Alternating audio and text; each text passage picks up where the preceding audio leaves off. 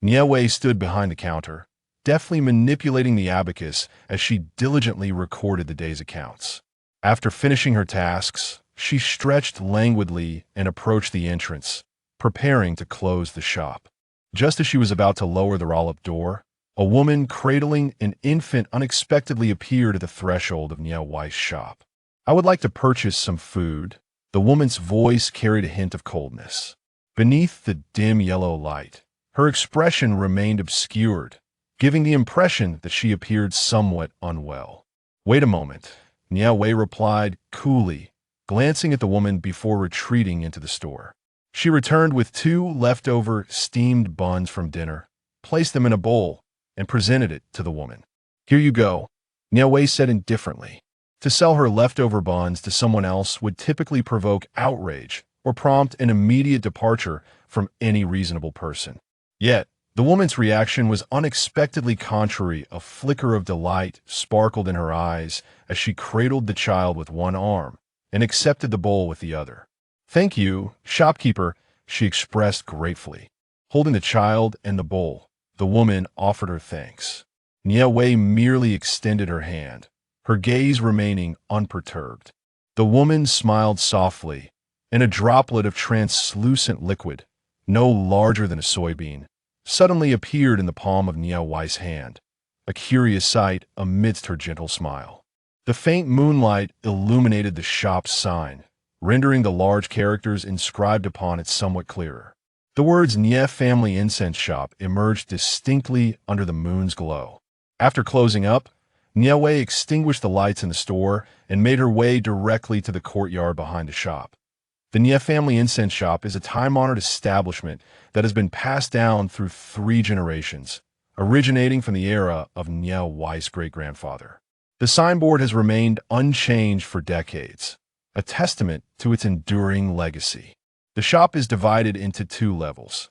The first floor serves as the retail space, while the second floor accommodates living quarters and a dedicated warehouse for storing goods. Behind the shop lies a spacious courtyard, which houses the Nie family's kitchen, bathroom, and toilet facilities. "Xiaohei, it's time for dinner." After filling a bowl with dog food for the watchful little black dog, I replaced its water. Xiaohei wagged its tail and barked twice, happily devouring the meal. Having fed the dog, Nie Wei proceeded to the bathroom for a shower. After a long day of exertion, a relaxing soak was essential. As she reclined in the bathtub, Nie Wei began to contemplate the intricacies of life. Time had flown by unexpectedly. She had already spent over 2 months in this world. Nie Wei was not originally from this realm. She hailed from a place known as the Xintian continent. There, she was the foremost disciple of the Heavenly Master sect, bearing the Taoist title Ruoxu, and was regarded as a prodigious talent seldom seen in a millennium. Initially, she was the designated successor to lead the Heavenly Master sect. However, her second junior sister, Ruohua, conspired with several fellow disciples to ambush her while she was descending the mountain to subdue a ghostly general. This treachery resulted in her being cast over the cliff. When she regained consciousness, she found herself reborn as a girl named Nie Wei. It must be said that Nie Wei is indeed a pitiable young lady. Once, she possessed a happy family. A month ago, while the original owner and her family were embarking on a journey, they tragically collided with a vehicle driven by a drunk driver. The couple from the Nie family perished on the spot, leaving only their daughter, Nie Wei, who survived due to being cradled in her mother's arms, though her fate was nearly as grim. Upon her arrival at the hospital, her heart had already ceased to beat. After 5 minutes of frantic resuscitation by the doctors, her heartbeat resumed, yet the consciousness that awakened belonged to Ruoxu, the foremost disciple of the Heavenly Master sect in another realm. The Nie family had little savings, and the incense shop, a legacy passed down from the family patriarch, was merely sustaining a modest standard of living. Fortunately, this establishment belonged to the Nie family. From the memories of the original owner, Ruoxu learned that the incense shop held considerable value. Although it was not situated in a bustling area, it rested at the foot of the renowned Daong Mountain in City A, with a market value undoubtedly exceeding 5 million. Had the Nie family been inclined to sell their ancestral property, they would have long been millionaires, if not billionaires. With such an establishment at her disposal, coupled with the compensation from the reckless driver amounting to 1 million, since her arrival in this world, Roxano, Nie Wei has not once fretted over financial matters. With this sum in hand, Nie Wei need not worry about her future living expenses or tuition fees. Although this amount may seem substantial, the most valuable shop cannot be sold, leaving Nie Wei with just over 1 million. To avoid squandering their resources, she decided to reopen the family shop. After absorbing a drop of ghostly tears, Nie Wei felt her spiritual power strengthen once more. The world she inhabited was currently in an age of decline, where spiritual energy was significantly inferior to that of the Xiantian continent. Relying solely on the spiritual energy of this realm, she could practice for a lifetime, yet never attain the 7th level of Tao power. It is worth noting that in her previous life, she had been a master at the 7th level. If she were unable to reach that level in this life, she would undoubtedly be overwhelmed with frustration. Fortunately, in addition to utilizing spiritual energy for cultivation, she could also practice with ghostly tears. These tears, shed by spectral beings, contain the purest spiritual essence of the world and pose no adverse effects when used for cultivation. A minor ghost could produce a maximum of 10 drops of tears in a month, while a greater ghost could yield 20. As one ascended the ranks, the quantity of tears they could shed increased. Ghostly tears served as a form of currency for transactions between ghosts and humans. They held no value for the specters themselves, only for human practitioners. In the realm of the deceased, there existed a hierarchy. Upon death, one would initially transform into a minor ghost, followed by greater ghosts, elder ghosts, and beyond that, the ranks of ghost warriors, ghost generals, ghost commanders, ghost kings, and ghost emperors. Should a spirit harbor profound attachments or harbor a heavy heart from their mortal life, they might transform into malevolent or vengeful ghosts. These terms describe a type of ghost rather than a rank. Any ghost, regardless of their level, could potentially become a vengeful or malevolent spirit, wreaking havoc upon the living. The female ghost who had come to seek food from Nie Wei today was a minor ghost. This mother and child had been deceased for 10 years, yet had not yet been granted the opportunity for reincarnation. Do not presume that once a soul departs from this world, it can immediately reincarnate. While the opportunity for rebirth exists for most, it necessitates patience and a queue. Every day, souls leave this realm, and countless others are lost to abortion. Many spirits, originally destined for reincarnation, find themselves compelled to rejoin the line due to the arbitrary decisions of others. Thus, the number of souls who safely await their birth is rather scarce. A female spirit waiting for a decade is not an uncommon occurrence. Nie Wei set the alarm clock and turned off the lights, surrendering to slumber. Chapter 2. Graduation Trip. Xiao Wei, over here. Hina, who had been Nie Wei's deskmate for 3 years, waved her hand excitedly at Nie Wei as she stepped out of the taxi. Nie Wei was already familiar with Hina. She was a dear friend of the original owner, having shared the same class from middle school through high school. Their bond was exceptionally strong. When the original owner's family suffered a car accident, it was thanks to Hina's family's assistance that the compensation was secured in such a timely manner. Xiaona, Nie Wei smiled as she approached. Fortunately, the original owner was inherently introverted and shy. As the senior sister of the Tianshi sect and its future leader, her reserved nature made it impossible for her to feign exuberance. It's Nie Wei. The other classmates standing beside Hina also recognized her, and some greeted her warmly, while others regarded her with indifference, even displaying a hint of schadenfreude in their gazes. The news of Nie Wei's parents' accident was no secret within the class. Although it had occurred after the college entrance examination, the incident had garnered significant media attention, making it difficult for anyone to remain unaware.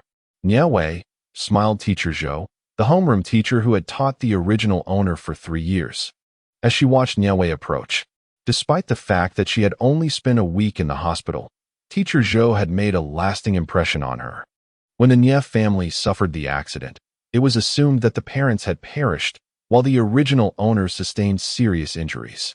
If not for her arrival in this world, and the faint spiritual energy she absorbed to aid in her recovery, it would have been utterly impossible for her to be discharged from the hospital within a week. Perhaps Teacher Zhou had given prior notice, as no one specifically brought up the matter of Nie Wei's parents. Everyone engaged in conversation and laughter as usual, only showing concern for Nie Wei's health while refraining from inquiring about anything else. Once all had arrived, it was time to board the bus, with a commanding voice. Teacher Zhou prompted an immediate response from the others. Cheers erupted from the students as they eagerly climbed aboard the school bus. The 42 members of the class filled the bus to capacity. After everyone settled in, the vehicle began to move slowly forward, heading towards the destination, the Longshan Film and Television Base. This gathering of the senior class was for their graduation trip. Class 1 was known for its excellence, and as a top student, Nie Wei certainly excelled in studies. In this year's college entrance examination, all students secured places in universities, with Nie Wei, Hina, and a few others gaining admission to the prestigious Beijing University and Qingyun College. Beijing University stands as the pinnacle of education in the nation, with only 3 students from the class gaining entry. While Qingyun College may not boast as long a history as Beijing University, it is equally a coveted institution for many aspiring students. During the application process, these 2 universities were the top choices for all students. The original owner of Nie Wei's identity had chosen Qingyun College for a simple reason. It allowed for proximity to home, enabling more time with parents.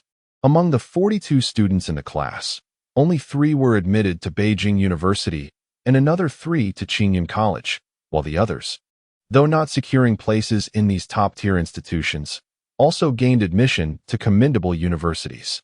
This brought immense satisfaction to Ms. Zhou, the homeroom teacher, and the school allocated a sum of money as a reward, allowing Ms. Zhou to take her class on a graduation trip.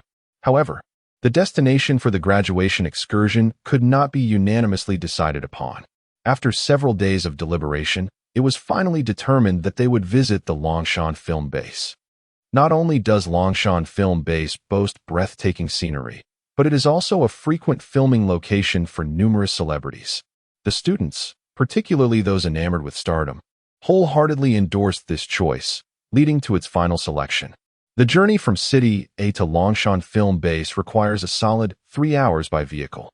During this time, the students engaged in conversations, played on their mobile devices, and a few even brought out their personal decks of playing cards to enjoy among close friends. Xiaowei, I heard Su Gu is filming there. I am such a huge fan of his. If I could get his autograph or a photo together, it would be worth a lifetime, exclaimed Hina, her face alight with excitement. Not just Su Gu, I also heard my goddess, Zheng Xiaoqi, is there. I absolutely must get a picture with her, interjected a male classmate sitting opposite Hina, sporting a rather foolish grin. Several other boys, equally infatuated with Zheng Xiaoqi, let out enthusiastic howls, eliciting eye rolls from the girls. What is so great about Zheng Xiaoqi? You boys just love to fawn over superficial girls. That Zheng Xiaoqi has probably been pampered by countless admirers. Only you naive boys would fall for her, Hijie remarked with a disdainful expression. Hijie was originally among the top 5 students in her class. However, her performance in the recent college entrance examination was disappointing, leading her to miss the opportunity to attend prestigious institutions such as Qingyun University and the Imperial Capital University. This setback left her in a rather somber mood. When she overheard the boys expressing admiration for a female celebrity with whom she had no fondness, she could not help but retort sharply. You may insult me, but do not dare insult my goddess. Otherwise, I shall not let this matter rest. Gao Ziqiang glared at Hijie with evident anger, his eyes wide with indignation. What had Hijie said that was so wrong? Indeed, Hijie had spoken no falsehood. Why was he so agitated? Zheng Xiaoqi was not even his girlfriend. 2 girls who shared a good rapport with Hijie immediately chimed in to support her. A verbal skirmish was on the verge of erupting, but fortunately, Teacher Zhou intervened, uttering a few words that quelled the brewing discord. Nie Wei found it difficult to fathom why these young individuals would quarrel over someone they had never even met. Calmly gazing out the window, Nie Wei chose to pretend she had heard nothing. Alas, reality soon proved that she could not remain oblivious, as someone beside her was intent on breaking her silence. Xiao Wei, look. It says here that your idol, Li Yang, is filming nearby. I'll accompany you to ask for his autograph later. Hina tugged at Nie Wei's hand, urging her to lean in and catch a glimpse of Li Yang's photograph. Although she had little interest in the image of Li Yang, Nie Wei reluctantly leaned closer. It must be said, Li Yang was indeed remarkably handsome. While Nie Wei had encountered many attractive men in Xinjiang continent, few could rival Li Yang's striking looks. In the original owner's memories, she is aware that Li Yang is not a film star. He is merely a university student, yet he possesses considerable fame. From a young age, Li Yang has demonstrated remarkable intelligence and physical prowess, excelling in both academics and martial arts. According to the original owner's recollections, the numerous awards Li Yang has garnered throughout his life could adorn the corridor outside their third-grade classroom. Chapter 3.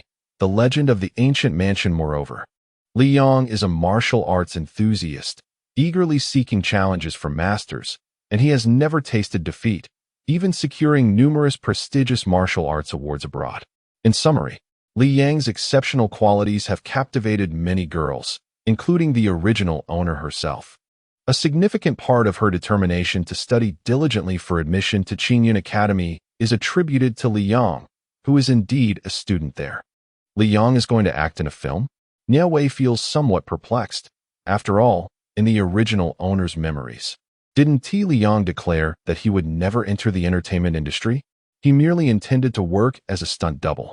Within the industry, Li Rui and Li Yang are cousins, and Li Rui has recently been filming a movie that features many perilous scenes. Gossip columns report that 2 stunt doubles have already lost their lives during the production of this film, creating a considerable uproar outside, leading to a general reluctance among others to serve as Li Rui's stunt double. Consequently, Li Yang has decided to assist his cousin by taking on a cameo as a stunt double. Now it makes sense, Nie Wei comprehends.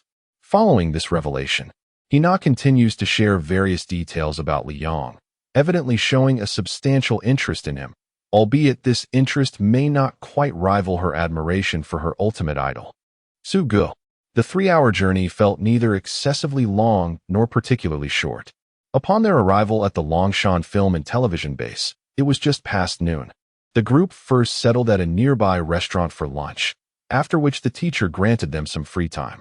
Nie Wei was drawn into the film city for a visit, during which she purchased several distinctive souvenirs. Throughout the excursion, she followed Hina closely, catching glimpses of a few minor celebrities who were somewhat renowned in the recesses of her memory, though no major stars had yet made an appearance. Hina expressed her disappointment at not encountering Su Ge, and after inquiring with the staff, they learned that due to scheduling conflicts, Su Ge would not join the production for another week. Let us go over there and take a look. I've heard that the crew of Desperate Escape has had another fatality. Someone suggested. No way. That makes 3 already. Who has passed away? It cannot be Li Yang. No, I don't know who it was. But it definitely isn't Li Yang. Upon hearing this news, most of the group began to gravitate towards the Desperate Escape crew. Nie Wei, too, was swept along. In truth, even without Hina's urging, she was intrigued to witness the scene for herself. The deaths of 3 individuals in less than a month was decidedly abnormal. By the time they arrived, a considerable crowd had already gathered outside the Desperate Escape set. It seemed nearly impossible for the 2 girls to squeeze their way through. The atmosphere here is so ominous. No wonder incidents occur. In such a malevolent place, one would be wise to steer clear, yet people still dare to push forward. Isn't that courting death? Nie Wei remarked, feeling overwhelmed by the throng. There are too many people. I can't even glimpse Li Yang, Hina lamented. Let us proceed, shall we? Let's find a place to sit for a while. If you were feeling unwell, you should have mentioned it sooner. Had I known, I wouldn't have brought you along. Hina expressed her concern as she gently pulled Nie Wei towards the exit of the crowd. After several minutes of struggle, they finally broke free. Hina was drenched in sweat, while Nie Wei appeared relatively unaffected, with only a faint sheen of perspiration adorning her forehead. Nie Wei shook her head, reassuringly stating, "I'm fine. It was merely the poor air quality earlier that caused some discomfort. Now that we're outside, my breathing is much easier." Hina let out a sigh of relief. "That is good to hear. Please, sit for a moment while I fetch us a couple of bottles of water." With that, she dashed off, her bag bouncing on her back. Seated alone, Nie Wei activated her clairvoyance, revealing a formidable aura of malevolence swirling above the location where Deadly Escape was filmed. It seemed imperative to return later that night for a closer inspection. However, there were still several matters requiring clarification beforehand. One cup of milk tea was served with ice, while the other remained untouched by the chilling cubes, evidently prepared for Nie Wei. Given her previous injuries, consuming cold beverages would be detrimental to her health, prompting Hina to kindly request the tea vendor to refrain from adding ice to Nie Wei's drink. Accepting the still warm cup of milk tea, she felt a wave of gratitude for Hina's thoughtfulness, despite the sweltering weather that would typically call for a refreshing cold drink. "Xiaona, are you aware of the history behind that house we just passed?" Nie Wei inquired, pointing at the somber, old residence used for filming Deadly Escape. "Indeed, I do," Hina replied, nodding without hesitation. "One of the shareholders of Longshan Film and Television Base is a close friend of my father. I once heard this uncle recount the tale of how they acquired this hill to establish the film base. At that time, all the nearby houses were demolished, with the exception of this one, preserved due to its geographical significance and its historical value. This residence is a relic from the Republic of China era. Subsequently, it remained uninhabited, as few dared to reside within its walls. I heard that the last owner was a warlord. After suffering defeat, he was engulfed in despair and tragically ended his family's lives before taking his own. Following this dreadful event, the house changed hands several times. Yet each new occupant faced calamity. Within days, misfortune struck, resulting in injuries or fatalities. Eventually, no one dared to inhabit this house again until my uncle and his associates purchased the hill and constructed the film base.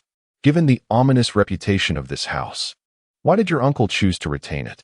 Nie Wei inquired, perplexed. "To attract film crews," replied Hina. "Such well-preserved buildings from the Republic of China are exceedingly rare, especially this century-old residence, which holds significant cultural and historical value. It could generate considerable income for the area." She continued, "However, the most crucial reason is that my uncle and his associates fundamentally dismiss the notion that residing in this house would bring misfortune. They scoff at those legends. Were they to believe that this house could indeed bring death, they would likely never have left such a haunted abode intact. Xiaowei, does this house truly resemble the legends, haunted by the lingering spirits of that warlord's family, ensuring that none who dwell within shall meet a favorable fate?" Hina inquired, her curiosity tinged with trepidation as she sipped her milk tea. The truth remains elusive. Perhaps only by venturing inside can one ascertain its reality.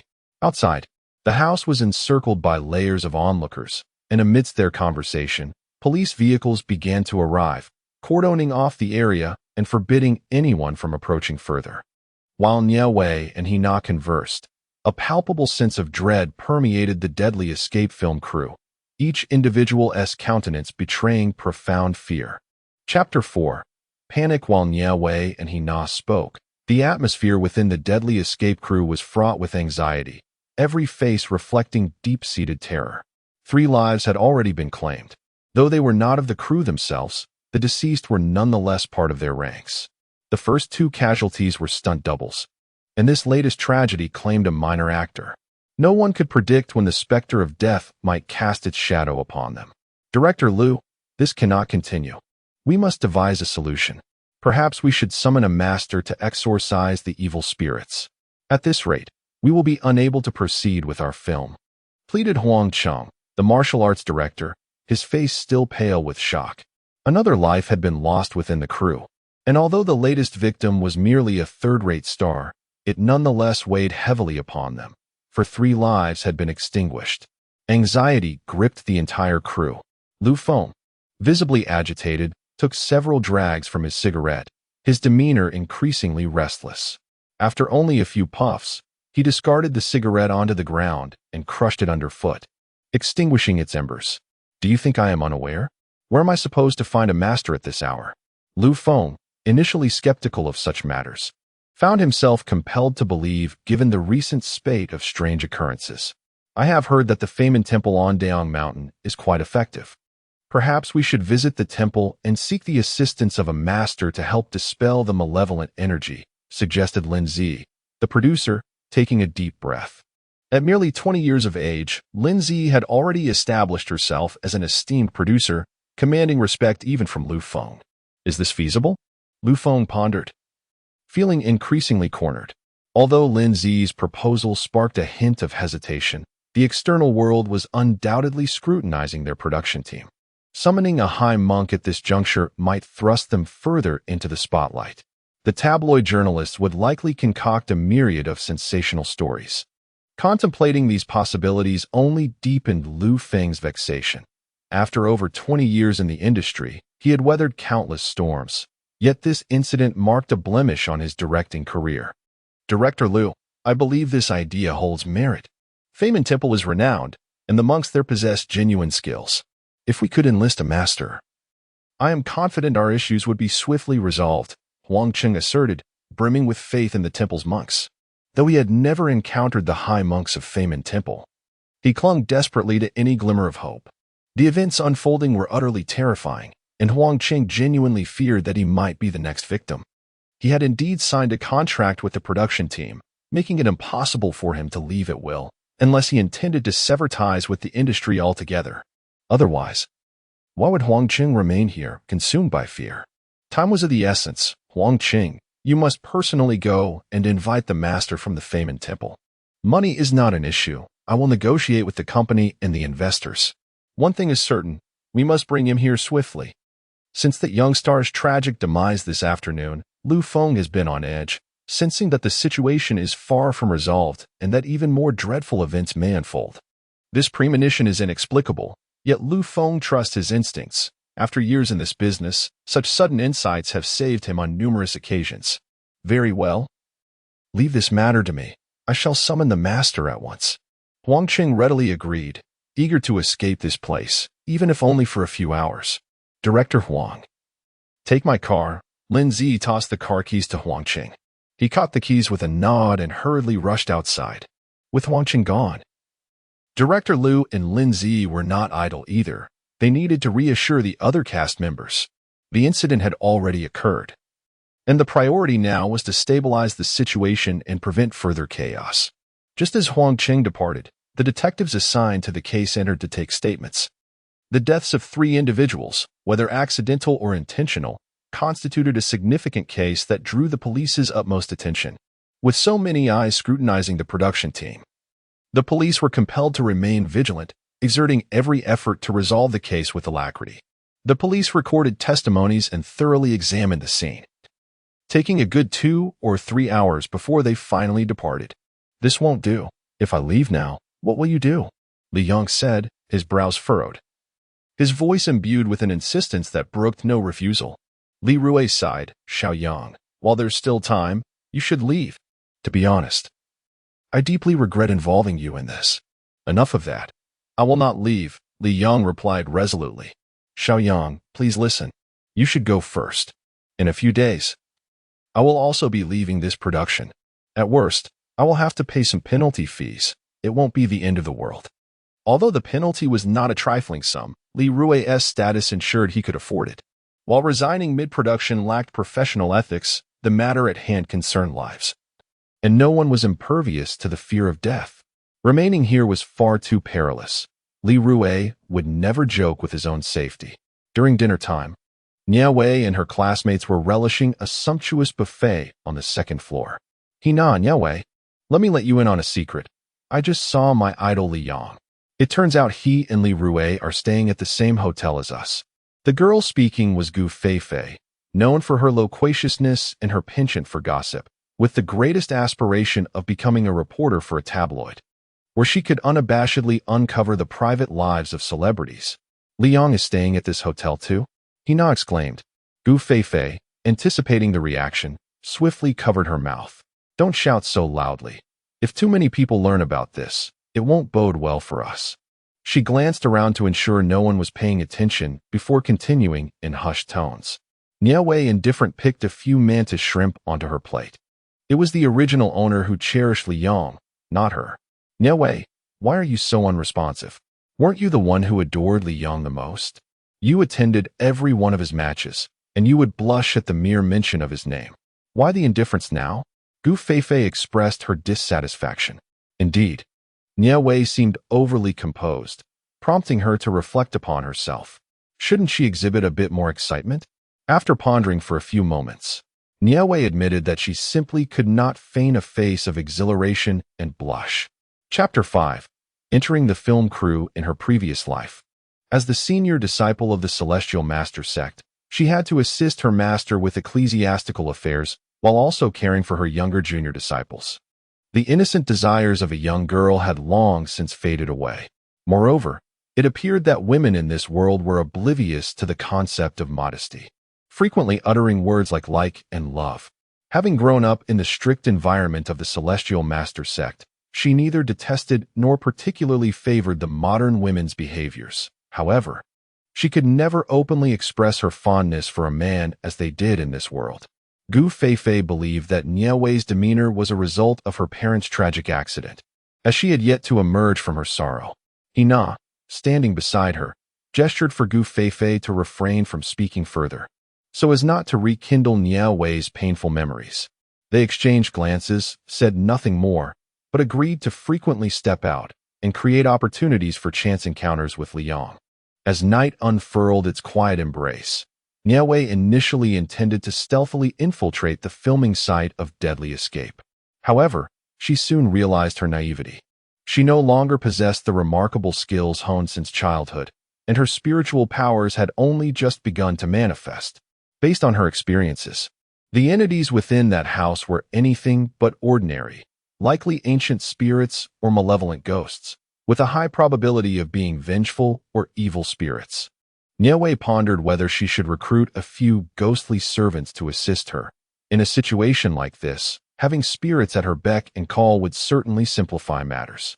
Alas, finding suitable ghostly aids was a matter of chance, as not all spirits were fit to serve in such a capacity. And encountering one with the right qualifications required serendipity. After a night of contemplation, Nie Wei rose early, having mulled over various strategies for entering the house. The world she now inhabited diverged significantly from her previous one. In her former realm, simply voicing concerns about a house's troubles would prompt the owner to summon her with a grand procession to exorcise the spirits. Yet in this new world, approaching others with such claims might label her as a charlatan seeking to swindle money. Fortunately, this dilemma did not plague her for long, as the Deadly Escape production had been beset by a series of mishaps, leading to the departure of many temporary actors and necessitating the recruitment of newcomers. Nie Wei, along with Hina and Gu Fangfang, applied to the production and were successfully accepted, though they were cast in roles as mere passers-by. Hina and Gu Fangfang were utterly exhilarated by the opportunity. Nie Wei was truly perplexed, despite knowing the inherent dangers of that place. Why were there still so many eager individuals wishing to join the film crew? To her knowledge, several classmates from their recent trip had already signed up, and all had been accepted. Those who have never experienced genuine terror cannot fathom the depths of such extreme fear. Thus, despite the rampant rumors swirling outside, there remained a handful of audacious souls keen to join the fray. Among them were a few enthusiasts of the supernatural, intent on entering the crew to ascertain the existence of ghosts. Nie Wei could only lament that these individuals were recklessly disregarding their lives, essentially courting danger. What is there to fear? Do you truly believe in the existence of ghosts? I see those incidents as mere accidents. If we exercise a bit of caution, what harm could come from merely playing a passerby? This was the sentiment expressed by Gu Fangfang, who, while speaking, was busily trimming her nails with a pair of clippers. Hina nodded in agreement from the side. The funding provided by the school was ample, and they had plenty of time to linger in this location. However, Teacher Zhou was not in favor of their decision to become temporary actors in the film crew. She had also heard of the series of unfortunate events occurring within the crew. Unlike Gu Fangfang and He Na, Teacher Zhou, while not fully believing in the supernatural, was not entirely dismissive either. She gathered the students who had already been accepted into the crew and earnestly implored them for an extended period.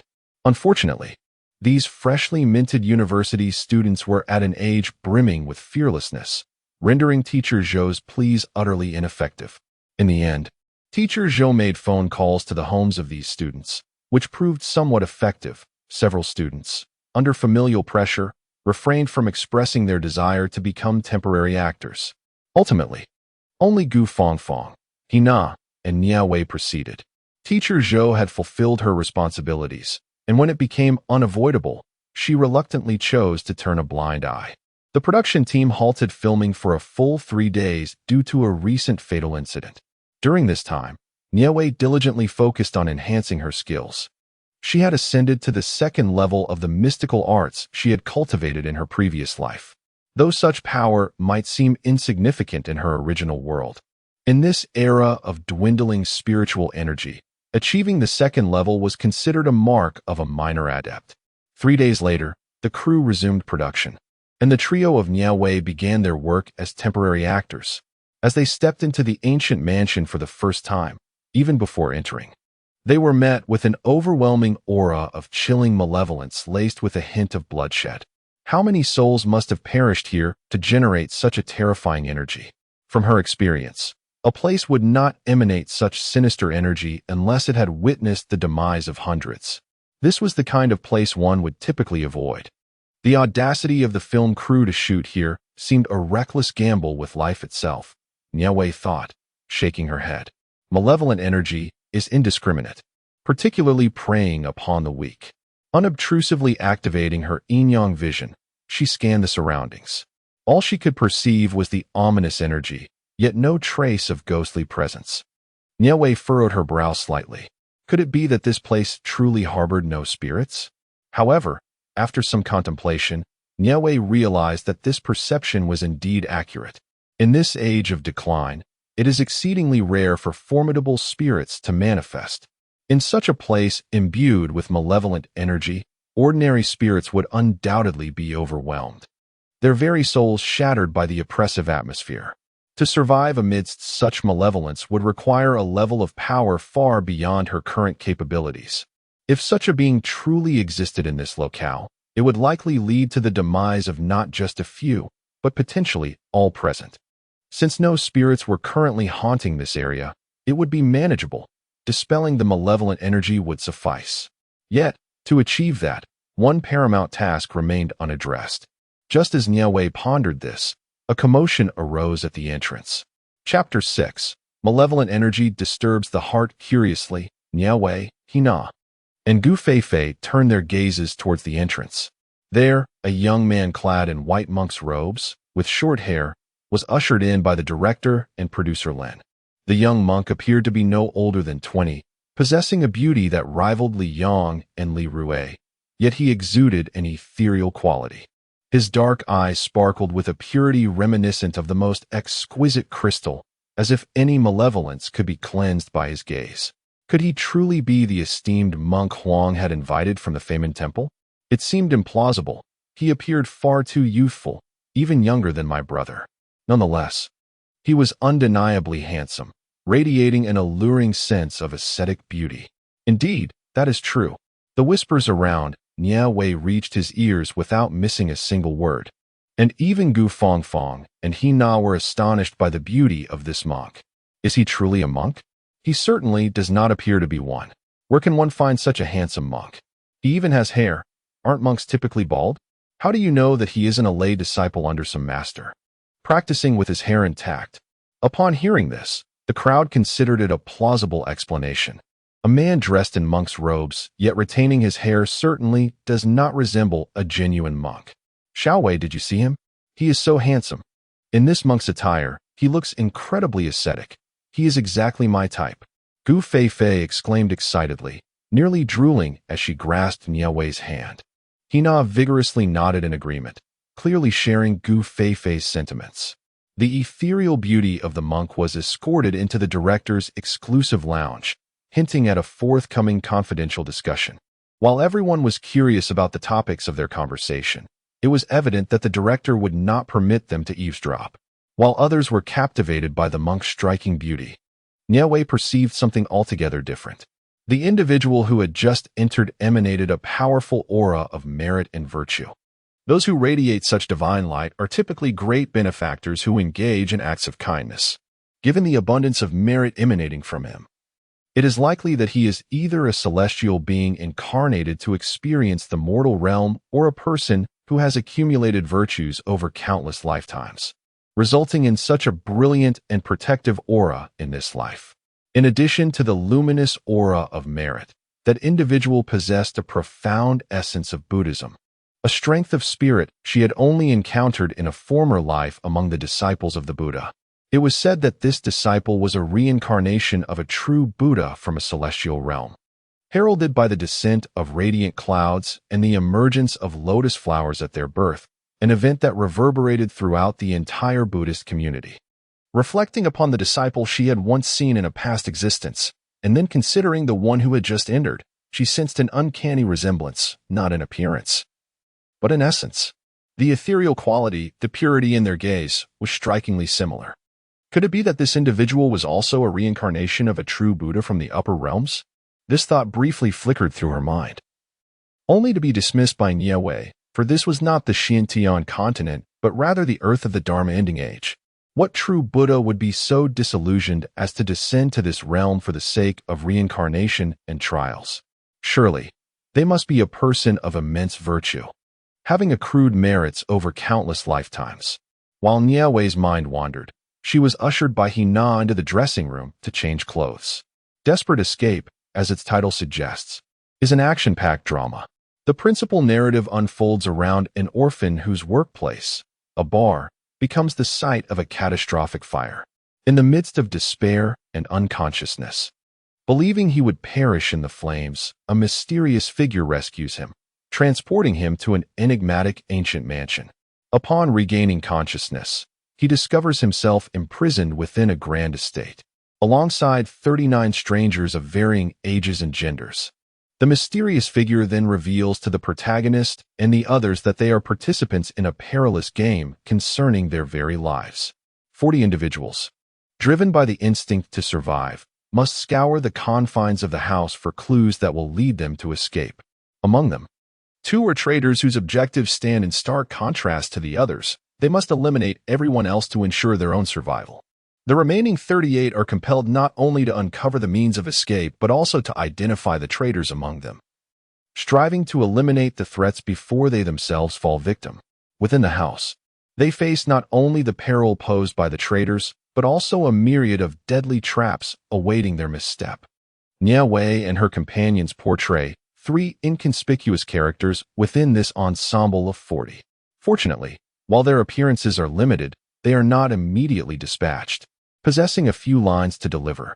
The narrative's central figure, without question, is Nie Wei, accompanied by 4 supporting characters, 2 of whom, like Nie Wei, are fortunate enough to survive until the end, while the other 2 are the aforementioned traitors. The drama features numerous thrilling action sequences, which explains the unexpected mishaps involving the 2 stunt performers at the outset. Once filming commenced, the roles of the 3 protagonists were rather minimal, allowing them to simply sit idly during downtime, a rare opportunity for Nie Wei to observe the performances of others. As a newcomer to film, the senior sister, hailing from ancient times, found herself devoid of experience, making the most of her time by studying the acting techniques of her peers. Nestled in a small corner, Nie Wei and her companions were aware that with Nie Wei absent that day, the focus remained on the scenes involving the other 4 supporting characters. Thus, the trio of minor players could only await their turn once the filming for the 4 principal supporting roles concluded. I am undoubtedly going to watch this play when it is released, and I shall bring along all our relatives, as this is my very first debut. Gu Feifei, with an expression of bliss, cradled her face in her hands and spoke dreamily. So am I, she added with a giggle. The 2 girls exchanged knowing smiles. seemingly lost in visions of the admiration they would receive from relatives and classmates after the film's premiere. "Sister Linlin, I have brought your coffee from that CAF you specified," announced a slightly plump girl in a white t-shirt as she hurried in with a cup of coffee. "You took an hour just to buy a coffee. One might think you flew to America for it." The newly debuted star, Guan Linlin, regarded her assistant with an air of disdain. "I apologize, Sister Linlin. That CAF is quite far, and there was traffic." The assistant defended herself, but Guan Linlin, impatient, snatched the coffee from her hand, cutting her off. "Stop making excuses. If you don't want to do this anymore, just say so. There are plenty of people willing to take your place." After delivering her harsh words, Guan Linlin ignored her assistant and settled into her seat, engrossed in her phone while sipping her coffee. The assistant retreated, feeling wronged and silenced, her reddened eyes betraying a deep-seated resentment. Nie Wei pondered that such negative energy is not only detrimental to one's health, but can also adversely affect the minds of individuals, particularly those who already harbor grievances and possess fragile mental fortitude, making them especially susceptible to negative influences. Nie Wei extended 2 fingers, gently tracing a simple heart-cleansing symbol in the air, discreetly waving in the direction of the assistant. Unbeknownst to anyone, a talisman, radiating a faint golden light, materialized out of thin air and swiftly embedded itself in the assistant's forehead. Chapter 7. Master Li Chun, the assistant, who had previously worn a fierce expression filled with resentment, regained her composure under the influence of the heart-cleansing symbol. How peculiar! What had just transpired? She had grown accustomed to Guan Linlin's spoiled demeanor. Yet she had felt an overwhelming anger and a sense of grievance moments ago. The impulse to harm Guan Linlin had inexplicably surged within her. Could it be that this place truly harbored malevolent spirits? The more she pondered, the more unnerving it became, leaving the assistant pale and speechless. That was Guan Linlin, the newly emerged starlet, rumored to have powerful benefactors, more than one, no less. It remained uncertain whether the rumors held any truth. Gu Fangfang, ever the gossip monger, cast a curious glance at Guan Linlin and remarked with a knowing smirk, "I would wager there's some truth to it. They say she's a goddess among homebodies. I wonder how those devoted fans would react upon witnessing their idol's capricious demeanor." Hina shook her head, aware of Guan Linlin's privileged background and having heard tales from her parents about the hidden facets of the entertainment industry. She found it unsurprising that someone could present themselves as sweet and innocent in public while being unreasonable and willful behind closed doors. Such is the nature of the entertainment world, where everyone wears a mask. Nie Wei cast a fleeting glance at Guan Linlin before diverting her gaze. Guan Linlin reminded her of her junior sister, the very one whose predicament had led her to this world. Much like her, the sister often exhibited a hint of disdain when addressing her, yet displayed a facade of understanding towards other peers. More than once, she had attempted to unjustly provoke her. Fortunately, as they had all grown up together, the brothers and sisters were somewhat familiar with Ruox's temperament, and very few fell for her tricks. Is it a common trait among beautiful women to present one persona in public and another in private? Director Liu cautiously closed the door, his expression filled with apprehension as he regarded the youth before him. He dared not underestimate the young man's abilities due to his age. He had heard from Huang Cheng that this master was a disciple of the abbot at Feimin Temple, holding a position of considerable esteem. Had it not been for the fortuitous occasion of his descent from the mountain and his willingness to visit, they would never have had the opportunity to engage such an esteemed individual. Thus, Director Liu felt compelled to treat this master with utmost seriousness, even in the absence of first-hand knowledge of his capabilities. "Master Lycan, do you believe there is truly?" The unspoken weight of the words hung in the air, and everyone understood the implication. The area was thick with malevolent energy, a place where the living should not linger, as prolonged exposure could jeopardize one's lifespan. It would be wise for Director Liu to expedite their departure. Master Lycan parted his thin lips, his voice flowing as gracefully as a babbling brook. Jeopardize one's lifespan. Such severity. Director Liu wiped the sweat from his brow. "What shall we do, Master Li Chun? I implore you to devise a solution. We have already completed a third of the filming, and at this juncture, to suggest leaving is utterly impractical. Where else could I possibly find a similar location on such short notice? Director Liu is equally at a loss, given the current circumstances. It is not as simple as saying we can depart. Master Li Qin, could you perhaps think of a way to dispel the negative energy? We have already negotiated the financial aspects with the film studio, and they will cover the expenses. As long as we can restore normalcy here. The budget is not an issue. Lin Zi also chimed in to persuade him. It is not impossible to eliminate the negative energy, but Master Li Qin's expression remained unchanged. Although it presented some complications, it was not beyond his capabilities.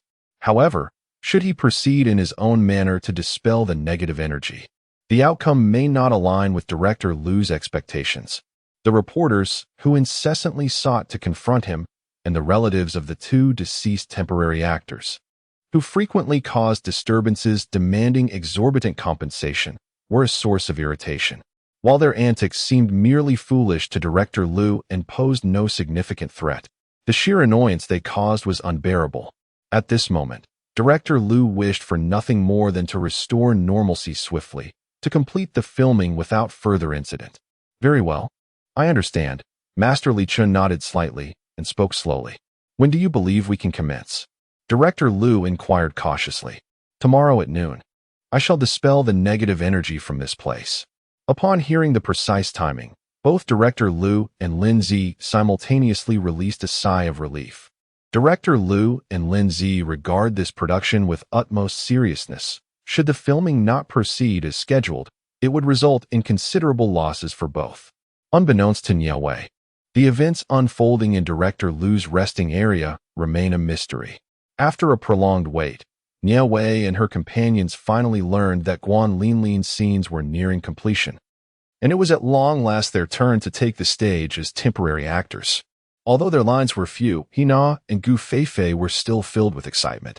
Perhaps overwhelmed by their enthusiasm, they often failed to convey the appropriate expressions during filming, earning themselves scoldings from the assistant director that left them feeling quite humiliated.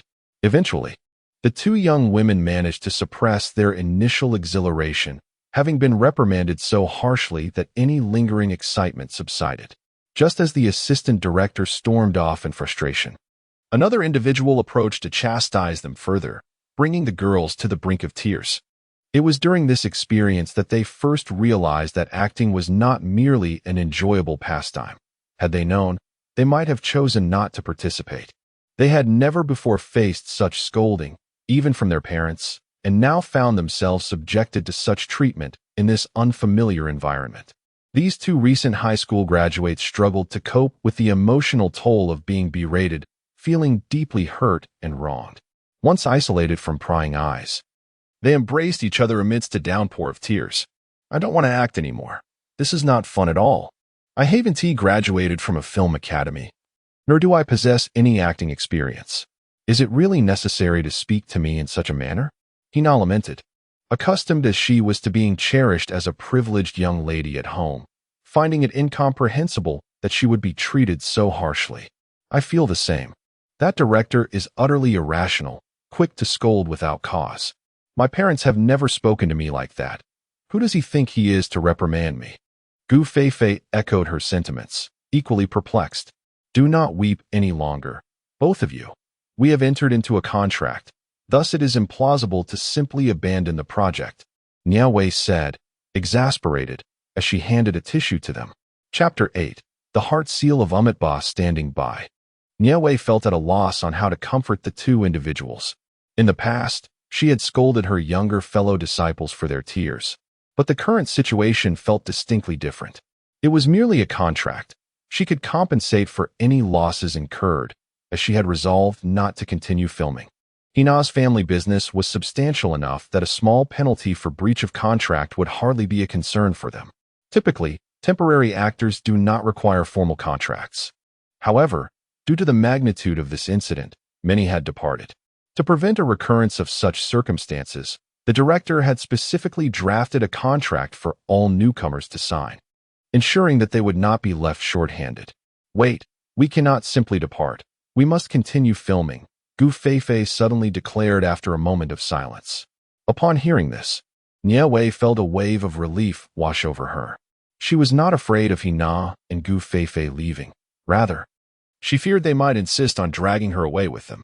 Given her understanding of both Hina and Gu Feifei, she knew they were quite capable of such an act. The residence was thick with malevolent energy, and to prevent any further calamities, it was imperative to dispel this negativity.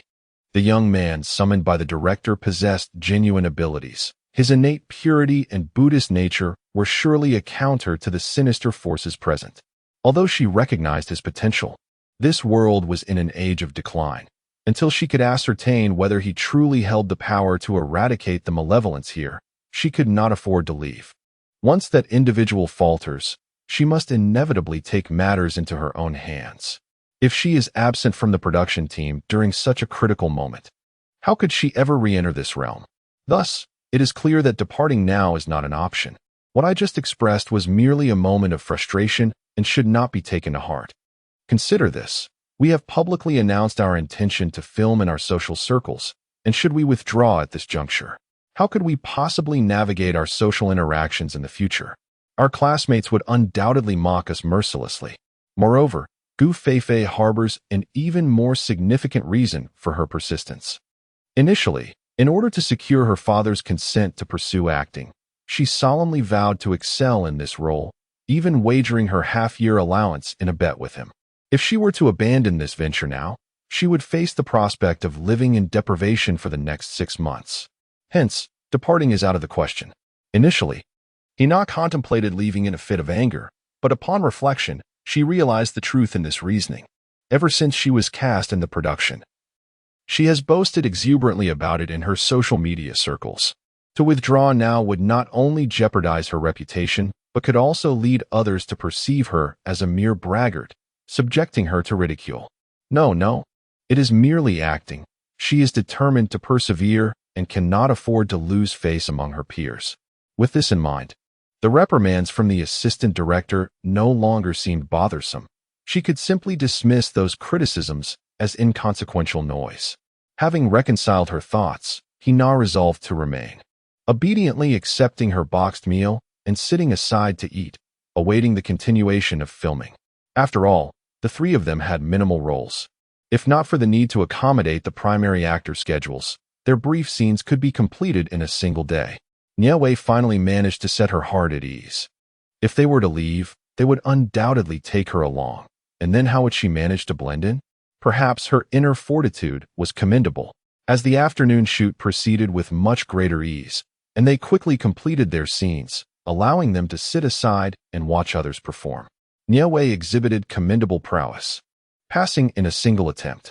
Although she had never acted before, in her previous life, she had been a celestial master, frequently engaging with spirits. To her, filming was merely a trivial affair. Aside from a flicker of curiosity regarding the unknown, no other thoughts occupied her mind. Despite the trio having concluded their scenes for the day, the shooting was fraught with difficulties. Within just a few hours, chaos erupted multiple times on set. Whether it was verbal spats or near altercations, everyone seemed to have their tempers frayed. Gu Feifei and Hina remained unscathed due to Nie Wei's protective aura, which shielded them from the malevolent energy that incited anger in others. Unfortunately, many were not so fortunate.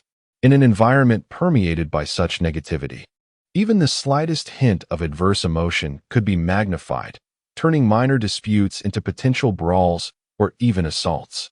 Although the director had already penalized those who had fought, it seemed futile as altercations continued to occur. The cycle of conflict appeared unending, and while no fatalities had yet transpired, Nie Wei felt certain that, should this trend persist, such a grim outcome would not be far off. What do you mean by creating such disorder? Do you have any idea how close I came to falling? You, walking without regard for your surroundings, dare to cast blame upon me? These props were procured at great expense, and should you damage them, your earnings for a decade would scarcely suffice for compensation. What did you say, you contemptible woman? I have long found you displeasing, seeking a confrontation, are we? Strike me then. A true man would not shy away from such an encounter. Ah, it appears yet another pair is on the brink of conflict. Xiao Wei, do you not find this atmosphere rather peculiar? Why is everyone so agitated? As similar incidents accumulate, Nie too senses something amiss. I have noticed it as well. The assistant director exhibits the same volatility, berating others throughout the day like a rabid dog. Gu Feifei, observing the assistant director's tirade, speaks in hushed tones. Indeed, there are others as well. Trivial matters escalate into chaos. And just moments ago, I witnessed a near altercation between the props team and the lighting technician. Nie Wei furrows her brow. If this continues, it may lead to dire consequences. This cannot persist. Just as she intends to invoke her spiritual energy to calm the agitated individuals, a sacred Buddhist chant suddenly resonates. Wem. Ah. Me. To all. Fo. This is indeed the heart mantra of Amitabha. Nie Wei, taken aback, recognizes the source of the chant. In her previous sojourn in the Xiantian continent, she had observed Buddhist practitioners employing this mantra.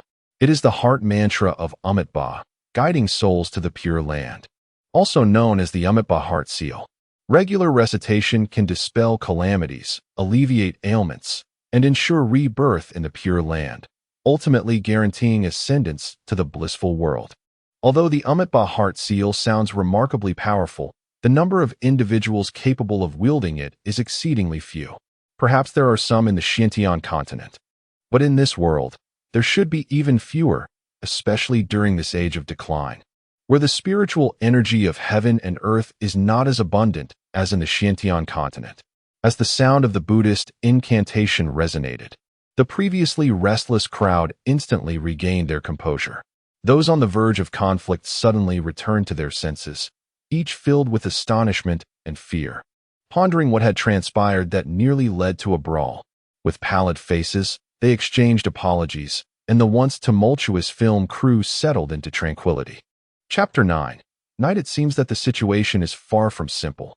Could it be that the entire crew has been affected? With this thought, Director Liu's plump figure involuntarily trembled slightly. It's nothing. They were merely disturbed by malevolent energy, which caused their tempers to flare. Once this negative energy is dispelled, it will naturally cease to have any further impact, Lu Qin reassured. That's a relief. I entrust everything to you, Master, Director Lu solemnly declared. Xiao Wei, that handsome master is truly remarkable. With just a single utterance of an unknown phrase, the commotion ceased. It's utterly magical, akin to watching a movie, Nie mused, recalling the astonishing scene with disbelief. I believe it was even more thrilling than a film. The events we witnessed were real, unlike the fabricated tales of cinema. Do you think that if there were truly malevolent spirits in that house, the handsome master could capture them? Gu Feifei inquired, torn between excitement and concern. Surely he can. That master is incredibly capable, Nie replied without hesitation. Uncertain of when the handsome master intends to commence his ghost hunting, Gu Feifei, ever the gossip enthusiast, lamented the missed opportunity to witness such a grand spectacle. How delightful it would be to capture the moment on video and share it with her friends. Basking in the glow of newfound fame as a potential internet sensation, I too yearn to attend, yet the precise timing eludes us. It could very well be tonight. Regrettably, as filming is not permitted, we are barred from entry. With a sigh of disappointment, Nie retrieved 3 bottles of soda from the refrigerator, placing one before each person. It's unlikely. That place is steeped in malevolent energy, and nighttime harbors darkness, making it unfavorable for dispelling such forces. Tomorrow at noon, however, presents a possibility, Nie Wei remarked, twisting open a bottle cap. After taking a sip, she noticed Nie and Gu Feifei gazing at her with expressions of astonishment, as if they had never met her before. A wave of dread washed over Nie Wei. Had she inadvertently revealed too much and exposed her true self? Would they deduce that she was not the original Nie Wei? Xiao Wei, how do you know that place is so malevolent? Are you also capable of ghost hunting like that handsome master? Why have you never mentioned this before? Nie inquired, leaning in with curiosity. You know my family runs a candle shop.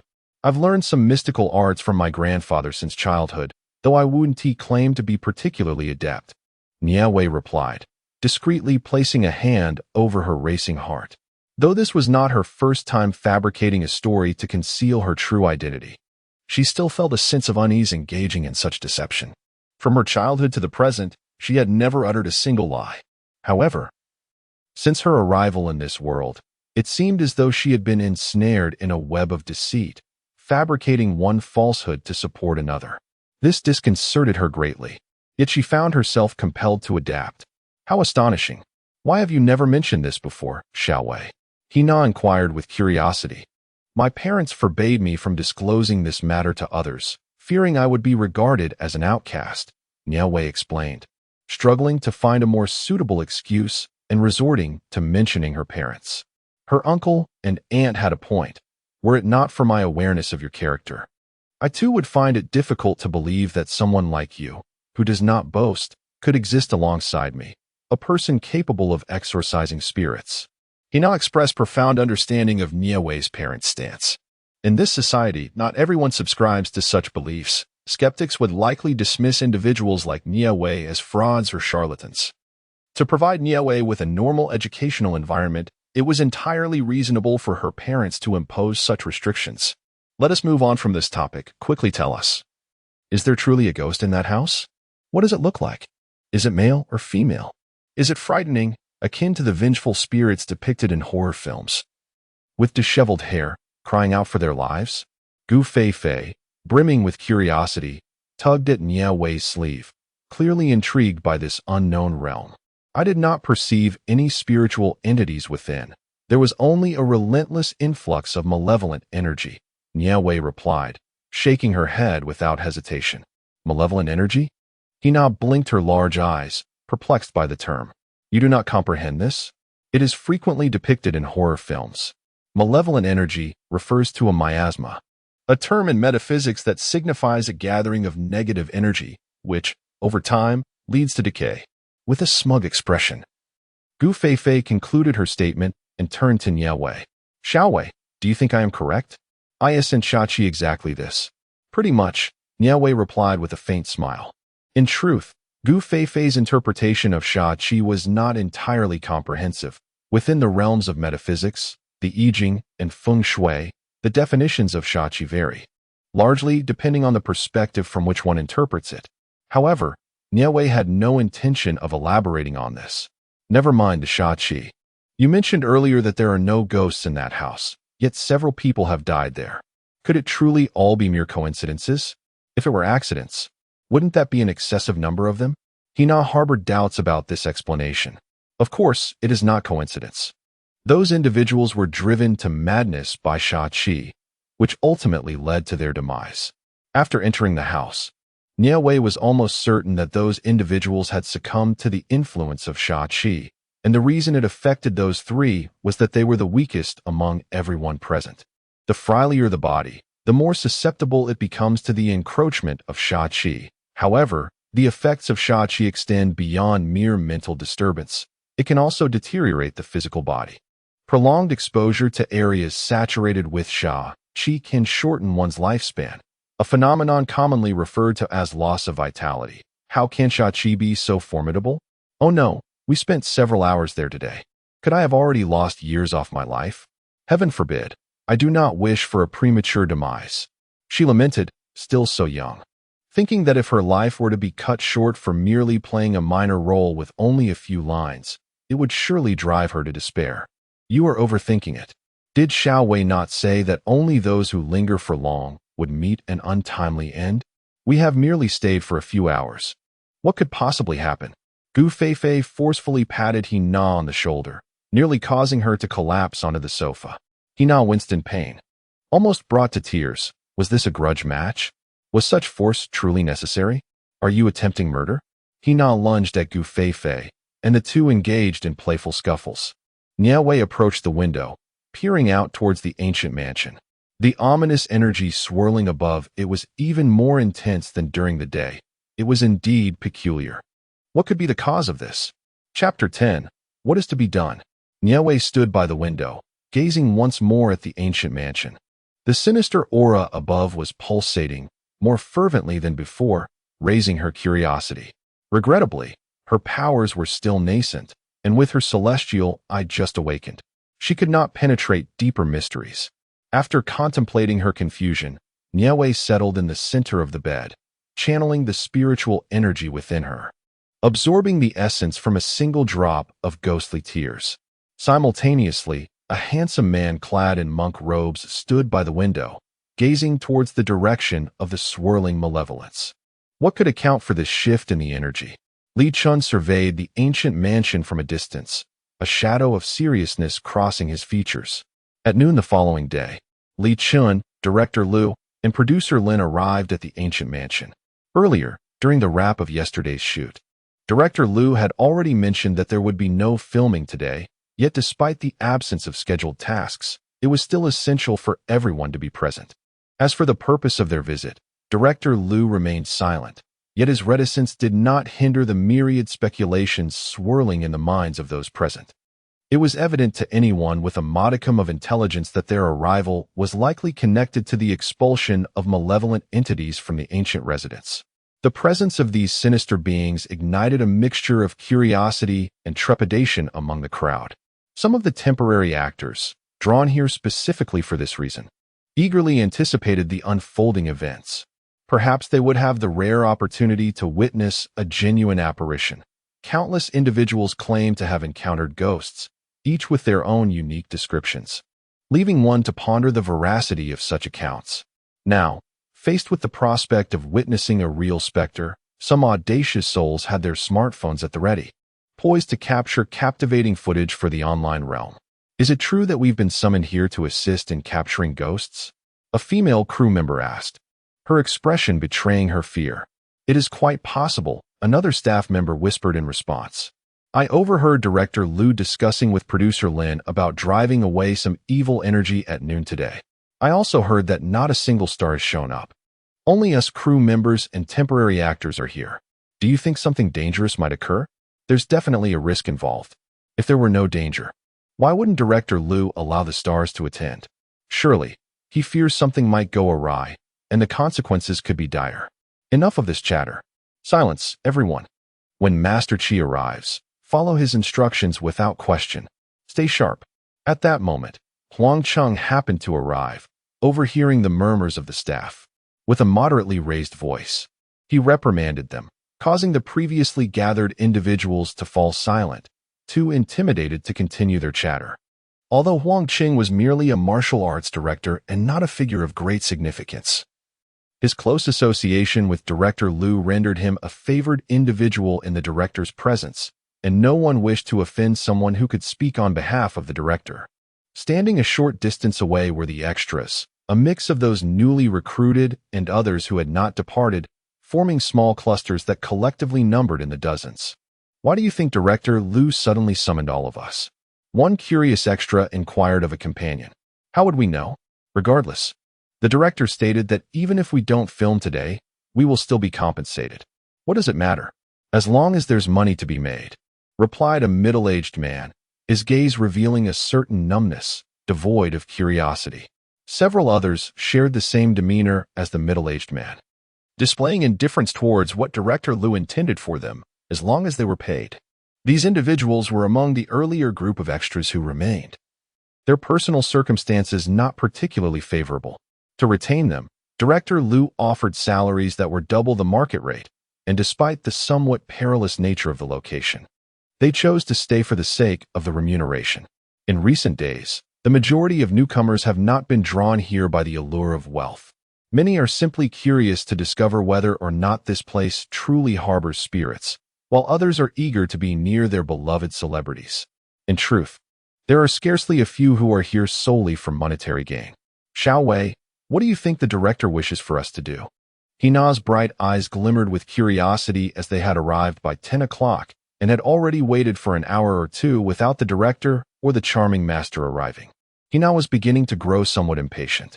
I can surmise some of it, but to prevent scaring you both away, it is perhaps best that you remain uninformed. Nie Wei remarked with a smile. Your words only deepen our curiosity. Come on, Xiao Wei, do share. We aren't that timid. Just tell us. Gu Feifei, sitting beside Nie Wei, urged playfully.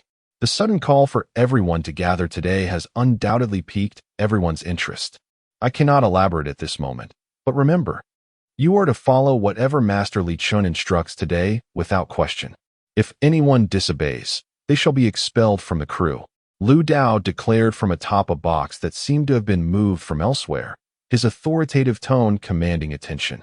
The crowd responded in unison, acknowledging their understanding. Although remaining with the crew felt rather daunting, judging by the director's demeanor, it seemed a solution was already at hand. At this juncture, leaving would only be to their detriment. Thus, departing was out of the question. Director Lu initially intended for Li Chun to say a few words. However, the master could not possibly bellow from atop a box as he did. Upon seeing Li Chun's refusal, Director Lu did not press the matter further, but rather warned everyone to heed the master's commands, after which the box used for standing was removed. Once Lu concluded his remarks, Li Chun commenced to stroll around the perimeter of the house, devoid of a compass or a peachwood sword, merely walking at a leisurely pace as if on a casual promenade. Doubt crept into the minds of some onlookers regarding the master's capabilities. After all, he carried nothing in his hands. Surely he should at least wield a peachwood sword, for it was said that spirits feared such an object. One individual whispered this thought, but was quickly silenced by a glare from the assistant director, who commanded silence with a stern look. "Director Lu, come here for a moment." Li Chun suddenly halted his wandering and directed his gaze towards Lu.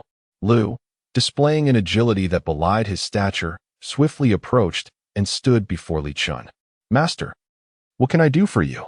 Lu inquired with a sycophantic grin. "Is there a basement beneath this house?" Li Chun asked. "A basement? I haven't heard anyone mention that here. It should not exist. If it did, we would have been informed at the time we rented this place." Lu pondered before responding. "Director Lu, summon a few individuals to begin digging from where I stand, and dig deep," Li Chun instructed. Upon hearing this, a flicker of realization crossed Li Chun's eyes, yet he chose not to pursue the matter further. "Of course, I will have them come and dig right away," Lu replied eagerly. Director Lu, unwilling to delay, promptly summoned several crew members and temporary actors to excavate the soil. It seemed he had anticipated the day's earth-moving activities, as they brought along dozens of shovels. Chapter 11. Digging the pit. Each crew member and temporary actor wielded a shovel, diligently digging away. The director had promised that those who obediently complied would receive a red envelope upon completion, motivating everyone to work hard, regardless of gender. The entire crew was engrossed in their task, eager to finish swiftly and collect their rewards. Nie Wei, Hina, and Gu Feifei, unable to escape participation, each grasped a shovel and joined in the digging. None of the three girls had ever engaged in such labor, yet they managed to mimic their peers closely enough to avoid any significant errors. As they toiled, Hina spoke softly with Nie Wei and Gu Feifei. "Xiao Wei, what do you think this handsome master wants us to uncover? Could there be something buried beneath the ground?" Hina inquired as she dug. "It's quite possible. But what could it be? Might there be treasure?" Gu Feifei speculated. "You two young ladies certainly have vivid imaginations. I dare say, if there's nothing valuable down there, perhaps it's a corpse," interjected a nearby temporary actor who had overheard the girls' conversation. "A corpse?" The two girls nearly screamed in fright. "Sir, surely you aren't overthinking this. How could there possibly be a corpse beneath this house?" Hina shuddered at the thought of standing atop someone else's remains, feeling a chill run down her spine and her legs weaken. Gu Feifei was not much better off, nearly throwing the shovel from her hands. "How could this be possible? Have you not considered that this house is rumored to be haunted? How did this apparition come to be, and why does it linger here?"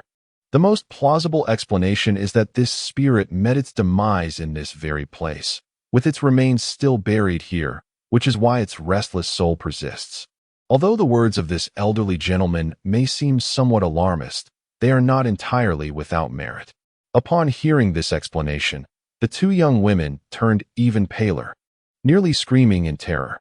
Only Nie Wei remained unfazed, casting a surprised glance at the unknown elder. While the man's assertions were not entirely accurate, they were not far from the truth. There were indeed likely remains hidden beneath the ground, a conclusion she arrived at through the malevolent aura she sensed, while the elder had merely guessed. "Old Wu, do refrain from frightening the young ladies," remarked a fellow actor of similar age standing beside the middle-aged man. Is it necessary to be so terrifying? On a sweltering day like this, one could easily break into a cold sweat from fright. What he did not express was that not only were the two young women thoroughly shaken, but even he, a man of considerable experience, was nearly unnerved. I was merely jesting. Why take it so seriously? However, my words are not entirely without basis. Should we unearth any human remains later, do not be taken by surprise. It's wise to prepare oneself mentally. Hina and Gu Feifei were genuinely frightened by the elder's words, their focus wavering as they dug, as if fearing that at any moment they might uncover a corpse from the earth. With a multitude of hands at work, a substantial pit was unearthed in a mere half-hour. Just as the group contemplated continuing their excavation, a piercing scream shattered the air. "There's a corpse! A corpse!"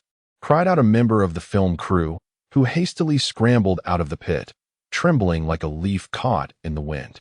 "Quick, we must get out. Something has gone awry." In a frenzy, everyone scrambled out of the pit, no one daring to linger below, their imaginations rife with the possibility of treading upon a mass of bones, an unsettling thought for anyone. Could it be? Have we truly unearthed a body? One exclaimed. "I told you there must be remains buried beneath.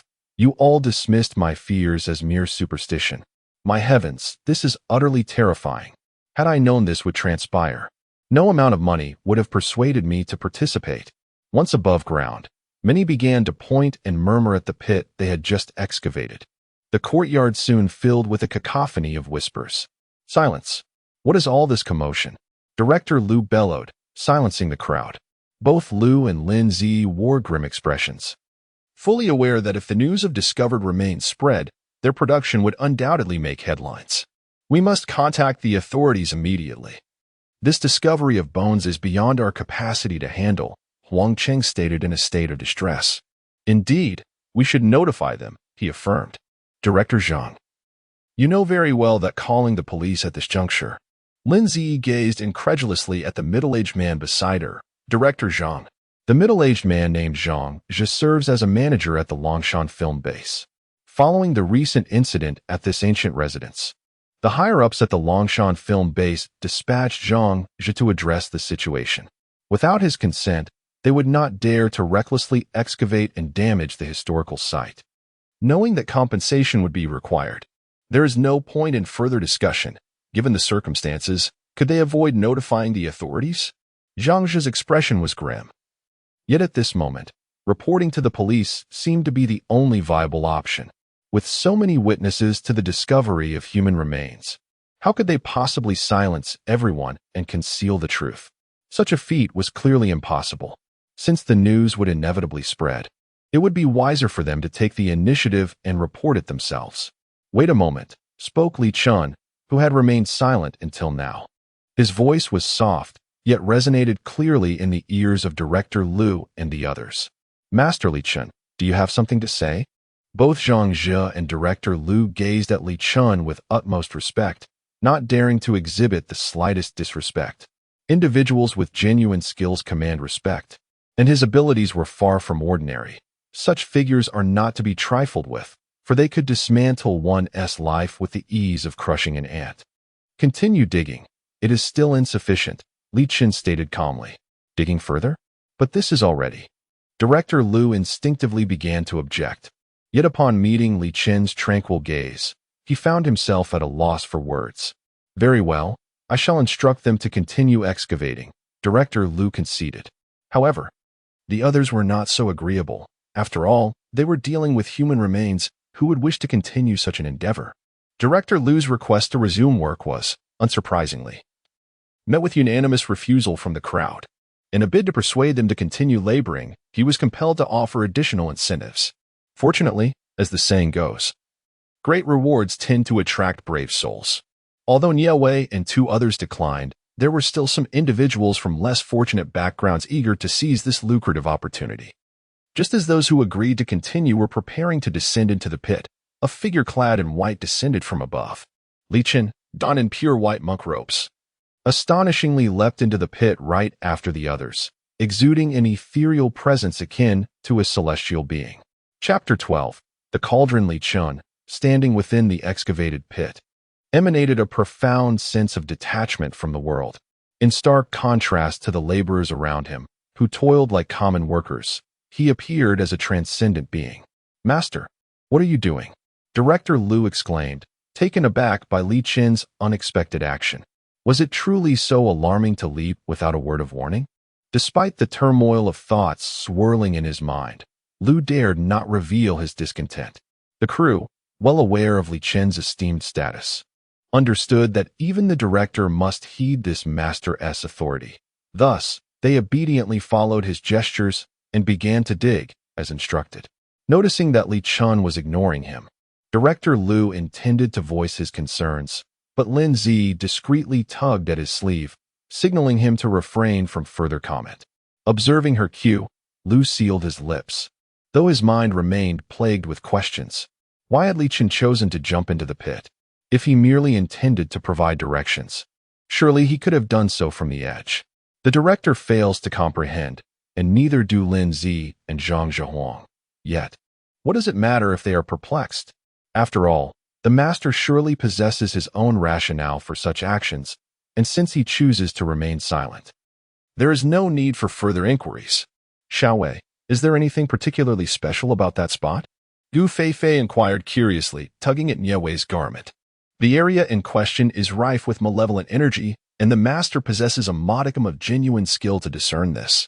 It is crucial to understand that the entire house is saturated with this negative aura, although the reason behind its containment remains a mystery. Identifying the most concentrated point amidst such overwhelming energy is no simple task. This ability alone serves to affirm that Li Qin is indeed a person of substance, not a charlatan. In truth, from the moment Li Qin invoked the MONO-MANHUA mantra, Nie Wei recognized that this master possesses authentic talent. His ability to uncover the source of the most intense malevolence merely reinforces Nie Wei's confidence in his capabilities. The most concentrated location of malevolent energy? He now brushed her hair aside. Then why did he choose to descend into the pit? Surely he could indicate the spot while standing above it. The pit is filled with soil, and he appears unconcerned about soiling his white monk robes. His actions were intended to safeguard those within the pit, should it be excavated. The potential consequences are unknown. By positioning himself closer, he can act swiftly to protect those individuals if any danger arises. So, that is the case, Gu Feifei nodded, her expression shifting abruptly. Are you implying that something dreadful may occur shortly? It is possible, yet not certain. Nie Wei herself cannot be sure. Her current strength is less than a third of her former peak, and many matters remain unclear to her. Ina and Gu Feifei were startled, retreating to either side of Nie Wei, peeking cautiously from behind her as they kept a vigilant eye on the pit. They had resolved that should anything unusual occur, they would grasp Nie Wei and flee together. However, these two girls had not considered that if an event beyond ordinary comprehension were to transpire, it would be far beyond their capacity to simply escape. Meanwhile, the temporary actors and crew members had already excavated the designated spot for Li Qin. Upon unearthing it, no terrifying incident unfolded. Instead, numerous incomplete white bones were discovered within the pit. These bones likely belonged to the same individual found earlier, having been buried here for many years, with the exact date now difficult to ascertain. In addition to these bones, a large bronze cauldron was also unearthed. The cauldron was substantial, requiring considerable effort and the assistance of many to extract it from the ground. Remarkable. This is an antique. Such a large cauldron could fetch tens of millions, if not over 100 million, when sold. Are you foolish? This is something dug up from a grave. It carries such a fortune. Who would buy it? You are the foolish one. All the artifacts currently displayed in museums were either used by the deceased or buried alongside them. Are they not equally popular today? That is indeed true. Since the moment this vessel was unearthed from the pit, the surrounding chatter has been incessant. Typically, Director Liu would have erupted in a tirade by now. Yet even he is utterly astonished, leaving him no inclination to rebuke those around him. Could this possibly be an artifact? Liu, not particularly versed in antiques, finds himself at a loss regarding the true nature of this imposing vessel. It seems plausible. The patterns adorning the cauldron were indeed prevalent over a millennium ago. suggesting that it boasts a history extending back at least 1,000 years. Lin Zi, however, possesses a certain expertise in such matters. Coming from a well-to-do family that has never known financial constraints, it is customary for affluent individuals to indulge in the collection of antiques. And the Lin family is no exception, having amassed a considerable trove of relics and renowned artworks. The discovery of an ancient artifact in this location is remarkable. I must contact the higher-ups at once. Zhang Zhe promptly retrieves his phone to report the situation. Although this vessel may potentially be a relic, it was excavated from the grounds of their Longshan film and television base. Given their boss's connections, securing this artifact should pose no significant challenge. The crux lies in discerning whether their employer wishes to retain this freshly unearthed relic. As Zhang Zhe hurriedly makes his call, Lin Zi and Director Lu draw closer, eager to scrutinize the vessel more intently. "Do not approach. It is dangerous," Li Chen interjects, his expression unflinching, yet his eyes betray a grave concern. This vessel is even more perilous than he had anticipated. Dangerous? Upon hearing of the imminent danger, Director Lu immediately pulled Lin Zi back. He held a certain respect for Li Chen's abilities. If Li Chen warned of peril, it was prudent to heed his caution. After all, should any malevolent entity escape from that cauldron, their proximity would be tantamount to courting death. This cauldron was an ominous artifact. Its touch could ensnare an ordinary person with malevolent energy, and those of frail constitution could suffer severe afflictions. Thus, it was best for them to refrain from contact. Li Chen remarked nonchalantly. "No wonder Master Li Chen advised us against approaching that bronze cauldron. It was for this very reason," one individual exclaimed, their face lighting up with sudden understanding. "Earlier, the master had instructed us to use ropes to hoist the cauldron, even personally binding the ropes himself, evidently fearful that we might be adversely affected by the cauldron. Truly, the master is a kind soul." With such a simple gesture, Li Chen effortlessly garnered a small group of admirers. However, he himself remained indifferent, for having grown up in a monastery.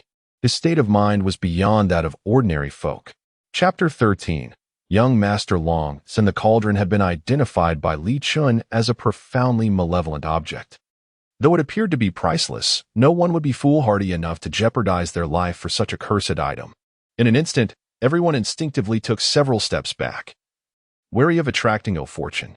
"Master, in your opinion, how should we proceed with this cauldron?" Zhang Zhe hesitantly inquired. He had already made a phone call, and the authorities indicated that someone would come to take the cauldron away. If this indeed was a malevolent object, would transporting it not be tantamount to inviting disaster upon oneself? Zhang Zhiyue grew increasingly anxious. Most importantly, the upper echelons had hinted that the third young master seemed particularly intrigued by this cauldron and might even pay a personal visit. Heaven forbid, should anything untoward occur before him, the only unfortunate scapegoat would be Zhang himself. This was not an option. After much contemplation, he concluded that the best course of action would be to dispose of the cauldron before the third young master arrived. A reprimand would be a trivial consequence compared to the potential obliteration of his future. 3 years. Zhang lamented that he did not possess 3 years to wait. He barely had 3 hours. "Master Li Chen, could you expedite the process?" Ideally, he wished to witness immediate results. If only he could dispose of the cauldron before the third young master's arrival, he would acquiesce to any demands. However, Master Li Chen explained that the malevolent energy within the cauldron had accumulated over a millennium, and it could not be purged in such a short span. Zhang felt utterly defeated, praying fervently that the third young master would not come. Anyone else would suffice, but please, not him. Nie Wei gazed at the cauldron in the distance. It was evidently a sacrificial vessel, steeped in a heavy aura of malevolence, with sinister energies occasionally manifesting. Clearly, the deities invoked in such a ritual were not benevolent. Most likely, they were malevolent gods or demonic entities. Regardless of whether those ancient practitioners had summoned evil deities or demons, it was apparent that few who participated in such sacrificial rites met with favorable fates. Throughout history, those who worshipped wicked entities might temporarily gain formidable power, but they ultimately faced dire consequences. extinction of lineage was merely the least of their fates. In more severe cases, their very souls could vanish, forever lost between heaven and earth. Upon this cauldron, the remnants of the talisman paper have turned to ash, indicating that it was once sealed by a formidable entity. The seal has endured for quite some time, yet the spiritual energy inscribed on the talisman has been entirely depleted. Consequently, the malevolent aura contained within the cauldron has surged forth, leading to a series of untimely deaths within this production crew. However, there is a peculiar aspect to consider. Although the power of the talisman seems to be nearly exhausted, it should not have dissipated entirely at this juncture. Something must have tainted the talisman, precipitating its premature loss of potency. Nie Wei, what are you pondering? I've called your name several times. Nie waved her delicate, fair hand in front of Nie Wei's eyes. It's nothing, merely a sense that this matter is far from over, Nie Wei replied thoughtfully. Gu Feifei rolled her eyes. Of course, it's not over. Did you not see that young Master Long San wishes to take that sinister cauldron away? He truly has no fear of death. He dares to touch something deemed malevolent. I have never witnessed such reckless behavior. Young Master Long San. Who is that? Nie Wei searched through the memories of the original owner, but found no trace of anyone by that name. Young Master Long San is the third son of the Long family, specifically from the Longshan film and television base, which is essentially their family's enterprise. His father is the head of the Long group, and being the third in line, he is commonly referred to as Young Master Long San. Nie cast a disdainful glance at Long San, as she had no interest in even acknowledging such a frivolous, unlearned prodigal. Nie Wei followed the direction of Nie and the others' gazes, and beheld a youth who appeared to be merely 17 or 18 years of age, adorned in designer attire and accompanied by several individuals who seemed to be bodyguards. He stood before Director Liu and his companions, seemingly embroiled in a heated dispute. What could they possibly be arguing about? Nie Wei had been deeply engrossed in contemplation regarding the seal on the tripod and had not given much thought to other matters. Thus he had failed to notice the arrival of this so-called Young Master Long San. Young Master Long San sought to take the tripod, yet Director Liu and the others insisted it was a cursed artifact and refused to let him do so, leading to their quarrel. Long San cast an irritable glance at Director Liu and the others, particularly at Li Chun, whom he regarded as a charlatan.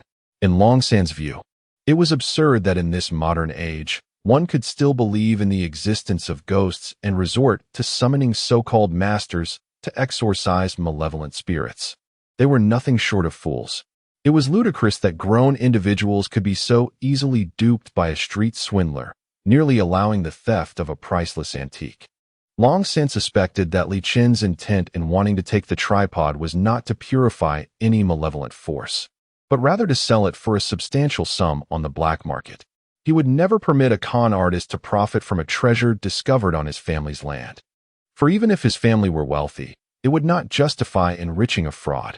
Director Liu, you must be over 40 this year. How could you possibly trust the words of such a brash young man? A master? He bears no resemblance to one. In my eyes, he is merely a swindler. Long San disdainfully glared at Li Chun. Young Master San, one must not show disrespect towards Master Li Chun. His refusal to allow you to take the ominous cauldron is indeed for your own good. This cauldron has claimed 3 lives within this very room. What connection could there possibly be between the deaths that have occurred here and the cauldron? This house has stood for over a century, while the cauldron itself has a history spanning at least a millennium. If it were truly the case that this cauldron could bring death to those who dwell here, why did the previous inhabitants remain unharmed? Such foolishness is beyond comprehension.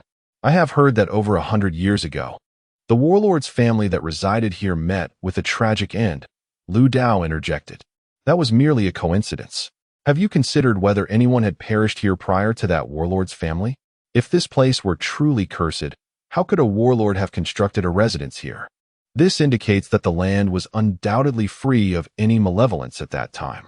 Young Master Long San, though not entirely ignorant, is far from a reckless spendthrift, being the scion of a prominent family.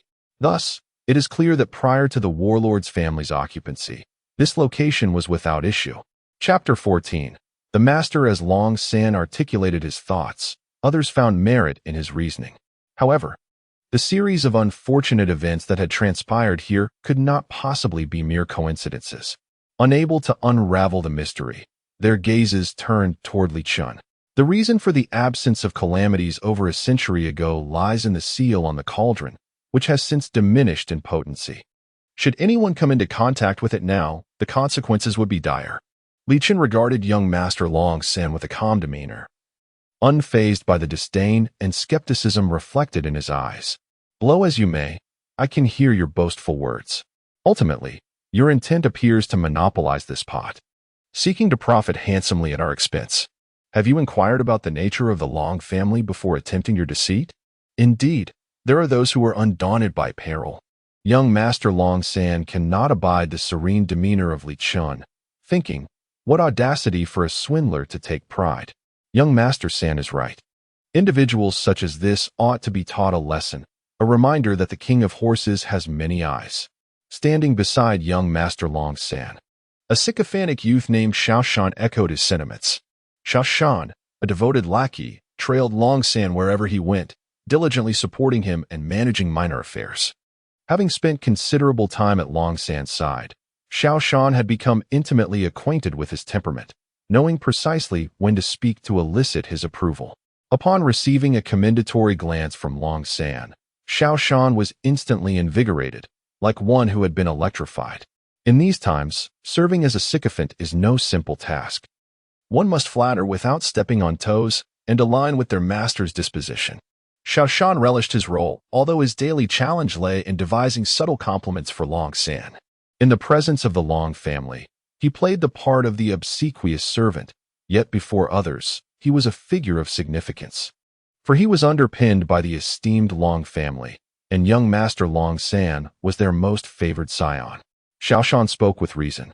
You all should step forward and give this fraud a proper lesson. With a command from young Master Long San, several bodyguards surrounding him prepared to advance and deliver a beating. Director Liu and Zhang Zhe were greatly alarmed. No, stop.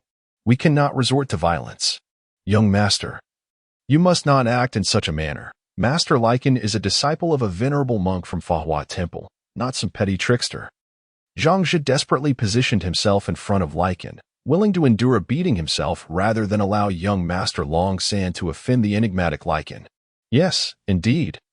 There must be some misunderstanding. Young Master, please calm down and do not resort to violence. Director Liu hurriedly stepped forward, joining Zhang Zhe in a fervent effort to shield Lycan. They could hardly fathom the consequences of offending Lycan. Famen Temple was no ordinary monastery and had connections with many influential figures in both political and business circles. If Lycan were to be assaulted here, the high monks only needed to hint at it, and their prospects in the community would be irreparably damaged. What nonsense! What are you waiting for? Let this young master act. Young Master Long San impatiently bellowed, and the bodyguards immediately surged toward Lycan, clearly intending to engage in a vicious assault. Good heavens! How unreasonable can young Master Long San be? How could he resort to violence? He now thought of the ethereal Master Lycan being attacked, and her entire demeanor soured. Indeed, it was outrageous. What wrong had the Master committed? To resort to violence over a mere disagreement was no different than a thug's behavior.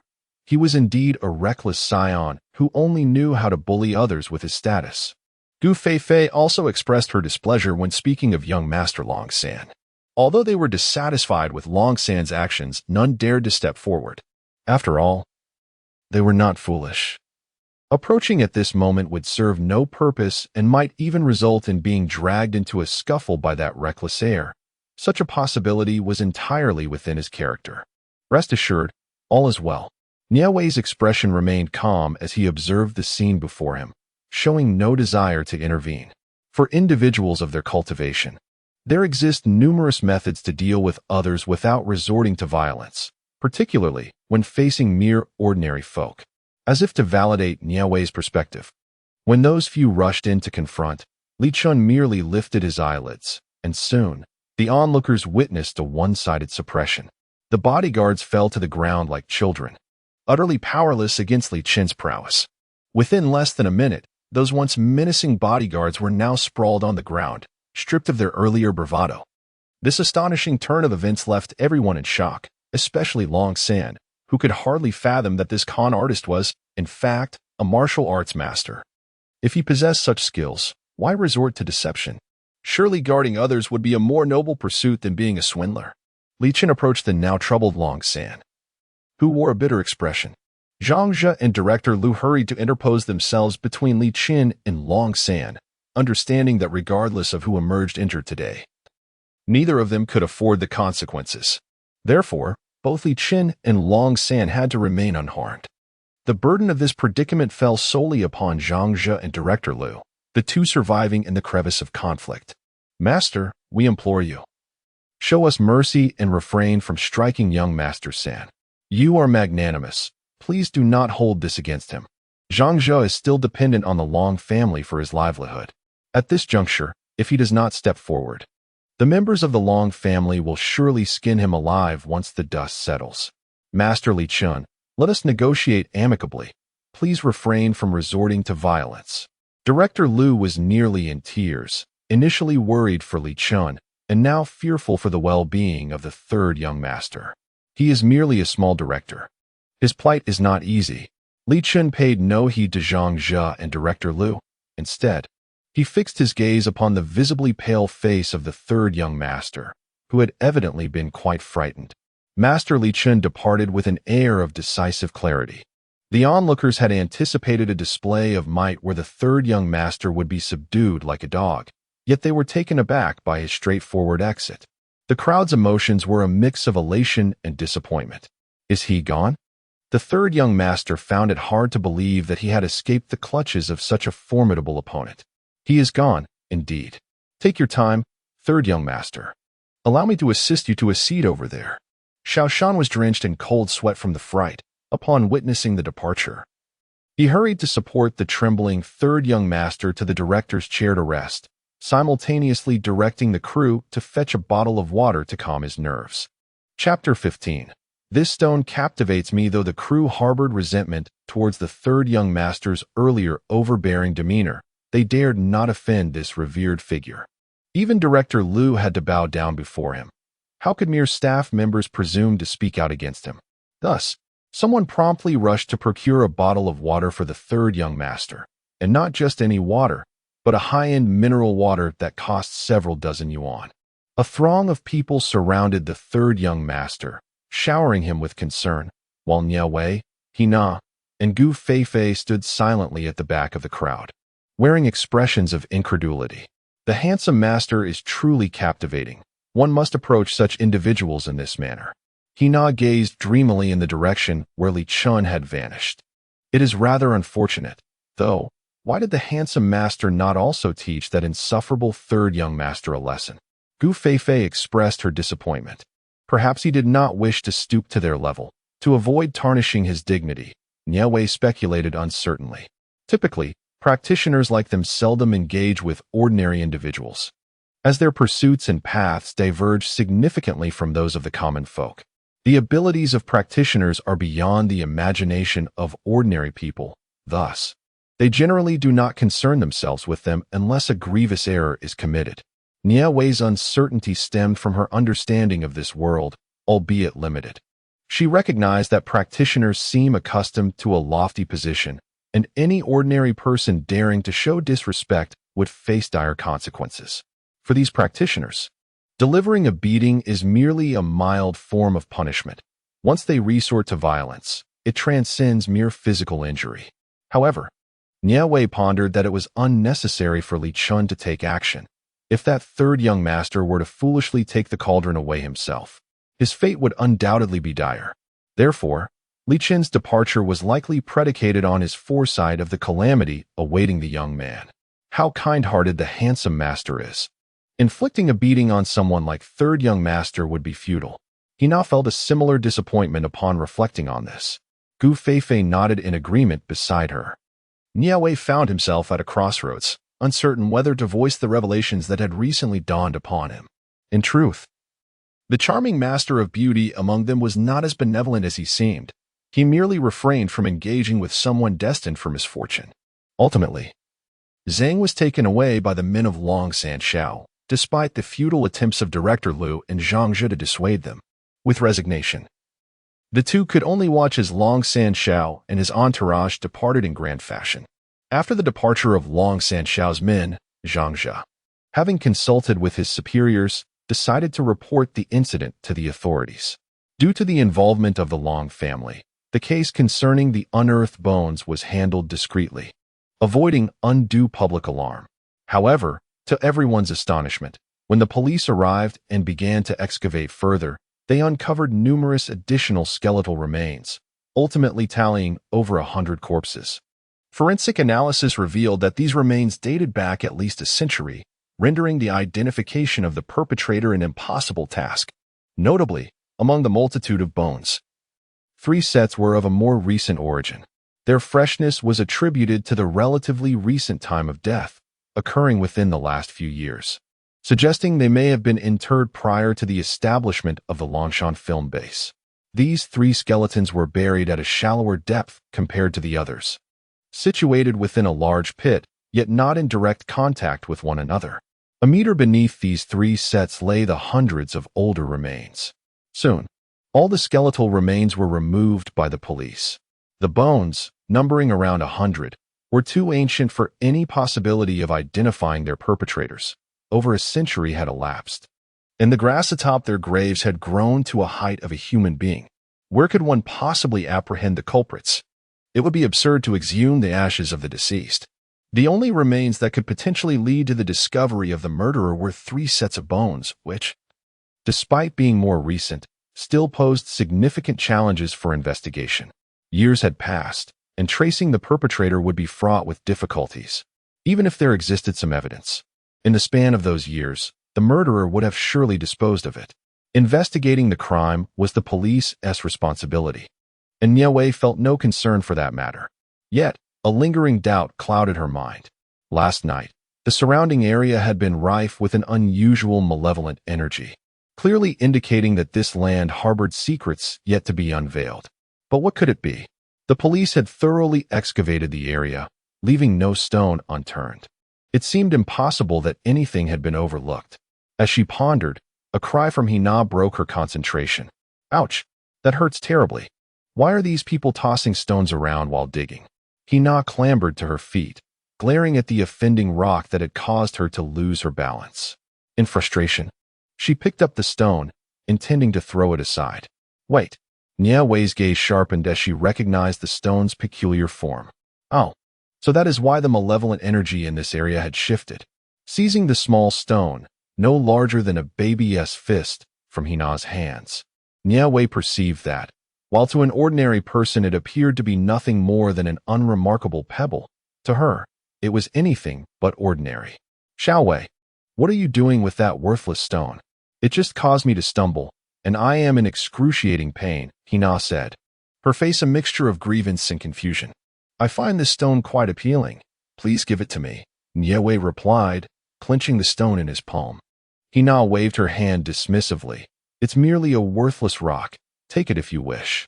Upon returning to the hotel, Nie Wei eagerly activated his heavenly eye to scrutinize the stone closely. To his astonishment, it turned out to be an exceedingly rare gathering yin stone. Even in the Xintian continent, gathering yin stones were remarkably scarce, and whenever one appeared, major factions would compete fiercely to acquire it. Nie Wei had only read about gathering yin stones in books. He never imagined that such an almost mythical object would manifest in this era of declining magic. Come forth. Do you wish for me to summon you? Nie Wei placed the stone on the table and spoke lightly into the air.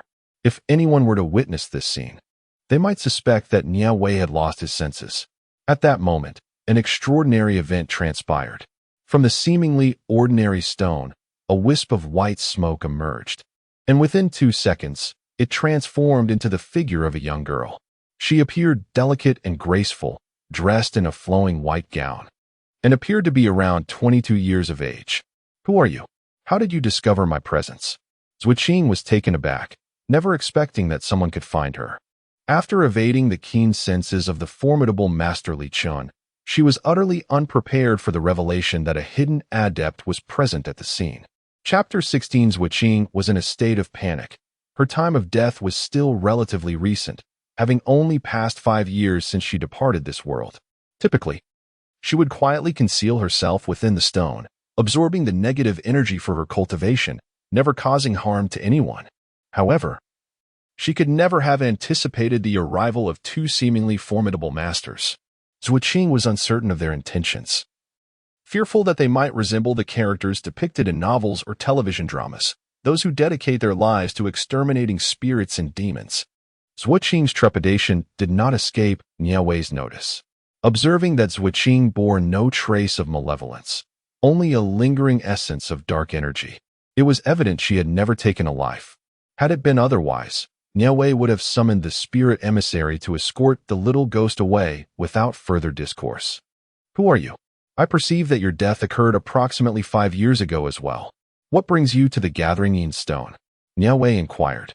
"So that stone is called the Gathering Yin Stone," Zuoqing realized, even though she had dwelled within it for 5 long years. This was her first encounter with its name. "Very well," Zuoqing replied, blinking in a manner that conveyed her distress. "My name is Zuoqing. 5 years ago, while traveling in Longshan, I was killed by a middle-aged man from the area. After my death, I was buried here, and my spirit has been eternally trapped in this place. Alongside me perished 2 classmates, also victims of that man. Since our demise, our souls have been confined to this desolate ground, unable to escape. You mentioned that besides yourself, there are 2 other spirits. Yet why have I not encountered them?" Nie Wei questioned. "They have vanished," Zuoqing replied. Zuoqing's expression grew increasingly sorrowful. "Although we were initially confined within that courtyard, we found solace in each other's company. However, I could not pinpoint the moment when they transformed. They became ferocious and irritable, even desiring to devour me. I feared for my life. Yet in my attempt to evade them, I inadvertently stumbled upon this stone and was drawn into it. Subsequently, I discovered that the outside world had turned dreadfully terrifying, filled with numerous ominous presences that unsettled me. My 2 friends were engulfed by that abhorrent aura and have not reappeared since." As Zuoqing recounted this, her sorrow deepened. To witness her dear friends consumed by malevolent energy while feeling utterly powerless was an experience fraught with despair and anguish. "You are indeed fortunate. Had it not been for this rare Yin gathering stone, your fate would have mirrored that of your 2 companions," she lamented. Nie Wei, having personally visited that accursed place, was acutely aware of the ferocity of the malevolent energy within the ancient residence. This energy is harmful to humans, but it poses an even greater threat to spiritual entities, particularly newly formed ones, as it is all too common for them to be shattered by such forces. Her understanding of the perilous nature of this energy led her to remark on the ghost's good fortune. "I have revealed all you wish to know. What do you intend to do with me? Do you wish to claim me?" Zuoqing inquired cautiously, her heart heavy with fear that she might meet the same fate as those depicted on television, where Nie Wei could obliterate her spirit, leaving her in eternal torment. "Overthinking can lead one to 2 choices, either to enter into a pact with me and become my spectral servant, wherein you would not only be liberated from the fear of sunlight, but I would also bestow upon you a cultivation method suited for ghostly practitioners. Should fortune smile upon you in the future, the attainment of a ghostly immortality would not be beyond your reach. Conversely, if you decline, I shall escort you to the underworld, where you will await your reincarnation as per its arrangements. It is for you to decide which path to take." Zuoqing possesses exceptional talent. She has managed to retain her consciousness amidst the malevolent energy that has eroded the resolve of her 2 companions. The reason for this resilience lies in her remarkably unique constitution, for she is one of the rare individuals endowed with a luminous physique. Those with such a constitution, if they embark upon the path of cultivation, are destined to become unparalleled prodigies. Regrettably, Zuoqing was born in an age of decline, where her luminous constitution, aside from granting her immunity to ailments throughout her life, offers little else in terms of advantage. Upon Zuoqing's demise, her unique constitution allowed her to ascend as a luminous ghost, a being intrinsically aligned with the light, despite the inherent darkness associated with ghosts. However, extremes tend to give rise to their opposites. Within the realm of spirits exists an exceedingly rare constitution known as the luminous ghost. These spectral beings are naturally imbued with the power of light, capable of purifying the souls tainted by sin, albeit the effectiveness of such purification is contingent upon their own strength. As Zhuoqing lacks formidable power, she can only ensure her own clarity amidst the encroaching malevolence. Unlike her friends who succumbed to its influence, had she grasped the art of cultivation, she could have harnessed her abilities to safeguard her companions, making their survival a plausible outcome with her presence. Regrettably, Zhuoqing lacks the necessary prowess and understanding of cultivation methods. Within the gathering yin stone, she merely relies on instinct to absorb the surrounding yin energy. Without the accompaniment of a proper technique, retaining even a fraction of that energy is a remarkable feat. Despite possessing an extraordinary ghostly physique, her inability to discover a cultivation method leads to a squandered potential. Akin to a beggar clutching a golden rice bowl while still seeking alms, Nie Wei has long desired to acquire a ghostly servant. Yet finding a suitable one has proven elusive. He dismisses the average specters in his search. Upon encountering a rare, exceptional candidate, he fervently wishes to accept Zhuoqing. However, Nie Wei is not one to impose his will upon others, allowing Zhuoqing to make her own choice. Fortunately, Zhuoqing ultimately does not disappoint him. While outwardly composed, Nie Wei breathes a sigh of relief internally. Securing a luminous ghost has come to him so effortlessly that he can scarcely believe his fortune. Biting the tip of his tongue, he touches the crimson essence to Zhuoqing's forehead, and she instantly senses a newfound connection between them, as if Nie Wei's mere thought could dictate her very existence. Following the contract, Zhuoqing becomes his ghostly servant, and Nie Wei fulfills his promise by placing his finger between her brows. In an instant, Zhuoqing perceives an influx of written knowledge within her mind. These texts clearly delineate the cultivation methods for ghostly practitioners. Overwhelmed with exhilaration, she realizes that she finally possesses a technique to cultivate.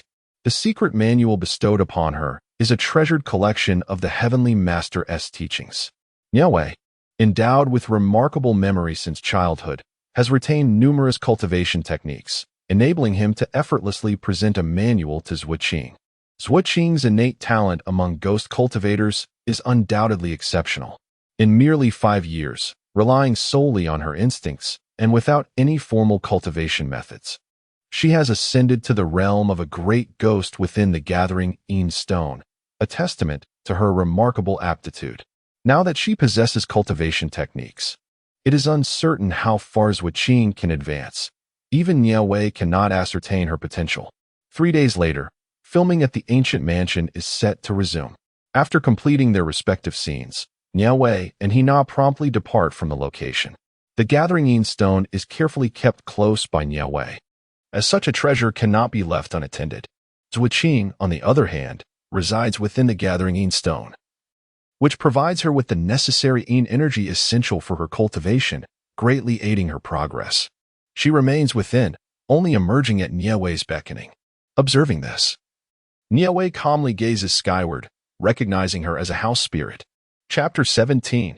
Fragrance. Upon returning home, Nie Wei exchanged a casual greeting with Xiaohei, who lay languidly in his doghouse, lazily lifting his eyelids to bark a couple of times as a form of acknowledgement.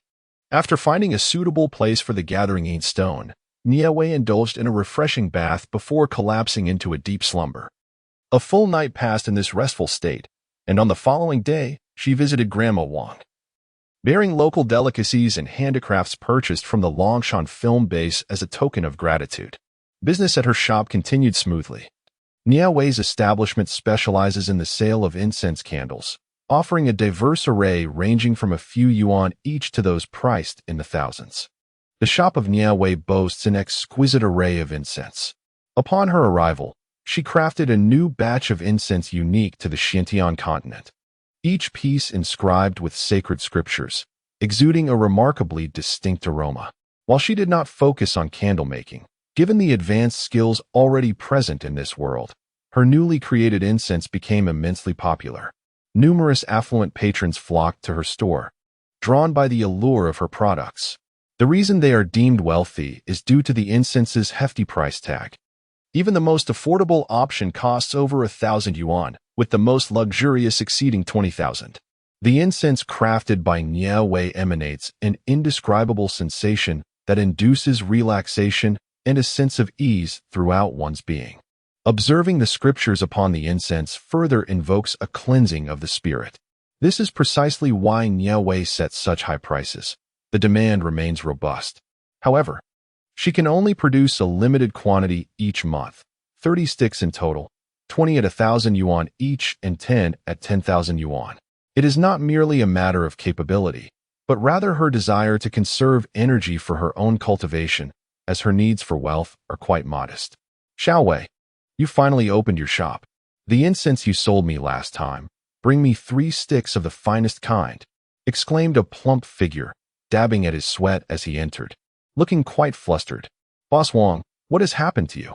Nie Wei certainly recognized the rotund gentleman, the Huang surname proprietor who had been a frequent patron of the establishment.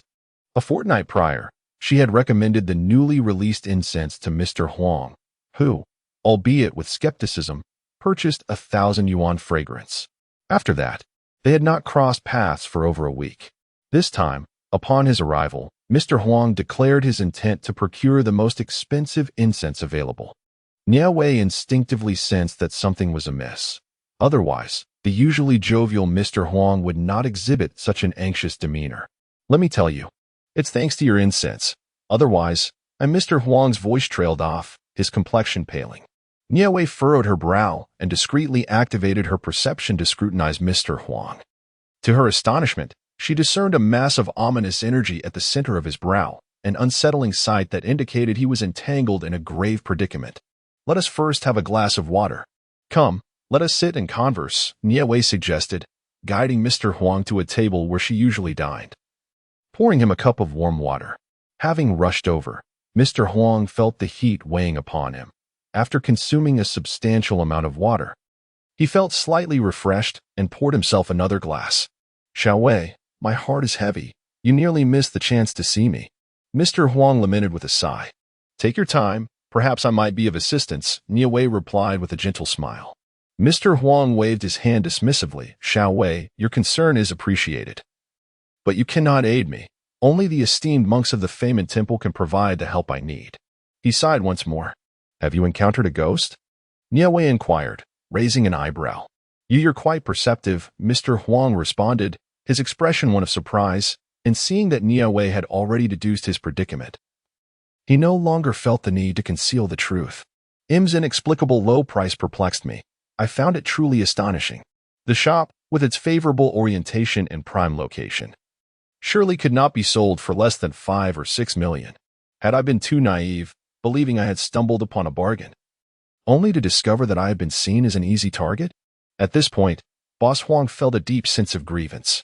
If it weren't for a friend's introduction, he would have remained oblivious to the existence of such a shop for sale. Although he had pondered whether the price was indeed too good to be true, he chose not to question it further, trusting his friend. Little did he know that this so-called friend was actually quite the rogue, as the establishment had belonged to his wife's family and had languished in the market for years without a buyer. Ah, how despicable. Old Zhao, that scoundrel, had the audacity to deceive even his friends. Boss Huang was consumed by resentment, yet he had no time to contemplate revenge. He was solely focused on how to navigate through this calamity. Did you see that ghost? Nie Wei inquired. Boss Huang shook his head. Not exactly. But I have heard a voice. Ever since I purchased that shop, I have been haunted by the sound of a woman weeping in my ear, incessantly crying without uttering a word. Initially, I intended to renovate the place for my daughter to run a business.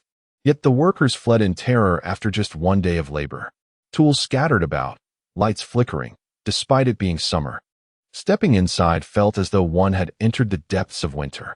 It was utterly eerie. Words cannot express my sorrow, Boss Huang lamented, his emotions overwhelming him, weeping like a distraught matron in a bustling market.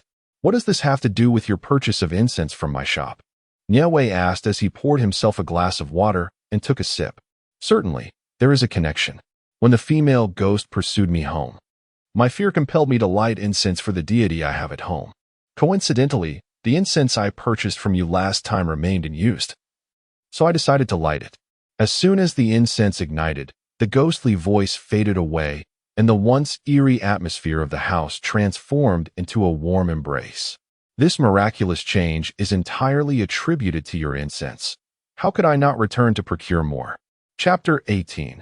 Breaking through the wall. Having unraveled the sequence of events, Nie Wei entrapped the girl's soul within a jade ornament. Jade possesses the ability to nurture souls, and moreover, the ornament in Nie Wei's possession had already been refined into a semi-finished magical artifact. Although, in this era of diminished spiritual energy, it remains uncertain how long it will take for the ornament to evolve into a true magical tool. It nonetheless serves to nourish the spiritual body, with its efficacy far surpassing that of ordinary jade. Boss Huang stood anxiously at the threshold, observing Nie Wei as she wandered about the shop, stopping before a wall, engaging in peculiar gestures, and ultimately conversing with the very air.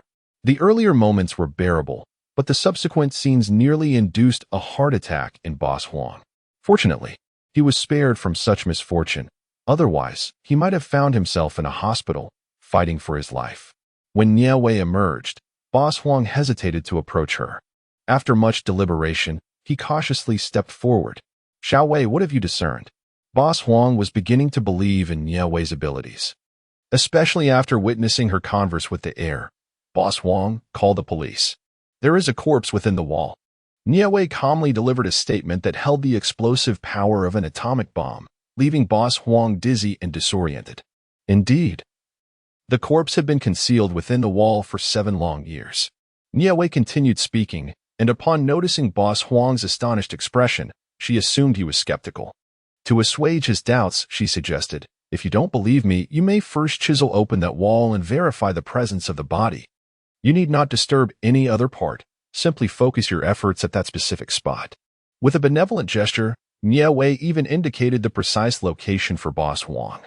Seeing her words were articulated with such conviction, Boss Huang had begun to believe half of what she said, yet he remained apprehensive. Ultimately, he resolved with a solemn heart to undertake the boldest decision of his life, to chisel open the wall and uncover the truth. Naturally, Boss Huang could not perform the task himself. He spent 200 yuan to hire a local drifter. Upon learning that he could earn 200 just by creating a hole in the wall, the drifter eagerly accepted the offer, thinking that wealthy individuals were generous. This minor task seemed trivial, merely chiseling a hole in one spot, and he would earn 200 yuan. It was a deal too good to refuse. With enthusiasm, the drifter took the money and commenced his work, exerting himself with great diligence. The rumors of hauntings in Boss Huang's shop were no secret along the street. Nearby shopkeepers and employees, having little to occupy their time, curiously peered from a distance, though none dared to approach closely. However, just a few minutes later, a piercing scream shattered the air, and police sirens wailed as they arrived at the entrance of Boss Huang's establishment. Outside the door, the workers engaged in the task of breaking down the wall were crouched in a corner, retching. It was their first encounter with a corpse. How could they possibly suppress their nausea? Had they known such a thing lay within the wall, they would have never agreed to a mere $200. At least 20,000 would be reasonable. Regret consumed him, yet it was futile, for the payment had already been settled that morning, and with the arrival of the police, he certainly could not cause a scene in front of the officers. Regardless of his inner turmoil, the local police displayed commendable efficiency. Within 5 minutes of the call, 2 patrol cars were dispatched. The report indicated a homicide, thus prompting a considerable police presence, including forensic experts. Upon their arrival, Boss Huang and Nie Wei were taken aside for questioning, while the scene was cordoned off with police tape, leaving onlookers to spectate from a distance. Many tourists, armed with their phones, captured the spectacle.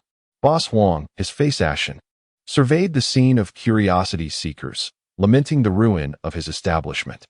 It was no longer just notorious on this street, but would likely become infamous throughout the entire city of A. How was the body discovered?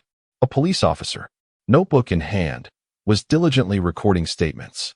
Boss Huang, his aging visage pale, weakly replied that it was found after they had broken through the wall. The officer stiffened. Was that not an obvious deduction?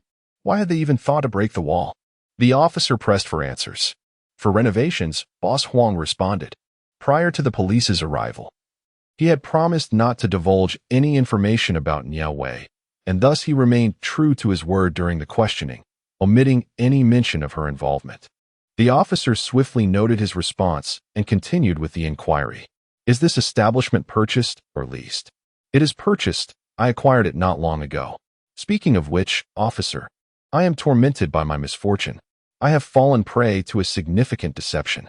Boss Huang began to pour out his grievances to the officer, recounting in detail how he was duped by an old friend and ended up taking over this haunted establishment, which belonged to his friend's wife's family. The officer taking the statement, "Who are you calling uncle? I am merely 25 years old, while you appear to be in your 40s or 50s. How can you bring yourself to utter such a term? Were it not for the uniform, Comrade Xiao Chun would have truly desired to send this uncle sprawling to the ground." "Xiao Chun, how is the statement coming along?" At that moment, a strikingly handsome man, clearly Xiao Chun's superior, approached. The man appeared to be around 27 or 28, exuding a vigorous aura, dressed in a simple t-shirt and jeans, yet somehow managing to elevate this basic ensemble to an international standard. "Chief, it is nearly complete. This is the owner, Huang Yulong. He has taken over the shop for less than a month, and the discovery of the corpse was prompted by the impending renovations for reopening." Xiao Chun reported the gathered information. Chun Yin took the small notebook containing the records, glanced through it, then closed it and returned it to Xiao Chun. "Greetings, Mr. Huang. I am Officer Chun Yin, responsible for this case. Could you share from whom you acquired this establishment?" Standing before Huang Yulong, Chun Yin exuded an undeniable authority, causing Huang Yulong to feel an immense pressure, realizing that this young officer was likely no ordinary individual. "Of course, I took over from old Zhao, with whom I have shared a bond for over 20 years. Who would have thought that such a person would betray his acquaintances?" Speaking of Zhao, Huang Yulong was infuriated. "Could you elaborate further?" Chen Yanjun furrowed his brow. Meanwhile, Nie Wei and the unfortunate wall digger also provided a statement to the police. Given their limited connection to the case, they were merely asked to leave their contact information and were subsequently released. Chapter 19. Boss Huang's Dilemma due to the grim discovery of a corpse concealed within the walls. It seems that Boss Huang's establishment will remain closed for the foreseeable future. Fortunately, Boss Huang possesses a pragmatic outlook, as long as he is not haunted by spirits. He can simply leave the shop as it is, much like old Zhao's family did. Although the shop may remain shuttered, certain matters must be clarified. "Xiao Wei, please tell your uncle the truth. Are the items in the store still there?" This was Boss Huang's greatest concern. At that moment, the incense shop's door stood ajar, as a large and small figure conversed around a round table. "Is that true?" Boss Huang asked, half believing. Although Nie Wei had successfully uncovered the corpse in his shop, he still struggled to fully trust that she possessed the ability to exorcise spirits. What if she had simply stumbled upon the truth by chance? Seeing a ghost, a mouthful of plain water was expelled from Boss Huang's lips. Fortunately, Nie Wei dodged quickly, or she would have been drenched. "My apologies, I was simply taken aback." Feeling a tad embarrassed, the Boss Huang attempted to retrieve a tissue from his bag to wipe the table. However, Nie Wei raised a hand to halt his actions, standing up to fetch a cloth from the front desk and swiftly cleaning the surface. "Can you truly make me see a ghost?" Boss Huang pondered, half believing. He often came across tales online of individuals claiming to have encountered spirits, yet he himself had never experienced such a phenomenon. This time, he merely heard a sound, without even glimpsing the apparition. Bewildered, he gazed at Nie Wei, questioning if this was sufficient. Why did he feel nothing? There was no sight of the ghastly figure depicted on television, no horrific visage to terrify him. Zhongling. Who was this person? Does Xiao Wei have such a character in the shop? Curiosity piqued, he glanced around, but found no one present. Just then, a sudden wisp of azure smoke emerged beside Nie Wei, and from it, a young girl with a pale complexion yet striking beauty materialized before him. A ghost! A ghost! Boss Huang's eyes widened, more enormous than those of a startled bull, as he let out a frantic scream. His piercing cries echoed. reminiscent of a young girl encountering several naked men. Where is the ghost? Where is it? Who has seen a ghost? Where is it? In broad daylight. Which fool is shouting nonsensically? The passers-by reacted in varied ways. Some peered curiously, while others unleashed harsh rebukes. Yet, the collective gaze of the crowd was directed toward Nie Wei's incense shop. What a lunatic, shouting in broad daylight. Where's the ghost? At his age, can't he behave with a semblance of decorum? Fortunately, the passers-by merely hurled a few curses and chose to ignore the scene, believing that a middle-aged man was merely acting irrationally. Little did they know that this seemingly deranged man had indeed encountered something supernatural. Jiang Ling, feeling a tad embarrassed, waved at Boss Huang, for she had inadvertently frightened the man just days prior. Although her intentions were not malevolent, the outcome left the gentleman quite shaken. Jiang Ling was not a wicked person, nor was she a malevolent spirit. In fact, she felt quite guilty for the panic she had caused Boss Huang. Unbeknownst to him, he had been mistaken for a lunatic by those passing by. Even if he were aware, he currently lacked the leisure to concern himself with such matters. After much effort, Boss Huang managed to close his mouth, which could easily accommodate a duck egg, while a chill crept down his spine. Fear not, for Jiang Ling was neither a vengeful ghost nor an evil spirit. She would not bring harm to him. Had she not assured him of her harmlessness, he would have certainly sealed her away and handed her over to the ghostly emissaries. My apologies, Boss Huang. I did not mean to frighten you.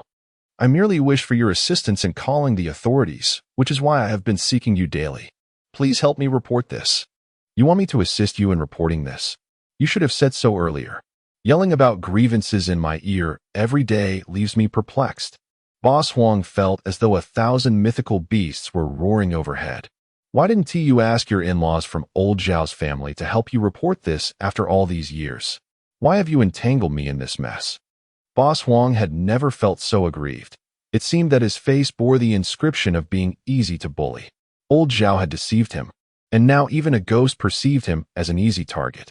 Regarding the family of old Zhao's wife, Jiang Ling felt quite wronged. Indeed, I had attempted to reach out to them, yet one by one, they have retreated upon realizing my presence. Is it truly a mistake that their home is in such proximity? Boss Huang nearly choked on his own blood. Your soul cannot transcend 5 meters from your body. How? Then, did you manage to chase after me to my residence? Although his home is not exceedingly far from this establishment, it is certainly not a matter of mere minutes to arrive. What is spiritual power? Boss Huang inquired humbly of the soul master present. Nie Wei remained composed, sipping water. The so-called spiritual power can also be interpreted as the strength of the soul. In essence, a person's soul power equates to their mental strength. Individuals endowed with formidable spiritual power are inherently more intelligent than others, and a rare few possess the ability to remember everything they see at a glance. Yet such individuals are exceedingly scarce, appearing only once in a myriad. Jiang Ling, in her former life, was likely one of those naturally gifted with potent spiritual strength. Otherwise, she could not have summoned even a fraction of her soul's power to seek aid from Boss Huang. Each person's soul strength varies. Some are born with great fortitude, while others are inherently weak. Those with robust souls, should they embark on the path of ghost cultivation, possess advantages over other spirits, and their training progresses at a pace far surpassing that of ordinary apparitions. Chapter 20. Shadows of Identity. Having reassured Boss Huang and guaranteed that Jiang Ling would no longer disturb him, he swiftly fled from Nie Wei's incense shop. I believe this encounter with the supernatural will linger in Boss Huang's memory until the end of his days. An hour later, Nie Wei received a notification of a remittance. Boss Huang had transferred 100,000 yuan to her as a token of gratitude for resolving the haunting issue at his shop. 100,000 is truly no small sum. Nie Wei replied to Boss Huang's message and, in good spirits, headed to a small eatery at the street corner to have her dinner. Both ghosts met untimely ends, sharing numerous topics for conversation. Zhuqing, an orphan, felt little attachment in death, solely desiring retribution for the wicked individual who had taken her life along with those of her 2 friends. In contrast, Jiang Ling bore a heavier burden. Her ties were manifold, and the very kin responsible for her demise were the closest to her. Had she not possessed an inherent kindness, she might have long since transformed into a vengeful spirit wreaking havoc upon the world. Little Ling, what do you intend to do? Are you seeking vengeance against your sister? Zhuqing and Qing Ling sat together under the moonlight in the courtyard. The moon, belonging to the realm of shadows, was beneficial for spirits. I wish to confront my sister. I yearn to understand her motives. I also long to know how our parents are faring, and what of Brother Xian. Jiang Ling spoke with a sense of melancholy. Nie Wei listened quietly for a moment, refraining from approaching, her eyes glimmering with unspoken thoughts as she slowly turned and ascended to the second floor. At the A City Police Department, it had been 3 days since the discovery of the concealed corpse case, yet the department had uncovered not a single useful clue. The coroner's report was out, confirming the deceased as female, with the time of death dating back 7 years. 7 years had allowed for the erasure of countless pieces of evidence. Investigating this case posed an immense challenge. Please set aside your tasks and gather for a meeting. Chunyin clapped his hands to capture everyone's attention, uttering this command before entering the conference room. The others immediately set down their work and followed suit. Of course, before entering, we brought along all the pertinent materials related to the case. Let's discuss what we have uncovered. Chun Yin lounged in the chair at the head of the table, casually twirling the pen in his hand. Boss, we have already summoned Zhao Hai, the one who deceived Boss Huang, along with his family, as well as Chun Mei, Zhao Hai's wife, and her parents to the police station for questioning. Their testimonies have proven to be of little utility. Both Zhao Hai and the Qin family claim ignorance regarding the corpse concealed within the wall. I sense they are not fabricating their accounts. This case seems to hold little relevance to either family. If there were any connection, they would not have sold the shop, thereby providing an opportunity for someone to discover the body. Li Haifeng, an experienced detective who has served in the department for 2 decades and is affectionately known as Uncle Feng, opened the file and handed the statements from both families to Chun Yin. After briefly perusing them, Chun Yin returned the documents to Li Haifeng. What about the renovation workers? Have we identified who was responsible for the shop's remodeling back then? Chun Yin inquired. The passage of time has made this difficult, replied the lone female detective in the unit, Zhang Ning. The Qin family stated that the workers they hired were acquaintances of the late patriarch who had introduced them. However, the elder passed away 3 years ago, making it quite troublesome to track down his friends. Have we made any progress regarding the identity of the female corpse? Chun Yin asked, his brow furrowing in concern. We have investigated all missing persons from the city over the past 7 years and eliminated those whose age and gender do not match. In total, 5 individuals remain. However, after DNA comparisons, none were a match, reported Chen Wei, a young man often referred to as Xiao Chun, his expression one of frustration. A series of knocks echoed through the air, and a handsome young man in a suit, approximately 30 years of age and adorned with a warm smile, stood at the door. Li Tai? At the sound, everyone turned their gaze towards the entrance, and upon recognizing the visitor, Chun Yin frowned slightly. I apologize for the interruption, but I have just discovered a new clue that I believe may prove useful to you. Please, come in and have a seat, Chief Medical Examiner Li. Chun Yin remarked with a smile. Once Li Tai entered, he first handed a document to Chun Yin before taking a seat beside him. This was found on the deceased's clothing. Li Tai indicated a photograph, which prominently displayed the outfit worn by Jiang Ling at the time of her demise. The garment had been so corroded by the cement that its original form was nearly unrecognizable. Pay attention to this area. Can you discern what it is? Li Tai pointed to a particular spot. Are there letters here? Chun Yin examined it closely and discerned that it appeared to be a fragment of a character. Indeed, I believe this is part of the lettering from a school uniform, Li Tai asserted. However, given the extent of the corrosion, we cannot identify which school's uniform it belongs to, Zhang Ning interjected. Upon testing, the fabric was found to be of exceptional quality, far beyond that of an ordinary school uniform. This uniform likely belongs to a prestigious private school, Li Tai explained. After making this discovery, I privately searched through the uniforms of all private schools in City A from 7 years ago and found that the embroidery on one school's uniform closely matched the fragment of lettering in the photograph. "Which school is it?" Chunyin inquired. "Balon High School," came the reply. In a prestigious villa district, a sense of urgency permeated the air. "Xiaoling, what troubles you?" Li Xian inquired, his face etched with concern as he steadied his unsteady girlfriend. The woman, known as Xiaoling, gazed helplessly at the news report flickering on the television, her hands clutching her skirt tightly. After 7 years, the inevitable has finally come to pass. "Hello, we are police officers. Would you kindly allow us to enter and have a conversation?" Chunyin and Zhang Ning presented their credentials. The door was answered by a housekeeper, who, feeling unable to make decisions regarding the entrance of strangers, promptly sought permission from the owners of the residence.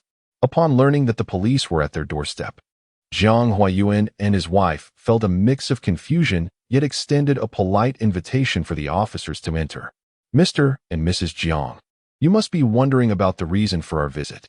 Are you aware of the recent case concerning a body concealed within a wall?" Chunyin commenced. Although the Jiang couple was initially perplexed, they nodded in acknowledgement. The case had garnered significant attention, and they were not entirely isolated from the happenings of the world. "We have heard of this case, but how does it pertain to our visit?" Mrs. Jiang inquired. The victim in this case was a 17-year-old girl. From her clothing, we have confirmed that she was a student at Bailon High School, and her time of death dates back 7 years. We have learned that you, Mr. and Mrs. Jiang, have a daughter who mysteriously vanished 7 years ago, also a student at Bailon High School prior to her disappearance. Thus, we have come to seek your insights on this matter. Chapter 21.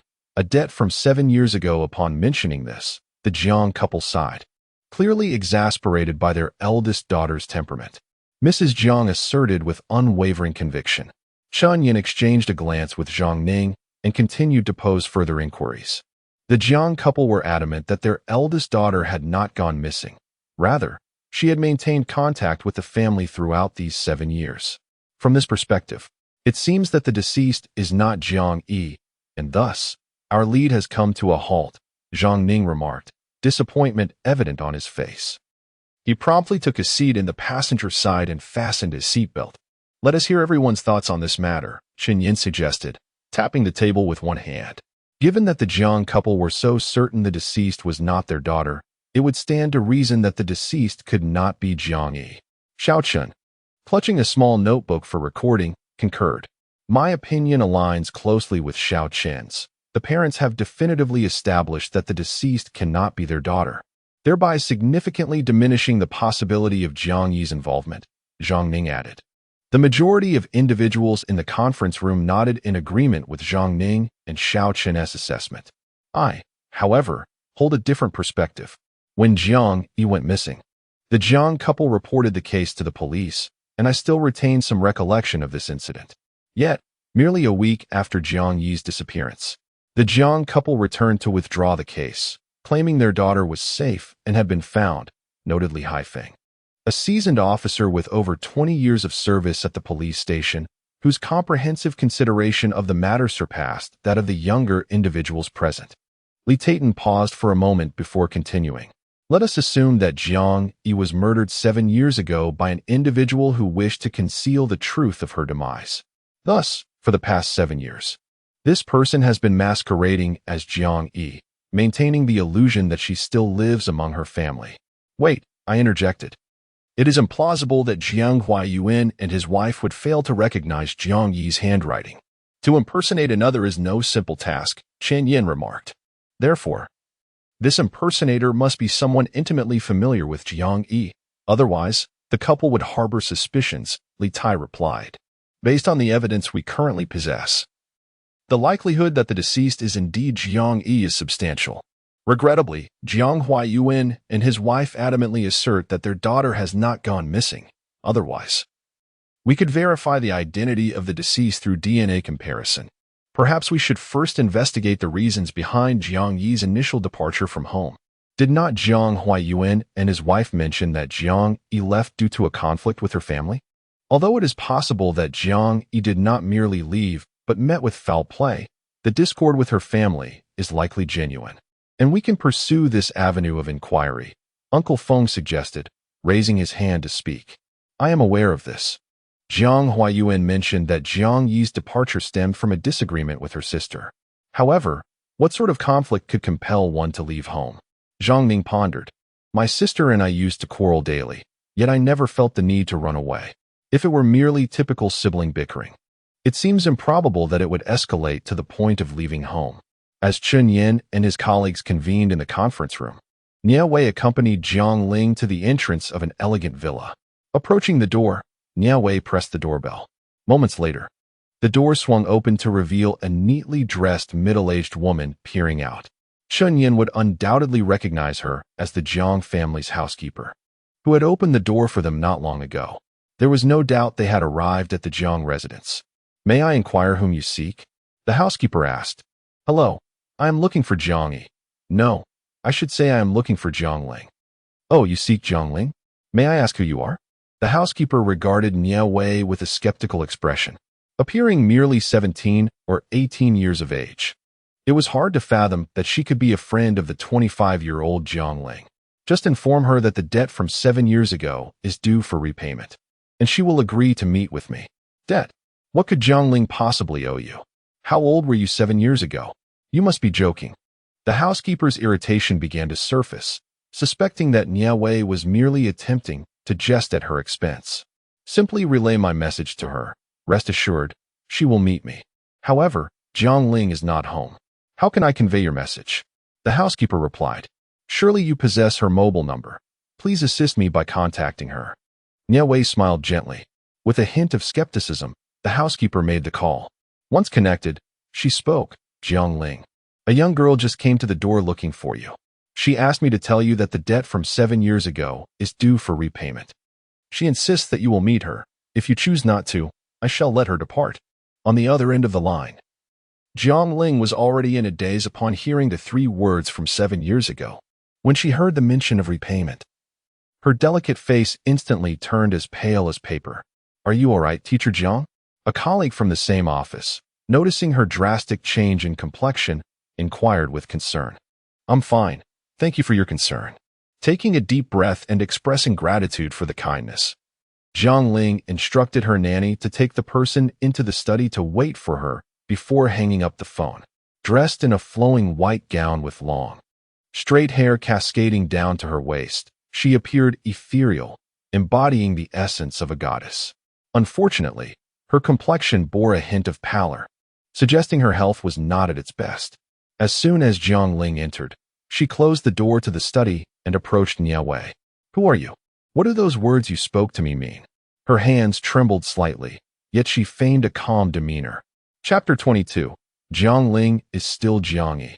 Nie Wei was not surprised by her reaction. Someone paid me to bring her to you. Since we have met, it is time for you to see the one who truly matters. With that, Nie Wei elegantly waved her hand, channeling a trace of spiritual energy into Jiang Ling's eyes. This was a minor spell to open the heavenly eye, lasting for half an hour, during which an ordinary person could briefly glimpse the sights of another realm. As Nie Wei gestured, a cool sensation seemed to flow through Jiang Ling's eyes, and a pale figure materialized before her. A city police station.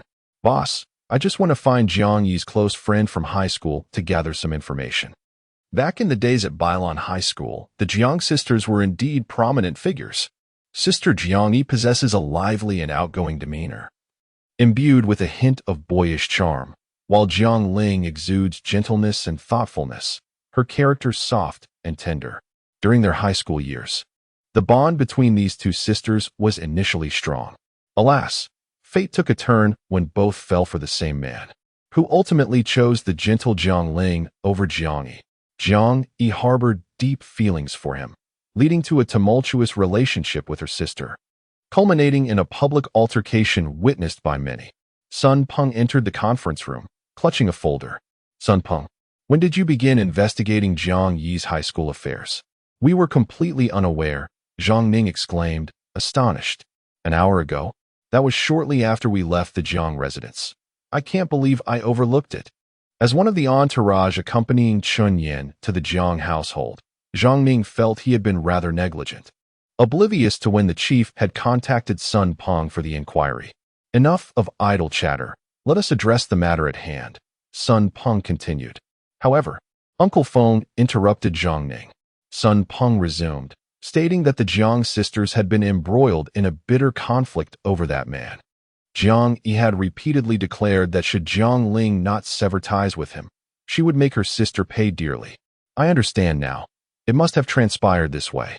Jiang Yi, thwarted in her pursuit of love, harbored jealousy and resentment, making life difficult for both Jiang Ling and the man.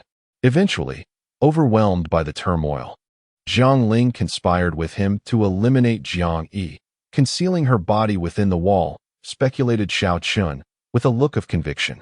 Who was the man that both Jiang sisters adored? Li Tai inquired. The man is named Li Xian, and he is considered a suitable match for the Jiang family. It is said that during high school, he was the heartthrob of Bailon High, capturing the affection of many girls. Eventually, Li Xian developed feelings for Jiang Ling, treating all other girls with indifference, including Jiang Ling's sister, Jiang Yi. This neglect drove Jiang Yi increasingly mad. Subsequently, Jiang Yi not only stalked them during their dates, but also intruded upon their private moments, determined to prevent her sister from being alone with Li Xian. She even secretly took away the gifts Li Xian had given Jiang Ling. On one occasion, when Li Xian presented a beautiful dress to Jiang Ling, Jiang Yi stealthily entered her sister's room and shredded the dress with scissors. This incident led to a fierce argument between Li Xian and Jiang Yi, during which Li Xian even labeled Jiang Yi as insane. Indeed, such actions are quite irrational, as pointed out by Uncle Feng. Boss, I believe the situation is quite clear. Both Jiang Ling and Li Xian are major suspects. After all, they are both nearly overwhelmed by Jiang Yi's obsession, and given her madness. It seems plausible that they might have killed her to escape her clutches, Jiang Ning remarked. However, there remains a peculiar aspect. If the deceased is truly Jiang Yi, why did Jiang Ling and Li Xian not seek a safer place to dispose of the body after committing the act? Instead of hiding it within the walls of a shop, they clearly had better options available, such as burying it in the depths of the mountains or sinking it into the sea, both of which would be far superior to concealing a corpse in an unfamiliar establishment. Li Tai raised this point of suspicion. This is indeed a perplexing matter. However, before we delve deeper into this issue, we must first ascertain one crucial fact. Is the deceased truly Jiang Yi, the eldest daughter of the Jiang family? Chun Yin stood up and circled Jiang Yi's name on the whiteboard with a red marker. This poses quite a challenge, as the Jiang couple adamantly insists that it cannot possibly be Jiang Yi. Given their demeanor, it seems unlikely that they would consent to a DNA test. Without the Jiang family's DNA, how can we confirm that the corpse belongs to Jiang Yi? Xiaochen remarked with a troubled expression. In truth, determining the identity of the deceased does not necessarily require the cooperation of the Jiang couple. We can explore alternative avenues. Uncle Feng suddenly interjected. Do you have a plan? Uncle Feng, Sun Peng, and the others turned to him in unison. To my knowledge, 7 years ago, before Jiang Yi's incident, she underwent a health examination organized by the school. If we can locate that report, we might be able to confirm the identity of the deceased. Impressive, Uncle Feng. You even managed to uncover that. Sun Peng and the others expressed their admiration. This information was not uncovered by Uncle Feng.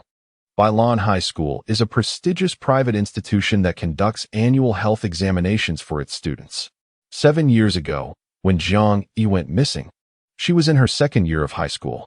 If her health examination report has not been destroyed, it must still exist.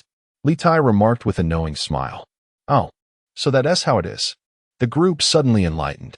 As time slipped away, the police eventually located Jiang Yi's health examination report. I believe we have erred. The deceased is not Jiang Yi, Li Tai declared confidently after reviewing the report. Li, the forensic expert, how can you be so certain? Jiang Ning inquired. Look at this. These x-rays were taken of Jiang Yi at that time. Observe her left calf. There is a steel pin in that location. Yet the deceased's left tibia bears no such evidence. Li Tai shook the x-ray in his hand. How could this be possible? It cannot be. If she is not Jiang Yi, then who else could she be? This implies that all our previous conjectures were erroneous. It appears we must commence our investigation anew. Just as disappointment settled among the crowd, the phone rang. Chen Yin answered it, but upon discerning the caller's message, his expression shifted dramatically. "Boss, has something happened again?" Xiao Chen asked, concern etched on his face. "Nothing has gone awry. Jiang Ling has turned herself in." A collective gasp arose from the group. Jiang Ling sat in the chair, her hands tightly clasped, an expression of anxiety clouding her features. "Miss Jiang, please do not be alarmed. You mentioned your confession, therefore. I would like to inquire about the identity of the deceased," Chen Yin stated, sitting opposite Jiang Ling, while Xiao Chun recorded notes beside him. Chapter 23. Events of the past. Jiang Ling took a deep breath, as if steeling herself with resolve. "It was my sister, Jiang Yi." "Your sister?" Chen Yin exclaimed, quickly regaining his composure. "You are not Jiang Ling, you are Jiang Yi." "Indeed, I am Jiang Yi. It has been many years since anyone has addressed me as such." Jiang Ling, or rather Jiang Yi, replied with a bittersweet smile. "You killed your sister and then masqueraded as her while being involved with Li Xian." With Jiang Yi revealing her true identity, the reality of what transpired became clearer. "I did not intend to kill my sister. It was an accident." Tears streamed down Jiang Yi's face. 7 years ago, my sister and I both fell for Li Xian, yet he ultimately chose Xiaoling. I was indignant since childhood. I had always been more likable than Xiaoling, enjoying greater popularity at school. Why did Li Xian not return my affections? This question tormented me, and my frustration grew. In a fit of desperation, I resolved to sabotage their dates, destroying all the gifts Li Xian had bestowed upon her. I believed that by creating chaos, he would come to understand the depth of my love for him and my unwillingness to lose him. Despite my efforts, Li Xian branded me a lunatic and planned to study abroad in America with Xiaoling, intending to abandon me. They had clandestinely applied to schools and secured accommodation, striving to distance themselves from me. Had I not inadvertently overheard the nanny discussing their plans, I would have remained oblivious to their intentions. On the night they intended to leave in secret, I intercepted them in my car, brandishing a knife before them and threatening to take my own life if they dared to depart. Li Xian, disbelieving that I would go so far, attempted to leave with Xiaoling. In a moment of desperation, I plunged the knife towards my own heart, and as Xiaoling rushed to disarm me, Li Xian followed suit, concerned for her safety. The scene devolved into chaos, and in that tumult, the knife found its way into Xiaoling's heart, taking her life instantly, leaving no room for salvation. Thus, it can be said that your sister's death was an unfortunate accident, witnessed by Li Xian, who ultimately chose to be with you, concealing the truth of your sister's demise. Chen Yin raised an eyebrow. "No, it is not so. This matter has no connection to Li Xian, for he is entirely unaware that I am not Xiaoling. Jiang Yi genuinely loves Li Xian and is, of course, unwilling for him to bear the guilt of complicity. With fervor, she passionately defends Li Xian. What transpired all those years ago? Chen Yan's instinct suggests that the events that followed might surpass his imagination, for everything that ensued was beyond the capabilities of a mere high school girl. Xiaoling met with an untimely demise, and Li Xian, in a frenzied state, rushed to embrace her. At that moment, I was uncertain of my own thoughts, but I struck him unconscious from behind. At this juncture, a figure emerged. He was driving by and, upon witnessing us by the roadside, proclaimed that he possessed a means to make my dreams a reality without incurring the burden of murder. Initially, I contemplated interring Xiaoling's body in the depths of the mountains or sinking it into the sea. However, fortune was not on my side, as a bank robber happened to be fleeing in a vehicle, with police stationed at every intersection. My original plan was rendered impossible. In my state of disarray, I encountered my classmate, Shui Zhao, who harbored an affection for me and would comply with any request I made. Upon discovering Xiaoling's remains, he refrained from alerting the authorities and instead sought ways to assist me in concealing the body. He mentioned that his family was currently renovating a shop for someone, suggesting that perhaps we could temporarily hide the body there and later retrieve it to dispose of it elsewhere. Lacking a better alternative, I acquiesced to Shui Zhao's proposal, concealing the body within the wall, initially intending to relocate it in a few days. To my astonishment, Shui Zhao leveraged this incident to coerce me into a relationship with him. At that time, I had already been reborn as Xiaoling. How could I possibly be with a man I did not love? To liberate myself from Shui Zhao's threats, I took his life and bound him with stones, casting him into the depths of the sea. According to your assertion, you should have intended to relocate your sister's remains. Why, after 7 years? Do her remains still reside in that establishment? Qin Yin inquired. This is due to Shui Zhao's cunning. He had a contingency plan. When it came time to dispose of the body, he went alone, insisting that I refrain from accompanying him out of fear I might reveal some flaw. Consequently, I remained unaware of the location of the shop he mentioned, rendering any attempts to relocate the body futile. Jiang Yi responded with a bitter smile. Why does your family believe you to be Jiangling? Surely, your parents cannot fail to distinguish between you and your sister. Furthermore, regarding Li Xian, you claim he is oblivious to your true identity. How can that be? There are too many inconsistencies, many aspects that defy explanation. For instance, how could the parents of the Jiang twins fail to recognize the switch in their daughters' identities? Why would Li Xian assume Jiang Yi was Jiang Ling? They were all hypnotized by the man who assisted me. He possessed remarkable abilities. When I brought Li Xian to my home, he instructed me to serve my parents tea laced with sleeping pills, rendering them unconscious. While I dealt with the body, that man hypnotized Li Xian, altering his memories. And my parents were similarly hypnotized, leading everyone to believe I was indeed Jiang Ling. The sole distinction between Xiao Ling and myself lies in a crimson birthmark on the left side of my lower back. In a bid to impersonate Xiao Ling, that individual even assisted me in undergoing surgery to create an identical birthmark. During our childhood, we frequently swapped identities, and I am confident in my ability to mimic her character. Initially, I believed it was impossible to deceive my parents, for they were the only ones capable of seeing through our ruse. However, conditioned by psychological suggestion, they have always assumed I was leading a normal life and never contemplated reporting anything to the authorities. Thus, for the past 7 years, we have coexisted without incident. Who is it that assisted you? Chun Yin inquired. Jiang Yi shook her head. I do not know, truly. After he helped me, he vanished and has not reappeared in these 7 years. Do you recall his appearance? I cannot remember. His face seems so hazy. I cannot recall what he looked like. Jiang Yi shook her head again. Chapter 24. Is it a beginning or an end? After completing the statement, Jiang Yi was taken away. This case could be deemed concluded. Yet it could also be argued that it remains unresolved, for a key figure has yet to be apprehended. Boss, could the individual who aided Jiang Yi possibly be a psychologist? How could an ordinary person possess the knowledge to induce hypnosis and alter memories? Such a feat could not possibly be accomplished by an inconspicuous individual, Uncle Feng remarked. It must be said that Jiang Yi is quite infatuated. For a man who does not love her, she not only resorted to murder, but also had her parents hypnotized. Such a method of expressing love is undeniably terrifying. Zhang Ning touched his arm, feeling the goosebumps rise. Shan Yin sat silently in his seat, an unsettling feeling gnawing at him. He sensed that this matter was far from resolved, and it appeared to be merely the beginning.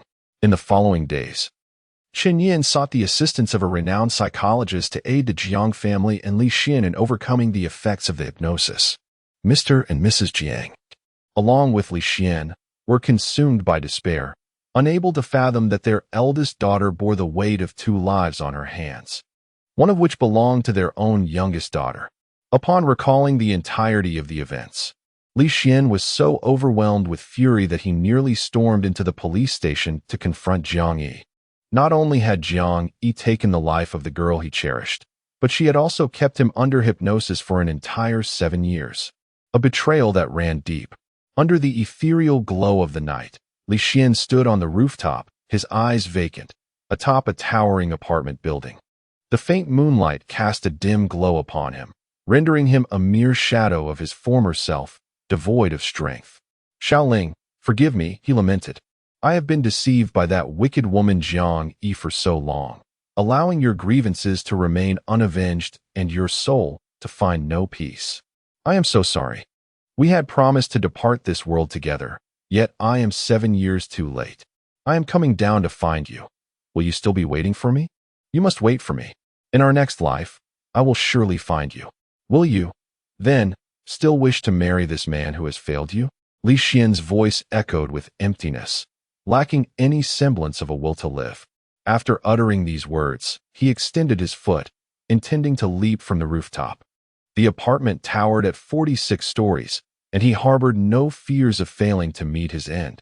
"Your little Ling said that if you jump down, she will never forgive you in this lifetime."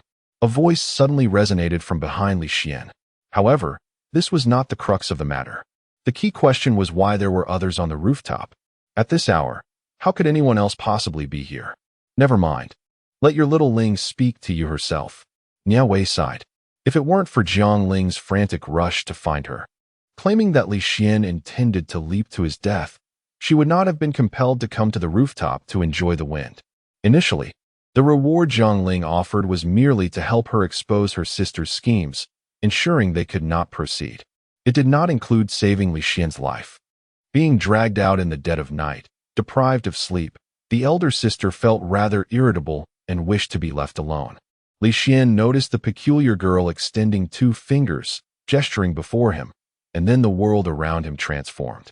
"Little Ling," a pale young girl appeared before him, weeping sorrowfully, her tears cascading down like precious pearls. Nie Wei hurriedly bent down to collect the tears from the ground. In her eyes, these tears were treasures, vital for her cultivation. The tears of a little ghost were rare, amounting to merely 10 drops each month. After those 10 drops, no more tears could fall from Jiang Ling. Only the sound of her weeping would remain, echoing eerily in the cold night. Observing the poignant scene of the one human and one ghost embracing in sorrow, Nie Wei rubbed her arms, feeling the biting wind on the rooftop. Had she known it would be so chilly, she would have brought an extra layer before leaving home. After weeping bitterly, Li Xian realized that it was thanks to Nie Wei that Jiang Ling's remains were discovered. It was also Nie Wei who led her to find Jiang Yi, which prompted Jiang Yi to voluntarily confess and acknowledge all her transgressions. Li Xian expressed his heartfelt gratitude to Nie Wei, filled with appreciation. Although Jiang Ling had already received her due compensation, Li Xian still issued a check for 20 million Hua coins to Nie Wei. This was not merely 20,000. It was indeed 20 million.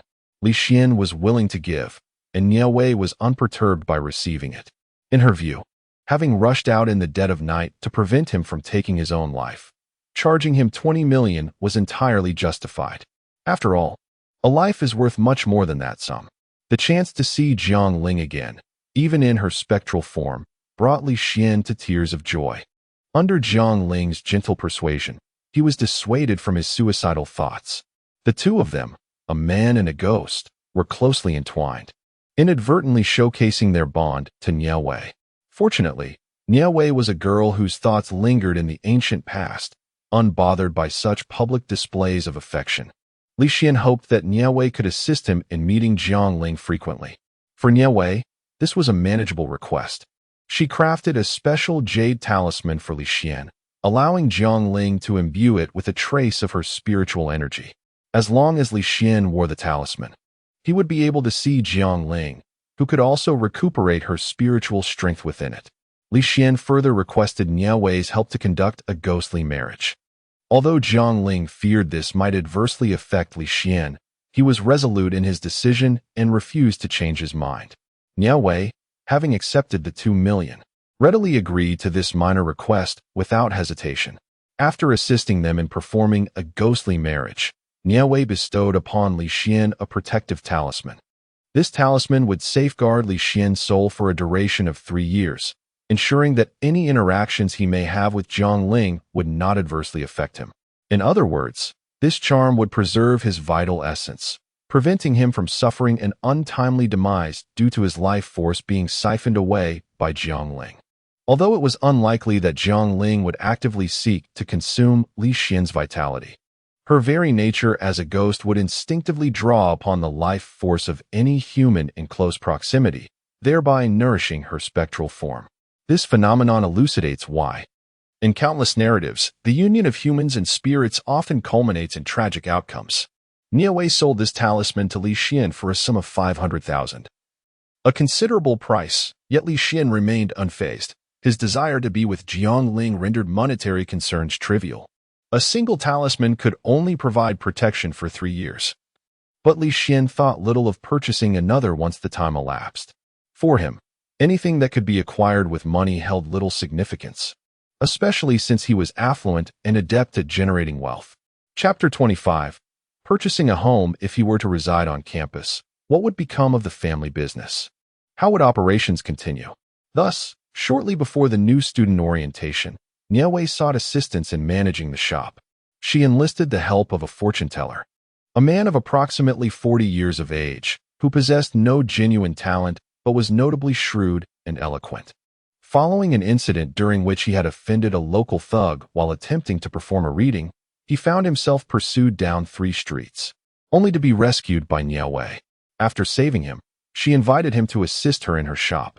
Since her previous aid to Boss Huang, Nie Wei's abilities had begun to gain recognition. Indeed, while few are inclined to believe, there remain those who do, and they have sought Nie Wei's assistance. After each visit, if there is truly something amiss, she resolves it on her own. If it is merely the employer's paranoia, she enlists the expertise of Li Mu, a new addition to her team. According to Li Mu, his name was chosen by his family due to his lack of water and wood elements in his birth chart. With Li Mu overseeing the business, Nie Wei can now focus on her academic pursuits.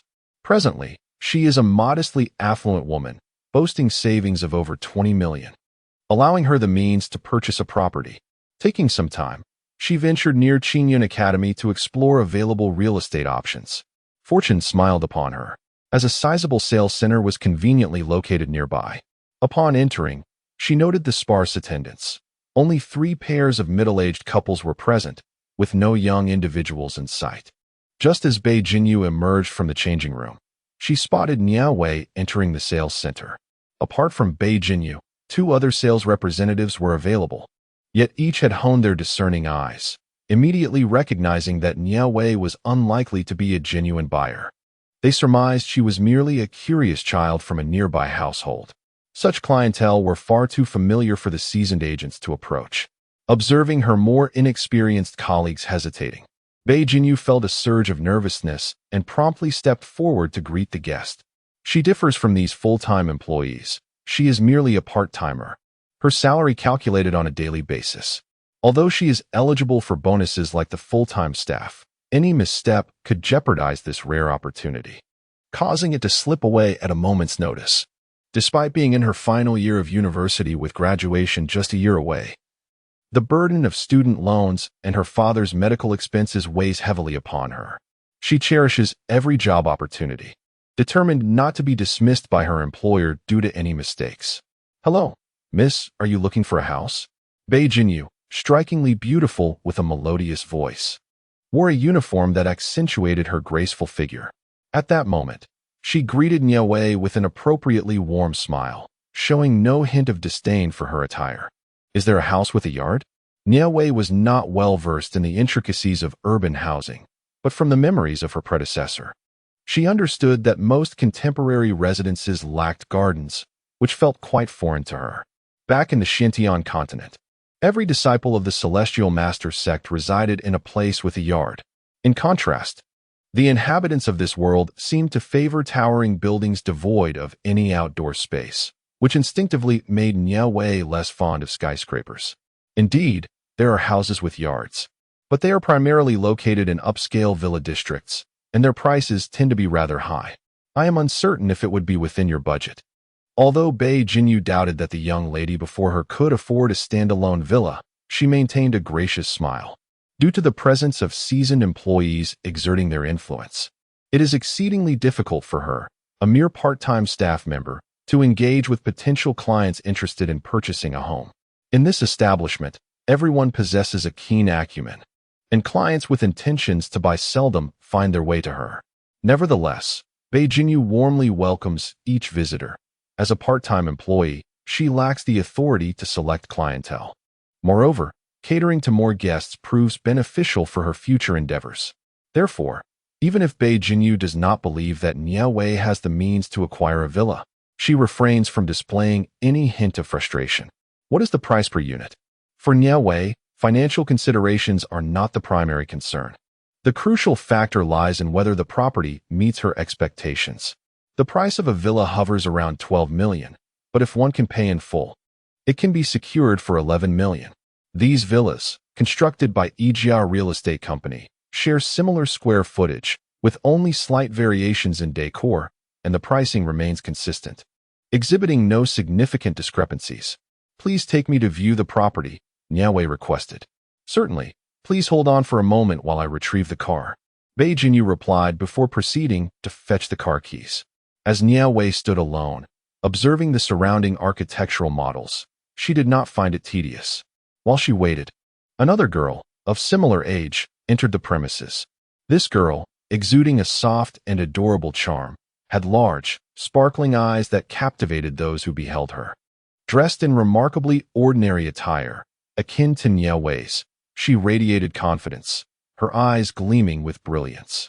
Upon her entrance, a sales representative promptly approached her.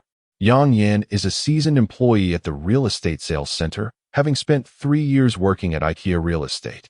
Though her attire may seem unremarkable, her aura suggests she is far from an ordinary individual, likely hailing from a hidden affluent background. With this thought, Yang Yan's smile grew even warmer as she greeted the girl who had just entered. In contrast, another woman, who, like Yang Yan, neglected to acknowledge the guests, exhibited a flicker of disdain in her eyes. She scoffed at the notion that Yang Yan, who claimed to be the most experienced here, would greet just anyone. The girl appeared to be no older than 17 or 18, still ungraduated from university. How could she possibly afford a home?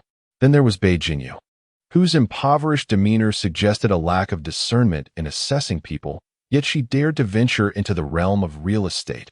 How ludicrous.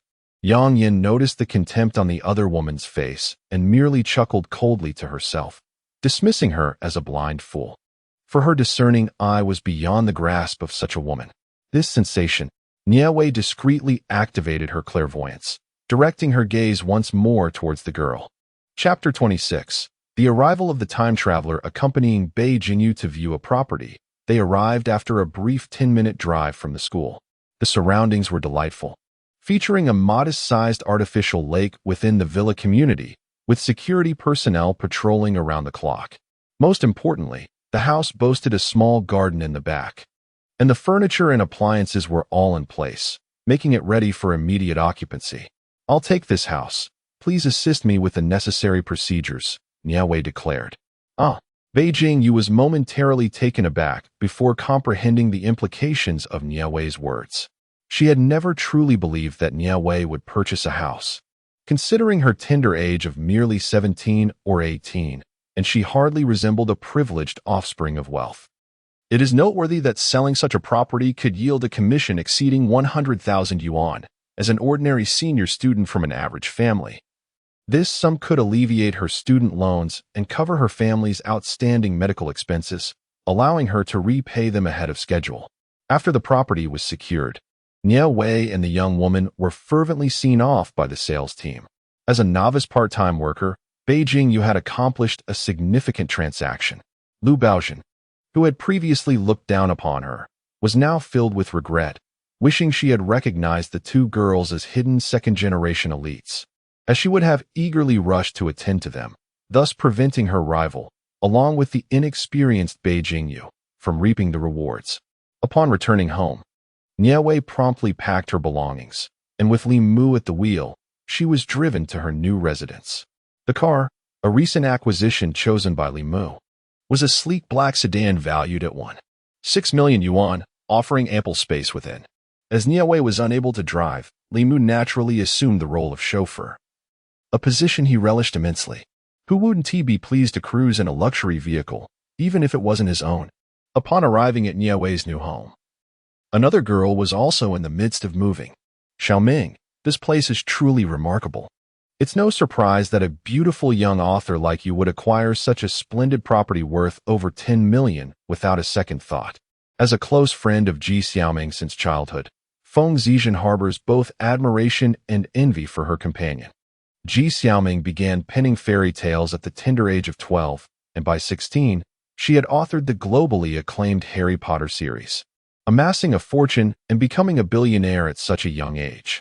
Who could not feel a pang of jealousy?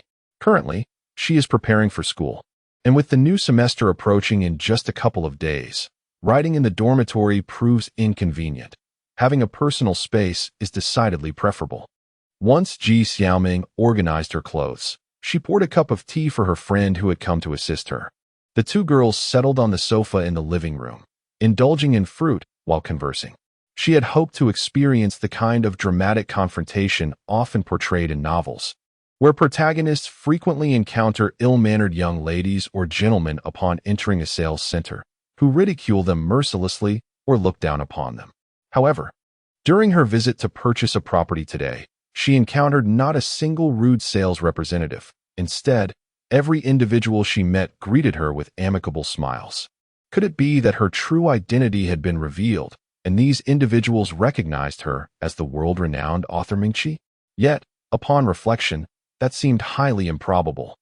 Her identity has remained a closely guarded secret, as she never appears in public. Outside of her pen name and age, the public knows nothing of her. Thus, it is clearly inconceivable that the sales staff would have known her identity beforehand. How unfortunate! For she had genuinely wished to relish the sensation of a dramatic twist of fate. Indeed, my parents are nearby assisting me in purchasing an apartment. If I find the dormitory uncomfortable in the future, I shall move into my own home, Feng Zizhen remarked.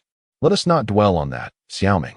How is your new book, Do Pat Song Xiong, coming along?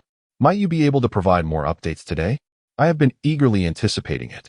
5 updates daily is already the limit. I cannot produce more, Ji Xiaoming sighed. Ji Xiaoming is a time-traveling young woman. Prior to her extraordinary journey, she was a nearly 40-year-old golden saint who, due to her lack of conventional beauty and a respectable occupation, repeatedly faced defeat in the realm of matchmaking. She had few other hobbies, finding solace solely in reading online novels, regardless of whether they were targeted towards male or female audiences, as long as they were captivating. One fateful day, while she was out to purchase groceries, misfortune befell her as she encountered a bank robber fleeing after a heist. In a desperate attempt to evade the police, the criminal recklessly discharged his weapon in the streets, resulting in numerous injuries. Alas, Ji Xiaoming was unfortunate enough to be struck fatally, succumbing to a gunshot wound. Upon regaining consciousness, she discovered that she had transformed into a mere 3-year-old girl, thus granting her a second chance at life. From a young age, she deliberately showcased her unique talents, which led others to regard her as a prodigy, drawing envious and admiring gazes wherever she went. Due to her family's modest means, at the tender age of 12, she began to adapt some of Earth's renowned fairy tales into her new life. To her astonishment, she found that several famous fairy tales in this world mirrored those from Earth, such as The Ugly Duckling, Snow White, and Cinderella, with the authors' names being strikingly identical. Fortunately, not all tales exist in this world. Ji Xiaoming adapted several once popular fairy tales, and her reputation as a prodigy spread far and wide. Subsequently, she borrowed from the Harry Potter series, for in this realm, there was no Harry Potter, nor the author of such a beloved work. Thus, she felt no compunction in her imitation. Initially, she believed that if she could simply replicate a few books in this world, ensure a comfortable life for herself and her family, and perhaps find a wealthy and handsome husband, her life would have been worthwhile. A few months prior, this was her mindset, until she heard of Qingyun Academy and the name Li Yong, leading her to realize that she seemed to have traversed into a supernatural mystery comic. The story within the comic was on the brink of unfolding. If this were merely an ordinary comic, Ji Xiaoming could maintain her composure. However, this was a supernatural narrative, and she found it difficult to remain unperturbed. Fortunately, this comic lacked a female protagonist. It primarily revolved around the male lead's ghost hunting and crime-solving adventures. Since she had arrived in this world, it was evident that she was destined to be its female lead. Chapter 27. All residents of Dormitory 404 assembled. She would undoubtedly make the male lead fall deeply in love with her. Speaking of which, The male lead of this comic was a strikingly handsome figure, akin to an immortal, due to his exceptional qualities. Any female character in the comic who bore a resemblance to the female lead faced scathing criticism from the readers. Under the weight of public discontent, the identity of the female lead remained unestablished. Indeed, releasing too many chapters at once could compromise the quality of the narrative, as Feng Zizhen lamented. 2 days later, the new students would enroll, and the entire Qingyan Academy was bustling with activity. Nie Wei, carrying a modest amount of luggage and daily necessities, completed her enrollment procedures and was promptly escorted to the girls' dormitory by an upperclassman.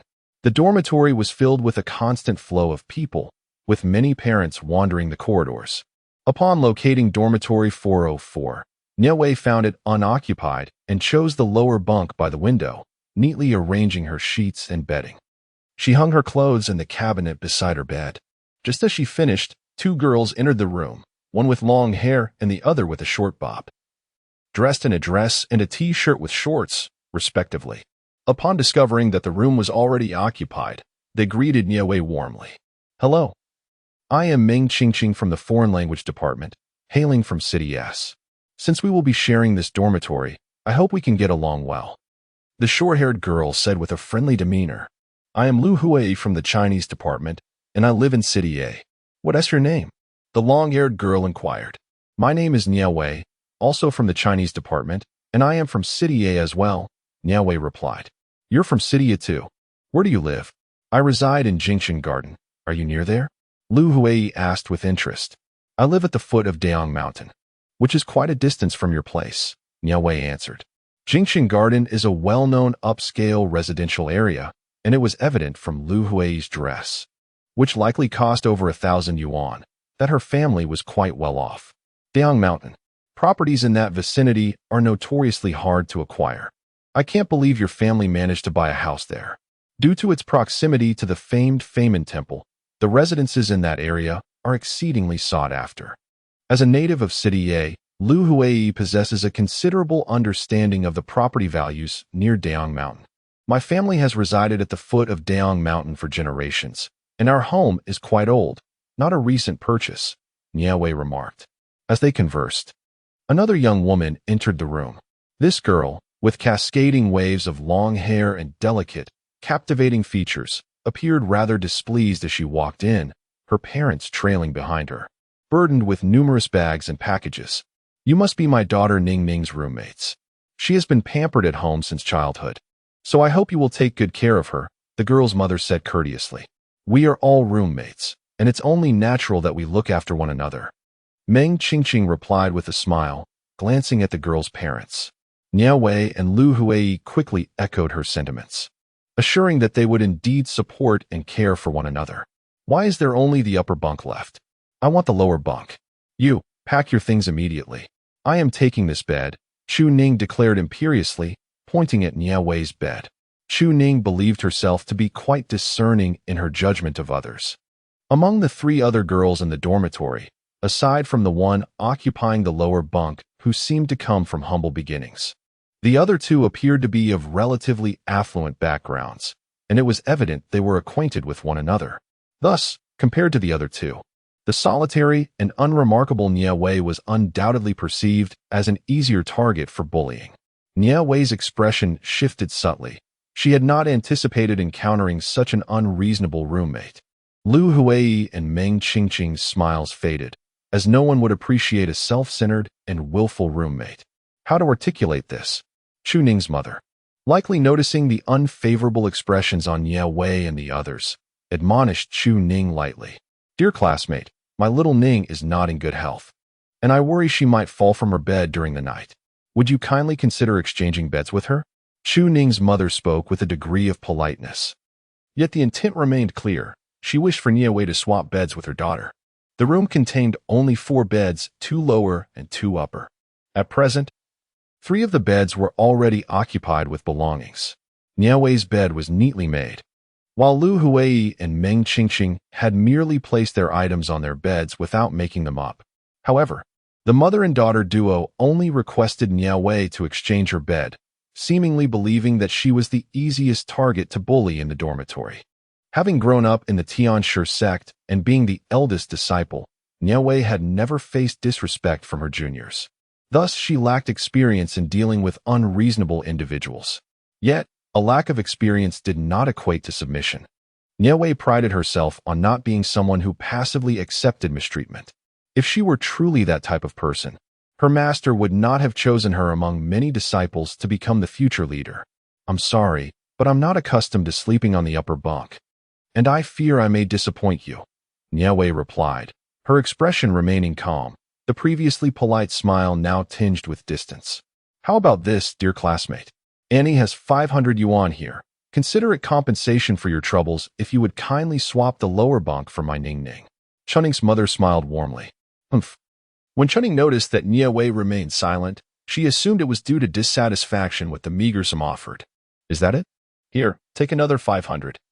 Or even 1,000 yuan for a bed. This price is already quite generous. What? Are you still not satisfied?" Nie Wei, unfazed, replied, "Honestly, I do not lack money. You may as well keep that 1,000 yuan for yourselves." With that, she ignored Chunning's family and returned to her phone. Chunning was incensed, ready to confront Nie Wei. But her mother swiftly intervened.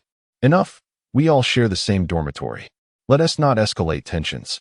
Chuming's mother considered that her daughter would be residing in this dormitory for the next 4 years, and offending a roommate at this juncture would not bode well. Even if they did not favor this girl, once she established good relations with the other two, they could easily manage Nie Wei together. Not surprisingly, mother and daughter shared an understanding. A mere glance from her mother conveyed the message to Chunning. For now, it would be wise to refrain from further conflict with this insufferable person. Chunning took a deep breath, striving for composure, though her displeasure lingered. She now exhibited a measure of tranquility. After apologizing, Chunning's family ceased discussing the bed exchange, assisting her in making her bed, and then suggested treating everyone to a meal. After the lavish dinner, Chunning's parents earnestly implored everyone to look after their daughter before departing in their luxury car. Upon returning to the dormitory, Nie Wei drew the bed curtains and immersed herself in her phone, while Chunning seized the opportunity to deliberately cultivate her relationships with Lu Hui and Meng Qingqing. Although Chuning initially appeared somewhat difficult to approach upon arriving at the dormitory, her efforts to endear herself did not go unnoticed. Lu Hui and Meng Qingqing, adhering to the adage that one should not strike a smiling face, engaged in conversation with her. The three of them exchanged words, each contributing to the dialogue. "By the way, I have opened a live streaming room on Douyin. Are you two interested in being guests?" Chuning inquired of Lu Hui and Meng Qingqing. "Being a guest requires performing, right?" Meng Qingqing replied, her expression fraught with hesitation. "Neither of us knows what to perform, so perhaps we should pass." Lu Hui echoed her sentiment, looking equally troubled. "Don't worry, it's quite simple. Qingqing, don't you play the violin? You can perform a piece, and Hui can sing a song. I assure you it won't be difficult," Chu Ning assured them, patting her chest for emphasis. Under her persistent encouragement, Meng Qingqing and Lu Hui reluctantly acquiesced. Chu Ning opened her mobile live streaming room, adjusted the camera, and greeted the fans with a radiant smile. "Ning Ning, why did you arrive so late?" "I've been here for quite a while," a viewer commented. "Are you foolish?" Ning Ning mentioned that today is the day for new students to register, so naturally, she would be quite busy, another chimed in. "I heard Ning Ning is a student at Qingyun, one of the nation's most prestigious universities. Only true scholars can gain admission there. Not only is Ning Ning beautiful, but she is also an academic star, truly the goddess of my heart. Get lost. Let me handle this." Another viewer exclaimed, "Ning Ning, you must believe that I am your true love." As soon as Chu Ning began the live stream, a wave of viewers surged in, their comments flashing across the screen. "I apologize for the delay. Today is the first day of school, and I have been rather busy. Thank you all for your patience. In an effort to make amends, today I have a delightful surprise for everyone. Behold, these two enchanting beauties are my newly acquainted roommates, Qingqing and Hui Hui. They are both exceptionally talented and charming individuals. Come now, Qingqing and Hui Hui, greet everyone." Chunning gazed at the two. Meng Qingqing and Lu Hui waved their hands, saluting the fans in the live stream. Both Ming Qingqing and Lu Huiyi are strikingly beautiful young ladies, and their appearance instantly incited a chorus of admiration, leading to a flurry of gifts being showered upon them. The live broadcast continued for an hour, during which Nie Wei paid little attention to their activities, instead logging into a supernatural website on her phone. This site is dedicated to chronicling various paranormal events, where individuals who have encountered such occurrences share their experiences online. Although the authenticity of the stories may be questionable, Nie Wei diligently read through them one by one.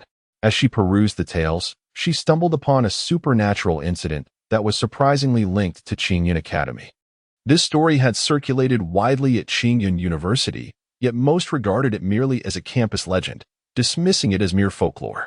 Intrigued by the ghostly figure described in the narrative, Nie Wei, regardless of its veracity, decided to investigate the tree mentioned in the story.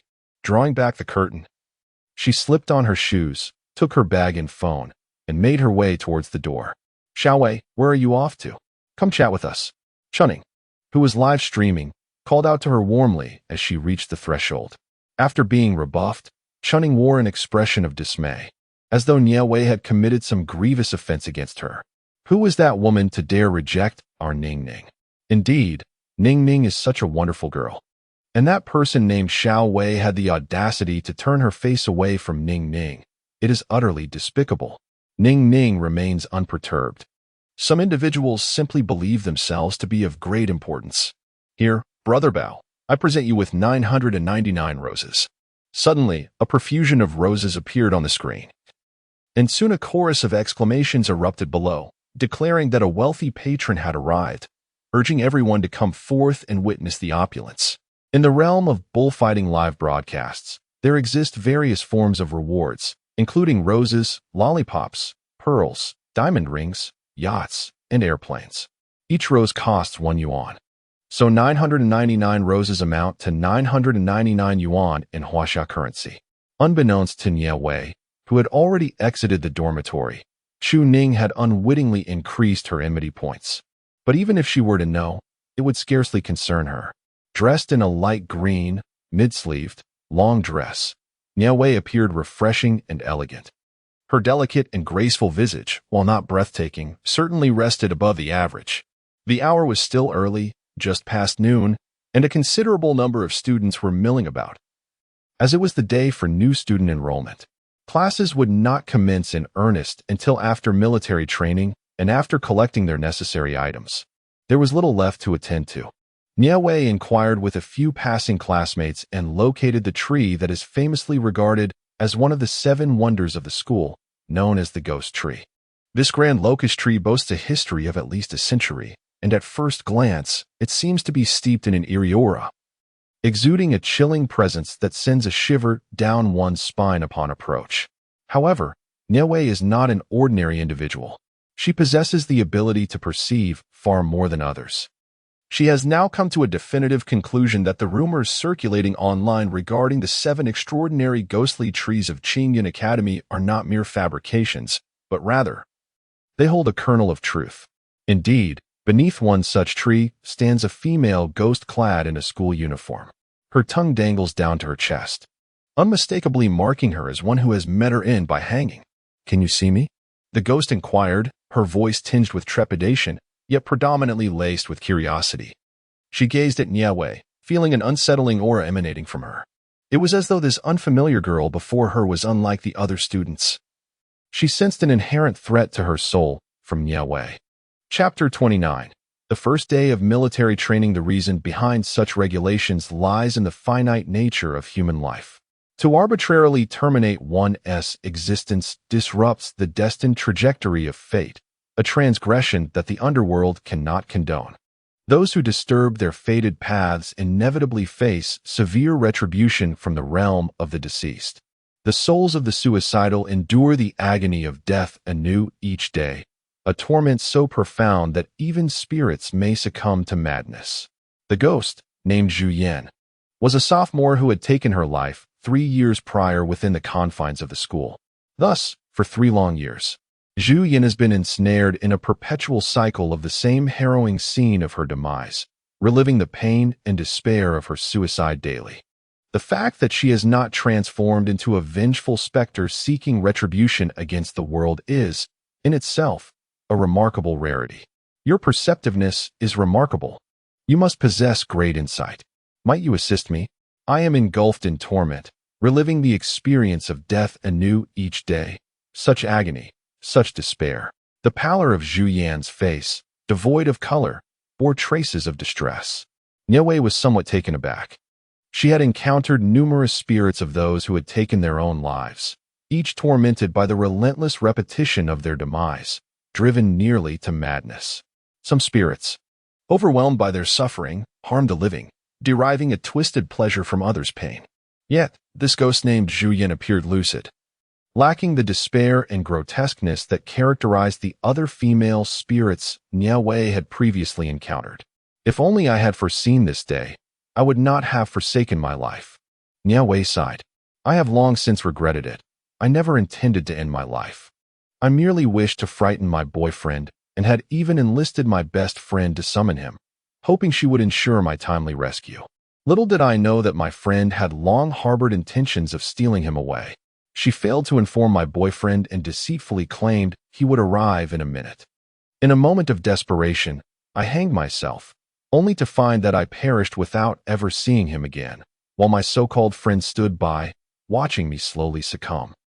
Zhu Yan's anger intensified with each word. Is this not a consequence of your own actions? It was the first time Nie Wei had heard of such a tragic cause of death, and she felt a pang of sympathy for Zhu Yan. To be betrayed by a friend in such a manner is indeed a lamentable fate. After conversing a little longer, Nie Wei agreed to assist her in drafting a petition, striving for leniency in her case. After conversing with Zhu Yan for nearly half an hour, Nie Wei gleaned some valuable information, deeming the visit worthwhile. On the first day of military training, both boys and girls were utterly exhausted, panting like dogs. Under the blazing sun, they were drenched in sweat, and the camouflage uniforms provided were rather poor at wicking moisture, making them feel as though they had emerged from a pool. With no mobile phones at their disposal, Nie Wei felt indifferent. Having spent years in the Xintian continent without such devices, she was accustomed to it. Without the internet, she simply drew the curtains and retreated to her bed for some solitary practice. Having penned a petition letter for Zhu Yan, Nie Wei received 120 drops of tears, the entirety of Zhu Yan's emotional reservoir accumulated over 3 years, all bestowed upon her at once. As the saying goes, one must act in accordance with the wealth received. Having accepted her tears, it was only right that Nie Wei diligently fulfilled her request. After a period of practice, she retrieved a sheet of white paper, dipped it in specialized ink, and with a brush in hand, meticulously crafted a heartfelt letter. What are you writing, Xiaowei? Is that traditional script? Aside from a few simple characters, I can't comprehend most of it, inquired Lu Hui, standing curiously behind Nie Wei. Nothing much, just practicing calligraphy, Nie Wei replied calmly as she tucked away the letter. It was only natural that Lu Hui couldn't understand. Many of the characters were meant for practitioners, resembling traditional script, yet possessing subtle distinctions that Lu Hui had failed to notice. You've practiced brushwork before? The writing is truly remarkable. I have observed that many calligraphers do not surpass your skill. Meng Qingqing's words were not mere flattery. She genuinely believed this. Although she had only cast a few fleeting glances, she was certain that Nie Wei's calligraphy excelled that of many individuals hailed as masters. Indeed, I too find Xiao Wei's writing exceptionally beautiful. Not only does it appear visually appealing, but one can also sense a certain grandeur emanating from the strokes. Lu Hui remarked with a nod. Nie Wei smiled quietly, refraining from comment. Of course, there was a sense of grandeur. She infused each character with spiritual essence. How could they not possess such vigor? What outstanding characters you have written, might you share them with us? I never anticipated that our dormitory would harbor a calligraphy master, Chu Ning said with a sarcastic tone while wiping her forehead. Despite residing in the upper bunk above Nie Wei, the two had exchanged very few words since their rather unpleasant first encounter. Consequently, their relationship had remained tense. Observing her dorm mates extolling Nie Wei's talent, Chu Ning could hardly feel elated. After all, Nie Wei was her adversary. And how could she rejoice in the success of her foe? What makes you so remarkable? Do you think a few strokes of ink elevate you to the heavens? Chu Ning exclaimed in frustration. Unfortunately for her, Nie Wei paid her no mind, treating her outbursts as if they were mere whispers in the wind. With the soothing words of Meng Qingqing and Lu Huai, Chu Ning eventually calmed down. Given that they were to gather at 6 o'clock the following morning and had all been exhausted from the day's activities, the dormitories soon fell silent as everyone retired early to rest. At 5 in the morning, an hour ahead of schedule, the assembly alarm rang out, stirring the slumbering occupants from their dreams. Nie Wei, due to her exceptional training, possessed senses that transcended those of ordinary individuals. The moment the alarm sounded, she swiftly donned her attire, slipped into her shoes, groomed herself, and tidied her bed, all within a mere 5 minutes. In stark contrast, the other 3 girls in the dormitory were far less fortunate. Just as Nie Wei finished her preparations and descended the stairs, they were only beginning to wash their faces and comb their hair. Chu Ning, in particular, had not even changed her shoes, seemingly oblivious to her own oversight. Upon reaching the assembly point downstairs, Nie Wei noticed that only a small fraction of her peers had arrived punctually, while the majority failed to adhere to the designated time. Those who were tardy faced the consequence of running 10 laps around the expansive playground, eliciting tears from the exhausted girls. The grounds of Qingyun Academy were vast, and completing 10 laps could be utterly exhausting. Yet, the stern-faced instructor showed no sympathy, treating all students with an unwavering impartiality, devoid of any leniency. As the latecomers jogged around the playground, the instructor maintained a watchful eye, leaving no opportunity for even the slightest respite. Meanwhile, Nie Wei and her companions stood obediently in military posture, refraining from any attempts to intercede on behalf of their penalized classmates. Once the morning training concluded, all students rushed to the cafeteria. Having endured an exhausting session, they were both fatigued and famished. Even those girls who typically aspired to maintain a perfect physique disregarded their dietary restrictions, devouring their meals with such fervor that one might assume they had just emerged from a refugee camp. As the day of military training came to an end, despite the girls slathering themselves with sunscreen as if it were free, their skin still darkened considerably. Just look at my face. It has turned so dark that one might think we would emerge from this training resembling individuals from Africa. Chu Ning lamented while applying cream to her face. Indeed. With the sweltering heat, could we not conduct military training indoors? What if we were to suffer from heat stroke in such oppressive weather? Lu Huai, with a facial mask adorning her face, spoke cautiously, her voice slightly off-key. Have you noticed that Xiao Wei's skin appears to be completely unaffected by the sun? Meng Qingqing suddenly exclaimed. Xiao Wei, which brand of sunscreen do you use? Please share it with us. Can you bear to see us all turn into Africans? Meng Qingqing said with a pitiful expression. Nie Wei gently touched her face and set aside the history book she had been reading. To understand a nation, one must start with its history. Although Nie Wei had been reborn into this body and inherited numerous memories from the original owner, the previous individual was not an expert in history. What she knew was merely a dramatized version gleaned from television. To access the true historical accounts, one would need to visit a bookstore or library. I haven't used any sunscreen at all. Nie Wei spoke the truth. Her cultivation of spiritual energy naturally shielded her body from harmful UV rays, rendering her immune to tanning regardless of the duration of sun exposure. Thus, she had no need for sunscreen. Just say you can't bear to part with your sunscreen instead of making excuses. Are you trying to prove your natural beauty to us? Chu Ning spoke with a hint of annoyance. Upon seeing Nie Wei's fair, delicate face, Chu Ning felt an overwhelming mix of envy and resentment. Why was it that despite everyone else being sun-kissed, Nie Wei's complexion remained unblemished? Even she, a stunning beauty, could not escape the harshness of the sun, and yet she had invested in skincare products worth tens of thousands. It was infuriating for the fiercely competitive Chu Ning to realize that her efforts paled in comparison to Nie Wei's natural allure. Perhaps Wei really hasn't applied anything at all. We share a room, and if she had used any skincare products, we would surely know. I've never even seen her use a face mask, Meng Qingqing remarked fairly. Indeed, Wei possesses an innate beauty that renders any cosmetics unnecessary, effortlessly outshining us all, Lu Hui added as she peeled off a face mask and gently patted her skin. By the way, we leave for training tomorrow. Have you all packed your things? Chu Ning, wishing to divert the topic, swiftly shifted the conversation. I'll pack later. Honestly, military training at school isn't so bad. Why must we go somewhere else? I heard it's in the mountains, Meng Qingqing noted, recognizing Chu Ning's intent to change the subject, but choosing to follow her lead. Training in the mountains could be quite pleasant. It's cooler up there. Lu Hui chimed in with a smile. That's true. Although it's a bit far, training in a cooler environment would certainly be much better. Being out on the field under the blazing sun every day is exhausting, and I can't endure it much longer, she continued.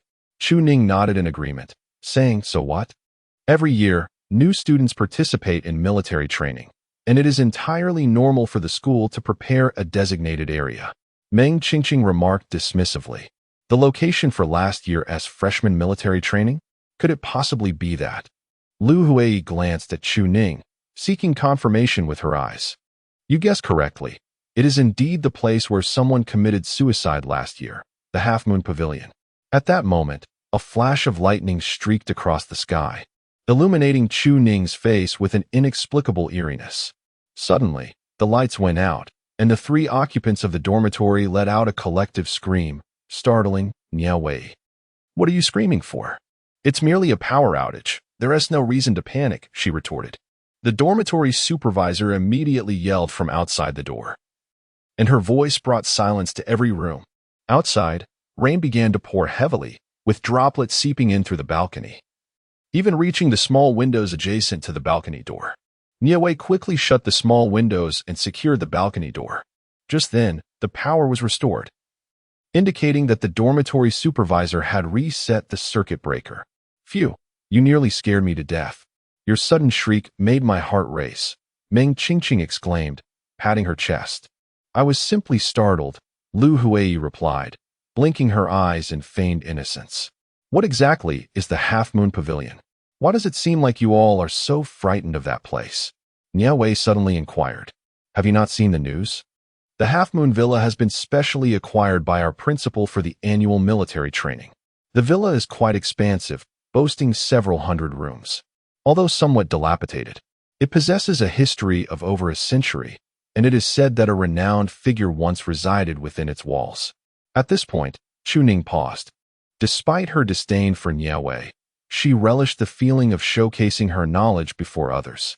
I am aware that you are referring to Li Banyue, the illustrious sister of the warlord Li Shaoxin and the wife of Sun Guangda, a celebrated beauty of the Republic era. Not only Sun Guangda, but also Lin Sahan were enamored by her charm. She is indeed a legendary woman, Meng Qingqing remarked with evident admiration. Speaking of Li Banyue, she was one of the three renowned beauties of the Republic era. Born into a prominent family of warlords, she even studied abroad before marrying the famous warlord Sun Guangda. The mountain named Banyue Mountain was designated in her honor, and a villa was constructed upon it. Later, Li Banyue found the villa excessively large, with so many unoccupied rooms, and transformed the Half Moon Villa into a school, allowing students to attend from primary through high school. To accommodate this transformation, Sun Guangda, at Li Banyue's behest, had numerous rooms renovated, resulting in the villa containing over 200 usable rooms. Chapter 31. Journey to the Half Moon Villa. The legendary nature of Li Banyue's life stems from the affection of two men who simultaneously loved her, her husband, Sun Guangda, and her childhood companion, Lin Sahan. Li Banyue married a powerful warlord, while another man, who had cherished her since childhood, was also a warlord. These two men fought fiercely for her affection, prioritizing their rivalry over the invasion of their homeland by the people of her country.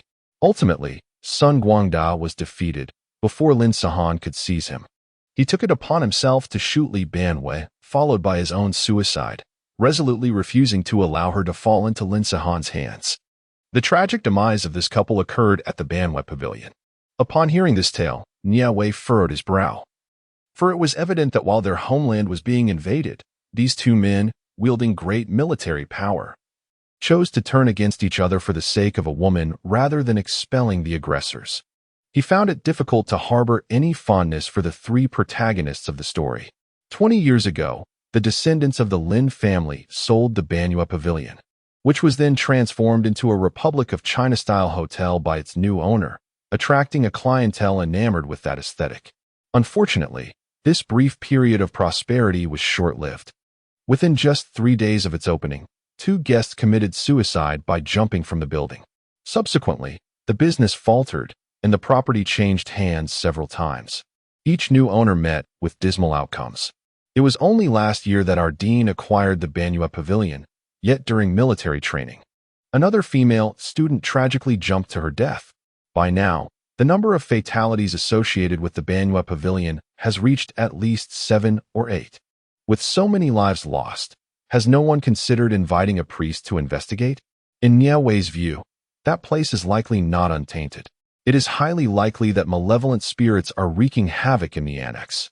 If we do not rectify the situation, regardless of how many times the issue is transferred, there will inevitably be further casualties.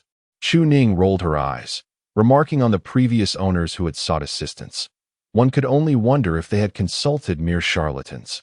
Regardless, that house has incessantly been the site of death, and it remains a mystery why our principal decided to purchase such a haunted dwelling.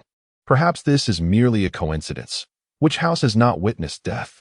One cannot simply assume the presence of malevolent entities due to its grim history, Lu Hui interjected.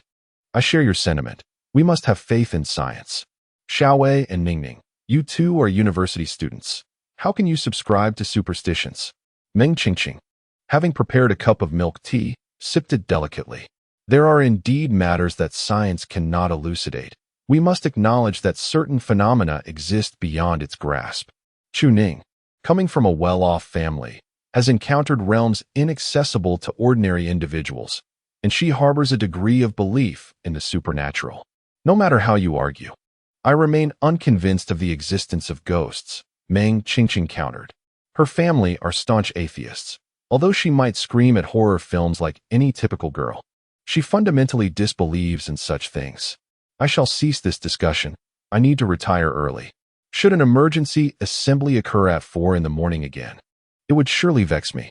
Noticing the clock nearing 10, Meng Qingqing finished her last sip of milk tea and prepared to wash up for bed. Indeed, we should all retire early. Tomorrow, we must venture to Half Moon Mountain. Lu Hui lifted the cool blanket and was the first to burrow beneath its embrace.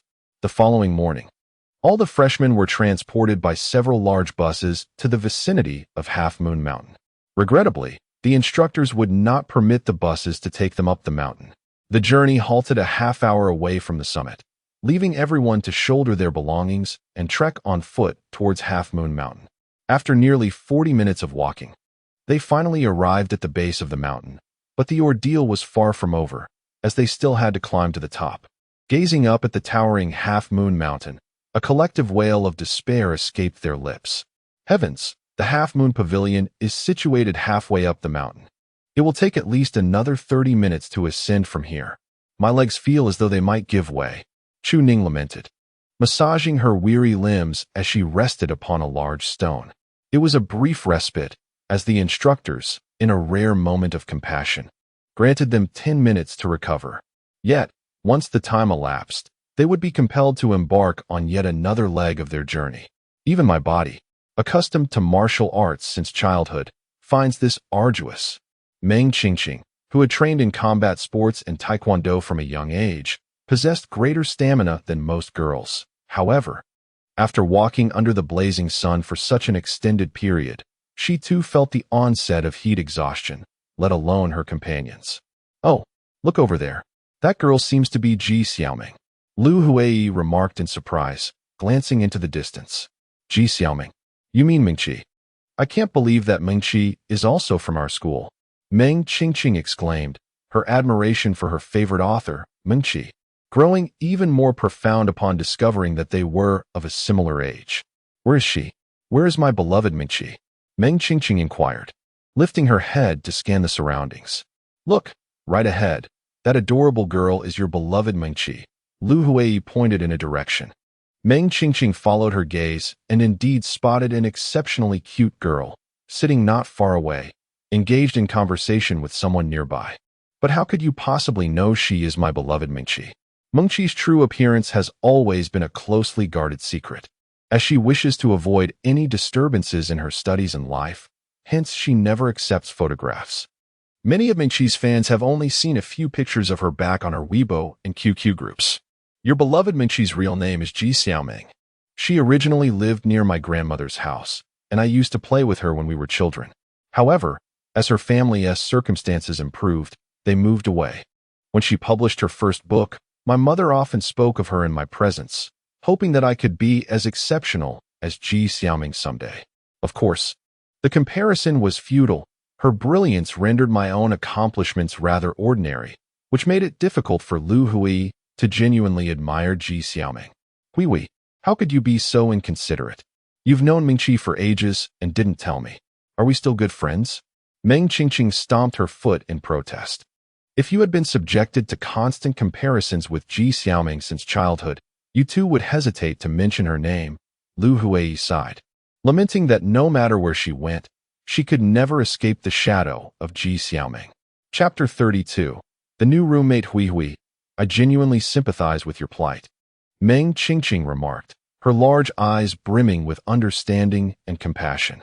Being compared to the illustrious Mengqi must be an exceedingly frustrating experience. Fortunately, her parents merely compare her to Hui. Mengqi is not someone an ordinary individual could possibly rival. She began publishing at a tender age and later authored the renowned Harry Potter series, establishing herself as a globally recognized young female writer.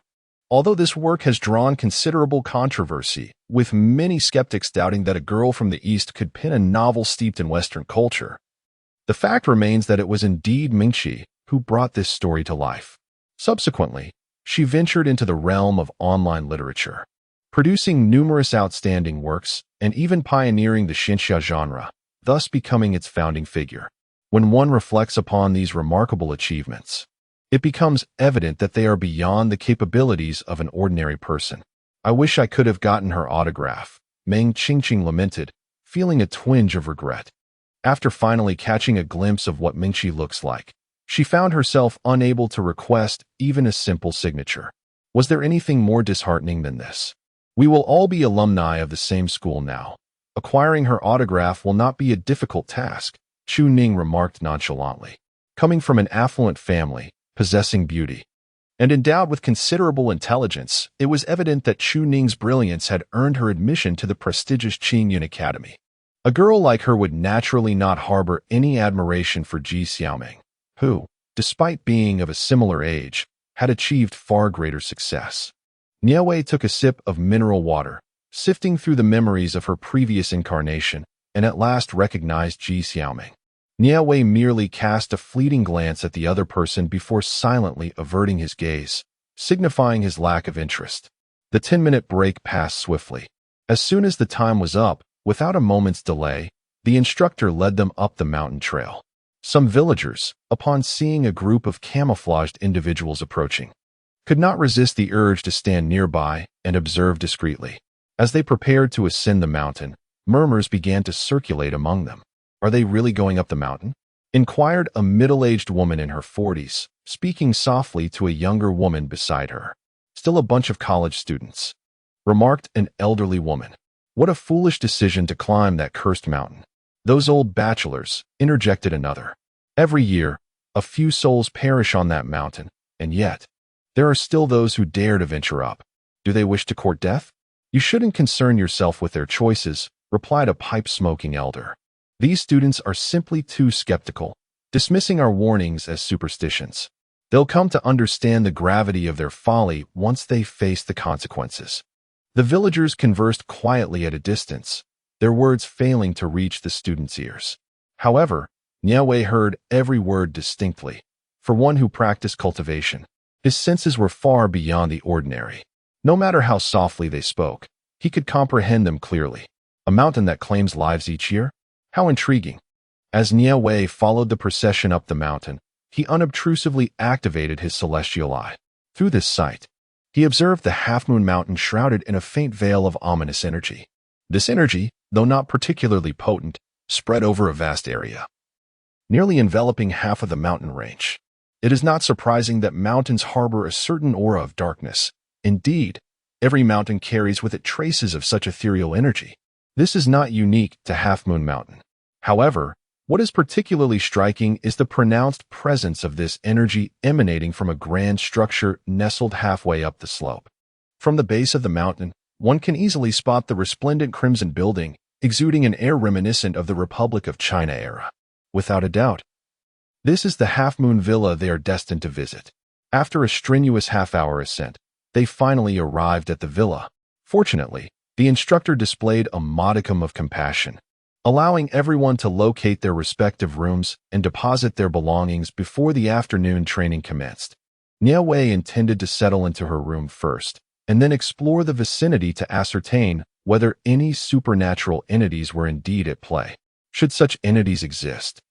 As the senior disciple of the Celestial Master School, Nie Wei resolved to dispel any malevolent spirits and restore tranquility to the area. Upon being escorted into the girls' dormitory building, Nie Wei noticed that each door bore a sheet of paper inscribed with 4 names. She diligently searched until she finally found her name on a door situated in the middle of the corridor. To her surprise, the 3 girls sharing her room were strangers to her, revealing that they were not all assigned to a single dormitory room. Upon entering, Nie Wei swiftly claimed one of the lower bunks, grateful for her quickness, as there were only 2 available. Had she not hurried, she would have been relegated to the upper bunk.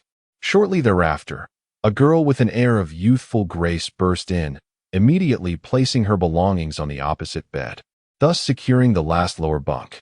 With military training already being exhausting, no one wished to endure the additional fatigue of climbing up and down. The 2 individuals who arrived later could only helplessly place their belongings on the upper bunk, as their slow movements had cost them the chance to secure the coveted spot.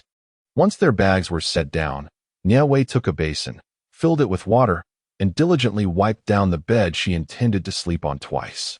The other 3 girls in the dormitory, apart from Nie Wei, briefly introduced themselves before embarking on a thorough cleaning. The trio consisted of Xiang Lan, Mei Mei, and Feng Qingqing. Feng Qingqing appeared to be quite introverted, often blushing while speaking. She mentioned that she hailed from a rural background, which seemed to be less than favorable. Nevertheless, she possessed a striking beauty, exuding a delicate, ethereal charm reminiscent of a blooming flower.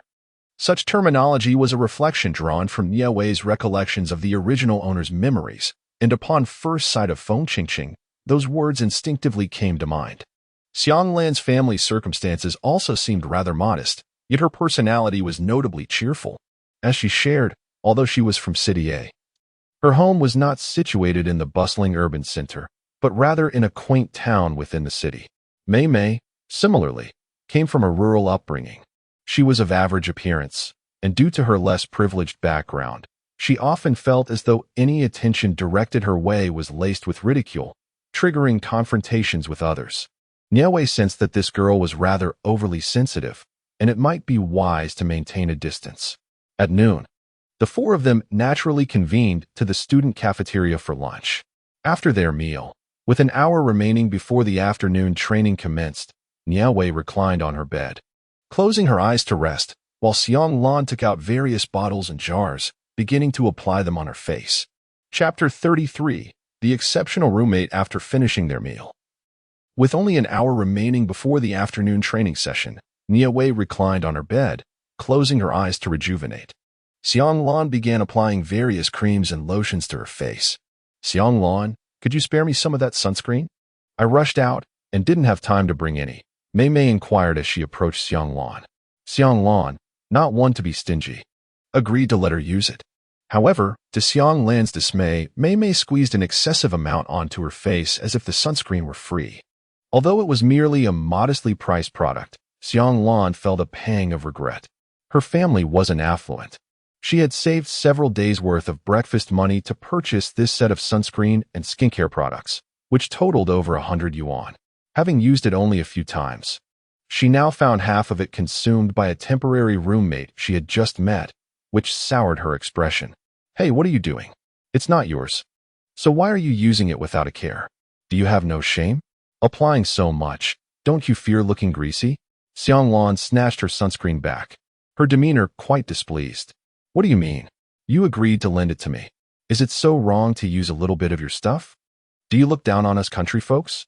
Mei Mei slammed her hand on the table, her expression one of great indignation. You're ridiculous. Had I known you were this type of person, I would have never lent you anything. Xianglan thought her unreasonable and decided it was best to say nothing further. Gathering her belongings, she turned and walked back to her bed. Unbeknownst to her, Mei Mei was relentless, declaring, "How dare you leave? Do you look down on others and still have the audacity to hold your ground? Apologize to me immediately, or this matter will remain unresolved." Apologize? What have I done wrong to warrant an apology to you? This was the first time Xianglan encountered such an unreasonable individual. Feeling utterly at a loss despite her justifications. Please, everyone, cease your quarrel. Xianglan, do not be upset. Mei Mei's temperament is merely hasty, devoid of malice. Don't take it to heart. After comforting Xianglan, Feng Qingqing turned to Mei Mei, saying, Mei Mei, calm yourself. I believe Xianglan did not intend to belittle you. The fact that we all share this space is a form of fate, and there is no need for discord over trivial matters. Qingqing, you are far too forgiving. She clearly looks down on us from the countryside. Such people deserve a lesson. Mei Mei retorted defiantly. Huh, are you out of your mind? I genuinely question how you managed to get into Qingyun, she scoffed. Disinterested, Xianglan chose to ignore Mei Mei, turning to leave the room and slamming the door with a resounding bang. Stop right there. Mei Mei, infuriated, felt increasingly slighted and was determined to confront Xianglan. Enough of this commotion, Mei Mei. We have training this afternoon. Feng Qingqing firmly grasped her, refusing to let her pursue Xianglan. Unable to chase after her due to Feng Qingqing's hold, a seething Mei Mei stormed over to Xianglan's bed. Rummaging through the skincare products that Xianglan had carelessly cast aside, and proceeded to apply them to her own face. Mei Mei, isn't it rather inappropriate to meddle with someone else's belongings? Feng Qingqing remarked, her lips pursed in a worried manner, her eyes blinking innocently as she expressed concern. What is the matter? Just moments ago, she herself consented to let me use it. If it's available, why not take advantage of it? You should apply some as well. I spotted this set of sunscreen on the supermarket shelf. It costs 138 yuan for the entire set. We have training this afternoon, so let us make haste and apply a generous amount. As she spoke, Mei Mei squeezed a considerable amount and applied it to Feng Qingqing's face. Despite Feng Qingqing's repeated refusals and attempts to evade, she found herself unable to escape and had to endure the application. How did it come to this on the very first day of moving in? What on earth is happening? Who will fetch the teacher? If they continue to fight like this, what if something serious occurs? A concerned classmate immediately thought of seeking the teacher, while others gathered nearby, attempting to persuade the two to cease their altercation. Unfortunately, the two, blinded by rage, paid no heed to anyone's words. Feng Qingqing hid behind the door, afraid to show her face, as both participants in the fray had become so consumed by anger that anyone approaching risked being caught in the crossfire. Nie Wei stood outside with the majority, unwilling to become an unintended casualty in this skirmish. Her body is no longer as resilient as it once was. She must protect herself carefully. What is all this commotion? Everyone disperse at once. You too, cease this immediately. How dare you fight on your very first day here? You truly are bringing shame upon yourselves. A somewhat plump middle-aged female teacher forcefully emerged from the crowd. The two were still tugging at each other's hair. But this teacher was not to be trifled with. She swiftly separated them, gripping one by each arm. You two, come with me at once. If we cannot resolve this today, you shall not sleep. The two individuals were whisked away by the teacher like two little chicks, leaving the others to disperse, as there was no longer any spectacle to behold. However, the topic did not conclude there. Do you know how the two of them ended up in a quarrel? Someone inquired with curiosity. I am aware, I replied. The two girls who fought earlier, one of them is named Xianglan, and she resides in our school dormitory. This afternoon, she stormed over to me, grumbling for nearly half an hour.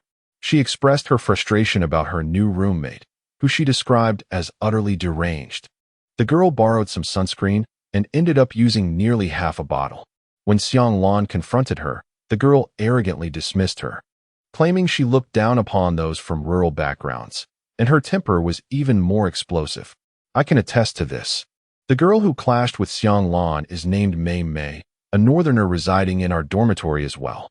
Moreover, during the few days she has lived with us, I have never witnessed her wash her clothes. She doesn't even bathe daily and walks around the dormitory in the nude. While it is true we are all girls, such blatant exposure is hardly necessary for camaraderie. Mei Mei is indeed quite shameless. The last time I visited their dormitory, I accidentally left my facial cleanser behind.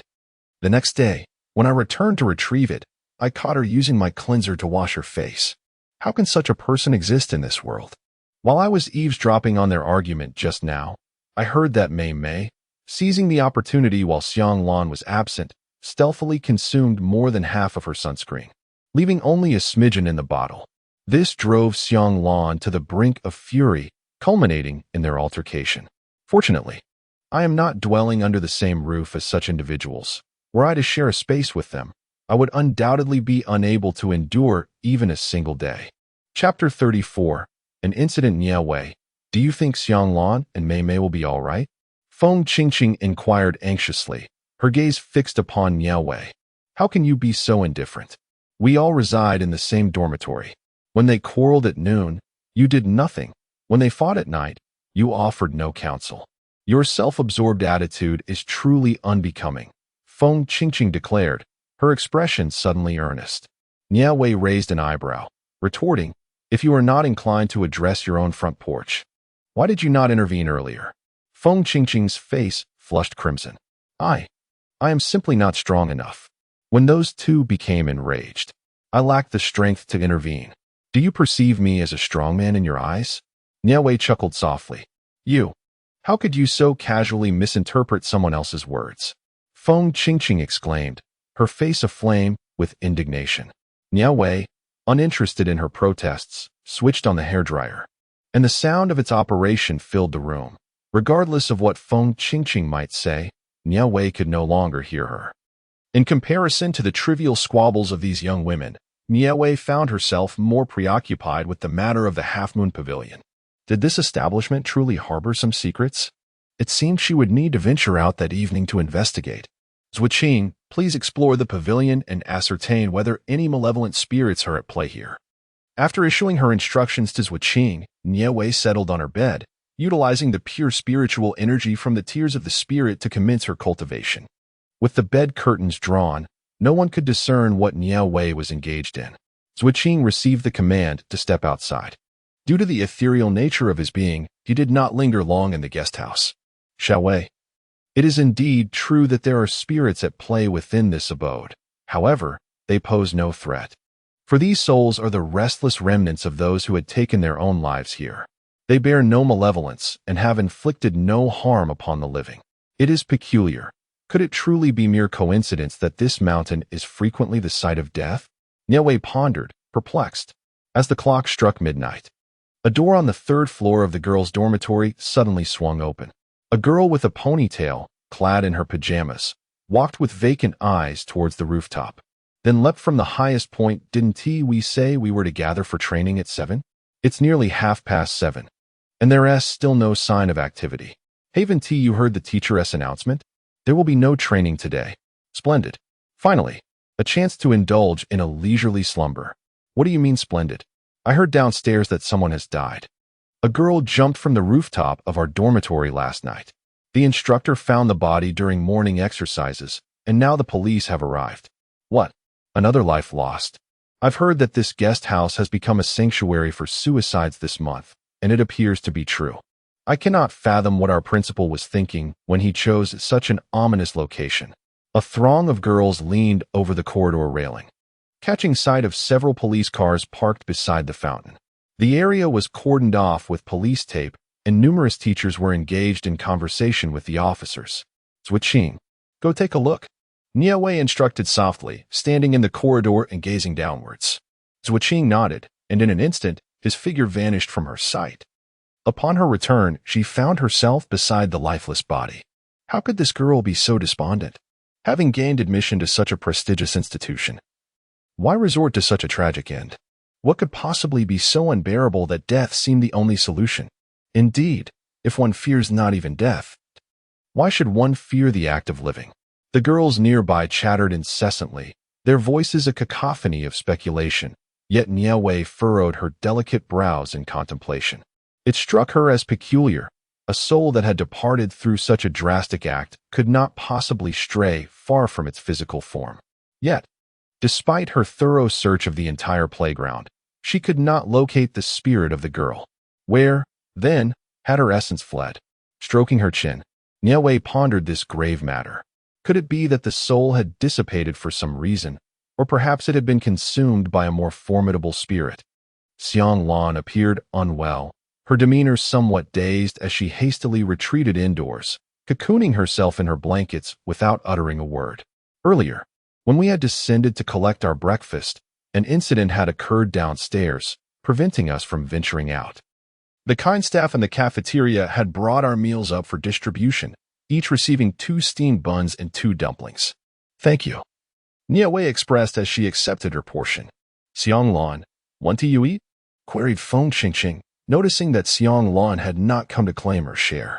Please, eat without me. I am not hungry. Xiang Lan's voice drifted from behind the curtain of her bed. TCH, if you don't want to eat, then don't. Who are you putting on a face for? Mei Mei remarked with a scoff, taking Feng Qingqing's hand and settling beside her to indulge in her meal. If she want to eat, Nie Wei, are you sufficient?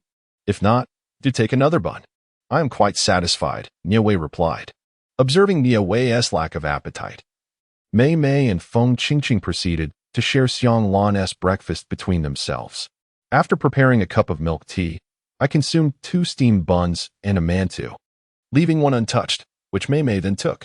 Yet, the essence of that girl remained a mystery. The police lingered at the half-month pavilion for over 2 hours before departing, having summoned all the girls from her dormitory for questioning. Finally, as noon approached, the officers withdrew, and aside from the area surrounding the girl's demise, cordoned off with police tape, all other locations became accessible once more. Nie Wei, accompanied by Zuoqing, noticed a throng of girls gathered together. As she navigated through the crowd, she was taken aback to discover a rather unexpected figure. Standing outside the police line in a casual white outfit was none other than the illustrious Li Chun, the master she had encountered at the Longshan film base. How could he possibly be here? He exuded an undeniable charm. Surely, this young man must be a star. With such charisma, he would undoubtedly shine in a fantasy drama. Indeed, it would be a pity for someone with such striking looks not to pursue a career in stardom. Chapter 35. The male protagonist, Li Chun among the crowd. Another individual was fixated on Li Chun, or rather, Li Chun. This person was none other than Ji Xiaoming. Li Chun, we are finally destined to meet, she thought, elated. He was the enchanting male lead from the comic, a figure so captivating that countless girls had lost their appetites over him. She firmly believed that fate had guided her to this moment, and she would undoubtedly be the singular female protagonist. She was confident that the male lead would fall in love with her, and at that moment, every woman in the world would be envious of her. In her mind, Ji Xiaoming was endlessly fantasizing, completely oblivious to the notion of whether Li Chun might harbor feelings for her. In her perspective, a time-traveling female protagonist was undoubtedly the leading lady, and the affections of the male lead were destined for her alone. Who else could they possibly be for? The atmosphere was peculiar, the energy so chaotic. What had transpired last night? Regrettably, she had arrived too late. Perhaps she could have captured that malevolent spirit. As Li Chun turned to leave, he hesitated upon encountering Nie Wei. A practitioner? One capable of commanding spirits. Could it be from Maoshan or Longhushan? Shaking his head, considering they were all cultivators, he offered a slight nod in Nie Wei's direction, a gesture of acknowledgement. He looking at me. He even nodded at me. Stop being so self-absorbed. He obviously gazing at me. Do you think you're more attractive than I am? Amidst the clamor, a group of young girls nearly descended into chaos. Nie Wei quickly distanced himself, hoping to avoid getting caught up in their antics.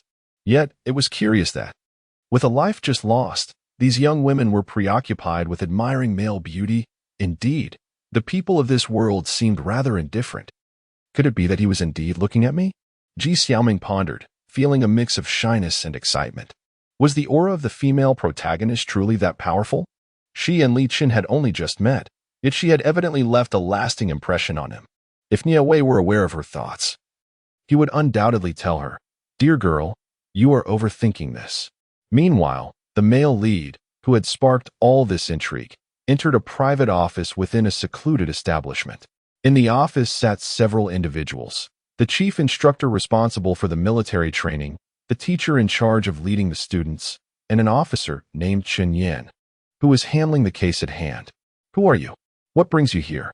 Teacher Liu, responsible for arranging accommodations for the students, immediately stood up and reprimanded as Li Chun entered the room.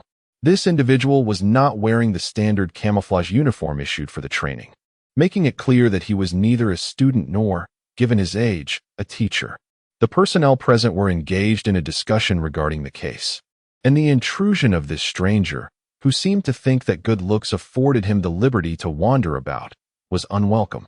Those within the room possessed unique abilities, and they were tasked with addressing cases that defy scientific explanation. This organization was known as the Dragon Group.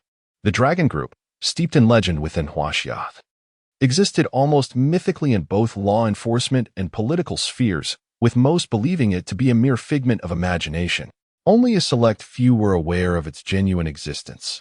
However, these individuals often led ordinary lives as office workers or artists, emerging only when their nation called upon them. Chun Yin nodded to the two, affirming that Li Chun's identity was indeed legitimate and that he was sent by higher authorities. "Teacher Liu, I wish to speak with Li Qin privately," Chun Yin stated, directing his gaze towards Liu. "All right, we shall step out then." "You two carry on," Teacher Liu replied, along with Instructor Han, as they promptly stood up and exited, closing the door behind them. Upon observing that the two had departed, Chun Yin took the opportunity to scrutinize Li Qin closely. This young lad, merely in his teens, was unexpectedly a member of the illustrious Dragon Team, an assertion that Chun Yin found difficult to fathom. "Are you truly a member of the Dragon Team? I am quite curious. This is merely a commonplace suicide case. Why would a member of the Dragon Team show interest in such an incident?" Although no suicide note was left behind, a girl who had risen in the middle of the night to use the restroom could attest that she had witnessed Luo Lily leaving the dormitory on her own. At that moment, the girl assumed Luo Lily was merely taking a midnight stroll and thus did not think much of it. It was only the following day, upon discovering the corpse, that she realized something was amiss. The girl expressed significant remorse during her statement, regretting her inability to prevent Luo Lily from leaving. "This is not a suicide case. When you took the statements from the deceased girl's roommates, did they mention that the four of them had played a spirit summoning game together the previous night?" Li Qin's voice was melodious and enchanting, yet Chun Yin found himself disinclined to appreciate its beauty at that moment. The spirit game? They had mentioned it. But how did it pertain to the suicide case of Luo Lily? Do not imply that Luo Lily met her demise due to some malevolent entity summoned during their game. He interjected. "It is indeed highly relevant," Li Qin replied. "Are you suggesting that Luo Lily was slain by a ghost? What nonsense. Where in this world could there be ghosts?" As a law enforcer who believes in science, Chen Yin has always kept a respectful distance from the supernatural. Therefore, when he considered this possibility, he found it utterly unbelievable. Although not entirely accurate, it was close enough. To Chen Yin's astonishment, Li Qin nodded in agreement. "Don't be ridiculous. What ghost could possibly exist in this world? If you don't believe me, you can stay by my side tonight. Out of the 4 girls, only one has died. There are still 3 left," Li Qin said, frowning. "Are you implying that someone else will die tonight? Who told you this?" Chen Yin, generally skeptical unless presented with concrete evidence, found himself somewhat inclined to believe, given that the words came from Li Qin. There seemed to be an enchanting aura about Li Qin that inspired trust. Chapter 36. The Spirit of the Plate. Meanwhile, in the dormitory room of the deceased girl, the remaining 3 girls huddled together, trembling with fear. "What should we do? Lily is already dead. Do you think the spirit of the plate killed her? Are we next? I don't want to die." One girl cried incessantly. It won't happen. It won't happen. Lily's death was due to her mental breakdown after breaking up with her boyfriend. It has nothing to do with the spirit of the plate. Another girl shouted, her voice rising, though it was unclear whether she sought to persuade others or herself. But Lily had been doing much better lately. Before we played the spirit of the plate, she showed no signs of wanting to end her life. The last girl, with short hair, murmured softly, last night. When the essence failed to conclude, an ominous feeling washed over me, and now the inevitable has transpired. We are surely doomed. For the essence will claim our lives. The first girl to speak, overwhelmed by panic, seized her own hair and tugged at it frantically. The other two girls, startled, rushed to her sides, attempting to restrain her. At that moment, a series of knocks echoed through the dormitory room. The three girls exchanged a glance and, after a moment's adjustment of their emotions, hastened to open the door. Standing outside was an unfamiliar girl, strikingly delicate. Her fair complexion a stark contrast to the sun-kissed skin of the others. "Who are you looking for?" one of them asked. "I am here to assist you," the girl outside replied with a gentle smile. As night fell, on the rooftop where the previous day's tragedy had unfolded, two figures stood in stark contrast. One clad in black and the other in white. "Li Chen, what are we doing here at this hour?" Chen Yin tightened his coat around him, despite it being summer. The evening air on the rooftop was chilling. Waiting, Li Chen replied succinctly, his handsome features betraying no emotion as he stood quietly with a string of rosewood prayer beads. The beads turned rhythmically, releasing a soothing scent of sandalwood that brought a sense of tranquility. An hour passed, yet Li Chen remained in the same still posture. Chen Yin had wandered around the rooftop several times, utterly perplexed by their decision to stand here in the dead of night. "Why is it suddenly so cold? I didn't hear anything about a drop in temperature today," he muttered to himself. Li Chen slightly lifted his gaze, only to soon lower his eyelids again, continuing to rotate the Buddhist beads in his hand. In a room downstairs, a girl suddenly sat up in bed, flinging aside the thin blanket, donning her shoes, and numbly making her way towards the rooftop terrace. "Has it finally arrived?" Li Chen murmured to himself. On the rooftop, the temperature continued to plummet, causing Chen Yan, who prided himself on his robust health, to involuntarily sneeze several times. This cursed weather is truly ghastly. He took the triangular talisman that Li Chen offered. After receiving it, he felt a strange warmth enveloping him, as if the cold had lessened, though he could not ascertain whether it was merely a psychological effect. As he contemplated inquiring about the talisman's significance, the door leading to the terrace suddenly swung open. A girl clad in a nightgown was walking slowly towards them. Oddly, she seemed oblivious to Chun Yin and Li Chen, striding directly toward the edge of the terrace. Realizing something was amiss, Chun Yin swiftly pursued her, grasping her arm. To his astonishment, her strength was formidable. He could scarcely believe that a petite girl possessed greater power than he, despite exerting all his might. He could not pull her back, and instead, he was inadvertently drawn forward by her force. Li Chen formed a single-handed Buddhist seal and gently touched the girl's forehead. A ray of golden light, invisible to ordinary eyes, flowed from the seal into the girl's brow. From within her, a wisp of black smoke emerged, accompanied by a heart-wrenching scream. The shriek was piercing, resonating with such clarity that even an ordinary person like Chen Yin could hear it distinctly. Chen Yin supported the girl who had suddenly collapsed, feeling that the events of the evening had somewhat shattered his understanding of reality. He gently laid her down on the ground and immediately called his colleagues to come up and take her to the hospital. "Is she all right?" he inquired. "She is fine, merely possessed by a malevolent spirit. The negative energy has entered her body, but after a brief illness, she will be unharmed," Li Chen replied calmly. "Is that all it takes to resolve this? Has that spirit been eliminated? This seems rather simplistic, and besides, I have never even seen what that spirit looks like." Throughout the ordeal, all I heard was a scream, but nothing else transpired.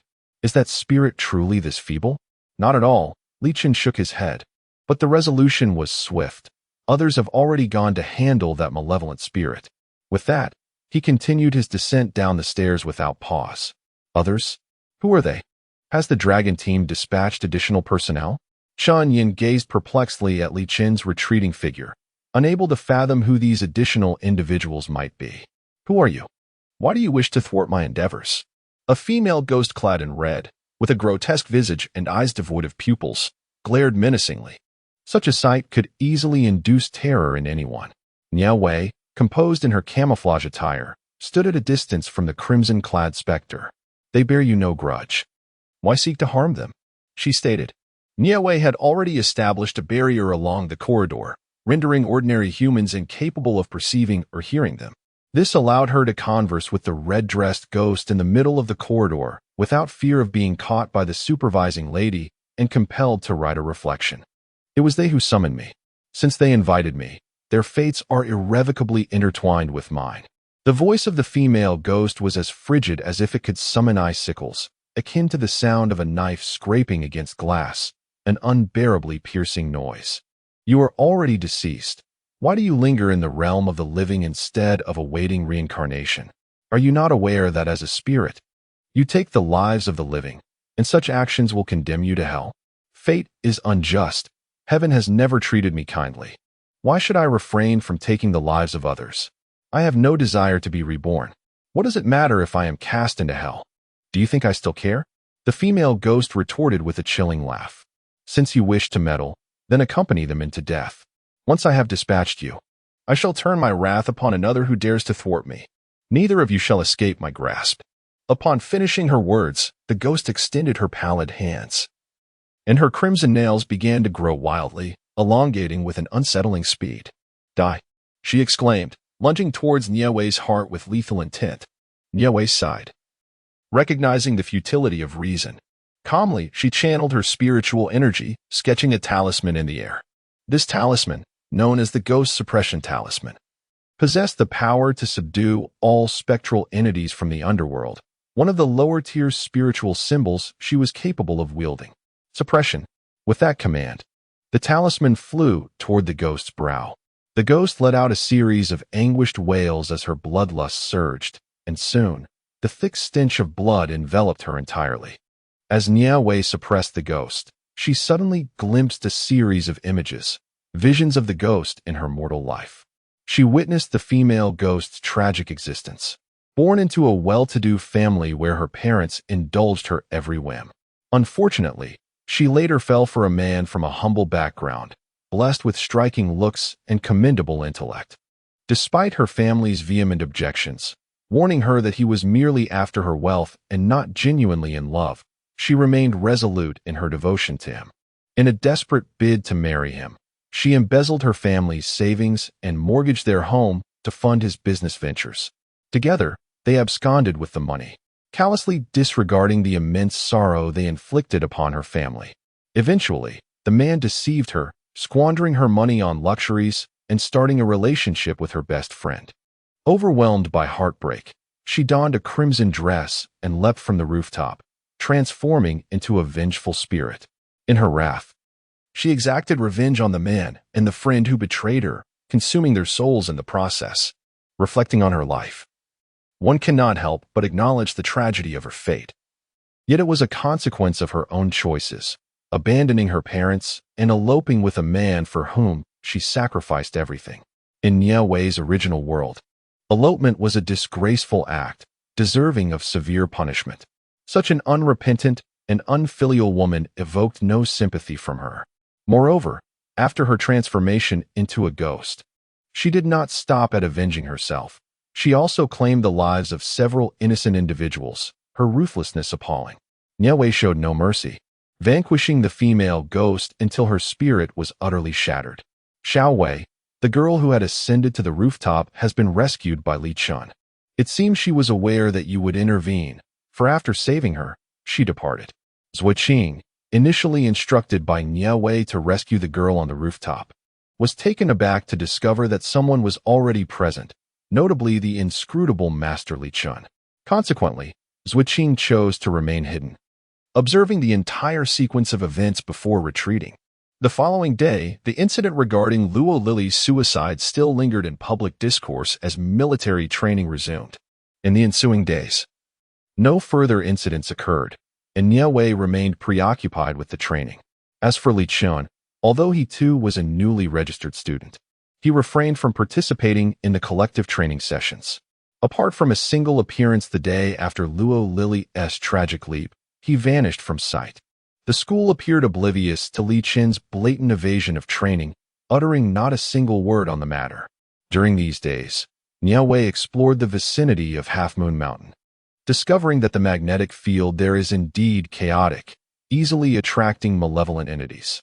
Furthermore, individuals burdened with sorrow who visit the area find their spirits further diminished, which elucidates the high incidence of suicides in this location.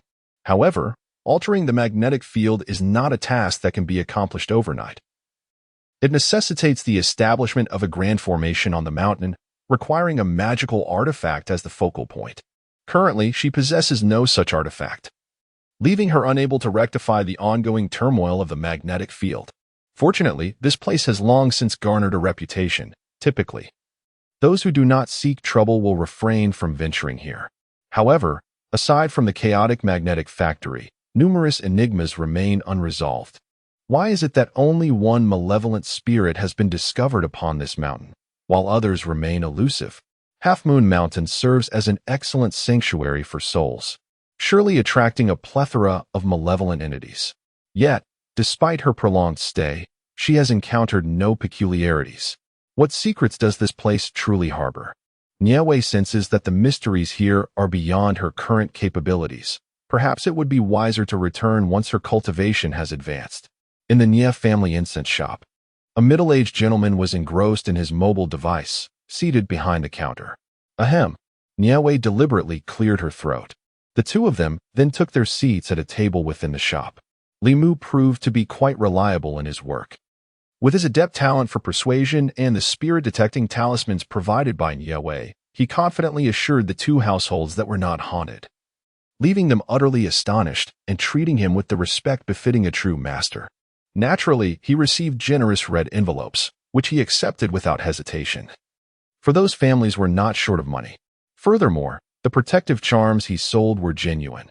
Even in the event of an encounter with a ghost, they would ensure safety. What a lucrative venture! After filling her cup with water, Nie Wei took a few sips before setting it down. It is the business of the Long family. The third young master of the Long family has encountered misfortune, rumored to have been afflicted by malevolent forces. The Long family has employed numerous individuals to exorcise the spirits, offering substantial remuneration. However, you were absent at that time, and it is said that a monk has seized this opportunity. Li Mu remarked with a sense of regret. A monk? Could it possibly be him? Nie Wei recalled the only Buddhist disciple she knew in this world, though he had yet to take the vows. His innate talent destined him for a monastic life. Never mind, since the business has been conducted by others, it signifies that this venture is beyond our reach, and there is no need for further contemplation. Nie Wei maintained a remarkably pragmatic outlook. She was not in want of money, as her account still boasted over 10 million. Zhuoqing arrived with a plate of dishes, having dashed to the kitchen to prepare a few small delicacies while they conversed. Chapter 38. Characters. Li Mu gazed at the flying bowls and plates before him. No matter how many times he witnessed this scene, it remained profoundly unsettling. Have you eaten? If not, let us dine together. Zhuoqing's culinary skills are quite commendable. Since Zhuoqing's arrival, Nie Wei's quality of life has notably improved, as she no longer needed to cook or clean. I am not hungry. You may eat at your leisure. He feared that consuming the food would lead to indigestion, considering it was prepared by a ghost. Are you certain that an ordinary person can truly partake in such fare without consequence? Unbeknownst to Nie Wei, he harbored these thoughts while she began to savor the delicacies alone. Qingyun Academy undoubtedly stands as one of the nation's premier institutions, a veritable haven for scholars. Within the confines of Qingyun Academy, one is perpetually enveloped by the invigorating spirit of youth, with the sounds of laughter and joy from students resonating throughout the campus. On the first day of classes, Nie Wei found herself quite at ease. She was able to comprehend the material presented by the instructor. An indispensable aspect of university life is the plethora of vibrant club activities. On this inaugural day, the teacher encouraged everyone to select clubs of personal interest, allowing a maximum of 3 and a minimum of 1. Participation in these clubs would contribute to the overall grade at the semester's end, and failing to meet the required standards could lead to the unfortunate consequence of repeating a year. As Nie Wei perused the diverse club brochures in her hands, she felt a moment of indecision. Choosing a club in which she lacked proficiency could significantly impact her final grades, prompting her peers to approach this decision with considerable caution. After much contemplation, Nie Wei opted for the book club, which required the least commitment of all the available organizations. Members merely needed to submit a weekly reading reflection to pass. This choice left her feeling utterly content. Having acclimated to the school environment, Nie Wei resolved to pursue the original owner's aspiration to become an actress. Although she had only played a minor role previously, she ventured into the film city on weekends, hoping to secure another part. It was only upon truly engaging with this industry that Nie Wei realized the complexities of acting. Opportunities were not easily afforded, even to those with formal training, and she, lacking such a background, faced even greater challenges. In the cinema, thousands of dreamers gather each day, all yearning for the chance to secure even the smallest role. Among them are those motivated by the need for sustenance, while others aspire for fame, regardless of their intentions. When Nie Wei observed dozens, even hundreds, vying for a mere background role without any lines, she quietly turned away. It seemed that relying solely on her own efforts to land a part would prove to be quite challenging. With a slight frown, and due to her unfamiliarity with the industry, she felt compelled to call Ina for assistance. Ina's family business had connections within the entertainment realm, and among Nie Wei's acquaintances, she was the only one capable of offering substantial help in this regard. Fortunately, Ina was indeed quite resourceful, providing several suggestions tailored to Nie Wei's situation. One of her recommendations involved leveraging her family connections to introduce Nie Wei to a talent agency, which would subsequently facilitate her auditions and event arrangements. However, signing with such a prominent agency would impose significant restrictions on her freedom, with contracts typically spanning 5 years and accompanied by steep penalties for breach. Naturally, Nie Wei could not entertain this option, as she did not genuinely wish to pursue a full-time acting career. Her desire was merely to occasionally appear on screen to fulfill the original character's aspirations. Despite the elevated status of actors in this era, her interest in the profession was rather lukewarm. After careful contemplation, Nie Wei ultimately opted to sign with a small agency, one so diminutive that the total count of the owner and employees did not exceed 5. While significant advancement might be unlikely in such a company, securing minor roles would certainly be feasible. After gaining some understanding of the company, both parties signed a 1-year contract. The moment the contract came into effect, Nie Wei felt a profound sense of relief, as she would no longer have to wander aimlessly like a headless fly in search of acting opportunities. Coincidentally, a horror film was about to commence production, and the role of the female ghost was still available. If she was willing, tomorrow I would introduce her to the director. Rosen, the owner of this reputable agency, appeared to be just over 30, possessing a modest charm, neither overly handsome nor unattractive. All right, that sounds good. Nie Wei expressed her satisfaction at securing a role immediately after signing the contract. The specifics of the character were of little consequence to her. The following day, Rosen brought Nie Wei to the set of The Spirit of the Plate. The director glanced at Nie Wei briefly and promptly assigned her the role of the ghostly character, Daisien. Indeed, Nie Wei's portrayal of Daisien could be considered a leading role, as she was integral to the entire narrative. Unfortunately, throughout the film, her face was heavily made up, particularly her eyes, which were adorned with special effects that rendered them predominantly white. Such a look, if encountered at night, could easily instill fear. At this moment, Nie Wei felt only one thing. The makeup on her face was exceedingly thick. Would it not flake off when she spoke? The first scene depicted the life of Daisien before her transformation. The actress portraying her in this scene was merely a third-tier performer named Yufei. This particular scene narrated the love story between a common village girl named Wenxiu from the Republic of China era and the son of the village chief. Regrettably, the village chief had already promised his son to the mayor's daughter as a prospective bride, and the two families were about to formalize the engagement in the coming days. Under the sugary allure of the mayor's daughter, the village chief's son, forsook Xiao. At this moment, when Xiao was already carrying the child of the village chief's son, she rushed to the village chief's home, hoping that he would accept her for the sake of the child. Unfortunately, the village chief's family, eager to curry favor with the town mayor, unhesitatingly refused her, ultimately leading to Xiao's demise, after which her lifeless body was discarded into the river. After several unsuccessful takes, the scene was finally completed. The next part of the narrative would unfold a century later, when a group of university students arrived at a mountain village holiday home. Undeterred by the specter of death, they decided to engage in ants, summoning the vengeful spirit of Xiao. She then embarked on a gruesome spree against the students, resulting in the demise of everyone except the leading couple. This encapsulated the primary plot of the horror film, The Spirit of the Ouija Board.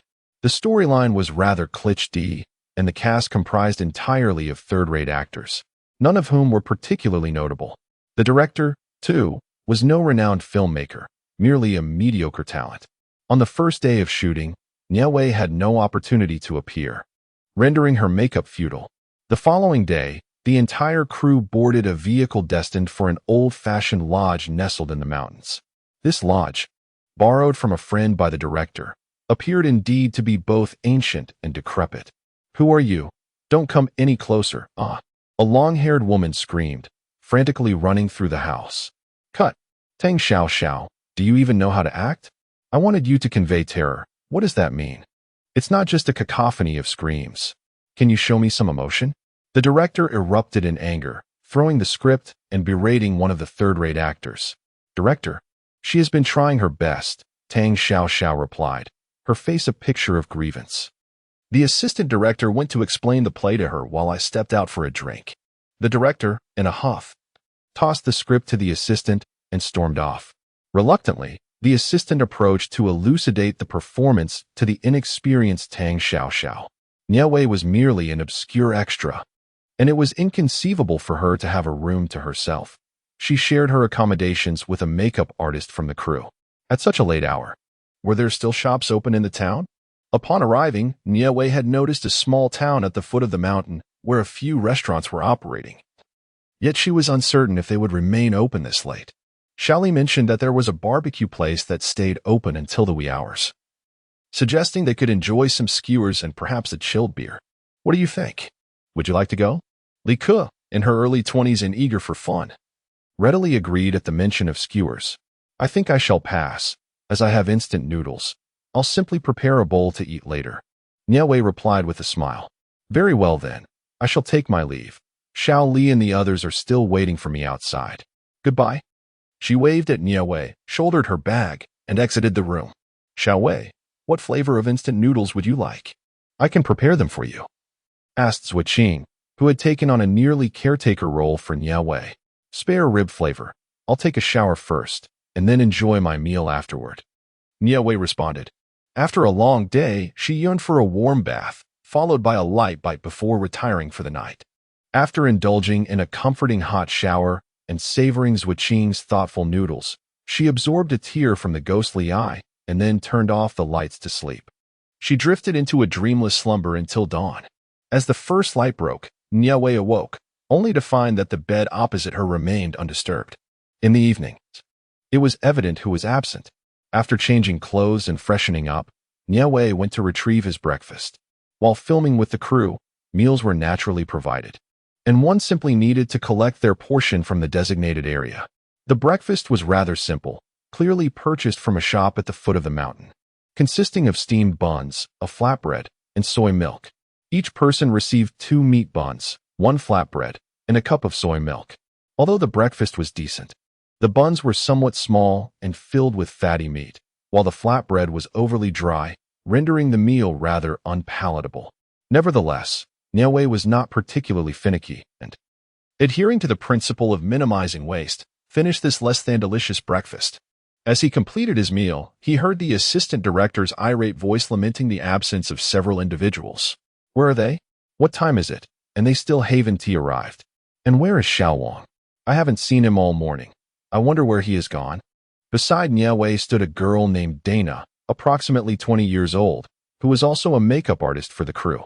However, She and Chun Ku had a rocky relationship, often exchanging disdainful glances when they crossed paths. There shouldn't be anyone missing, Nie Wei replied, shaking his head.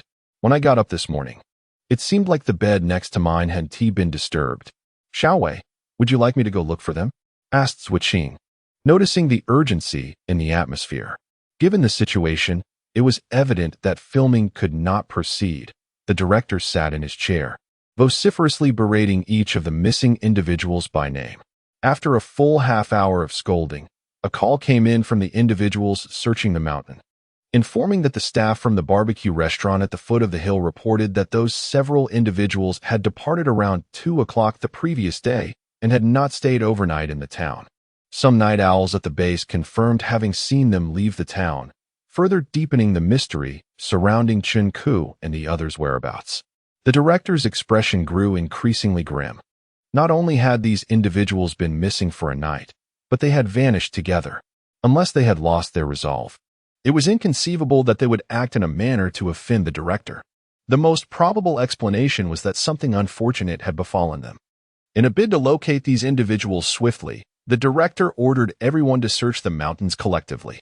Nie Wei followed suit, calling out the names of the missing alongside the others, until they dispersed, each heading purposefully in a designated direction. It was only when she reached a dirt slope that she halted. Chapter 40. The Corpse. It was here that Nie Wei realized that the group had tragically met their end the previous night. Where were their souls? Why were they not present? Typically, newly formed souls do not stray far from their bodies. Yet there was a conspicuous absence of Chun Ku and the other spirits. When I discovered their bodies, I did not encounter their souls. They might have followed the perpetrator. If the newly formed spirits are not by their bodies, the greatest likelihood is that they have departed with the murderer. The pursuit of the murderer is a matter of paramount concern for the police. Meanwhile, Nie Wei is devising a method to reveal the buried corpse to others. With the body concealed underground, she cannot simply excavate it and proclaim its discovery. If questioned about her knowledge of the corpse's existence, what could she possibly say? A misstep could even render her a suspect. How deep is the body buried? After a moment's contemplation, Nie Wei conceived a potentially viable plan. It's not particularly deep. Digging just a meter should suffice, remarked Zhuqing. Do they possess any items that could verify their identities, something immediately recognizable? Nie Wei inquired further. They have a room key and an identification card. Yet all their money is missing, along with the car keys. Even valuable items such as mobile phones seem to have been taken by their assailant. Zhuqing explained after a thorough inspection. Then it's settled. We have a plan, Nie Wei said with a faint smile, having thought of a clever stratagem that would not arouse suspicion towards herself. Elsewhere, aside from Nie Wei, those who were closely acquainted with the missing individuals began utilizing mobile phone tracking to locate them. Unfortunately, upon reaching the coordinates indicated by the tracking, they discovered it was merely a river, devoid of any other findings apart from the flowing water. The grass thicket has yet to be searched. They might be there, suggested a staff member accompanying the group. Why would they venture into the grass thicket? The group murmured, as they began scouring the underbrush in search of any signs of the missing individuals. Regrettably, after an exhaustive search, they found nothing. The director, trailing behind, wore an increasingly grim expression. If anything were to happen to those individuals, how could the production possibly continue? What unfortunate luck this is. If those individuals are deliberately hiding away, he would not hesitate to make them pay dearly for it. As the director muttered harshly to himself, Nie Wei happened to run past, exclaiming that she had made a significant discovery, with nothing else to show for their efforts. The others followed Nie Wei to see what she had unearthed. This is your discovery? What do you expect me to do with this? Director's son shouted vehemently, pointing at Nie Wei. No, director's son, look. This key is partially buried in the soil. Just earlier, I nearly stepped on it while passing by. Observe its shape. Does it not resemble the room keys of our current lodging? Nie Wei squatted down, clearing the dirt away to make the key more visible for Director Sunday. Indeed, it looks almost identical. A staff member immediately chimed in. Isn't that so? I heard these room keys are custom-made, and such shapes are exceedingly rare. Director Sun examined the key closely and confirmed it was indeed from their vacation house. But so what? We still haven't found the person.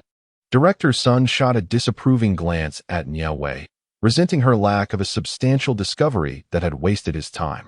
Director Sun, think about it. This key was dug out from the ground. How could a perfectly good key end up underground? If half of it hadn't been exposed, I would never have found it. Nie Wei insisted. And yet, what does that matter? Director Sun snapped impatiently at Nie Wei. I found myself pondering whether the group had encountered some misfortune, perhaps something sinister. Nie Wei gestured towards the ground, then glanced back at the others. Indeed, given our prolonged search without any sign of them, could it be that the 5 of them have truly? Yes. The mobile tracking indicates they are in the river. If they were unharmed, such a situation would be implausible. Chun Ku and the others are typically so fearful of the director. If they were safe, why would they remain absent for so long? It seems highly likely that. Silence, all of you. Director Sun, agitated, wiped the sweat from his brow. Director, what shall we do now? Should we excavate to confirm? An assistant boldly inquired. Excavate. Don't make me do it. If we truly unearth a corpse, I fear I may be haunted by nightmares. A timid female staff member shook her head repeatedly, retreating in fear of being conscripted by the director. Ultimately, the director permitted a few male crew members to dig in that area to ascertain whether a body lay beneath, hoping to alleviate everyone's anxiety. Since the body was not buried deeply, the men unearthed several corpses within minutes. The scene erupted into chaos, and eventually, the assistant director called the police. There was a local police station in the town below, making it fairly convenient to report the incident. Upon the arrival of the police, they cordoned off the area, gathering all actors and crew members at the vacation house to await their turn for questioning. Once Nie Wei completed her statement and emerged, a multitude of news vans had congregated at the base of the mountain. Eager to avoid entanglement with the press, she cast a diversionary spell, allowing herself to slip by unnoticed. Chun Ku had yet to locate the souls of a few individuals, and she wished to stroll around the town in hopes of finding them. Nie Wei wandered aimlessly through the town, failing to spot any suspicious characters. However, this was hardly surprising. The murderer likely remained concealed within their home or had already fled the town, making the pursuit of such a person quite challenging. Zuoqing also assisted in the search around the town several times, but similarly found no one resembling a suspect. Nie Wei resided in an upscale villa community, which boasted stringent security measures. Only after verifying her identity was she granted access to the premises. Chapter 41. A Haunting at the Ancient Residence. 1. After washing her hair and indulging in a bath, Nie Wei, clad in a bathrobe and drying her hair, sat before her laptop. Upon opening a web page, she was met with the shocking news that the deaths on the set of the film's Spirit Riding had gone viral online. Speculations abounded. Some theorized that the individuals had encountered robbers, while others claimed they had been haunted and killed by ghosts in the dead of night. The diversity of opinions left Nie Wei astounded, marveling at the boundless imagination of the world. The term imagination was one she had gleaned from the memories of the original owner, and it seemed particularly fitting in this context. Once she had styled her hair with a blow-dryer, Nie Wei changed her clothes and descended the stairs, intending to have a meal. To her surprise, she received a phone call from Li Mu. Typically, Li Mu assisted Nie Wei in overseeing the incense shop, and he rarely reached out to her unless there was business to discuss. As anticipated, upon answering the call, Nie Wei was informed by Li Mu that there was indeed business at hand, and it was substantial. Master, this opportunity is indeed substantial. The Luo Corporation is a renowned enterprise in our city A. The head of the Luo family has offered a staggering sum of 5 million to retrieve his daughter, Luo Jiu, from that haunted mansion. Many professionals have shown interest in this venture. Do you think we should proceed? Upon noticing the announcement from the Luo Corporation, Li Mu immediately contacted Nie Wei. Although he fervently wished for Nie Wei to take on this task, he understood that the decision ultimately rested with her, as he was merely an employee and lacked the authority to decide. A haunted mansion? What has happened to his daughter? Nie Wei furrowed her brow, sipping the soup that Zuoqing had brought her, and asked with a hint of detachment. Although this matter had not yet spread widely, Several experts had already received word. It was said that the daughter of the Luo family was a student at a university and had gone to the haunted mansion with a few classmates to test their courage. However, once they entered, they never emerged again. Mr. Luo dispatched his subordinates to search for them, but those who entered also failed to return. Mr. Luo suspects that the situation is far from ordinary and fears that the house may harbor something sinister. Hence, he has disseminated this information, seeking individuals of true skill within the industry who can venture into the haunted mansion and locate his daughter. Li Mu relayed the information he had gathered, sensing that there was indeed something ominous about that mansion. How long has this been going on? Nie Wei inquired. It has been 2 days, Li Mu confirmed. If that house truly holds something malevolent, the daughter of the Luo family is likely in grave danger, Nie Wei remarked. Boss Luo stated that as long as his daughter could be brought back, regardless of life or death, the payment would be made in full. And if she were rescued alive, an additional 5 million would be awarded. This venture I shall undertake. Please assist me in contacting Boss Luo. Nie Wei decisively struck the table with one hand. After hanging up the phone, Nie Wei indulged in a delightful meal and then absorbed the tears of the ghostly eye within his room. The chairman of the Luo Corporation. There are over a dozen individuals who have expressed interest in this business opportunity, among them a few renowned masters in the industry, while others lack recognition, leaving their true capabilities in question regarding the rescue of the young lady. A strikingly elegant secretary clad in a fitted professional suit stood respectfully before a middle-aged man. Let those who wish to proceed do so. Only those who can rescue my daughter shall receive the payment, Luo Jing remarked, somewhat irritated as he took several puffs from his cigarette. His daughter, Luo Jiu, had been trapped in that haunted place for a full 2 days, and not a single person since had returned. Now he faced not only the company's affairs but also the anxiety regarding his daughter's safety, which understandably troubled him.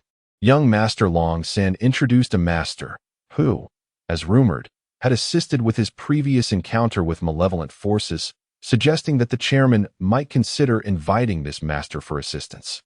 The secretary said, "Then please invite that individual. Since it is a recommendation from young Master Long San, he is likely not akin to the charlatans that lurk outside. You should personally extend the invitation." Luo Jing glanced at the female secretary, paused in contemplation, and then replied, "Very well. Understood, Chairman," the secretary responded.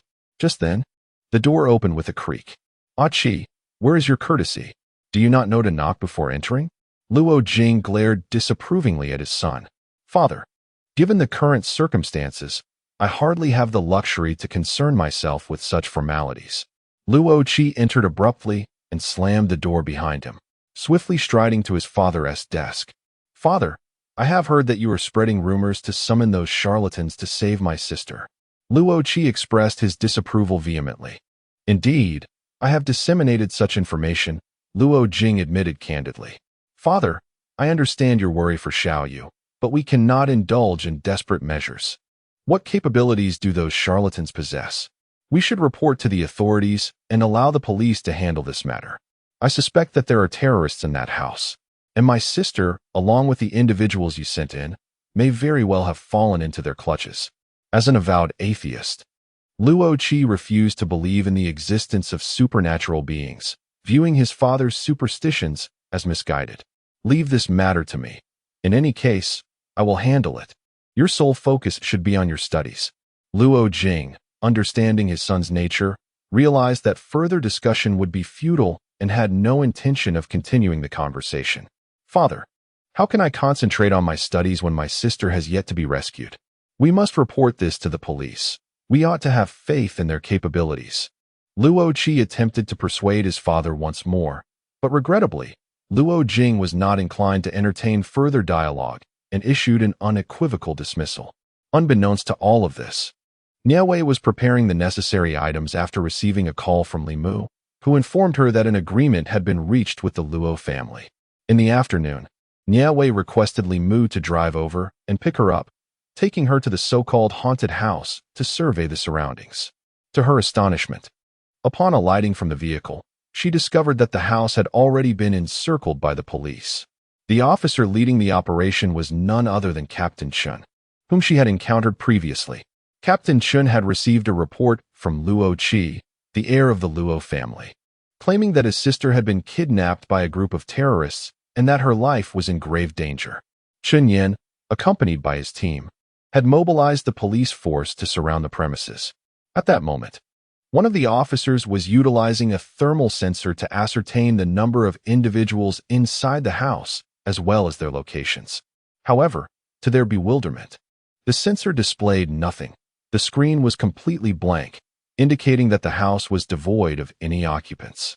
Captain, there is no one inside. Could Luo Qi be making a false report? Chen Wei speculated. It's unlikely. Luo Qi is not the type to engage in such frivolous antics. And his tone did not suggest deceit. Chen Yen replied. Captain, should we proceed to investigate? Zhang Ning inquired. Just as Chun Yen was about to issue the order to enter, his phone rang. Yes, I understand. Understood. After hanging up, he immediately instructed everyone to withdraw. There are orders from above. We no longer need to enter to rescue anyone. The Dragon team will take over from here. After ensuring the retreat was properly organized, he turned to address his team. The Dragon team. Zhang Ning and the others gasped in astonishment. That was the legendary Dragon team, renowned for its extraordinary members capable of astonishing feats. Could it be that a supernatural incident had truly occurred here? Zhang Ning murmured under his breath. As is widely known, the Dragon Group emerges only under one circumstance: the discovery of supernatural events that ordinary individuals cannot handle. Master, the area has already been surrounded by the police. We cannot approach, Li Mu lamented. The following day, Nie Wei rose punctually, absorbed 2 ghost tears, gathered the necessary items, and, accompanied by Li Mu, set off for the designated meeting point in front of the haunted house. According to Li Mu's investigations, there were at least 20 individuals vying for this endeavor, several of whom were quite renowned in this field. Nie Wei, however, was indifferent to these individuals in this age of decline. She had encountered only one true possessor of extraordinary abilities, Li Chun. Aside from him, she had not encountered a second person with such unique talents. Upon arriving at the gathering location, a considerable number of people were already present. Among the crowd of a dozen or so, most possessed spiritual power, albeit feeble compared to what Nie Wei had witnessed in her past life. Nonetheless, such abilities were quite rare in this era of decline. At least 1 or 2 individuals among them were only slightly less powerful than she was at present. Moreover, there was a frail-looking elderly woman who evidently surpassed her in strength, though it was clear that the old woman was steeped in malevolence, having practiced dark arts. Most of the individuals surrounding her seemed to recognize her and were evidently reluctant to stand in her presence. After another half-hour, a few more individuals with discernible skills arrived, and among them was Li Qin, whom Nie Wei had encountered only twice before. Today, Li Qin donned a flowing white robe, holding a string of prayer beads. His eyes, untouched by the world's impurities, radiated a clarity that suggested he might be a celestial being descended from the heavens. As the moment arrived and all esteemed guests gathered, I shall not squander your valuable time. My name is Lin Qi, the secretary to Mr. Luo Jing, the chairman of the Luo Corporation. Due to his pressing commitments, the chairman will arrive shortly. Thus, I have come ahead to welcome you all. I trust that when you accepted this assignment, you were already informed that the chairman has initiated this task because our young lady of the Luo family finds herself ensnared within this haunted residence. I believe you are all well acquainted with the specifics of the situation. Furthermore, regarding the remuneration, the chairman has decided to augment the payment by 5 million. Nie Wei glanced at his phone, and indeed, a photograph had been sent to him. It was a solo portrait, presumably taken at a school, featuring a girl who appeared to be around 20, with minimal makeup, exuding the vibrant energy of youth. While Lin Qi conversed with Nie Wei and the others, 2 staff members dispatched by the Dragon Group arrived at the scene. The entire house had been cordoned off by the police, under the guidance of the 2 individuals from the Dragon Group. They were both young, one male, approximately 25 years of age, exuding a sense of composure, the other, a female, around 20, possessing a beautiful visage marked by a hint of arrogance. Senior brother, must we truly allow these individuals to accompany us? their presence may hinder our progress. And I dread the thought of failing the mission and facing the captain's wrath. Mingxue expressed her discontent with a piercing glare. These are private aides summoned by Luo Jieyu's father. It was previously agreed that they would pursue their own affairs while we attend to ours, remaining mutually uninvolved. Xufeng replied calmly. Had it not been for Luo Jing's firm insistence, they would have opposed dragging these individuals into the fray. Fortunately, most of those summoned by Luo Jing possessed genuine skills, which should mitigate significant losses. Otherwise, he would find it challenging to account to the captain. 10 minutes later, all individuals followed closely behind Xufeng and Mingxue, entering the enigmatic and foreboding residence together. It feels so cold in here, Mu Bibing exclaimed as she stepped through the threshold. A sudden chill enveloping her, prompting an involuntary shiver. The Mu family's ancestors were renowned exorcists, yet centuries have diminished their lineage, with each generation proving less adept than the last. Even the inherited techniques have become incomprehensible, leaving them to rely on conjecture and trial and error. Mu Bingbing's father, a fortune teller who has long plied his trade beneath the overpass, raised her through his meager earnings. Alas, he barely grasped the craft, and their standard of living has always hovered at the edge of subsistence. The prospect of striking it rich through fortune-telling remains a distant dream. Mu Bingbing is the most gifted child of the Mu family in several generations. She learned swiftly from the ancestral ancient texts since childhood. Unfortunately, the Mu family could not provide her with further guidance, and their inherited martial arts techniques could not be shared with outsiders. If she were to encounter a person of good character, it might be acceptable. However, if she met someone of ill repute, it could lead to dire consequences. Due to such concerns, Mu Bingbing's abilities remained roughly on par with her father's, both possessing a mere smattering of skill. Initially, when Mu Bingbing first encountered the news released by the Luo family, she had no intention of joining the fray. Despite her limited capabilities, she was self-aware, recognizing that the task of exorcising spirits required substantial strength. Without it, one could easily meet their demise. Alas, compelled by the harsh realities of life, she had no choice but to plunge into the fray. Her father had been diagnosed with a severe illness, necessitating a kidney transplant.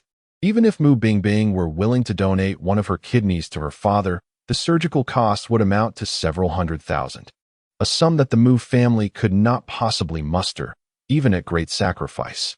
Chapter 43. A terrifying night in the old mansion. 3. Mu Bingbing initially contemplated selling the family's old house, though the residence had seen better days.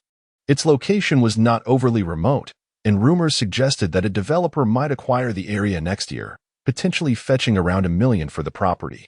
However, upon learning of her intentions, her father vehemently opposed the sale, threatening that if Mu Bingbing dared to sell the house, he would leap from the hospital rooftop to demonstrate his resolve. Mu Bingbing found herself in a predicament, compelled to conceal her actions from her father while daringly accepting this risky venture. Upon her arrival, she brought forth the ancestral treasures of the Mu family, a peachwood sword and a bagua compass, heirlooms that have been passed down for centuries. Typically, her father, fearing his inability to safeguard these precious artifacts, refrained from using them. However, in a desperate bid to save her father's life, Mu Bingbing had no choice but to unveil these family relics. There were indeed discerning individuals present. Nie Wei and Li Chen both recognized that the peachwood sword in the young woman's grasp was no ordinary weapon. The wood, it seemed, originated from a millennia-old peach tree, endowing the sword with ghost-repelling and evil-dispelling powers far exceeding that of a common peachwood sword. Furthermore, this sword had been refined by a master, transforming it into a genuine magical instrument. This adept, perhaps wary of future generations failing to protect such a treasure, likely employed secret techniques during the refinement process, rendering the sword unusable by anyone outside of his bloodline. Those who could discern the sword's true nature naturally recognized its extraordinary refinement, quelling any thoughts of theft. Conversely, those unable to perceive its significance would merely assume it to be an ordinary peachwood sword, never contemplating the idea of stealing it. Thus, the Mu family had exercised caution for many years, entirely unaware that their ancestors had already made provisions for their descendants. The oppressive aura in the air suggested that this locale was far from ordinary. An elderly man, resembling a Taoist priest, stroked his beard and remarked, "If this were a commonplace place, Boss Luo would not have expended such considerable resources to enlist our aid in rescuing his daughter." Another middle-aged man, clad in a Zhongshan suit and holding a compass, studied the needle intently as he spoke. The compass malfunctioned, and this place was certainly no good. A middle-aged woman, dressed in a Taoist robe, stood beside a man of similar age, naturally observing the erratic spinning of the compass needle in his hand. Ming Xue and Xu Fang paid no heed to these individuals. Upon entering the gate, they began to survey their surroundings with keen eyes, refraining from recklessly proceeding further. The oppressive aura of malevolence made Xu Fang realize he had underestimated this location. It seemed the spectral entities residing here were far more formidable than he and Ming Xue had anticipated. "Little girl, your peachwood sword is quite impressive. May I have a look?" spoke a middle-aged man with a distinctly lewd demeanor. He was of short stature, exuding an unsavory aura that made it difficult for anyone to associate this figure, reminiscent of a deranged train enthusiast, with a master capable of exorcising spirits and demons. Mu Bingbing concealed the peachwood sword behind her, evading the man's outstretched hand as she moved closer to Nie Wei. Initially, she had intended to stand beside Li Chun, who appeared to be a genuinely kind-hearted individual and was of a similar age. However, considering he was also a boy, she opted to stand next to Nie Wei instead. After all, among the 20 or so people present, apart from Li Chun, only Nie Wei was of comparable age, and being girls, they would likely find it easier to converse. "Little girl, why so stingy? Lending it to your uncle for a moment won't cost you anything," the lascivious middle-aged man scoffed, curling his lip in disdain. "Old Zhang, how is it that after all these years you still haven't changed your habit of coveting others' possessions? Look at how frightened that young lady is." The speaker was a middle-aged man clad in a gray martial arts uniform, his age seemingly comparable to that of the lascivious middle-aged man, suggesting a long-standing acquaintance between them. "Humph, the young lady hasn't uttered a word yet. When did it become your place to meddle, old Shin?" The lascivious man shot him a glare, a flicker of apprehension dancing in his eyes. Old Jing cast a glance at the peachwood sword held by Mu Bingbing, realizing that it was futile to attempt to deceive the young girl into relinquishing her weapon. Reluctantly, he turned away. With old Zheng's departure, Mu Bingbing finally exhaled, smiling as she expressed her gratitude to old Shin. "Thank you, sir. Don't mention it. Just remember to exercise caution once inside. Stick with the group and avoid straying alone," old Shin kindly advised, departing before she could respond further. Initially, old Shin had merely acted on a whim to assist Mu Bingbing, aware of old Jing's lineage as a grave robber, which afforded him a keen eye, albeit tarnished by a lack of integrity. Once he set his sights on something, he would stop at nothing to acquire it, occasionally leading to dire consequences. However, old Zheng possessed certain abilities and had protection from formidable allies, allowing him to navigate life without significant repercussions. Aware of the danger posed by old Jing's connections, old Chun refrained from provoking him further. His intervention on Mu Bingbing's behalf was already pushing the limits of his tolerance. Mu Bingbing had hoped to engage old Shin in further conversation, but sensing his reluctance, she respected his desire for distance and refrained from approaching him further. "Greetings. I am Mu Bingbing. May I inquire your name?" As no one approached, Mu Bingbing turned to engage in conversation with Nie Wei. She was filled with curiosity towards Nie Wei, who, despite appearing to be of a similar age, exhibited an air of calm composure, seemingly unperturbed. In contrast, Mu Bingbing's hand trembled slightly while gripping her sword. Had it not been for the thought of her ailing father lying in the hospital, she would have fled through that door in fright. "I am Nie Wei." Nie Wei had long been aware of Mu Bingbing, or more precisely, the peachwood sword and compass she possessed. Both items were crafted from thousand-year-old peach wood, a rarity in this age of decline, where finding such ancient wood was nearly impossible. In her original realm, while thousand-year-old peach wood was scarce, it was not entirely unattainable. However, in this world, It was her first encounter with someone wielding a talisman made from such wood, suggesting that Mu Bingbing hailed from an extraordinary lineage. "Are you not afraid?" Mu Bingbing surveyed her surroundings, noting that apart from herself and Nie Wei, others were scrutinizing the house, some muttering incantations, others nodding or shaking their heads, and some wearing serious expressions. The atmosphere seemed rather ominous. "There is nothing to fear. Look at how many people are here. Relax a bit. Do not let your imagination frighten you before any ghost has even appeared." Seeing her trepidation, Nie Wei chuckled softly to ease her nerves. Mu Bingbing's demeanor reminded her of the times she had taken her newly graduated disciples out to capture ghosts, when her fellow apprentices exhibited a blend of fear and hesitation that was quite endearing. Chapter 44. A frightening encounter in the ancient mansion. 4. Mu Bingbing wished to express more, yet at that moment, the esteemed masters standing before her had already resolved to venture into the mansion. Although they had crossed the threshold, they remained in the courtyard, having yet to truly enter the dwelling. The malevolent atmosphere of the house loomed heavily, prompting each individual to employ their own methods to gauge the extent of the supernatural presence within. Regrettably, after much discussion, they had gleaned little insight and ultimately decided that they must enter the house to investigate further. Mingxue and Xufang took the lead, each holding a piece of yellow talisman paper.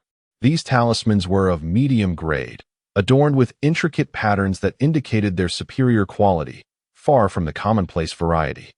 Old Zheng regarded the pair with a tinge of envy, muttering under his breath, "No wonder they hail from the dragon group. Their resources are indeed impressive." Old Zheng's ancestors were charmingly referred to as treasure hunters, though less charitably, they were known as tomb raiders, relying on the skills and discernment passed down through generations. He had carved out a modest existence in this profession. However, in comparison to the powerful clans, the Zheng family's heritage was considerably lacking. The medium-grade talismans were treasures he dared not frivolously utilize. Each one was a precious commodity, often costing hundreds of thousands in certain markets. Given old Zheng's acute awareness of financial matters, witnessing the two young individuals effortlessly brandishing such valuable talismans was enough to provoke a sense of jealousy within him. Mingxue, Xufang, and several other esteemed masters in this field forged ahead, while Nie Wei and Mu Bingbing, lesser-known figures, followed timidly behind, hesitant to press forward. To Nie Wei's surprise, Li Qin was among those trailing behind. She was acutely aware of Li Qin's formidable prowess. It was safe to say that none here could rival him. Not to mention his profound mastery of Buddhist teachings, the radiant aura of merit surrounding him could easily dazzle the unwary. The path from the front courtyard to the living room was not lengthy, and after a few steps, they arrived.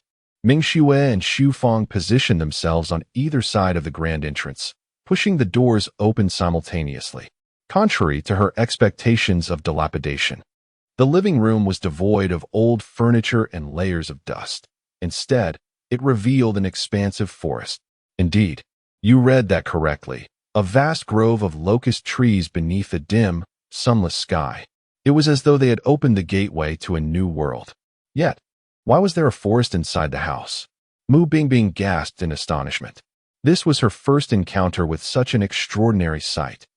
Everything she had experienced before paled in comparison. Suddenly, a voice cried out in panic, "The door is gone. Do not panic. We must have entered the realm of the spirits," the elder in the Taoist robe remarked gravely, stroking his beard. The so-called spirit realm is a unique domain formed by the potent obsessions of wandering souls. Once drawn into it, one's every action can be entirely controlled by the other party, and all that one perceives is merely an illusion conjured by their consciousness. In essence, everything you see is not real. Indeed, it is a formidable entity. Others were expressions of grave concern. Being professionals in this field, none are oblivious to the nature of the ghost realm, a place where it is said that those who enter seldom emerge alive. Some, who initially sought merely to acquire a bounty, now deeply regret their decision, realizing that money is indeed exceedingly difficult to earn. Had they known this was the ghost realm, they would not have dared to venture forth, even for a sum as exorbitant as 10 million, let alone 100 million, in a bid for survival. Those aware of their own limitations instinctively gravitate towards the elder in the Taoist robe, and other experts, feeling a semblance of safety in their proximity. Mu Bingbing also contemplated drawing closer, yet upon noticing Nie Wei's immobility, she abandoned that intention, sensing that remaining by Nie Wei's side offered her greater security. Mu Bingbing resolved to trust her instincts.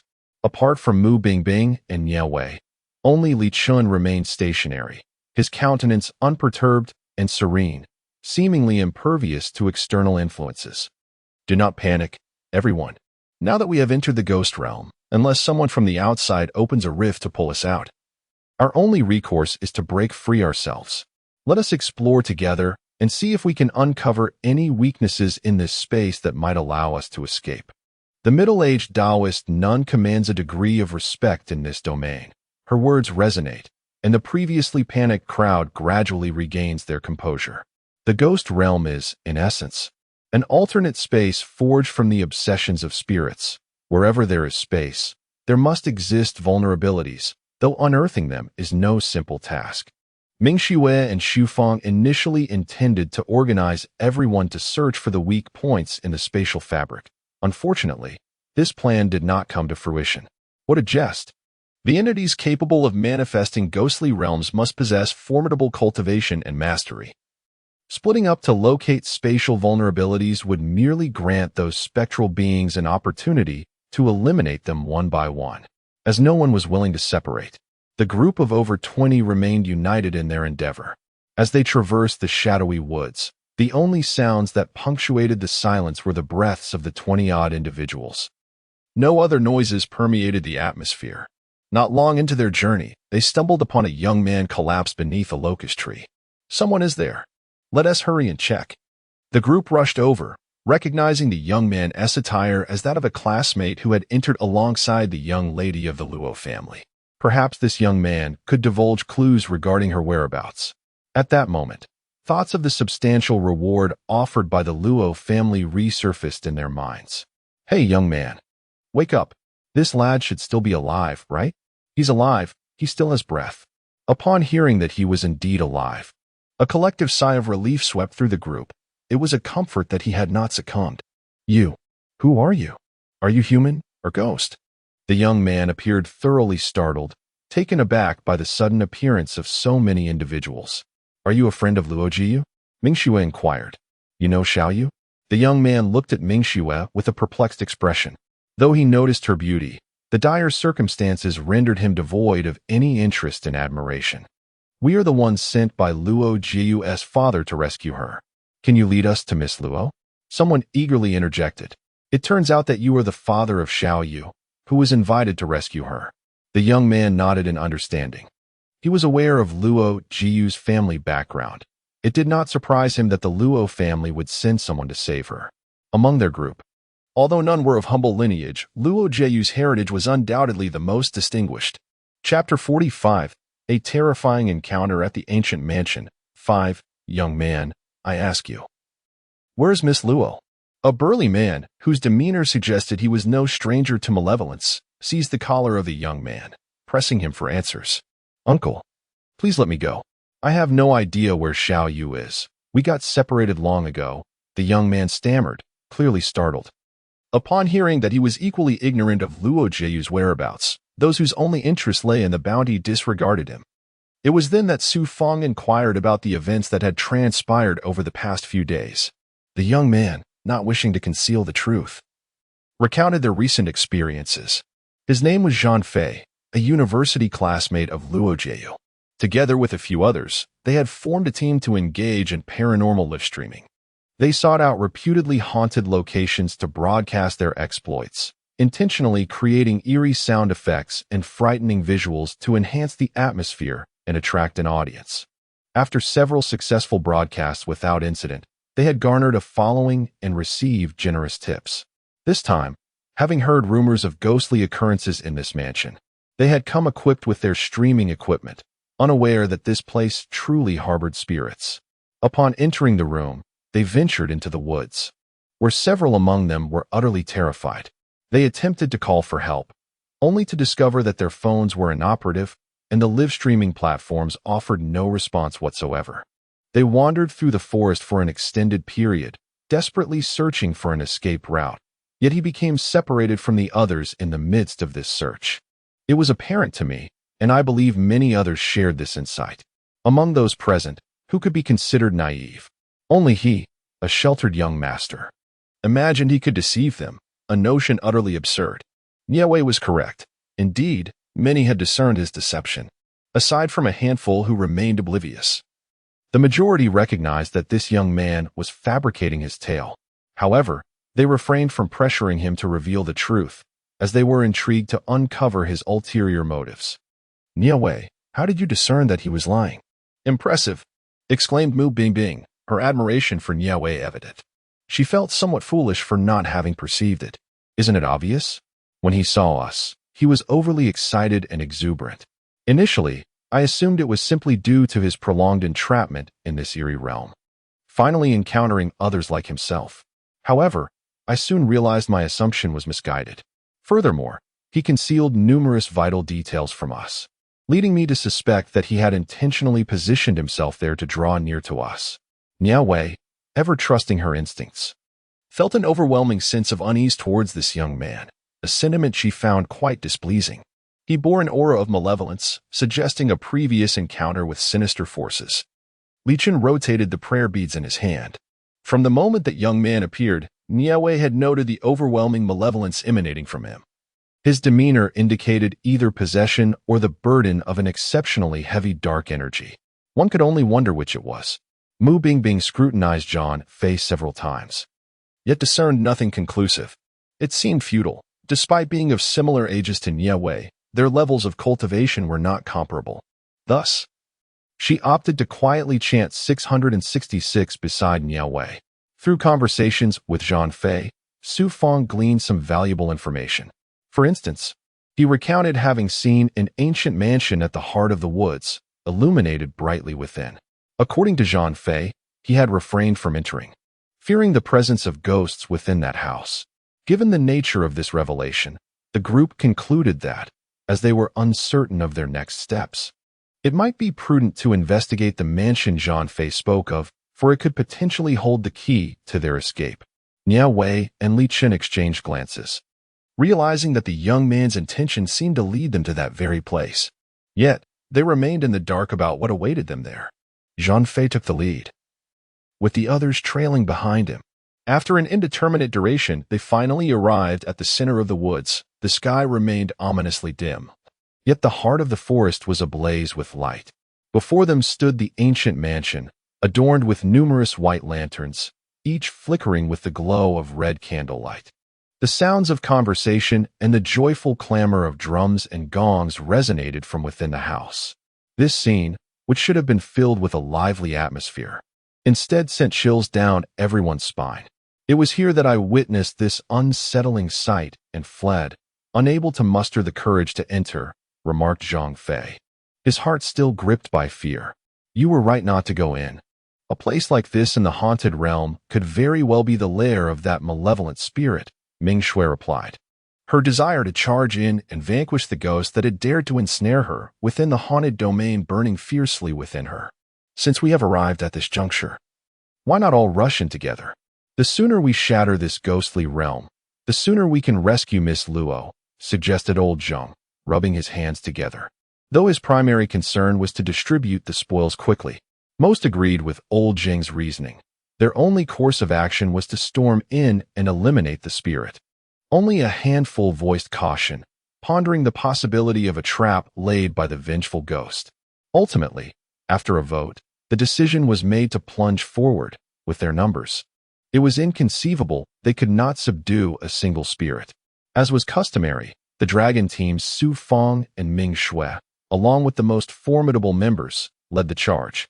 Mu Bingbing brought up the rear, and as everyone advanced towards the entrance, she too stepped forward but inadvertently lost her footing, stumbling towards a nearby locust tree. In that moment of falling, a startled gasp escaped her lips. Nie Wei reached out in an attempt to catch her, but alas, he was a moment too late, and Mu Bingbing crashed directly into the sturdy trunk of the great locust tree. Astonishingly, Mu Bingbing found herself half embedded within the tree, and upon the trunk of the locust tree, a dark void suddenly manifested, seemingly intent on devouring her whole. Li Chen, reacting with remarkable swiftness.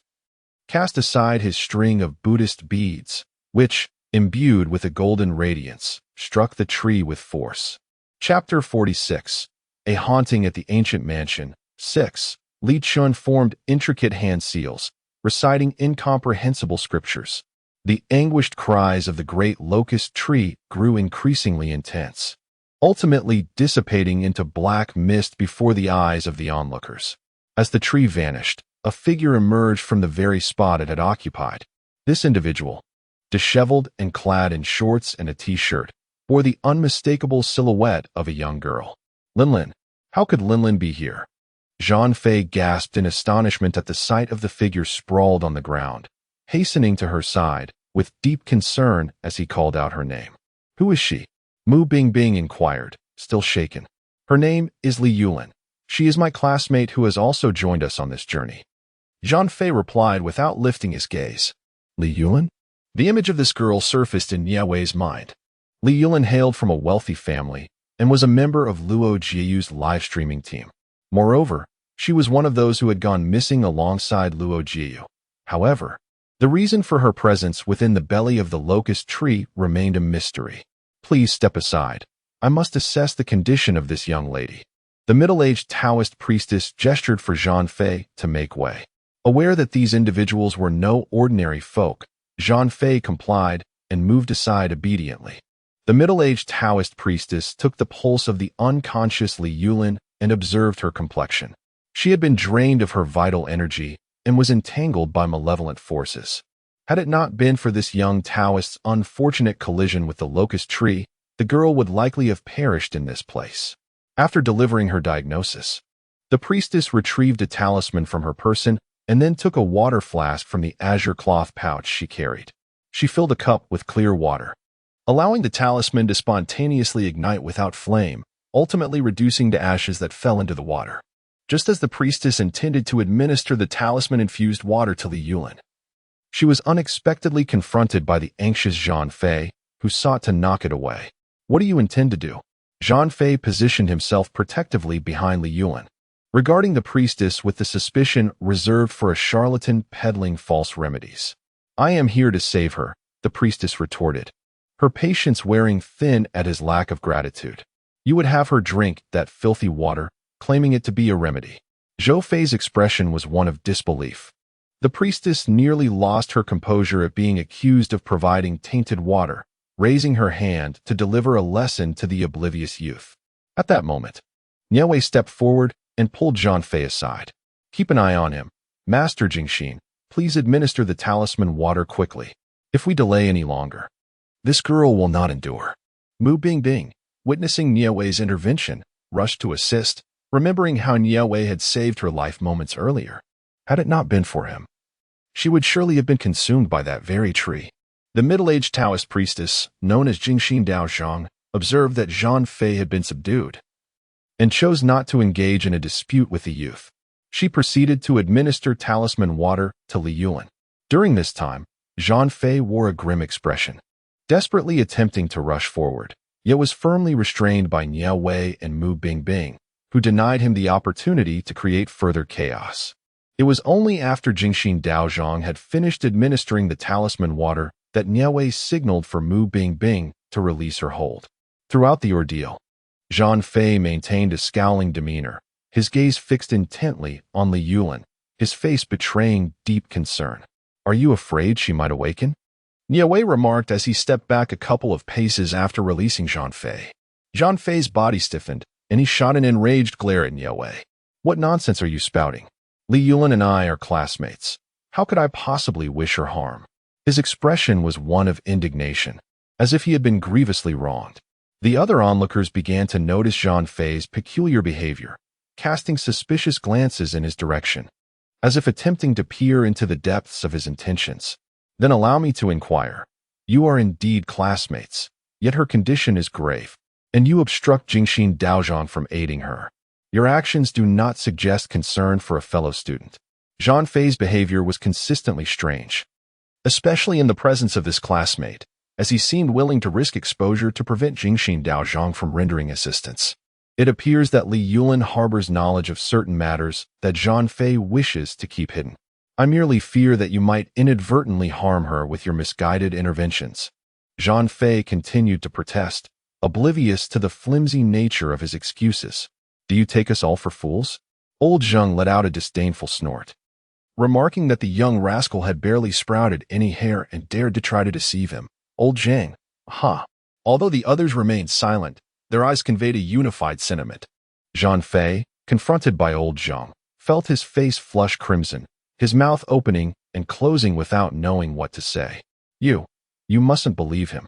He is in cahoots with that specter. At that moment, Li Yulin, having just awakened, caught snippets of the conversation and, disregarding her frail condition, spoke urgently. She feared that the group before her might also fall victim to Zhang Fei's deception. Upon noticing how quickly Li Yulin had roused, Zhang Fei attempted to flee. However, given the multitude present, escape was an impossibility.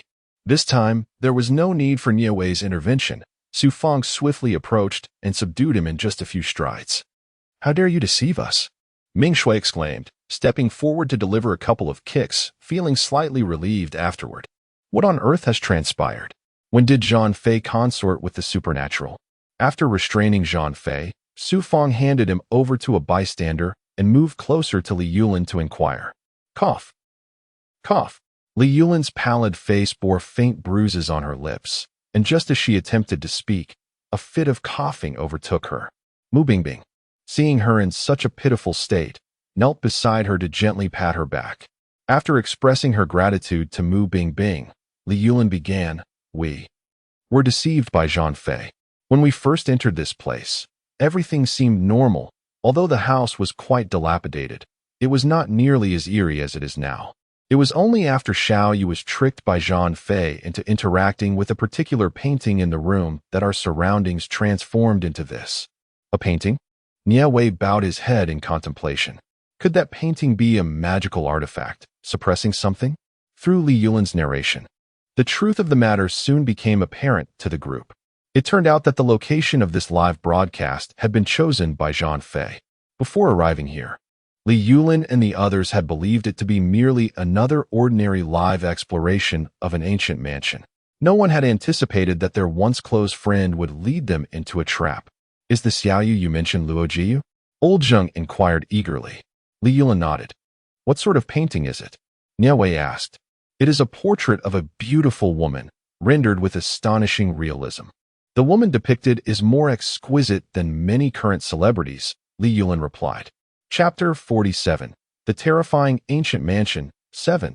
So you mean Luo Jiu interacted with that painting, resulting in all of you being trapped here? Su Feng frowned. Li Yulin nodded again, but added an explanation. It wasn't Xiao Yu who intended to interact with the painting. It was all Zhang Fei. As soon as he entered the room, he deliberately led Xiao Yu in front of that painting, initiating a conversation about how the texture of the painting's paper felt different from that of other artworks, prompting Xiao Yu to reach out and touch it. And then, how did you realize that Zhang Fei had deceived you? Mu Bingbing asked, curiosity evident in her voice. Because Xiao Yu started behaving strangely. Xiao Yu and I have been classmates since high school, and I know her character very well. She is typically quite carefree, often speaking and acting without much thought. To put it bluntly, she tends to disregard others' feelings. However, since our arrival at this peculiar place, when I next encountered Xiao Yu, her demeanor had transformed. She spoke in a hushed tone and moved with an elegance and grace that made her appear almost like a different person. I began to suspect that this Xiao Yu might not be the genuine Xiao Yu, so I confided in Han Chao and a few others. To my astonishment, I discovered that Zhang Fei was in league with the spirit that had possessed Xiao Yu, and he fled with the possessed Xiao Yu in tow. At this juncture, Li Yulin cast a glance at Zhang Fei, her eyes betraying a hint of resentment. What transpired next? Ming Xue kicked Zhang Fei again and inquired further. Shortly thereafter, we encountered individuals sent by Xiao Yu's father to rescue her. We relayed our predicament to them, intending to devise a plan for our escape, and subsequently seek out a capable individual to aid Xiao Yu. Everyone was eager to leave, so we initially agreed to their proposition, hoping that once outside, we could find a means to assist Xiao Yu's father in rescuing her. Unbeknownst to us, Zhang had no intention of allowing us to escape. He led us into this mansion, asserting that we would remain within its confines. Although we sensed something amiss, our desire to leave was so strong that we were willing to risk what might very well be another trap. Noticing her pallor, Mu Bingbing offered Xiaoyu a sip of water, prompting Li Yulin to continue her tale. As the only girl among our group, I brought up the rear. And just as I was about to step through the threshold, Han Chao suddenly shoved me outside. The instant I was thrust out, a tremendous roar erupted from within the house. Its volume was overwhelming and terrifying. Concurrently, the doors slammed shut before me. I rushed forward to confront Zhang, demanding to know his intentions. To my astonishment, he forcefully shoved me, causing me to collide with a tree, after which I lost consciousness. You truly possess audacity, daring to conspire with a female ghost to harm Miss Luo. If by some chance you manage to escape this place, you can only imagine how Boss Luo will deal with you. The scoundrel who has harmed her daughter, Old Zheng remarked with a gleeful smirk. From the information we gathered earlier, it became evident that this location harbored not just one malevolent spirit. In addition to the ghost that had possessed Luo Jiyu, another spirit resided within this house, likely the very entity responsible for creating this haunted domain, analyzed Su Feng with a composed demeanor. Let us set aside that vengeful spirit for now. Our foremost priority is to locate Miss Luo. Speak up. Where have you concealed her body? The urgency in their voices was palpable. Indeed, reveal the whereabouts of Miss Luo's body. Despite the relentless interrogation and the bruises that adorned his body, Zhang remained obstinate, refusing to divulge any information regarding Luo Jiyu's whereabouts. No matter how you question me, I shall not speak. You will not harm Xiao Dai. Zhang glared at them with resentment, resolutely determined to remain silent. Time is of the essence. Swiftly guide us to Miss Luo's body. As long as her soul has not been consumed, there is still hope. Rest assured, Xiao Dai will not devour Luo Jiyu's soul. Zhang suddenly wore a peculiar smile. Nie Wei suddenly felt an ominous premonition. Had Zhang deceived Luo Jiyu and the others into entering the ghost domain merely to facilitate Xiao Dai's possession of Luo Jiyu? It is crucial to understand that the soul method of possession involves the complete consumption of the other's soul.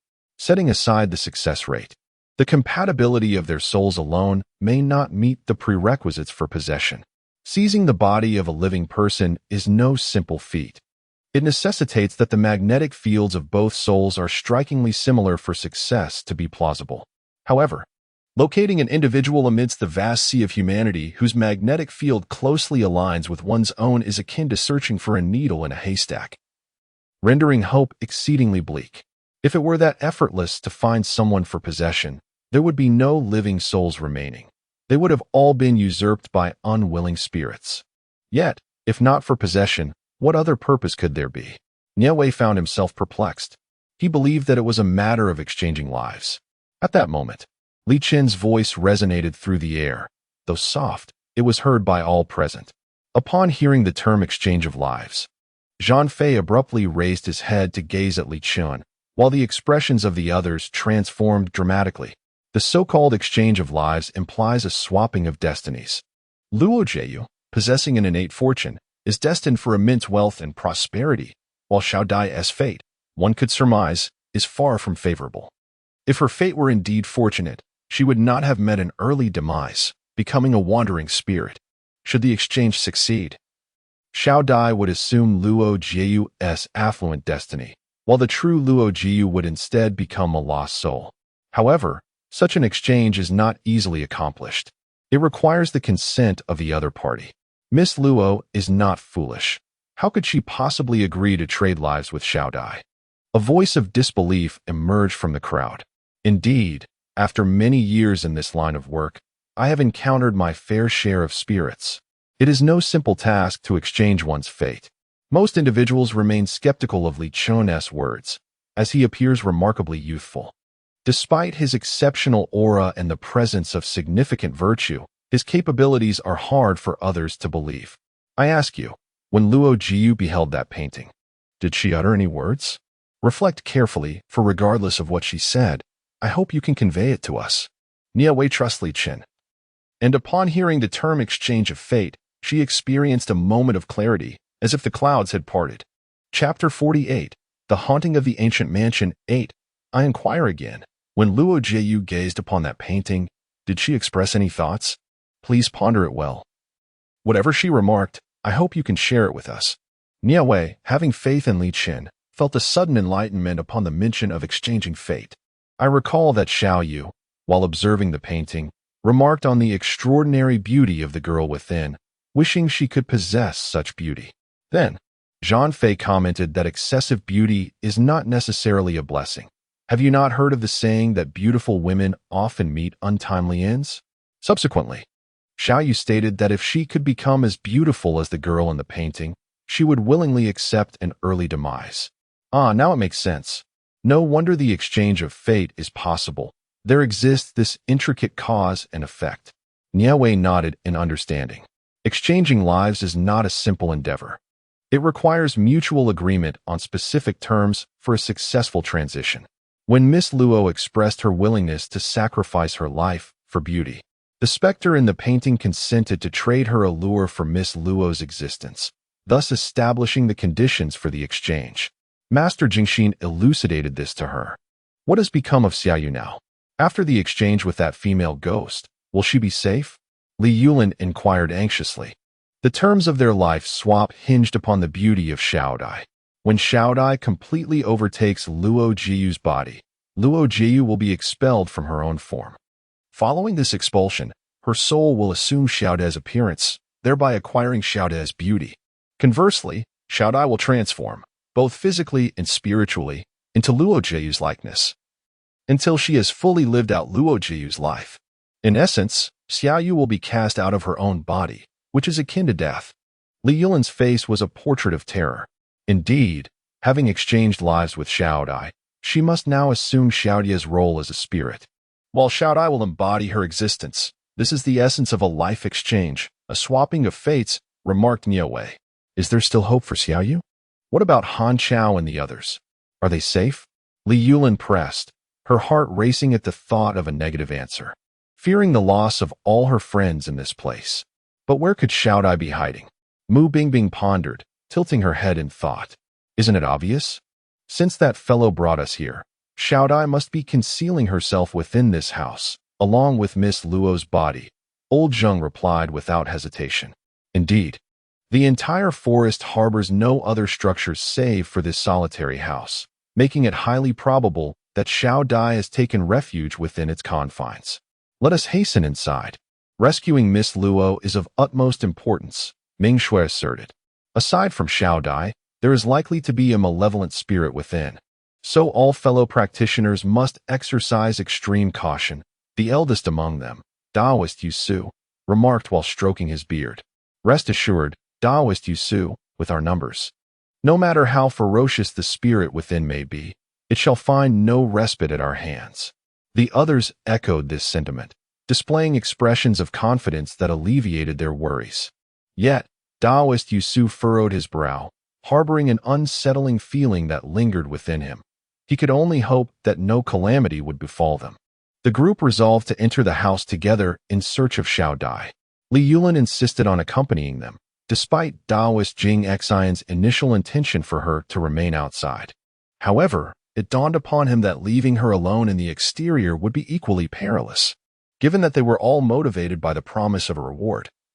It was impractical to designate someone to guard Li Yulin, and thus they ultimately consented to bring her along.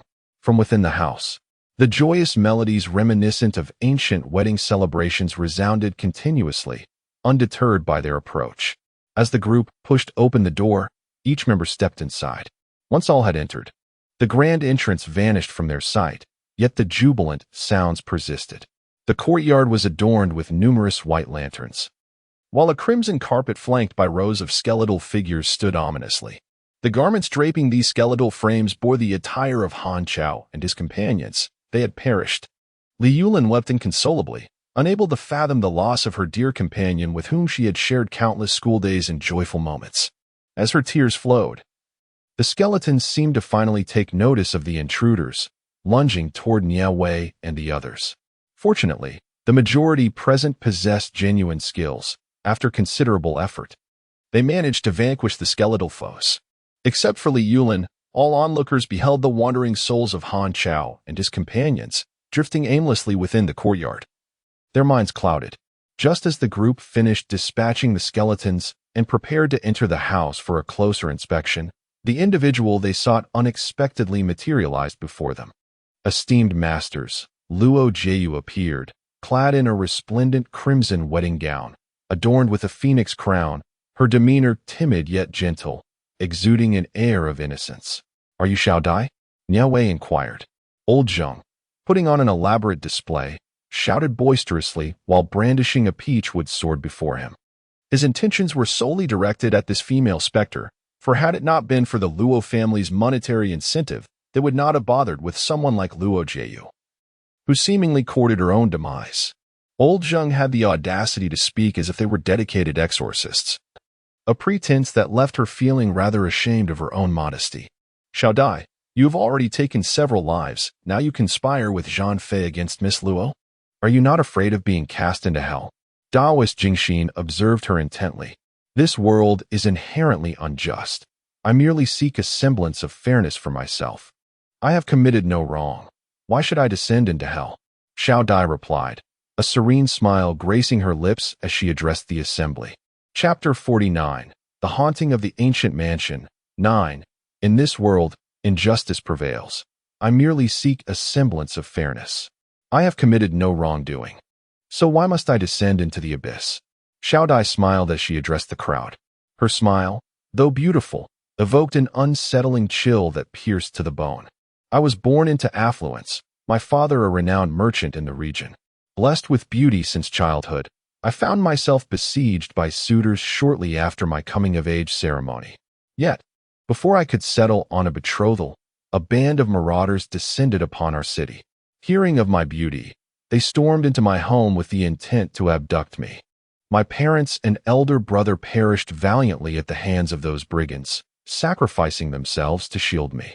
In a desperate bid to preserve my honor, I took my own life within the confines of my chamber, my existence extinguished at the tender age of 16, a life so full of promise.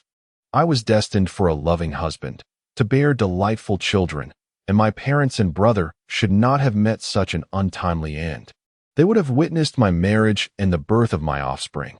My brother would have taken a wife and raised his own family. We were meant to bask in happiness, yet I am left to lament the capriciousness of fate that befell us.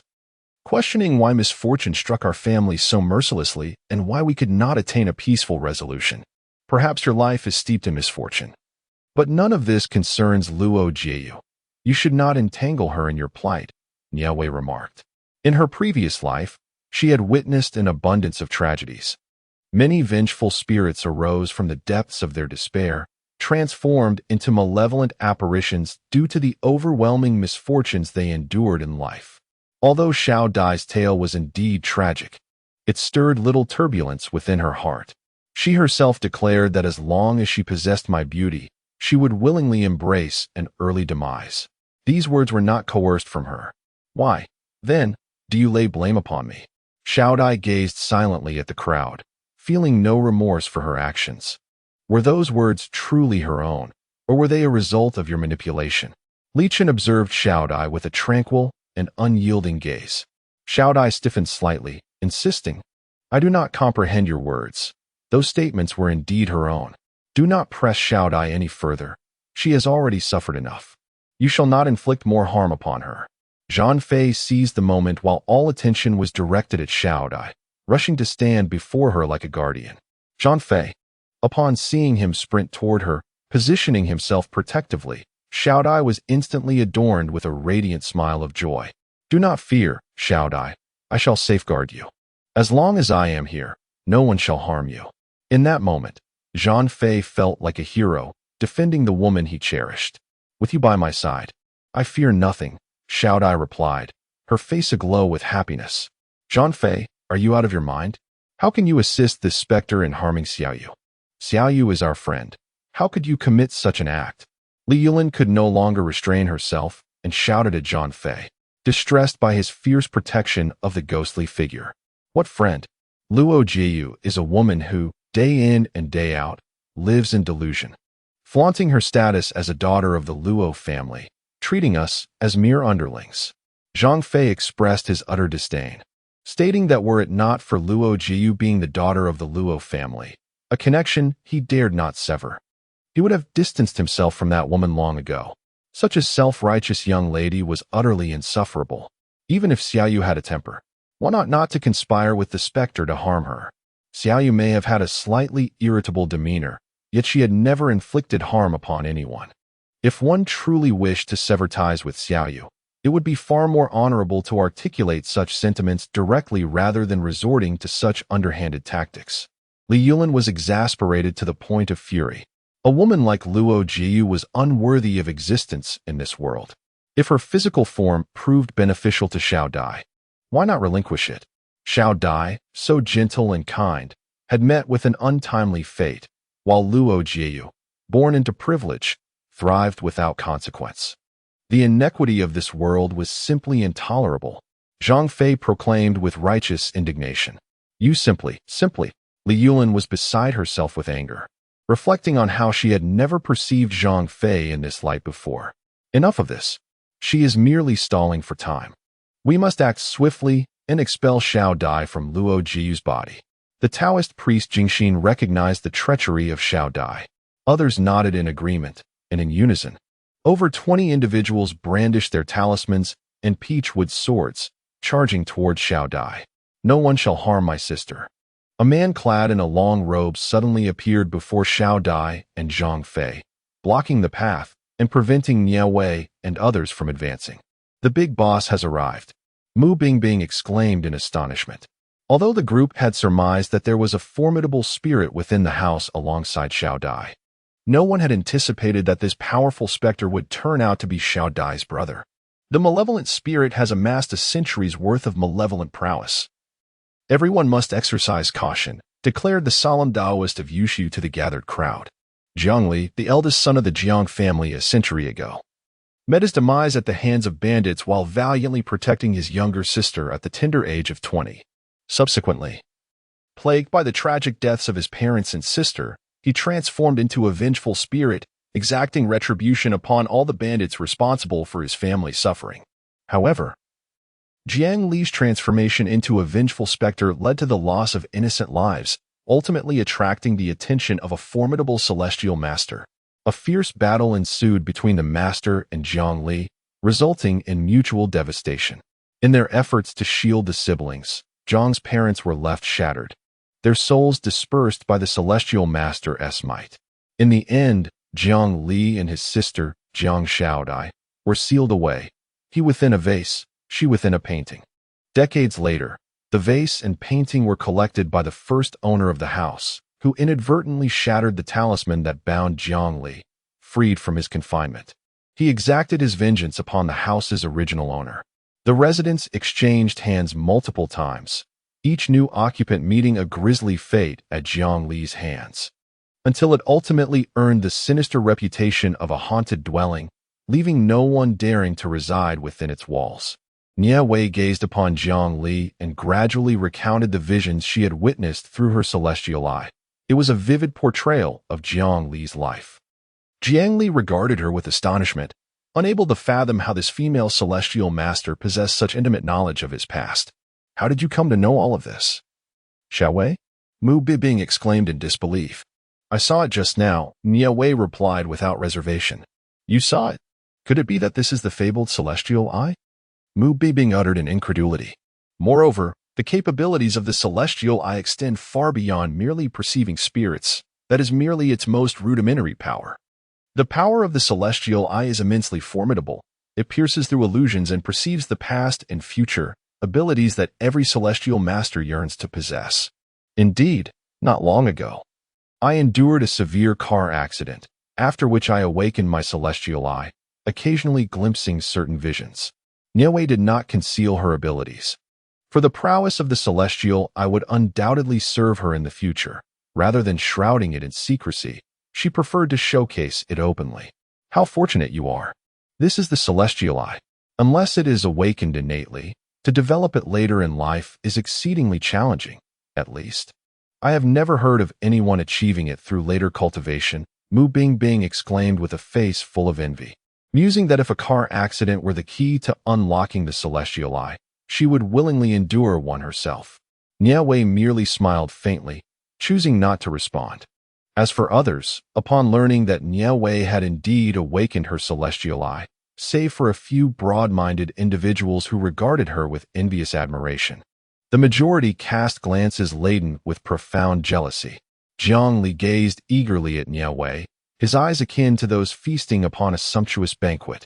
You are overthinking it, Nie Wei replied with a calm demeanor. Setting aside her own prowess, the mere presence of Master Li Chun beside her ensured that Jiang Li could not possibly overtake her. Individuals like Li Chun, who embody great virtue, are precisely the kind of beings that spirits and demons dread the most. Simply standing there, they exert considerable pressure on spirits, rendering them entities that all spirits and demons instinctively avoid. Without further ado, Jiang Li, you have committed numerous atrocities, harming the lives of innocent people with whom you have no grievances. The heavens cannot tolerate such wickedness. Today, we shall act on behalf of justice to put an end to your malevolence. Old Zhang raised his peachwood sword, standing before the crowd. Indeed. Let us all join forces. Zhang Xiaodai was pulled aside by Zhang Fei, and in an instant, the two factions clashed fiercely. Jiang Li, having lived for over a century, was no ordinary foe. He was a malevolent spirit stained with the blood of many. If no one intervened to stop his wicked deeds, he was destined to transform into a true demon. At that point, Jiang Li would be wholly consumed by his malevolence, losing all rationality, leaving only the primal urge to kill. The surrounding area would become a desolate wasteland, with all living beings succumbing to his dark aura. Nie Wei signaled Mu Bingbing to take Li Yulin to safety, urging them not to be caught in the fray. After all, Li Yulin was merely an ordinary person, and the malevolent energy radiating from Jiang Li was akin to a death warrant for her. In just a few minutes, 6 lives had already been extinguished by Jiang Li's hand. The hearts of those who perished were devoured whole by him. Witnessing the fresh blood trickling from the corners of Jiang Li's mouth, Taoist Yusu and the others felt a chill run down their spines. Taoist Yusu, having lived for so many years and encountered numerous vengeful spirits, had only witnessed such madness in a rare few. The heart of a celestial master is indeed a potent source of nourishment. Once I consume all of your hearts, I shall ascend to the rank of a ghostly warrior. And then who in this world shall dare to obstruct me? Jiang Li contemplated his imminent ascension to the rank of a ghost warrior, his eyes gleaming with fervor as he regarded Master Yusu and the others, akin to a connoisseur admiring a sumptuous feast. Humph. If you wish to devour our hearts, let us see if you possess the capability. Ming Shui brandished a dagger, while her brother Su Fong advanced alongside her, flanking Jiang Li from both sides. Su Fong wielded a sword, and both weapons were discernibly refined artifacts, meticulously forged through years of dedication. Ming Shui, a prodigious disciple of Longhu Mountain, and Su Fong, the esteemed senior brother, poised to potentially inherit the mantle of leadership, would undoubtedly be equipped with formidable artifacts for self-defense.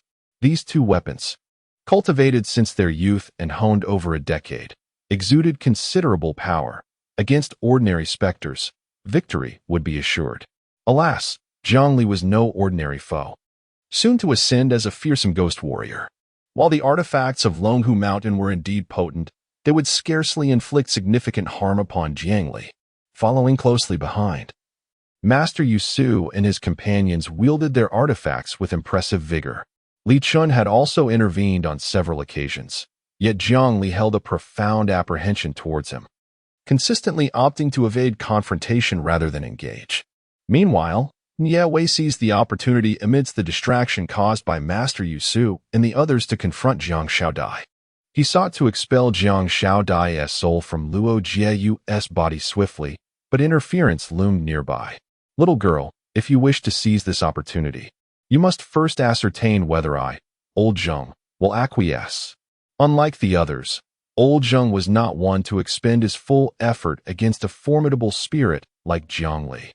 He stood among the crowd, ostensibly confronting Jiang Li, yet exerting little effort. He never approached Jiang Li, retreating at the slightest sign of aggression, all the while keeping a vigilant eye on Zhang Xiaodai. Compared to the arduous task of vanquishing Jiang Li, Old Zheng was undeniably more intrigued by Zhang Xiaodai. After all, Boss Luo had only provided funds for rescuing Luo Jieyu, without insisting on the elimination of Jiang Li. Old Zheng's calculations were astute. Yet he failed to anticipate that Nie Wei also intended to take action against Zhang Xiaodai. Zhang Xiaodai was a target Old Zheng had set his sights on. There was no way he would allow Nie Wei to seize the initiative. Just as Nie Wei prepared to strike, Old Zheng swiftly intervened. Chapter 51. A terrifying encounter in the ancient mansion. 11. Nie Wei regarded Old Zheng, who stood before her, perplexed by his words. To be honest, Nie Wei had no intention of seizing an opportunity. She merely believed that expelling Zhang Xiaodai from Luo Jiuyu's body at this moment would be advantageous for rescuing her. The Taoist masters, originally focused on dealing with Jiang Li, finally noticed the movements of Old Zheng and Nie Wei. Given the gravity of the situation, did they still wish to play opportunists? If they did not eliminate the malevolent spirit of Jiang Li, their very survival was uncertain. Yet they still had time to ponder such matters. Master Jingxin glared furiously at the two, while Old Zheng shrugged dismissively. And Nie Wei finally comprehended why Old Zheng accused her of trying to take advantage. As everyone else engaged with Jiang Li, her desire to expel Zhang Xiaodai alone made her appear as though she intended to profit from the distraction created by the majority. However, Nie Wei had indeed not contemplated such matters. Master Jingxin, Zhang Xiaodai, and Luo Jiuyu's physical forms were increasingly harmonizing, making it even more challenging to expel Zhang Xiaodai later. It might be prudent for us to act separately. Let the master and the others restrain Jiang Li while Old Zheng and I attempt to drive Zhang Xiaodai away. Once we exit, we can equally divide 15 million. What do the esteemed masters think of this proposal? The crowd exchanged glances. Although 15 million divided among so many would yield a meager sum for each, having something was certainly better than nothing. Everyone had contributed to this endeavor. And if one person were to claim the entire amount upon exiting, how could the others reconcile with that? This arrangement allowed for cooperation, ensuring that each individual would receive a share of the reward. While Master Jingxin and Master Yushu felt somewhat diminished by the prospect of sharing with those of lesser abilities, their prowess being the strongest among the group, the current circumstances left little room for dissent. The sheer strength of Jiang Li was evident, and if they could not unite their efforts, it was likely that they would all meet their demise in this place. Thus, even if they were reluctant, they had no choice but to acquiesce to Nie Wei's suggestion. Old Zheng's expression had soured from the moment Nie Wei proposed this idea. He wore a grim countenance throughout. He wished to voice his opposition, yet with the mightiest, Yushu and Jingxin, remaining silent, he felt he had no standing to disagree. The thought of the substantial 15 million potentially dwindling to a mere 1 million left him with an unpleasant sensation. Confronting a malevolent spirit like Jiang Li, to end up with merely 1 million is utterly regrettable. Observing that no one opposed his decision, Nie Wei nodded at the crowd and then rushed towards Zhang Xiaodai. Old Zheng had no choice but to follow. After all, the girl had just mentioned that she would expel Zhang Xiaodai from Luo Jiuyu's body alongside him. If he hesitated now, he might forfeit the last opportunity to claim that million. In the blink of an eye, Old Zheng comprehended the stakes involved. Reluctantly, he resolved to act. Do not come any closer. I will not allow you to harm Xiaodai. Zhang Fei spread his arms wide, protectively shielding Zhang Xiaodai like a hawk guarding its chick. Step aside. You are in the way. Old Zheng kicked out without courtesy, his foot imbued with spiritual energy, propelling Zhang Fei several meters away. Zhang Fei flew through the air, landing heavily on the ground, where he remained motionless, blood spilling from the corner of his mouth. Nie Wei discerned the force behind Old Zheng's kick. It was no wonder Zhang Fei had been sent reeling. Nie Wei held a low opinion of Zhang Fei and therefore did not intervene. With Zhang Fei no longer obstructing them, they could confront Zhang Xiaodai with greater resolve. After all, Zhang Fei was merely an ordinary person. It would be unreasonable to employ techniques meant for dealing with malevolent spirits against him, though he was deserving of punishment. His transgressions were matters for the Luo family and the dragon team to address, not for them to handle. Brother Zhang Fei, Jiang Shaodai exclaimed in shock upon seeing him topple to the ground, immediately intent on rushing to his side. Old Zhang, wielding a talisman, directed it towards Jiang Shaodai, whose expression changed dramatically as she sidestepped 2 paces to evade his assault. The talisman seemed to possess a will of its own, pursuing Jiang Shaodai relentlessly. However, Jiang Shaodai was no ordinary spirit. Having lived for a century, she was formidable in her own right. With her hands, she summoned ghostly energy to erect a barrier, absorbing the impact of old Zhang's talisman, which disintegrated into nothingness upon contact, leaving Jiang Shaodai unharmed. Old Zhang's demeanor shifted as he gritted his teeth and retrieved additional talismans, imbuing them with spiritual energy to intensify his attack. At this moment, Nie Wei seized the opportunity to draw forth a willow branch from his personal collection, striking Jiang Shaodai's ethereal form with fervor. The willow branch was particularly effective against spiritual entities, causing Jiang Shaodai to wail in anguish. Nie Wei gestured to old Zhang, signaling him to restrain Jiang Shaodai. Recognizing the necessity of their collaboration, old Zhang realized he had underestimated Jiang Shaodai, mistaking her for an easy adversary. Although her powers were not as formidable as her brother's, she was certainly not to be trifled with. To expel Jiang Shaodai from Luo Jiyu's body, cooperation was essential. Following Nie Wei's cue, old Zhang lunged forward, firmly grasping Jiang Shaodai from behind to restrict her movements. Once restrained, Nie Wei felt liberated to unleash his assault upon Luo Jiyu's body, striking repeatedly with the willow branch.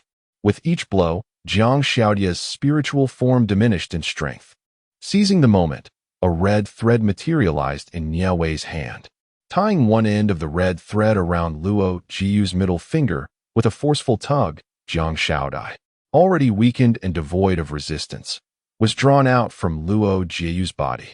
Freed from Jiang Shaodai's control, Luo Jiyu's body immediately softened, on the verge of collapsing to the ground. Fortunately, old Zhang reacted swiftly and steadied her. Observing this, Li Yulin hurriedly ran over with Mu Bingbing to take Luo Jiyu's body from old Zhang's grasp. Xiaoyu, wake up, Xiaoyu, Li Yulin called several times. But seeing that Luo Jiyu remained unresponsive, she anxiously turned to Nie Wei. Do not worry. She has been possessed by Jiang Shaodai for too long, and her body has been harmed by the lingering. It will take at least half a year of rest for her to fully recover, Nie Wei reassured her. But why isn't she waking up? Li Yulin, while feeling relieved, inquired. Once we leave here, you must dissolve this talisman in water and have her drink it to dispel the remaining within her. She will naturally awaken, Nie Wei instructed. Retrieving a triangular yellow talisman from the cloth bag he carried and handing it to Li Yulin, Li Yulin carefully accepted the talisman, cradling it in her palm. Mu Bingbing smiled to reassure her, and Li Yulin nodded, genuinely relieved. After entrusting the talisman to Li Yulin, Nie Wei bound Jiang Shaodai with the red thread, rendering her utterly immobile and left her to wail incessantly. In a fit of rage, Jiang Li witnessed his sister's capture and, in a moment of desperation, eliminated 2 Taoist priests who obstructed his path. Just as he intended to strike Nie Wei to rescue Jiang Shaodai, Li Chen interposed himself before him. With hands forming intricate seals, Li Chen summoned immense spiritual power, delivering a formidable Buddhist seal that forced Jiang Li back several paces. Severely wounded by the impact of the seal, Jiang Li found himself further assailed by the combined might of Jingxin Taoist and Yusu Taoist, who successfully dispersed a significant portion of the malevolent energy surrounding him. As Jiang Li succumbed to his injuries, he could no longer sustain the ghostly realm. The domain, deprived of sufficient spectral energy, shattered like a fractured mirror. With its collapse, the true, sinister visage of the haunted abode was finally unveiled. Within, a grim collection of bones lay strewn about, their garments rendered tattered and unrecognizable by the relentless passage of time. Only the attire of approximately 30 corpses remained discernible. unmistakably belonging to Luo Jiu's classmates and the bodyguards dispatched by Luo Jing to locate her. To be reincarnated, it would require at least 100 lifetimes as an animal or insect. Realizing that Jingxin and Yu Su were intent on obliterating him, Jiang Li could not remain passive. He summoned the malevolent energy coursing through him, contemplating a self-detonation that would take everyone down with him. Upon witnessing this, Nie Wei's expression shifted dramatically. She sought to intervene, but it was already too late. Desperately, she channeled her spiritual energy to form a protective shield around those nearby. Others, quick to react, also conjured their own barriers or affixed talismans to themselves, yet the threat loomed large.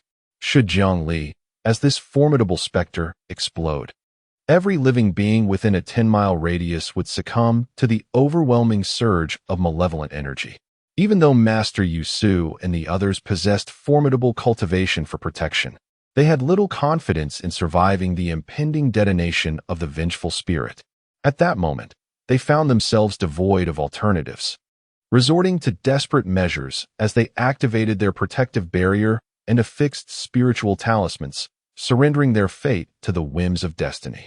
Should fortune favor them, a glimmer of hope for survival might emerge. Otherwise, they would perish alongside Jiang Li. Regret consumed old Jing's heart. Had he foreseen that rescuing Luo Jiu would lead to his demise, no amount of money could have persuaded him to proceed. Alas, the world offers no remedy for regret, and no amount of lamentation would alter his fate. He could only hope for a stroke of luck to endure the impending explosion, as everyone braced themselves for the worst. Li Qin, clutching prayer beads, formed a hand seal that seemed to radiate with a luminous aura. In a mere blink, he approached Jiang Li, executing a hand gesture that struck true. In an instant, Jiang Li felt the overwhelming energy within him dissipate, vanishing without a trace. How could this be? Who are you? How could you possibly achieve such a feat? Is there truly someone capable of halting my self-detonation? Jiang Li's eyes widened in disbelief, a crimson hue engulfing his gaze. Master Jingxin and Master Yu Su exchanged incredulous glances, struggling to comprehend how such a formidable spirit had been subdued so effortlessly. I shall take Jiang Li, Li Qin declared. Even after having just subdued a formidable vengeful spirit, a serene composure remained etched on Li Qin's face, his aura gentle and pure, unchanged by the ordeal. Thank you, Master. The others murmured, eager for assistance in dealing with Jiang Li, the formidable spirit. Senior brother, how can he simply take Jiang Li away? Ming Shui wished to thwart Li Chun but was obstructed by Su Fang. Master Li Chun exerted considerable effort to capture Jiang Li. Had it not been for the Master's intervention to prevent Jiang Li's self-detonation, we all would likely have met our demise here. Now that Master Li Chun has voluntarily chosen to deal with Jiang Li and that malevolent spirit, why should we object? Su Fang articulated his reasoning with clarity. It is of no consequence. Simply speak the truth, he reassured, untroubled by the situation. With Jiang Li now taken away, Jiang Shao Dai was subsequently escorted by the ghost emissaries summoned by Master Yu Su. Before departing, those two emissaries cast a covert glance at Nie Wei. How peculiar that this lady would appear in such a place. No wonder she was elusive earlier. She had evidently traversed to this world. Nie Wei, too. Notice the gaze of the two emissaries. They were acquaintances from her past encounters while exorcising spirits, and she recognized them both. However, she had not anticipated that despite being from different realms, the emissaries would still be the same. Could it be that the underworld of this world is indeed the same as that of her original one?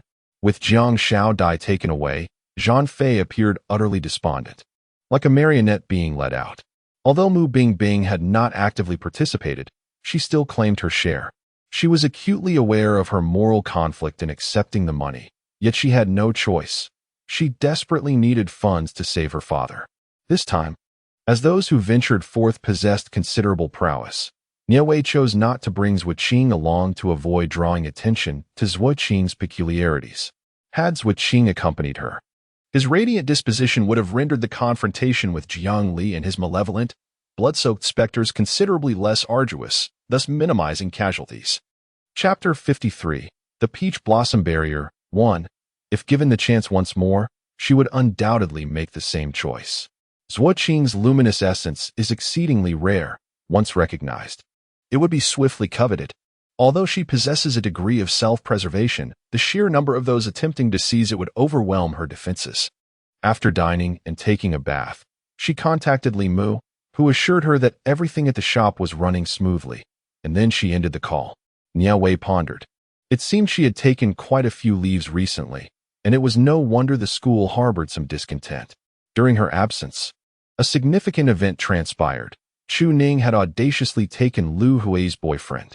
Nie Wei had met Lu Hui's boyfriend before. They had dined together, and he appeared to be an amiable and handsome young man. It was shocking to learn of his infidelity. Assessing one's character was not her forte. During their last encounter, she had failed to perceive any faults.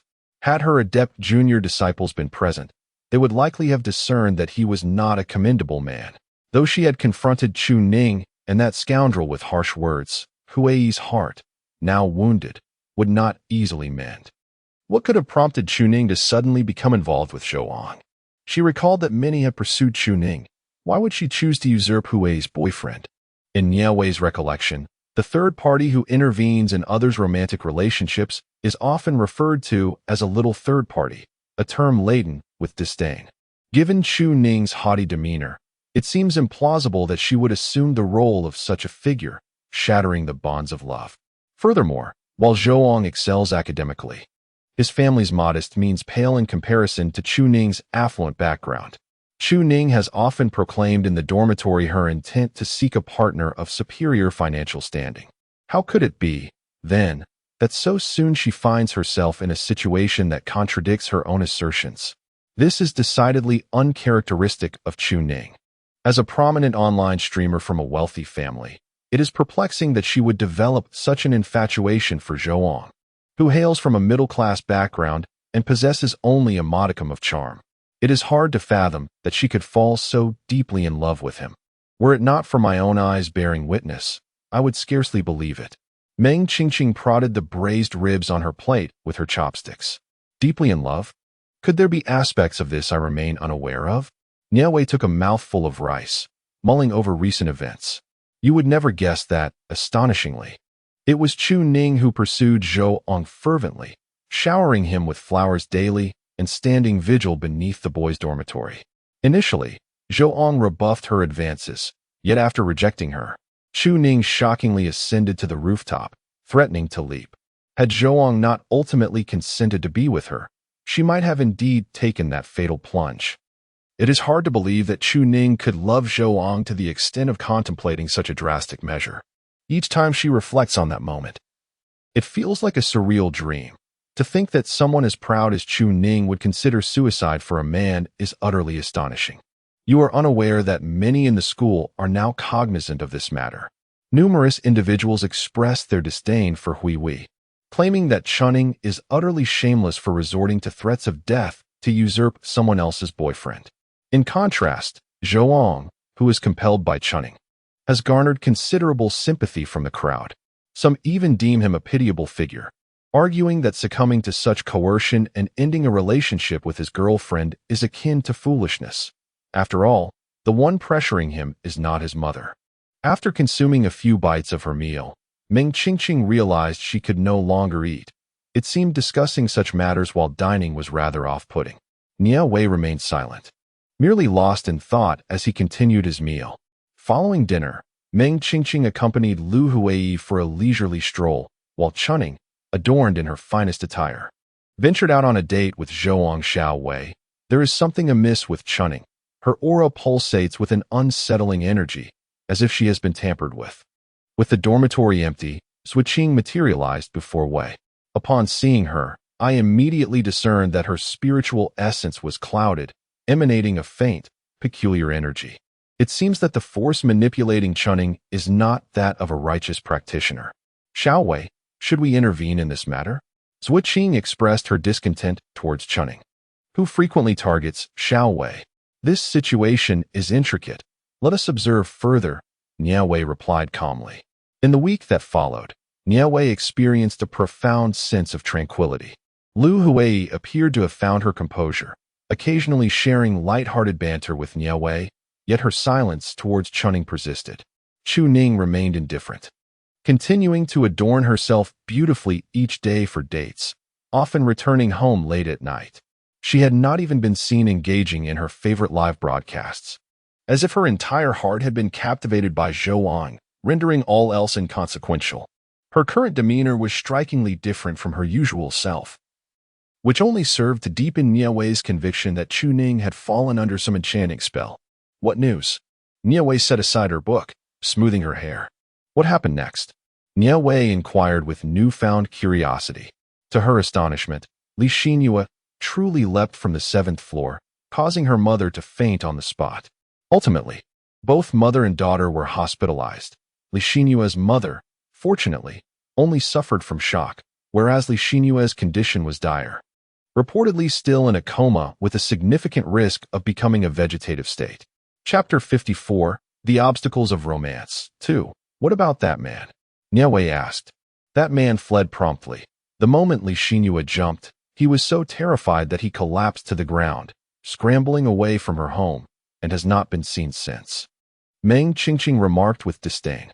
It is indeed peculiar how many young women seem willing to go to such lengths for men lately. In our school, there are Chu Ning and Li Xinyue, and in the neighboring Foreign Language Institute, several pairs of beautiful girls and their less-than-ideal partners have emerged. I wonder what has come over the girls these days, as their standards have become so bizarre.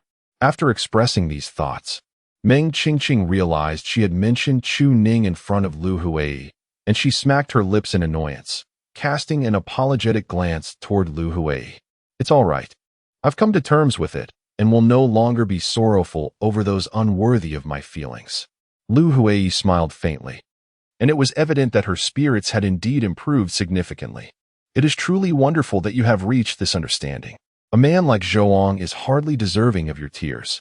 He capitulated under Chunning's threat. Such a wishy-washy man would make marriage a veritable struggle for you in the future, Meng Qingqing remarked with a look of relief, as Chunning entered her room. She hummed a cheerful tune while making her way to her bedside, where she proceeded to rummage through her wardrobe in search of an outfit for her date. Just as she was selecting a piece, her phone rang.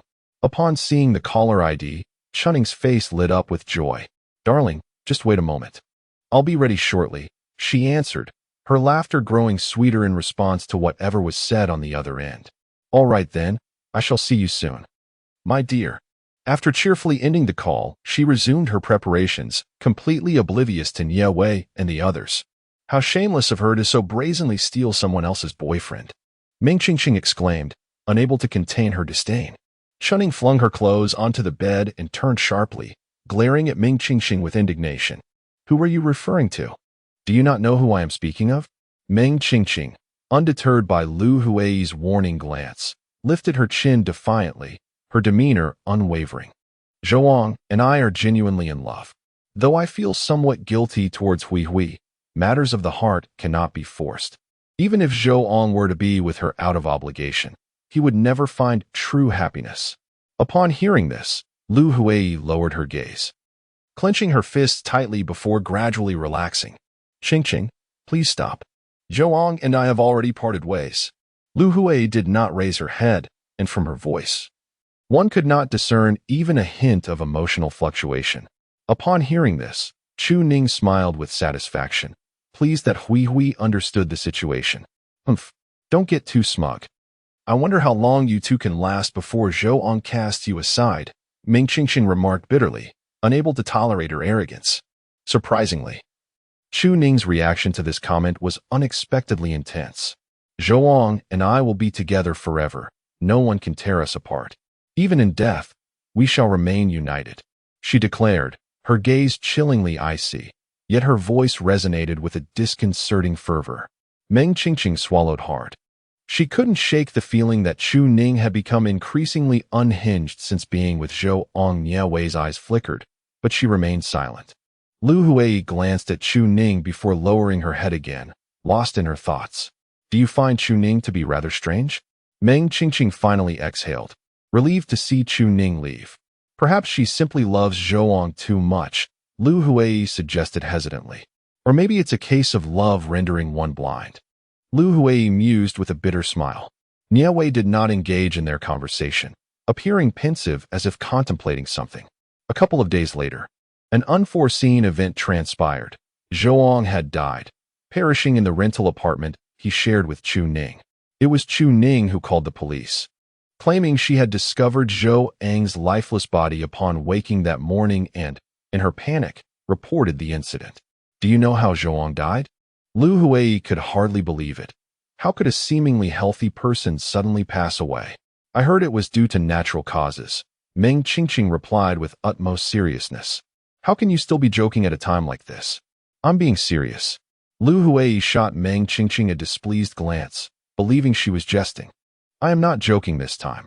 He truly passed away, she insisted. I heard that when Zhou died, his hair had turned completely white. His skin resembled the dried peel of an orange, and he was covered in wrinkles. If one were unaware that Zhou was only 20, they would certainly assume he was at least 80 years old. Is that really true? How could he have changed so drastically? Lu Hui gasped, covering her mouth in shock. It is said that he contracted a newly discovered virus. There have been several instances of sudden deaths lately, all involving young men. This virus is terrifying. We must be cautious and avoid infection at all costs. I can hardly bear to imagine waking up one day as an elderly woman. It's simply horrifying. Truly horrifying. Meng Qingqing exclaimed, pressing her hand to her chest in fear. As women, the fear of aging is universal, especially in such a sudden manner. The mere thought sends chills down one's spine. Nie Wei remained silent, a serious expression flickering in her eyes. The situation appeared to be more dire than she had anticipated. Zhou's unexpected demise, particularly occurring in Chu Ning's bed, had evidently left her in a state of shock, and she was currently hospitalized, leading the school to grant her leave. Although Chu Ning had been detestable for stealing Lu Hui's boyfriend, with Zhou now deceased and Chu Ning in the hospital, any lingering animosity seemed to dissipate with his passing. Lu Hui and Meng Qingqing resolved to visit Chu Ning in the afternoon, and Nie Wei decided to accompany them. Upon arriving at the door of Chu Ning's hospital room, a cacophony of despair echoed from within. Let me die? Let me die? My Zhou is dead. I no longer wish to live. The anguished cries pierced the air. Hearing the commotion, Nie Wei and others hastily pushed open the door, only to witness Chu Ning, disheveled and wild-eyed, grappling with her mother for a fruit knife. Her demeanor resembled that of a deranged soul, instilling a chilling fear in those who beheld her. The patient's emotions were spiraling out of control. Immediate sedation was imperative. With the assistance of a doctor and 5 nurses, they managed to subdue Chu Ning, administering a tranquilizer that finally brought a semblance of calm. Chapter 55, Peach Blossom Barrier 3. Chu Ning's mother expressed her gratitude to the medical staff, then took a seat by her daughter's bedside, wiping away tears. Once the doctors and nurses departed, Nie Wei and the others entered the room. You've come. Thank you for visiting Xiao Ning, Chu's mother said, her face etched with exhaustion as she dabbed at her tear-streaked cheeks. It had only been half a day since Chu Ning was hospitalized, yet her mother appeared utterly drained, a stark contrast to her former vibrant self. Auntie, these flowers and fruits are for Xiao Ning, Meng Qingqing said, presenting the offerings as a gesture of support. Chu's mother set the items down and invited them to sit on the sofa. Due to the family's affluence, they occupied a luxurious VIP room, complete with a private bathroom, a sofa, a television, and a small refrigerator. Auntie, how is Chu Ning faring? Lu Hui inquired, casting a complicated glance at the bedridden Chu Ning. Witnessing her friend in such a state left her at a loss for words. My dear Ning Ning, my dear Ning Ning, my poor Ning Ning has been utterly ruined by that despicable man. I cannot fathom what it is that she finds appealing in Zhou. She has threatened to take her own life over him, completely disregarding my feelings and those of her father. Her sole focus seems to be on that man, contemplating death for his sake. The more Chu Mu spoke, the more tears streamed down her face, prompting Lu Hui and Meng Qingqing to hurriedly fetch tissues from their bags, helping her wipe away her tears while softly offering comfort. As the 3 busied themselves, Nie Wei approached Chu Ning's bedside. Observing her condition, He feared that she might not survive to see another day. Although he held no affection for Chu Ning, the bond of sharing a dormitory compelled him to ensure she did not meet an untimely demise. One could only hope she would come to her senses. It was perplexing what allure Zhou held over her. What could possibly justify her willingness to live and die for him? Ning seemed utterly bewitched by Zhou, and despite how many times her father and I had implored her to reconsider, she remained resolute in her desire to be with him. Had I known then the extent of my daughter's suffering, I would have firmly opposed their union. Regret washed over Chu Mu as she lamented that had she acted decisively against it, perhaps things would not have spiraled into this tragic state. The thought of Zhou being a fleeting presence only deepened her regret. No matter how pitifully her daughter had cried, she would have remained steadfast in her refusal had she known Zhou's fate. If you had refused from the beginning, Chu Ning would have perished even sooner. Nie Wei suddenly interjected. The room fell silent, and moments later, Chu Mu, incensed, pointed a finger at Nie Wei. I know you harbor no affection for my Ning, but given her current state, how dare you utter such callous words? Have you no humanity? Lu Huai and Meng Qingqing were perplexed by Nie Wei's sudden remarks to Madame Chu. Was this truly the appropriate moment for such declarations? If they had foreseen Nie Wei's abrupt behavior, they would never have brought her along. Madame Chu was momentarily stunned, her eyes widening as she exclaimed, Are you implying that my Ning has fallen victim to the peach blossom curse? What is this curse? Do you know something? Please, enlighten me. In this world, numerous methods can attract romantic fortune, each possessing its own merits and demerits. The beneficial practices yield favorable relationships, while the harmful ones invite misfortune.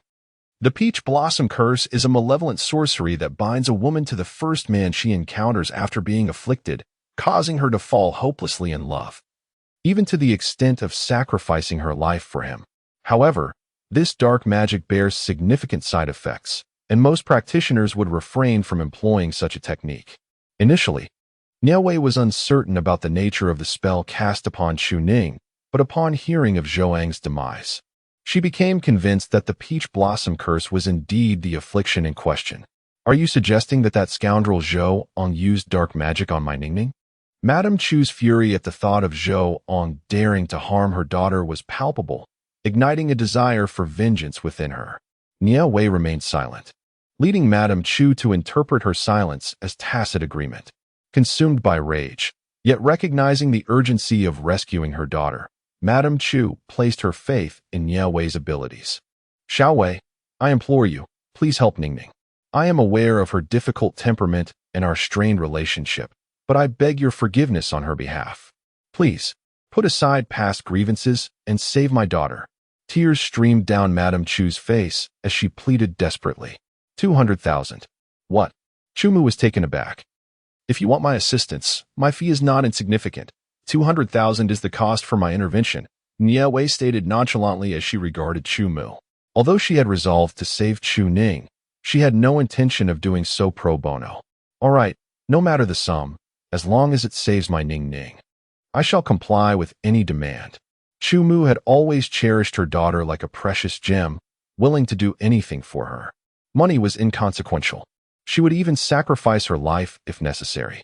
Lu Huai and Meng Qingqing exchanged glances, shocked by the figure of 200,000. As students, they had never possessed such wealth. They were astonished that Nie Wei had boldly requested this amount, and even more so that Chu Mu had agreed without hesitation. Had she not considered the possibility that Nie Wei might lack the ability to save Chu Ning? After all, Nie Wei was merely 18 years old. Chu Mu seemed excessively trusting. The two girls could not comprehend that Chu Mu was resorting to desperate measures. With Chu Ning on the verge of taking her own life, conventional methods had become futile. Now, Chu Mu could only place her hopes in unconventional means, yearning for Nie Wei to possess genuine skills. Even if she failed to save Chu Ning, Chu Mu would suffer no loss. If the treatment did not succeed, payment would be impossible. Nie Wei nodded, accepting the transaction. She retrieved a paper talisman from her belongings and handed it to Chu Mu. Burn this talisman and dissolve the ashes in water for her to drink. Chu Mu accepted the talisman and obediently ignited it with a lighter, allowing the charred black ashes to dissolve into a glass of plain water. To her astonishment, the ashes vanished upon contact with the liquid, causing her eyes to widen in disbelief. At the same time, a flicker of confidence blossomed within Nie Wei. Perhaps she truly possessed the ability to rescue Chuning. Chapter 56. The Peach Blossom Barrier. 4. After administering the talisman water to Chuning, her previously ashen complexion noticeably brightened. An unseen dark aura wafted from her spiritual core, and with a swift motion, Nie Wei captured the dark essence, drawing it into her grasp. As the ethereal energy coursed through her hand, the dark aura vanished without a trace. Is Ning Ning truly unharmed? Chu's mother found it hard to believe that mere talisman water could effect such a change. However, recalling the miraculous property of the talisman ash dissolving in water, she allowed herself to hope that Nie Wei's words bore truth. You can transfer the payment to me once she awakens. I have matters to attend to, so I shall take my leave now. Noticing that there was nothing more to be done, Nie Wei suggested her departure. Let us depart together. Mother, please take care of yourself. We will visit again once Chuning regains consciousness. Lu Huai and Meng Qingqing, seeing Nie Wei prepare to leave, immediately echoed her sentiments. Chu's mother cautioned them to be careful on their journey and bid farewell as they exited. Once outside the hospital, a profound silence enveloped the trio. Meng Qingqing occasionally cast furtive glances at Nie Wei, her curiosity palpable yet restrained. Feel free to ask whatever is on your mind. Nie Wei sensed that her two roommates harbored numerous questions. Xiao Wei, you mentioned that Chuning was afflicted by sorcery. Is that truly the case? The three friends found a bench in a nearby park, observing the children playing joyfully as they each cradled a cup of milk tea. Lu Huai, holding her drink, was the first to break the silence. It is indeed true.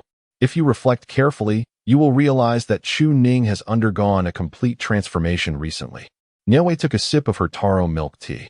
I have long observed that Chuning seems to be under a spell cast by Zhouang. Her character is so materialistic that she only finds interest in men of affluent backgrounds or successful careers. It is inconceivable that she would take any notice of Zhouang, let alone go to such lengths for him, Meng Qingqing exclaimed with agitation. Until today, Meng Qingqing had been skeptical about the existence of supernatural entities. However, the occurrences surrounding Chuning are undeniably peculiar, coupled with Zhouang's even more bizarre cause of death, leading her intuition to suggest that only supernatural forces could elucidate these events. Is Zhouang the one who has employed sorcery upon Chuning? Lu Huai inquired, her expression tinged with unease. If Zhouang truly has bewitched Chuning, then she is, in fact, the principal victim in this affair, and she has no grounds to blame Chuning. What do you mean by could be said to be? Is there some hidden truth here? Meng Qingqing questioned with curiosity. Indeed, there is a concealed truth, but I cannot ascertain what it is just yet. I must meet another individual to uncover the reality, Nie Wei replied, swiftly finishing her milk tea and discarding the empty disposable cup into the trash. Although Lu Huai remained silent, her gaze similarly reflected a yearning for answers as she looked at Nie Wei. After some contemplation, Nie Wei deemed their journey to be devoid of peril and consented to their companionship. She made a phone call, requesting Li Mu to come and drive them. Upon Li Mu's arrival, Meng Qingqing and Lu Huai were astonished that Nie Wei could summon a chauffeur with a mere phone call, speculating that her family background must be rather extraordinary, at the very least, not that of an impoverished and powerless orphan. Xiao Wei, who are we going to find? Meng Qingqing inquired with curiosity about Li Xinyue's boyfriend. Nie Wei replied nonchalantly, observing that the residential complex appeared to have some years behind it, filled predominantly with walk-up apartments. While contemporary constructions featured elevators, such walk-up units were typically found only in older neighborhoods. The trio of girls entered the complex unimpeded, with the security guard at the entrance not hindering their passage, and they made their way to one of the buildings. Lu Huai and Meng Qingqing followed Nie Wei as they ascended 5 flights of stairs, eventually halting before a door. How did you know where Li Xinyue's boyfriend resides? Lu Huai asked with intrigue. I found it in the student records, Nie Wei responded. However, it was not she who had searched, rather. It was Wu Qing who had ventured to the records room to unearth the address of that young man. Oh, the two girls nodded, accepting this explanation. They had not considered how Nie Wei had gained access to the records room, nor had they pondered that point at all. They assumed Nie Wei had hacked into the school system to retrieve the boy's address. It must be said, however, that their conjectures were rather far-fetched. Nie Wei's proficiency with computers was not so advanced, limited at best to basic internet browsing. Yet, one could hardly blame the two for their assumptions. Given the current digital age where student records could readily be accessed via computer, making it unlikely for anyone to take the time to sift through physical files. The three stood at the threshold, with Nie Wei pressing the doorbell. Moments later, the door swung open to reveal a middle-aged woman, slightly plump. Her face marked by evident fatigue. Upon opening the door, she regarded the trio of girls at her doorstep with a hint of curiosity. "Who are you looking for?" "Hello. You must be Gu Feng's mother. We are his classmates. Recently, Gu Feng has not attended school, and the teacher asked us to check on him. Would it be convenient for us to visit?" Nie Wei spoke politely, a faint smile gracing her lips. "Oh, you are my son's classmates. Please, come in, come in." The woman, upon hearing this, warmly welcomed them inside. "Gu Feng, come out. Your classmates have come to see you," she called out loudly while pouring water for the three visitors. However, after a few minutes, there was still no response from Gu Feng's room. Gu's mother glanced awkwardly at Nie Wei and the others. "I'm sorry, everyone. I don't know what has happened to my son these past few days. He has been rather indifferent to everyone, even to me, his mother." "That is quite all right, Auntie. If it's convenient. May we go into Gu Feng's room to see him?" Nie Wei inquired. Lu Huai and Meng Qingqing remained silent throughout, as they were not actually Gu Feng's classmates. They felt anxious, fearing they might be exposed. "Well, that is fine. You are all of similar age and should be able to communicate better. Nowadays, children tend not to share their feelings with us parents. Just so you know, he has been in a rather foul mood lately. So please don't take it personally if he snaps at you." Gu's mother expressed her concerns. Nie Wei nodded in agreement, and with Gu's mother's consent, the three entered Gu Feng's room. Lu Huai walked at the back, casually closing the door behind her. The room was shrouded in curtains, devoid of light, and the air was permeated with an unpleasant odor reminiscent of dampness. A figure, somewhat plump in appearance, sat on the bed, wrapped in a blanket despite the summer heat. With the air conditioning turned off, the room was sealed tightly, making the stench all the more unbearable. Nie Wei paid him no mind and approached the window, pulling back the curtains and opening it to let in some fresh air. At last, the smell became somewhat more tolerable. The sudden influx of light caused Gu Feng to squint uncomfortably, and as his eyes adjusted, he was taken aback to discover three unfamiliar girls in his room. "Who are you? Who allowed you to enter?" Gu Feng questioned, panic written across his face. "Junior?" Gu Feng looked at Nie Wei and the others in confusion. "What do you want from me? I don't know you. Please leave my home." Gu Feng shouted angrily at the three girls. "Don't be so hasty to dismiss us. If you do, you may lose your last chance for survival," Nie Wei said calmly, her gaze fixed on him. Gu Feng's expression shifted, his eyes narrowing with evident suspicion. "Who are you? What is your purpose in seeking me?" You. Gu Feng stammered, his shock evident. He had not anticipated that the girl before him would possess knowledge of such secret matters. "I advise you to speak, as Xiao Wei is quite capable. She can certainly assist you," Meng Qingqing urged, unable to contain herself at his reaction. "Do you possess magical abilities?" Gu Feng asked cautiously, his eyes glinting with a hint of hope as he regarded Nie Wei. "Your perspective is valid." Nie Wei neither affirmed nor denied it. "On what grounds should I place my trust in you?" Gu Feng has not entirely let down his guard. It is precisely because he was too gullible that he has found himself in such dire straits, even causing the girl he cherishes to suffer gravely. Gu Feng now laments his choices deeply, wishing that if given another chance, he would rather endure anything than step foot in that establishment. "Do you possess any alternative options?" Nie Wei offered a faint smile. "I implore you, save me," I pleaded. "I truly do not comprehend how I ended up in this predicament. I too have been deceived. This is not the life I desire." Ultimately, Gu Feng chose to trust Nie Wei, for, as she pointed out, he was devoid of other choices. Do share. Whom did you encounter? Who instructed you on the use of the peach blossom talisman? Half a month prior, I overheard a male student from the adjacent dormitory mention that he knew of a shop where seeking love was extraordinarily effective. No matter how aloof the object of one's affection may be, a simple talisman from that shop would ensure their immediate fondness. From the very first moment I laid eyes on XINU, I was infatuated, yet she stood as the esteemed campus belle, while I was merely a nobody. My admiration for XINU was profound, prompting me to seek out the shop spoken of by that boy. It was a boutique dedicated to selling peach blossom talismans. Owned by a gentleman in his 60s, he advised me to purchase 2 talismans, instructing me to place a drop of blood from my middle finger on one talisman for 3 consecutive days. The other talisman required me to articulate my heartfelt wish after each application of blood. The shopkeeper proclaimed that this was a ritual. Once completed, the wish-granting talisman would be burned to ash, allowing the beloved to imbibe the talisman ash-infused water and consequently fall in love with me. During a club activity, I took the initiative to treat everyone to milk tea. When I ventured out to procure the milk tea, I discreetly added the pre-prepared talisman ash water to the drink, which I then presented to Xinyu. As she sipped her milk tea, I intentionally positioned myself before her, ensuring that the first person she beheld after drinking was me.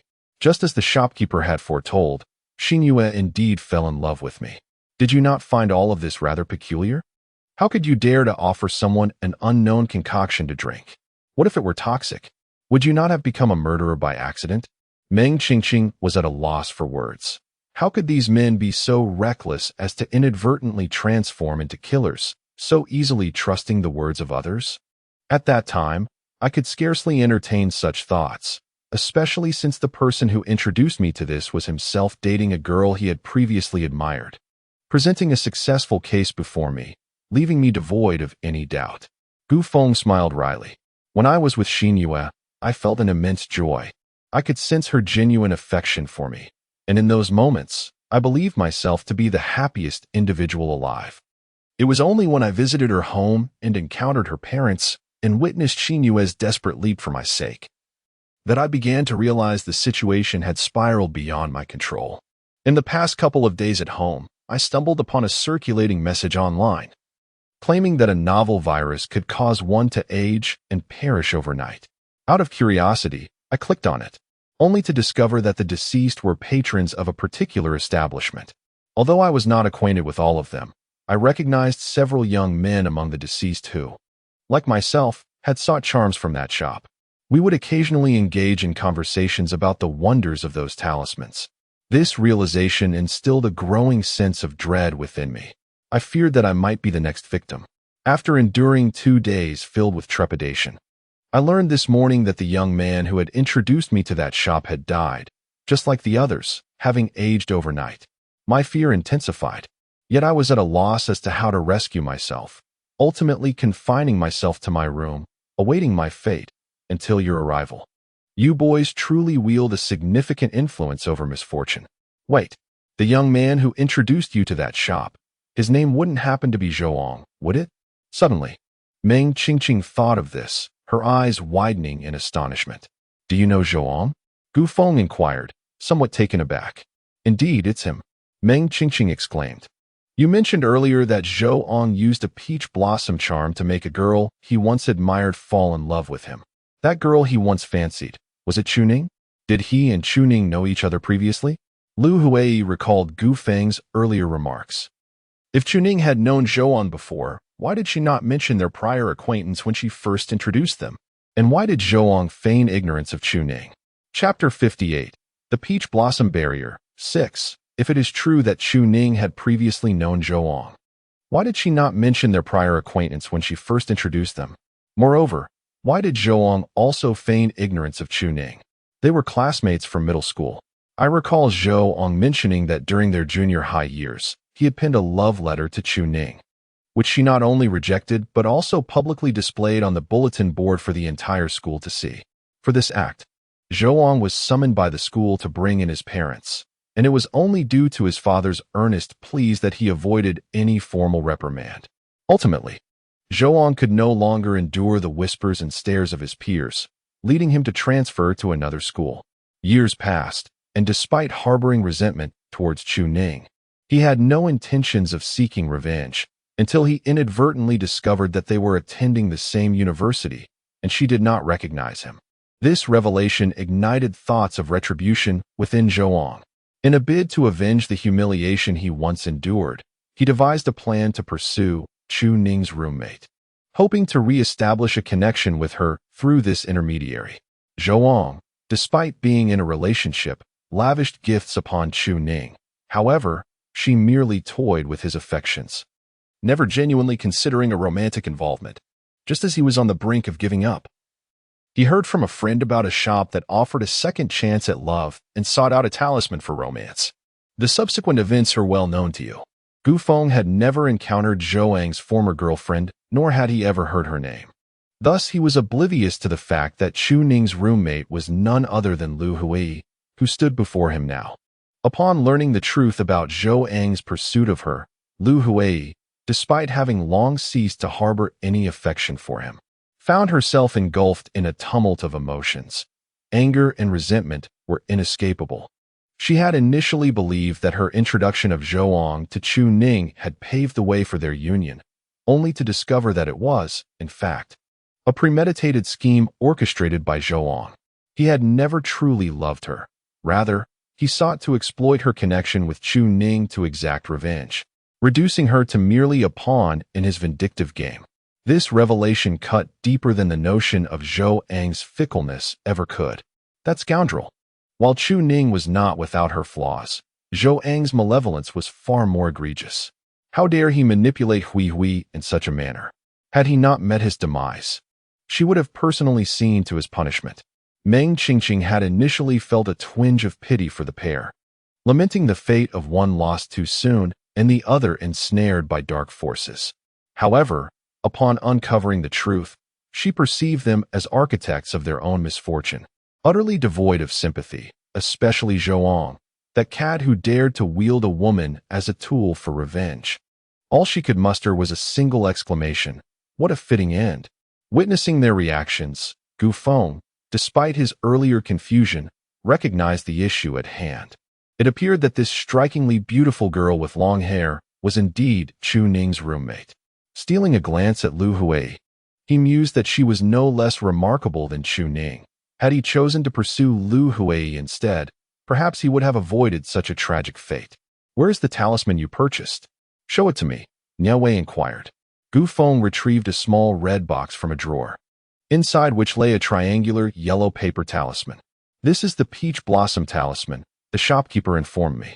"If one were to have a beloved drink the talisman after making a wish, and then carry it with them, the effects would be greatly enhanced. Initially, I kept it close, until recently, when I witnessed a surge of unfortunate incidents, leading me to hesitate and ultimately store the talisman in a drawer."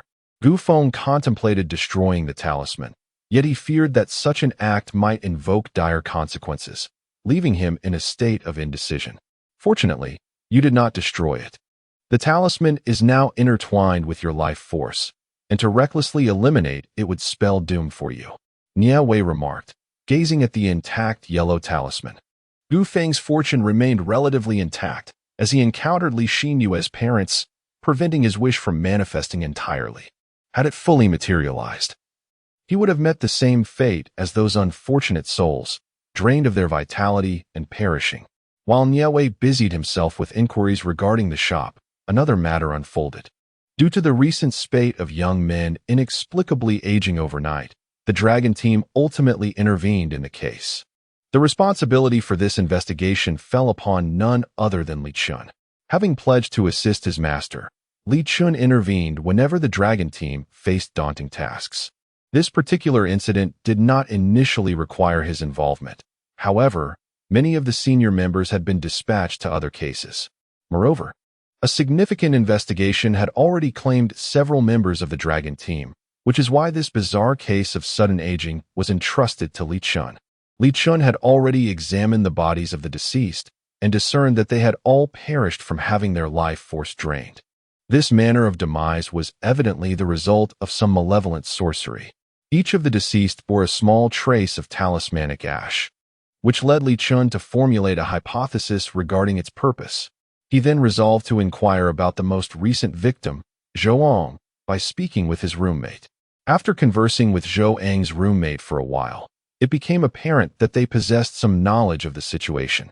The roommates revealed that Zhou Ang, in pursuit of a girl named Chu Ning, had purchased 2 talismans from a shop and had been mysteriously dripping his blood onto them each day.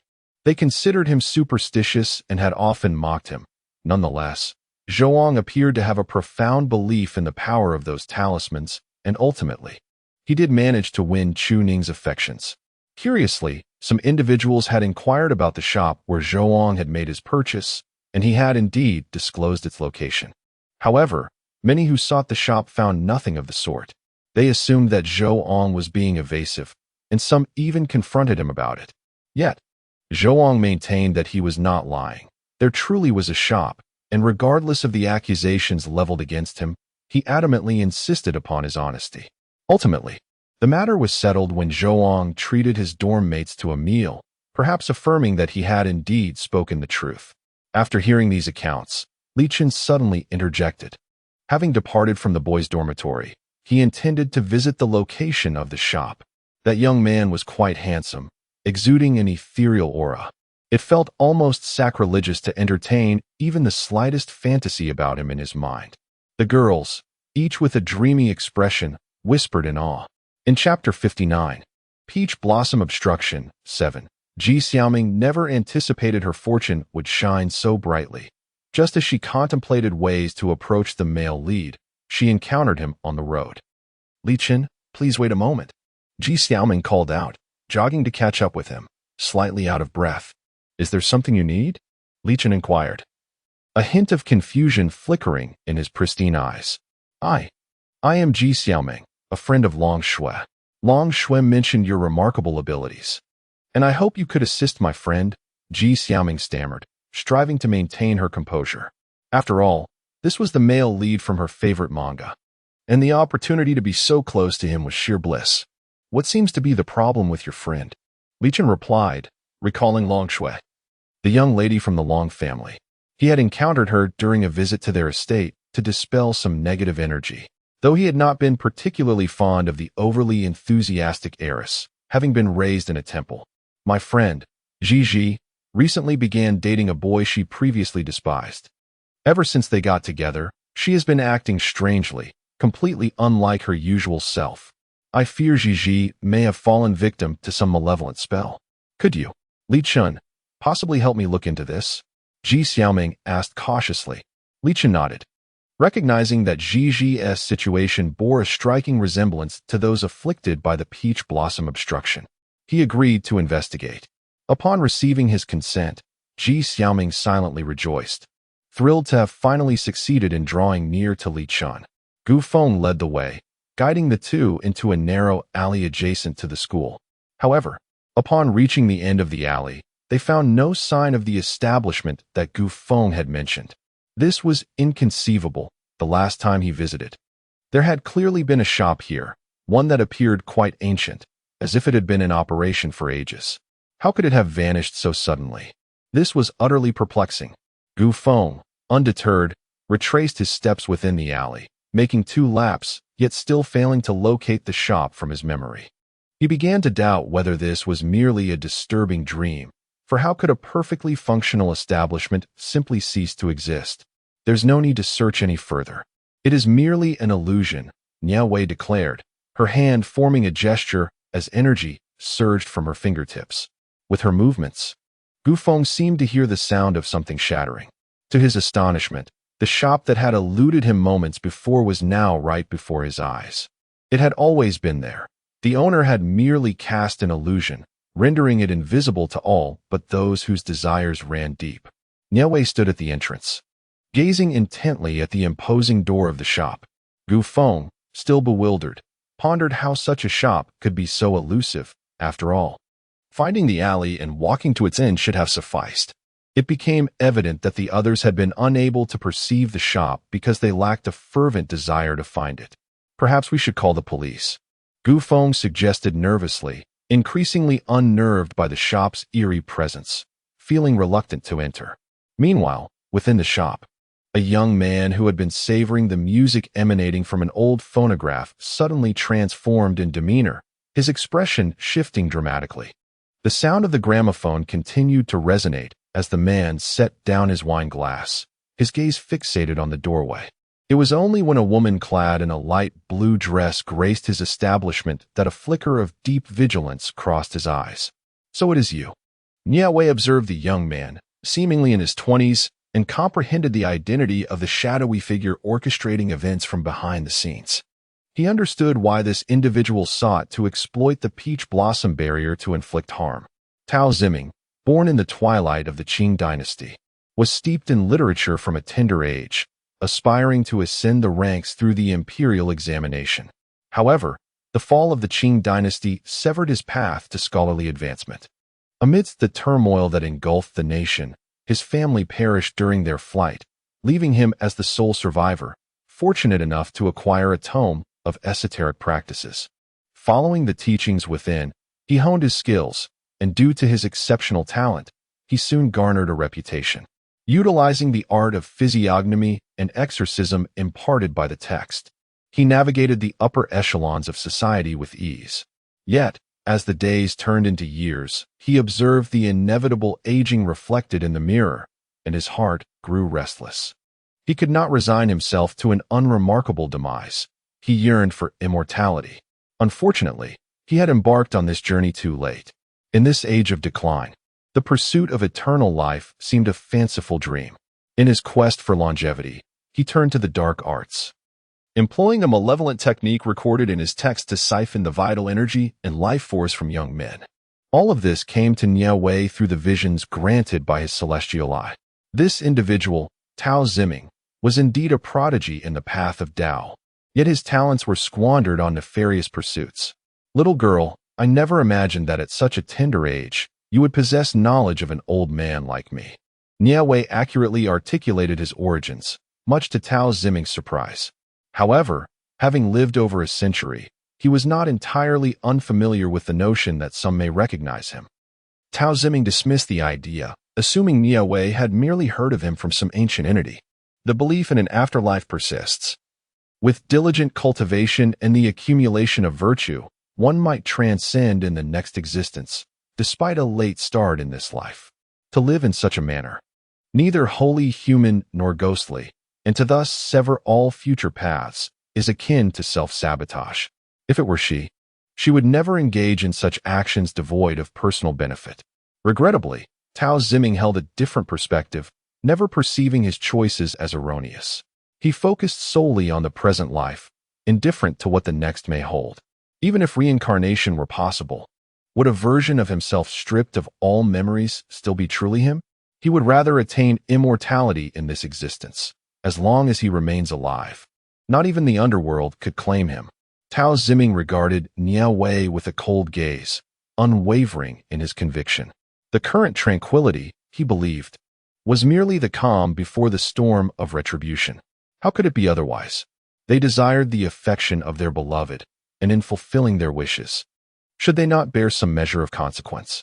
Tao Ziming declared that it was merely a transaction of interests. They gained what they sought, and he obtained his desires. Is that not equitable? What authority do you possess to critique my actions? For Tao Ziming, this was simply a matter of reciprocal exchange, assisting those men in acquiring the women they coveted. Upon realizing his desires, he took what he wanted.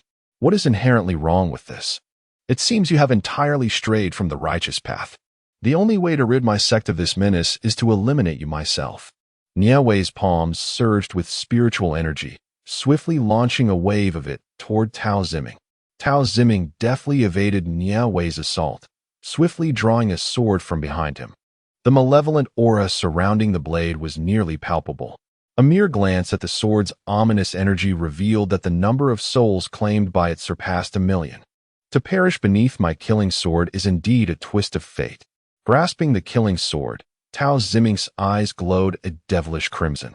This sword had tasted the blood of countless lives. Those who fell to its edge would have their souls violently torn asunder, leaving no chance for rebirth. Tao Ziming gazed at Nie Wei with smug satisfaction. Without some measure of skill, he could not have lived for over a century, thriving as he did. With the killing sword in hand, the number of individuals capable of ending his life could be counted on one hand. The killing sword? Nie Wei had heard of this legendary blade, once wielded by a general in ancient times who laid waste to numerous cities and claimed the lives of over 1 million. Thus, it was named the killing sword. However, after the general's demise, the sword vanished into the annals of history. It resurfaced centuries later when a tomb raider unearthed it from a grave.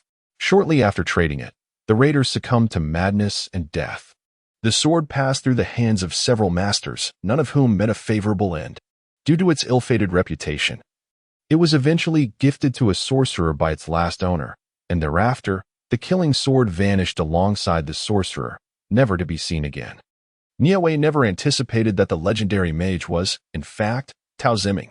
Before her eyes, an image materialized depicting the moment when Tao Ziming acquired the killing sword, a gift bestowed upon him by a wealthy merchant. Overjoyed by this acquisition, Tao Ziming aided the merchant in resolving the myriad issues that arose following the sword's ominous influence.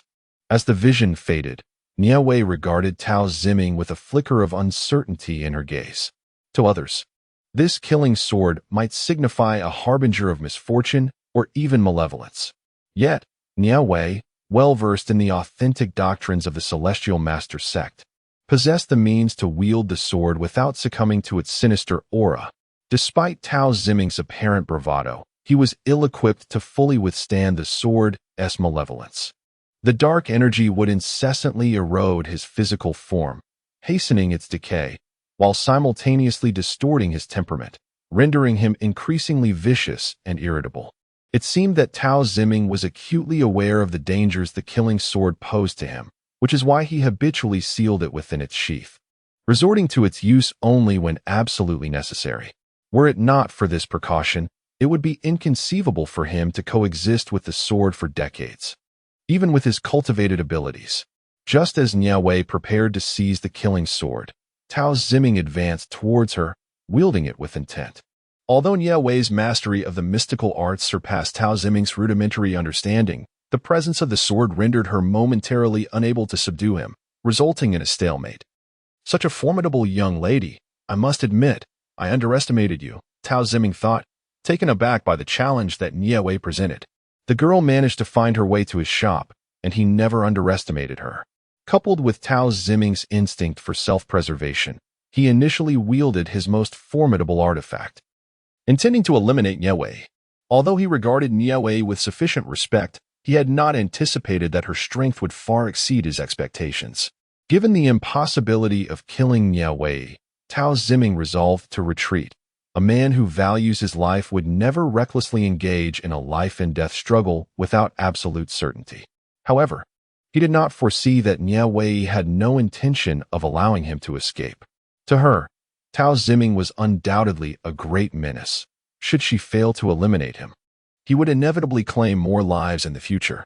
As a representative of the Taoist sect, it was her duty to eradicate this threat.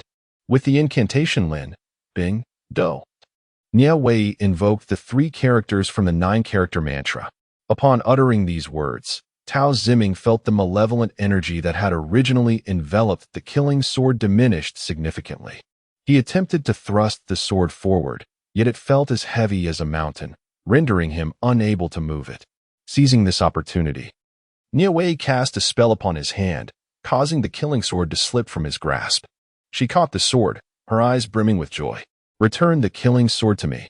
Tao Ziming, bereft of his weapon, lunged at Nie Wei.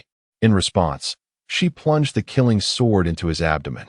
In an instant, Tao Ziming's soul was shattered, and his body collapsed to the ground, aging rapidly. Within mere moments, his corpse disintegrated into a pile of dust. With a gentle gesture, Nie Wei summoned a breeze that whisked away even the last remnants of dust. "Are you all right?" Although Gu Feng was frightened, he did not flee. He has caused Li Xinyue to become a vegetative state, and he no longer wishes to escape again due to his own weakness. Gu Feng had numerous questions to pose. Yet Nie Wei did not afford him the opportunity, swiftly departing the alley with an object concealed in cloth, its nature indiscernible. Gu Feng, unwilling to remain alone in that place, hastened to catch up with him. Shortly after their departure, Li Chun and Ji Xiaoming arrived at the same location. Li Chun, is the person who harmed Gigi here? Ji Xiaoming, having perused the comic, was already aware that the enigmatic individual resided in this vicinity. However, in the presence of Li Chun, she could not reveal her knowledge, lest it arouse the suspicions of the male protagonist, for which she would find it difficult to provide an explanation. They are no longer here. Li Chun gazed at a wall within the alley, his brow slightly furrowed. No longer here? Ji Xiaoming regarded him with confusion. Ji Xiaoming looked bewildered as she watched Li Chun leave, hastily following after him. Unbeknownst to them, Nie Wei, having dealt with Tao Ziming, rendered the peach blossom barrier imposed by Tao entirely ineffective. The girls who had been ensnared by its enchantment awakened from their stupor. Upon regaining consciousness, Chu Ning felt as though she had emerged from a dream, wherein she had fervently loved Zhouang, even going so far as to contemplate suicide for him. Reflecting on her dream self, Chu Ning believed that she must have lost her sanity. How could she ever be enamored with someone like Zhouang, who was neither affluent nor exceptionally talented? Only individuals from humble backgrounds, like Lu Huai, would find him appealing.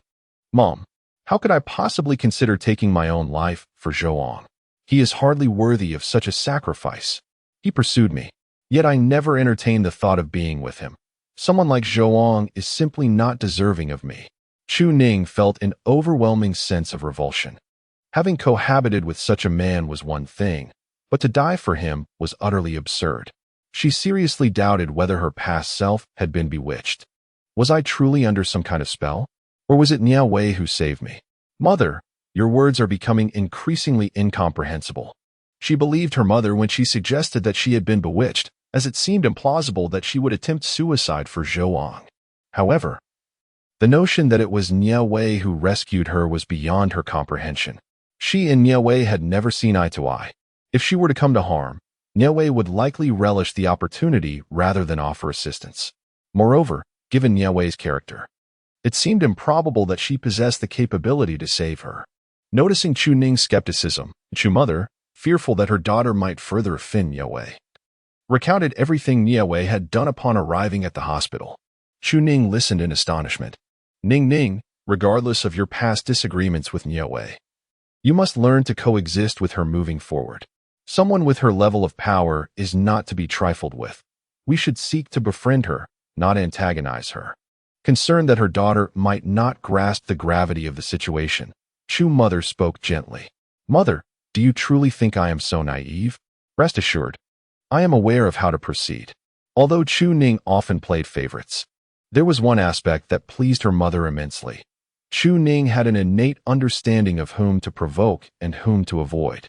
Meanwhile, in the distant B city, within a lavish villa, a young man swirled the red wine in his glass, his expression dark and brooding. Have you yet to contact Master Tao? The young master. It seems there may have been an incident concerning Master Tao. The butler gazed respectfully at the young man. How could anything happen to Master Tao? The young man could not fathom such a notion. He was acutely aware of Master Tao's prowess, a true master of metaphysics. With Master Tao's capabilities, what calamity could possibly befall him?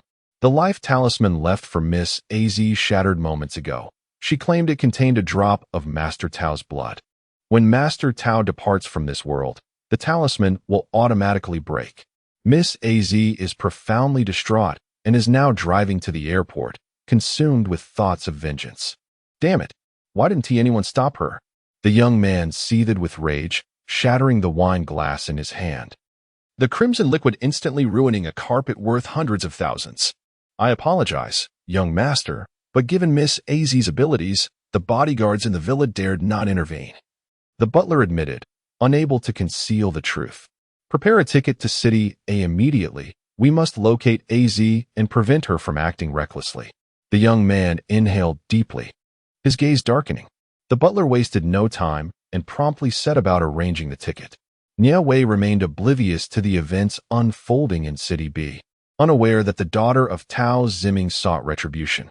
Even if she were aware, Nie Wei would not fear. She had no trepidation towards Tao Ziming. So how could she be intimidated by his daughter?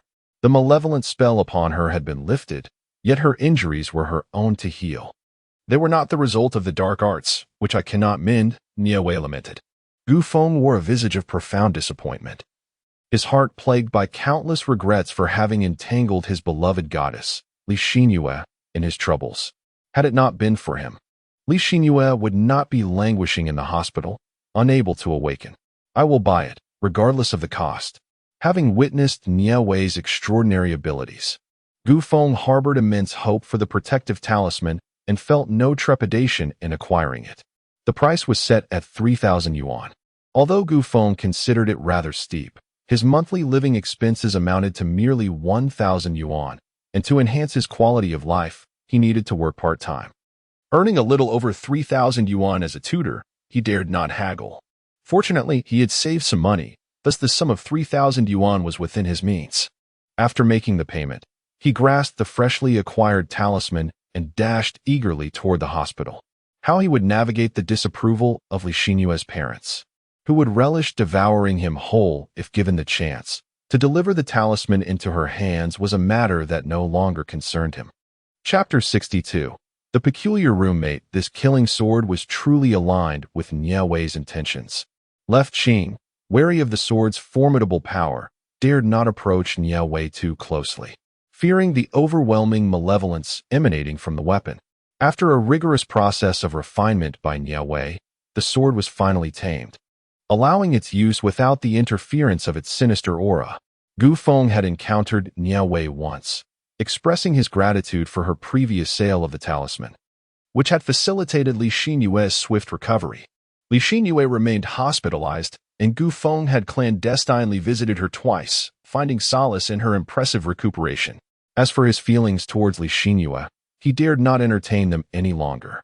The last time, his foolish infatuation had brought suffering to his beloved goddess. From now on, he would be content simply to observe her happiness from afar. Nie Wei noticed that Gu Feng had truly let go of everything. Though he still felt remorse for Li Xinyue, he had regained his mental composure, much to the delight of Gu's mother, who would be relieved that her son had returned to normalcy. In the dormitory, the atmosphere had reverted to its former state. Chuning resumed her live streaming, while Meng Qingqing and Lu Huiyu returned to their usual routines. Following the recent events, Chuning had become considerably more courteous towards Nie Wei. At the very least, she no longer regarded him with disdain. While their dormitory enjoyed a peaceful respite, the neighboring one had descended into chaos. It's infuriating. The door to Nie Wei's dormitory swung open violently, and a girl stormed in, visibly upset. The girl, though not conventionally beautiful, possessed a certain charm. What is wrong with you, Sui? Who has upset you so? Meng Qingqing, who shared a good rapport with Sui, inquired with concern upon seeing her friend in such a state. It's that Mei Mei from our dormitory. She creates havoc every single day. I can no longer endure her antics. Sui's anger flared anew at the mere thought of Mei Mei's actions. Mei Mei? Upon hearing that name, Nie Wei recalled the girl he had shared a room with during military training. Surely, it couldn't be the same person, could it? That's the one you shared a room with during military training, Lu Huiyu clarified, noticing the look of skepticism on Nie Wei's face. What has she done? Considering Mei Mei's character, Nie Wei felt a deep sympathy for Sui. That woman has become utterly intolerable to me. In the sweltering summer heat, she bathes merely once a week, and the clothes she sheds are never washed, accumulating at the foot of her bed and permeating our entire dormitory with a rancid odor. As if that were not enough, she frequently takes advantage of our absence to pilfer our skincare products. The last time I reluctantly purchased an exorbitant face mask, priced at 800 yuan a box, I had scarcely used it before she surreptitiously consumed more than half. She also has a penchant for snacking on our treats without permission, and after her showers, she wanders about the room unclothed. Despite our gentle admonitions urging her to refrain from such behavior, she accuses us of looking down on her for being from the countryside, claiming that we are all deliberately targeting her. Furthermore, she has the audacity to portray herself as a victim to outsiders, tarnishing our dormitory's reputation. Now, those outside regard us with peculiar glances, as though we are the ones at fault. Is this not infuriating? although I have long heard of her bizarre antics. Each recounting still astonishes me. Is she truly a girl, or does she lack even the basic standards of decorum that many boys possess? Meng Qingqing, while not unfamiliar with Mei Mei's exploits, still finds them incredible. It is truly pitiable to coexist with such a person. Upon hearing of Mei Mei's transgressions, Chu Ning expressed her profound disdain for her. If she were to share a dormitory with her, she would certainly not endure it with the same forbearance as Su Yi. I am truly unfortunate. Although I have submitted a request to the school in hopes of changing dormitories, the accommodations are already scarce, making it nearly impossible for me to relocate unless someone voluntarily agrees to swap. However, many individuals in the girls' dormitory are aware of the actions taken by Mei Mei, while the boys' side remains oblivious, leaving no one willing to switch rooms with me. Su Yi lamented with a look of defeat. How about this? Aside from your daily necessities and clothing, bring your snacks and skincare products over to my cabinet. You can retrieve them when you visit our dormitory, thus alleviating the concern of her using your belongings. Although Meng Qingqing desired for Su Yi to stay for a few days, she recognized that the dormitory was not solely hers to dictate. The thought of inviting her friend over filled her with trepidation, fearing that Chu Ning might object. In light of these considerations, this compromise seemed her only recourse. That's wonderful, Qingqing. You truly are kind to me. Su Yi's eyes sparkled upon hearing this suggestion, deeming it an excellent idea. As long as her possessions were not in the dormitory, she wondered how Mei Mei could possibly utilize them. They were not a charitable organization, and the last thing they wanted was for their hard-earned snacks and skincare products to fall into someone else's hands. Observing the actions of her 3 roommates, Mei Mei's expression shifted dramatically. These individuals indeed looked down upon her. What was so exceptional about being city dwellers? They were quick to scorn her for using their things, revealing their disdain for her rural origins. The city folk truly seemed to possess an inflated sense of superiority. Growing increasingly infuriated, Mei Mei slammed the door and stormed out to vent her frustrations to friends. In her agitated state, she was so preoccupied with her grievances that she failed to notice her surroundings, resulting in a collision with Nie Wei, who was also descending the stairs. Although Nie Wei's body has significantly improved under the nurturing of spiritual energy, she remains physically weak and was easily knocked to the ground by Mei Mei, who was robust from years of labor in the fields. Mei Mei staggered back a couple of steps, feeling a sharp pain in her chest from the impact. As Nie Wei fell, she gasped in surprise, and fortunately, a passing classmate kindly came forward to help her up. Nie Wei expressed her gratitude to the good-hearted student while rubbing her elbow, wincing at the pain of the collision. Chapter 63, Mei Mei's Provocation. Hey, you knocked someone down and didn't even bother to help. Look at what you've done. The concerned classmate, noticing Mei Mei's complete lack of intention to assist or apologize, couldn't hold back their disapproval. How can you be so inconsiderate? You knock someone down and still act like you're in the right. Truly uncouth. The good-hearted classmate, known for their fiery temper, was now furious. What did you say? Mei Mei, enraged, felt the urge to confront and retaliate. Say it again if you dare. You're nothing but. Enough. Mei Mei, you should apologize for your wrongdoing. Regardless of whether one is from the city or the countryside, we are all human beings. As a person, one must uphold basic principles of courtesy and integrity. I won't dwell on this incident, but I hope you exercise discretion in the future. Out here, the world is different from your home. If you continue to act recklessly, you will inevitably offend someone you cannot afford to antagonize, and it will be you who suffers. Nie Wei disregarded whether Mei Mei absorbed the lesson and pulled the kind classmate away with her. Nie Wei, stop. What do you mean by this? Explain yourself. Mei Mei shouted loudly from behind, but Nie Wei paid her no heed. Thank you for earlier. Nie Wei expressed her gratitude to a kind classmate. No need for thanks. Yin Rong from our dormitory is my childhood friend. I've heard about her peculiar antics for quite some time, and I've been unable to tolerate her behavior for ages. Now that I have the chance, I wish to berate her further, the kind classmate replied with a smile. It dawned on Nie Wei that this classmate was also among those who found Mei Mei intolerable. After exchanging a few more words, they parted ways. After Mei Mei descended the stairs, still venting her frustrations, She chose not to confide in friends, but instead headed towards the snack street outside the school. Mei seldom dined out. Even when she did, she would ensure to find someone to treat her. This time, however, she was infuriated by her dorm mates and Nie Wei along with a kind classmate, prompting her to indulge herself in a hearty meal at the snack street to alleviate her spirits. After her lavish feast, Mei began to wander around the vicinity until she arrived at a stall displaying a rather exquisite jade ring. Holding the ring, she could hardly discern it from a genuine piece, adorned with an elegant orchid engraving that enhanced its charm. Initially, the vendor quoted a price of 100, but Mei skillfully negotiated it down to 50, successfully acquiring the cherished ring. With her newfound treasure in hand, Mei's mood notably improved. On her way back, lost in admiration of the ring, she failed to notice an approaching luxury car and nearly met with an accident. The driver, alarmed by the near miss, quickly exited the vehicle to assess the situation. Though Mei emerged unscathed, she seized this fortunate opportunity, refusing to rise from the ground, insisting that the car owner compensate her for medical expenses. Mei created a commotion for about 5 minutes, and at last, the rear door of the car swung open.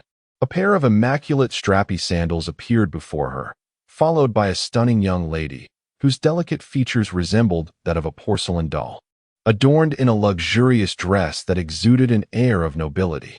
The onlookers were momentarily captivated, although the streets were not lacking in beauty.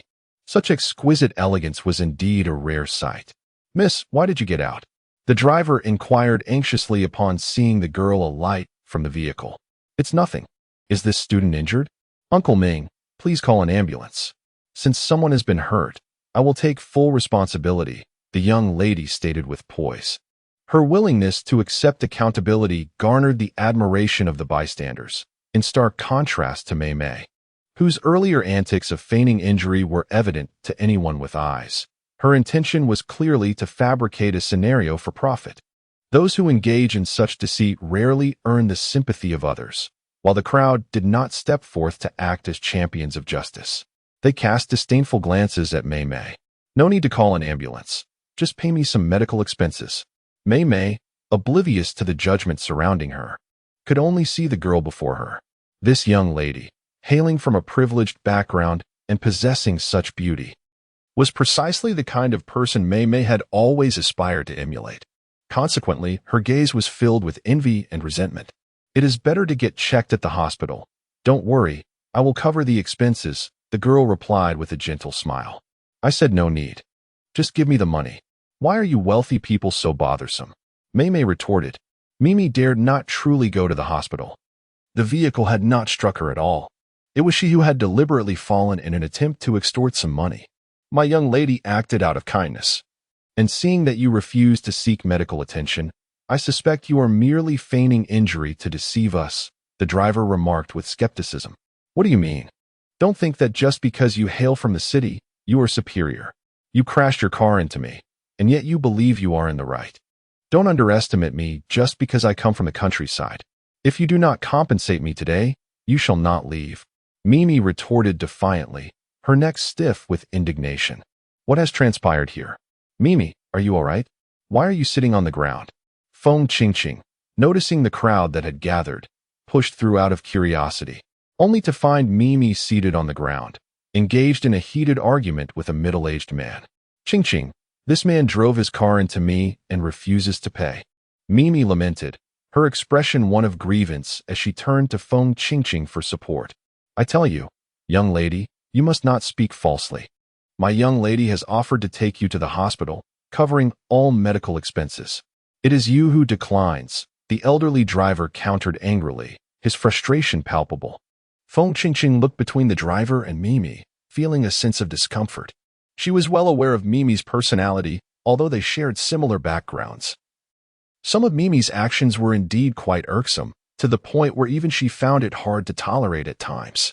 Yet, she hesitated to say anything against Mimi, especially since there were so few rural students at Qingyan School. She could hardly interject into conversations about designer handbags and clothing that the other students were having. There always seemed to be a distinct divide between her and those female classmates, as if they belonged to entirely different realms. Only Mei Mei shared a similar social standing with her, allowing the two to bond, while interactions with the other girls left her feeling diminished, an unsettling sentiment indeed. Now, it appeared that Mei Mei was attempting to incite trouble. If she wished to pursue such antics, why do so near the school? Just moments ago, she had spotted several classmates from their department enjoying a meal nearby. If they were to witness this, they might mistakenly believe she was colluding with Mei Mei in some scheme, jeopardizing her reputation at school. Mei Mei, perhaps we should visit the hospital for a thorough examination. It would provide me with some reassurance, Feng Qingqing expressed with genuine concern, embodying the essence of a true friend. Chapter 64. The alliance of practitioners. Mei Mei felt as though Feng Qingqing was driving her to the brink of exasperation. It was such a splendid opportunity. If Feng Qingqing would only support her claim for compensation, they might even secure a more substantial amount. To her dismay, Feng Qingqing was instead advocating for the other party, nearly pushing her to the edge of fury. Since this young lady is unwilling to seek medical attention, we shall take our leave. Here is my name and phone number. Should you reconsider and wish to have an examination, do not hesitate to contact me. I will cover the medical expenses, the girl declared, leaving her contact details before departing in her luxurious vehicle. Fuming, Mei Mei stomped her feet in frustration, completely oblivious to the fact that a few classmates had witnessed her disgraceful display. Mei Mei, are you truly all right? Perhaps we should still go to the hospital. Feng Qingqing said with an anxious expression. You are driving me to madness, Mei Mei retorted in irritation, unable to voice her frustrations directly, and instead seething silently within. As Mei Mei turned to leave, she remained blissfully unaware of Feng Qingqing's sigh of relief that accompanied her departure. It was none other than Gu Yufei, the renowned belle of a university. Gu Yufei. Indeed, she was the illustrious Gu Yufei. Mei Mei had never anticipated that her first encounter with mischief would lead her to this legendary paragon of beauty. What renders her the epitome of perfection, one might ask? It is because Gu Yufei possesses not only breathtaking looks, but also an illustrious lineage. As the sole heir to the Gu Corporation, she is fluent in 6 languages and proficient in 5 musical instruments. Furthermore, she is betrothed to Ouyang Ji, the heir of the Ouyang family. Ouyang Ji, being the scion of his esteemed family, shares a pedigree comparable to Gu Yufei's, and they both exude exceptional talent. Together, they appear as a living masterpiece. People often remark that Gu Yufei, upon her birth, had already reached the pinnacle of what others strive for in a lifetime.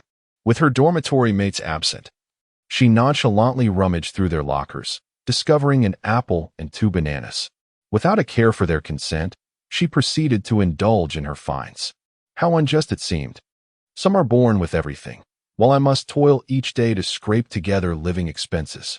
I cut myself. In a moment of carelessness while peeling the apple, she nicked her finger, causing a drop of blood to stain her newly acquired ring.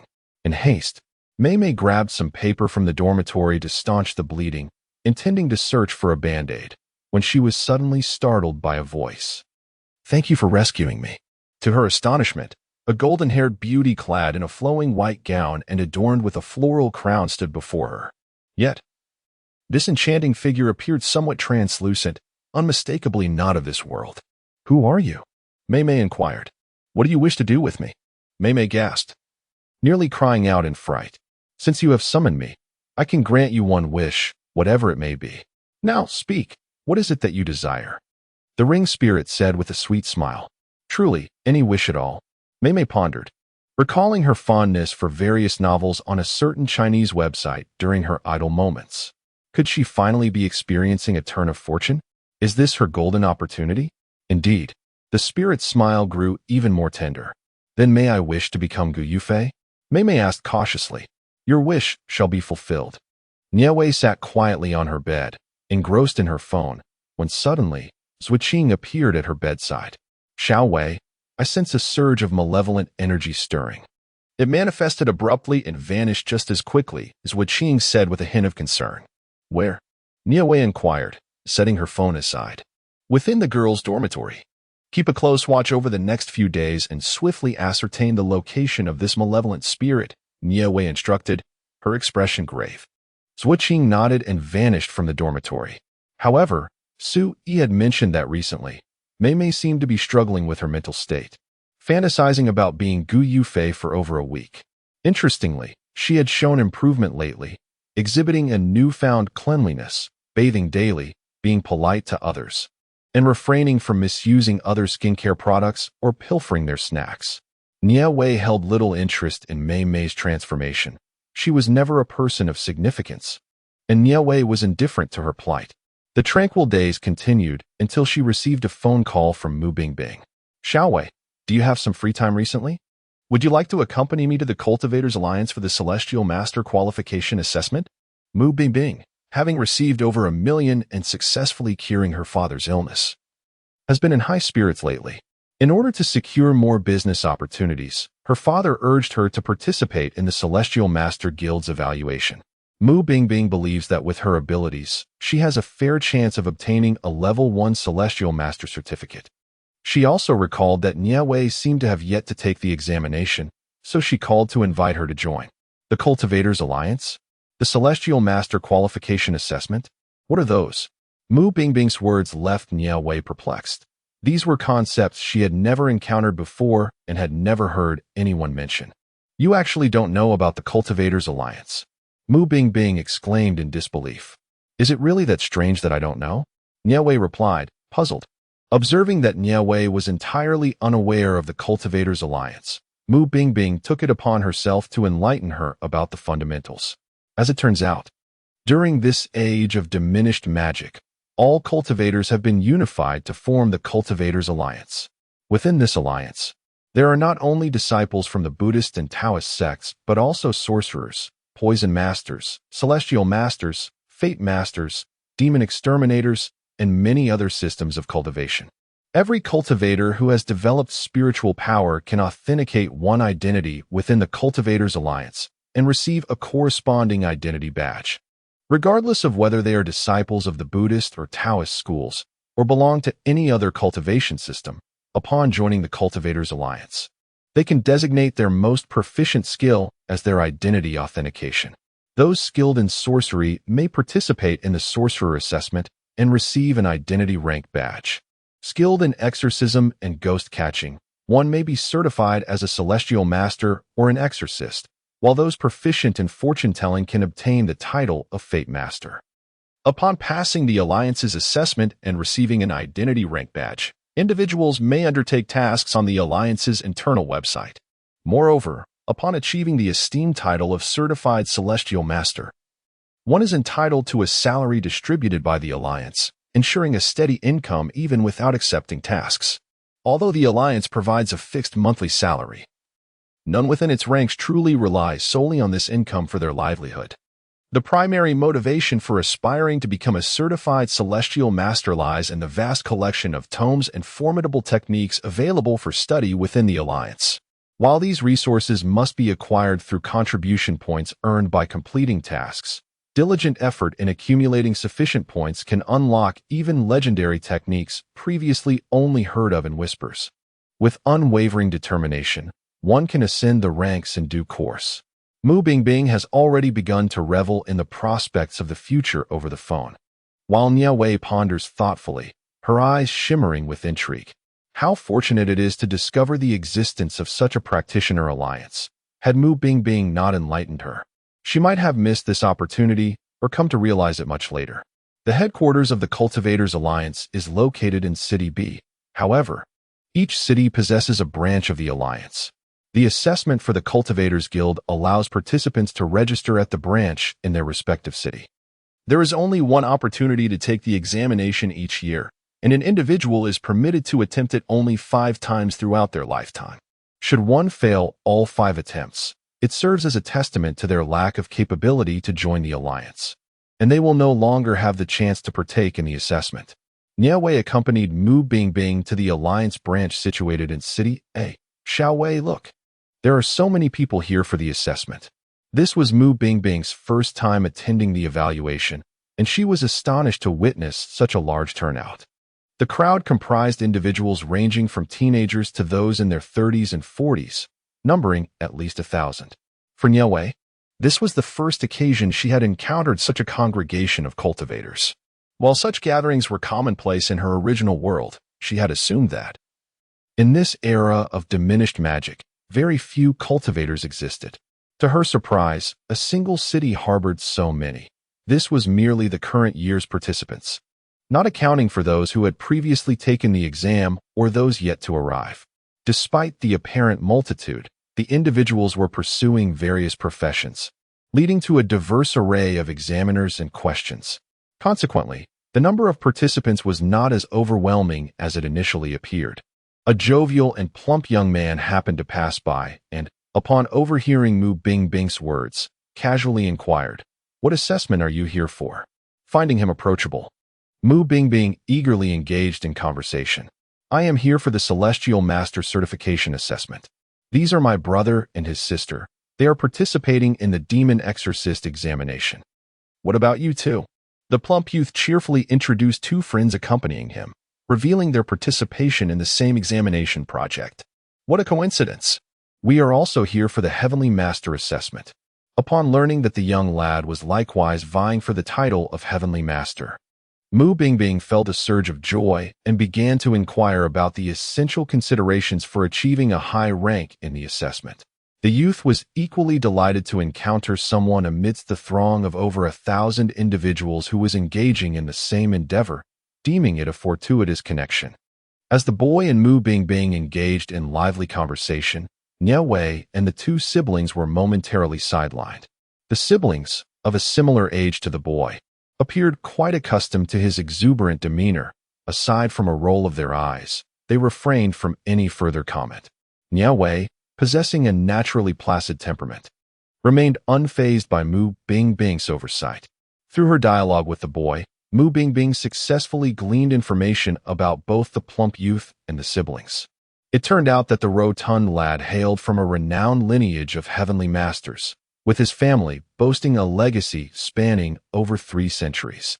Conversely, the siblings belonged to a distinguished family of exorcists, whose ancestral lineage had persevered for over 500 years, thus predating that of the plump boy. Although Mu Bingbing's own family boasted a millennia-long history, surpassing that of both the plump youth and his companions, she was acutely aware that revealing such information could be detrimental to her family's reputation. After all, should anyone assume her family harbored formidable ancestral treasures, it could invite unwarranted trouble for her and her father. Out of caution, Mu Bingbing only conveyed the unified statement of her family to the outside world, asserting that they had no lineage to speak of. Rather, her grandfather was merely fortunate to encounter a formidable old Taoist and learned a few techniques. The stout youth, named Zhang Kai, belonged to the Zhang family, a prominent lineage within the Taoist priesthood. As one of the 4 great Taoist masters, Zhang Daoling hailed from this very clan. Whether Zhang Kai is related to Zhang Daoling remains an enigma, for there are indeed many surnamed Zhang within the Taoist tradition, and some individuals have even gone to the lengths of altering their surname to enhance their family's prestige. Consequently, in this day and age, no one would presume a connection solely based on a surname. The pair of siblings, who appeared to be of similar age to Zhang Kai, were named Tu Yao Yao and Tu Tian Tian, both direct descendants of the exorcist lineage of the Tu family. The 3 were well aware that Nie Wei and Mu Bingbing did not belong to any esteemed family, yet they did not regard the duo with disdain. Their gaze held not a trace of condescension, which left Mu Bingbing and Nie Wei with a favorable impression of the trio, leading them to believe that a friendship could be forged. However, Mu Bingbing and Nie Wei were unaware that the 2 siblings were not particularly amiable in nature, and Zhang Kai was even less so. As the most outstanding descendant of the Zhang family, Zhang Kai possessed remarkable abilities and extraordinary luck. He typically made friends based on instinct. If he felt a connection, he would take the initiative to befriend them, regardless of how aloof they might be, employing his audacity to warm their hearts. Having grown up alongside Zhang Kai, the 2 siblings were well acquainted with his unique talent. Anyone chosen by Zhang Kai was bound to possess exceptional qualities. Thus, the 2 siblings extended a warm demeanor toward Nie Wei and Mu Bingbing. Do not presume that Zhang Keki can possess such capabilities. he is not as cunning as one might think. His friendships are forged with genuine intent, devoid of ulterior motives to ingratiate himself for personal gain. Although the number of individuals with whom Zhang wishes to connect is scarce, resulting in a limited circle of friends, each one is a true companion. Throughout his life, Zhang has never been surrounded by duplicitous acquaintances. Zhang Keki, you are indeed a scion of the Zhang family. Yet here you are engaging so fervently with this rabble. A disdainful voice suddenly interjected from behind the 5 individuals. The girl, though possessing a certain attractiveness, wore an expression of contempt that was far from appealing. Chapter 66. The Celestial Master Examination, 2. Who might this be? Is that not Mao Xiaoli? What brings you to the Celestial Master Examination? Upon recognizing her, Zhang waved dismissively. Zhang Keki, I am merely offering you a well-meaning warning. Those ruffians harbor no benevolence. Be cautious of becoming too familiar with them, lest you find yourself betrayed, Mao Xiaoli scoffed. When did it become your prerogative to dictate my friendships? Zhang Keki had always been at odds with Mao Xiaoli, though it was she who harbored a one-sided disdain for him. Zhang, on the other hand, bore no animosity towards her and would not chase after her approval. I am merely looking out for you. Ignoring the counsel of a well-meaning friend will surely lead to regret. Mao Xiaoli, noticing that Zhang dismissed her words, shot a glare at Nie Wei and Mu Bingbing before turning on her heels and departing. Who is this person, and why does she speak in such a manner? Mu Bingbing remarked, somewhat displeased. Her name is Mao Xiaoli, the direct descendant of the esteemed Mao family, a lineage of celestial masters from the south. Tu Yaoyao sighed and remarked, no wonder she is so arrogant. It turns out she hails from a family of celestial masters. Mu Bingbing pouted, yet in her heart, she thought, what is so impressive about that? My family is also of celestial masters, with a legacy spanning a millennium, far older than these so-called families. How did she become a mere apprentice? Such thoughts remained unspoken, for she dared not voice them aloud. Moments later, staff members from the alliance began escorting the participants for the assessment away. Nie Wei and her companions were among those taking the Celestial Master examination, with over 300 individuals participating in total. This group of over 300 was arranged into several buses, and Zhang and her 2 companions remained together with Nie Wei, unseparated. Welcome, everyone, to this year's Celestial Master Assessment. I am one of the chief examiners, Su Mian of the 6 talismans. I will now outline the details of this assessment, Su Mian announced. As soon as he finished speaking, murmurs began to ripple through the crowd. I can hardly believe the examiner is Master Su. Master Su is a 6 talismans celestial master. I've only ever encountered those of the 3 talismans rank. You simply lack experience. I have met a 5 talisman celestial master. Nie Wei certainly heard the discussions on the bus. In her original world, a 6 talisman celestial master was not particularly remarkable, and given that Su Mian was in his 40s and had only just attained this level, it suggested a lack of exceptional talent. Nevertheless, in this era of diminished spiritual energy, reaching such a rank was commendable. The hierarchy of celestial masters was something Mu Bingbing had recently elucidated to her. The celestial masters are categorized into the disciple of the celestial edict, the duality celestial master, and the 4 aspects celestial master. In this era, the 4 aspects celestial master stands as the pinnacle of existence. As for the great celestial master realm that lies beyond, it seems no one has ever heard of it, nor has anyone ever attained such a status. Perhaps in the distant ancient times, someone may have reached that level. But in modern society, the legends of great celestial masters have faded into obscurity. With a mere glance from Su Mian, those who had been whispering immediately fell silent. They dared not provoke the ire of the 6 edict celestial master. Should Su Mian form a negative impression of them, there would be no tears left to shed. The location for your assessment is in Lianhe Village, situated in Yishan County, renowned for its lotus flowers and the esteemed Lianhe lotus. Recently, the Alliance received a task submitted by Lianhe Village. Since last month, villagers have reported hearing the cries of a child every night. However, aside from 2 recently born infants, there are no other children under the age of 2 in the village. After inquiring with the families of those 2 infants, It was discovered that neither of them was responsible for the cries. Within a few days, the village began to experience fatalities, all involving the village's men. Over the course of a month, 5 able-bodied men have perished.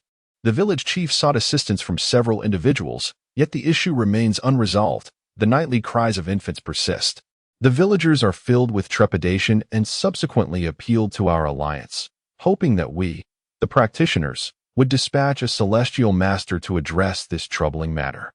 After deliberation among myself and several other examiners, we have ultimately designated Lianhe Village as the assessment site for your upcoming Celestial Master examination. The task at hand is to uncover the truth behind the supernatural occurrences that have transpired in Lianhe Village. Should you handle this matter adeptly, there will be the prospect of additional points awarded. At the mention of extra points, many pairs of eyes sparkled with intrigue, despite all participants being here for the examination. The results will undoubtedly influence their future standings within the alliance. Securing additional points could potentially draw the attention of the higher echelons of the alliance, at the very least ensuring that they leave a lasting impression, which would be advantageous for their future endeavors. Upon concluding the details of the assessment, everyone disembarked from the vehicle under Su Mian's guidance. Naturally, it was impractical for over 300 individuals to congregate in a single examination venue. Thus, there were several sites designated for the Celestial Master assessment, most of which were similar mountain villages that had experienced paranormal events. Approximately 56 individuals were assigned to the Lianhe Village examination site. Shortly after alighting, the village chief, accompanied by 2 villagers, approached to extend a warm welcome. "Welcome, welcome. Our village has eagerly awaited your arrival." The village chief, an elderly man in his 60s, was flanked by 2 middle-aged men in their 40s, all exhibiting a demeanor of genuine warmth and hospitality. "Greetings, chief. They are in your capable hands now." It seemed arrangements had been made with Lianhe Village well in advance, for the village chief appeared unfazed by the large number of newcomers, enthusiastically guiding everyone into the village and making provisions for their accommodations. Due to the influx of visitors to the village, they were assigned to various households for temporary accommodation. Not all villagers were welcoming of their presence, however. Out of respect for the village chief, no one uttered any unkind words. The 2 girls, Nie Wei and Mu Bibing, were placed with an elderly couple, whose son was one of the 5 young men who had recently passed away. Fortunately, the family also had a 2-year-old grandson, which provided a glimmer of hope amidst their grief. This family appeared to be deeply affected by their recent loss.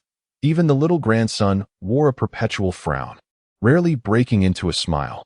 "Little Wei, the lotus flowers in this village are truly magnificent. I have never seen such splendid blooms elsewhere.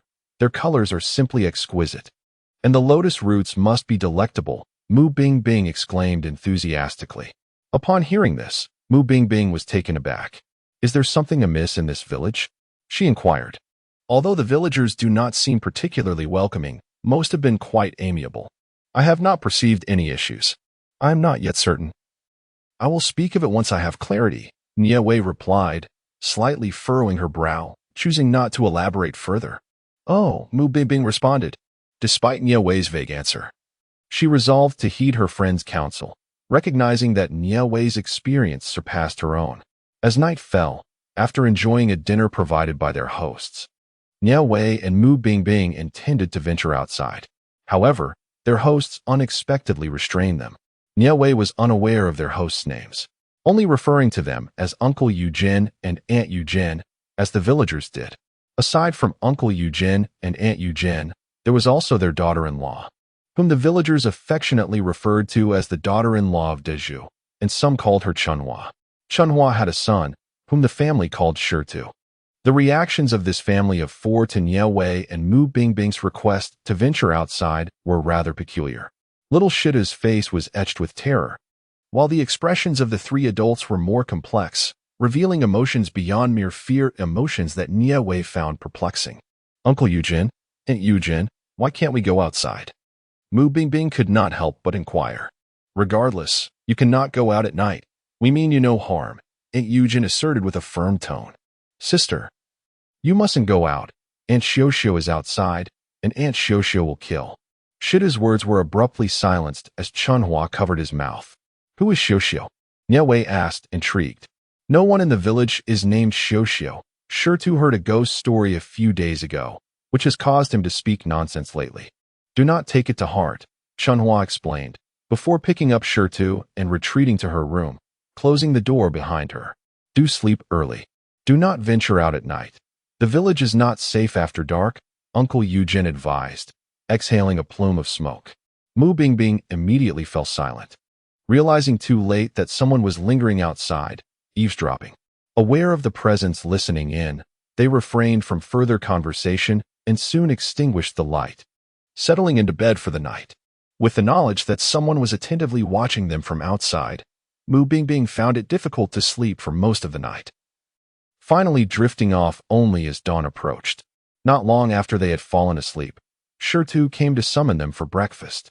Since they had come to the village to address certain issues, the families accommodating them received some financial and food subsidies from the village. Otherwise, the villagers would not have allowed them to stay.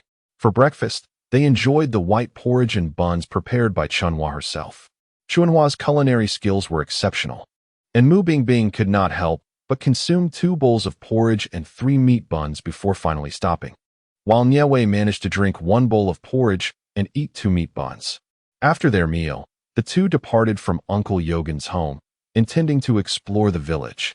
Although they were a group of 56 individuals, it was unrealistic to expect everyone to be amicable. Some had already formed alliances, while others, believing themselves to be adept in their craft, planned to tackle the village's supernatural occurrences alone. As they wandered through the village, they encountered several other participants in the assessment. They exchanged nods as a form of greeting without sharing any information, each continuing on their separate paths, until they chanced upon Zhang Qi and the 2 siblings. Upon meeting the trio, they learned that Zhang Kai and Tu Tiantian had been assigned to share a room, while Tu Yaoyao was placed in another room with a fellow female cultivator. This female cultivator had inquired if Tu Yaoyao wished to form an alliance, but Tu Yaoyao had declined. The 5 of them then roamed the village together, appearing as if they were aimlessly meandering. Unlike others who either questioned the villagers for valuable information or used compasses to detect the surrounding malevolent energies, they seemed to be mere sightseers. Interestingly, it was noted that the women of the village appeared to be quite busy, while the men seemed to be idly at leisure. Zhang subtly gestured for them to observe the women toiling in the fields. Indeed, I too have noticed that the men in this village seem to be devoid of any responsibilities. Although in the mundane world where Nie Wei resides, women are often subservient to their husbands, the men, as the primary labor force, bear the weight of providing for the family. Yet, in this village, it appears that the women are the breadwinners and the laborers, while the men indulge in idleness, spending their days in a state of leisure. The women here seem to lead a life of hardship, akin to mere appendages of the men, devoid of autonomy. Just last night, I witnessed a man beating his wife. When I rushed to intervene, his family admonished me to mind my own business, while the wife merely wept, lacking even the desire to seek help. Tu Yaoyao, recalling the events of the previous night, felt a surge of anger. She abhors men who resort to violence against women. My companion Xiaowei and I had gleaned some information from the children of that household, particularly from a boy named Shitu, who mentioned someone named Xiuxiu. Upon hearing her name, the expressions of the adults in the household shifted to one of peculiar discomfort, prompting Chunhua to swiftly take the child away. The events of yesterday puzzled Mu Bingbing increasingly. The name Xiuxiu lingered in her mind, refusing to fade. She sensed an intrinsic connection between everything occurring in this village and the enigmatic figure known as Xiuxiu. Xiuxiu? What did that child say? Zhang inquired with curiosity. Last night, after dining with Xiaowei, I wished to explore the village. However, Uncle Yujin and his family insisted we remain indoors, with Shitu claiming that Aunt Xiuxiu was lurking outside, threatening danger. When Shitu attempted to elaborate, Chunhua swiftly carried her away. Should we inquire with the villagers about this person named Xiuxiu? Tu Tiantian suggested. Certainly. I sense that Xiuxiu harbors a significant secret. Perhaps the key to this supernatural occurrence lies with her, Zhang Qi exclaimed with excitement. His intuition proved remarkably accurate, as they easily stumbled upon vital clues. Zhang Kai fantasized about potentially achieving first place in the assessment. However, reality often contrasts with imagination. Despite their efforts to gather information from numerous villagers regarding Xiuxiu, they encountered only ignorance or outright denial of her existence. The villagers' reticence only deepened Nie Wei and her companions' conviction that a substantial secret awaited their discovery. As night descended once more, the sounds of the suona and the gongs resonated through the silence, strikingly poignant. Upon hearing the commotion, Nie Wei and Mu Bingbing instantly sensed an undeniable aura of malevolence. They exchanged glances, and Mu Bingbing grasped her peachwood sword, prepared to rush outside. Yet, before they could reach the door, Uncle Eugene and Aunt Eugene obstructed their path, resolutely refusing to allow them to venture out. "Uncle, Aunt, I understand your intentions are kind, but our purpose in coming to your village is to resolve the supernatural incidents that have been occurring. If you do not allow us to leave, how can we address this matter?" Mu Bingbing spoke with an urgency that could not be ignored. This Uncle Eugene hesitated. Several men in the village had already lost their lives, and no one could predict who might be next. However, if he allowed them to depart and they encountered Xiuxiu, what if she revealed something she should not? Uncle Eugene was deeply concerned, harboring resentment towards the village chief for summoning so many individuals. Fully aware that the village's secrets must remain concealed from outsiders.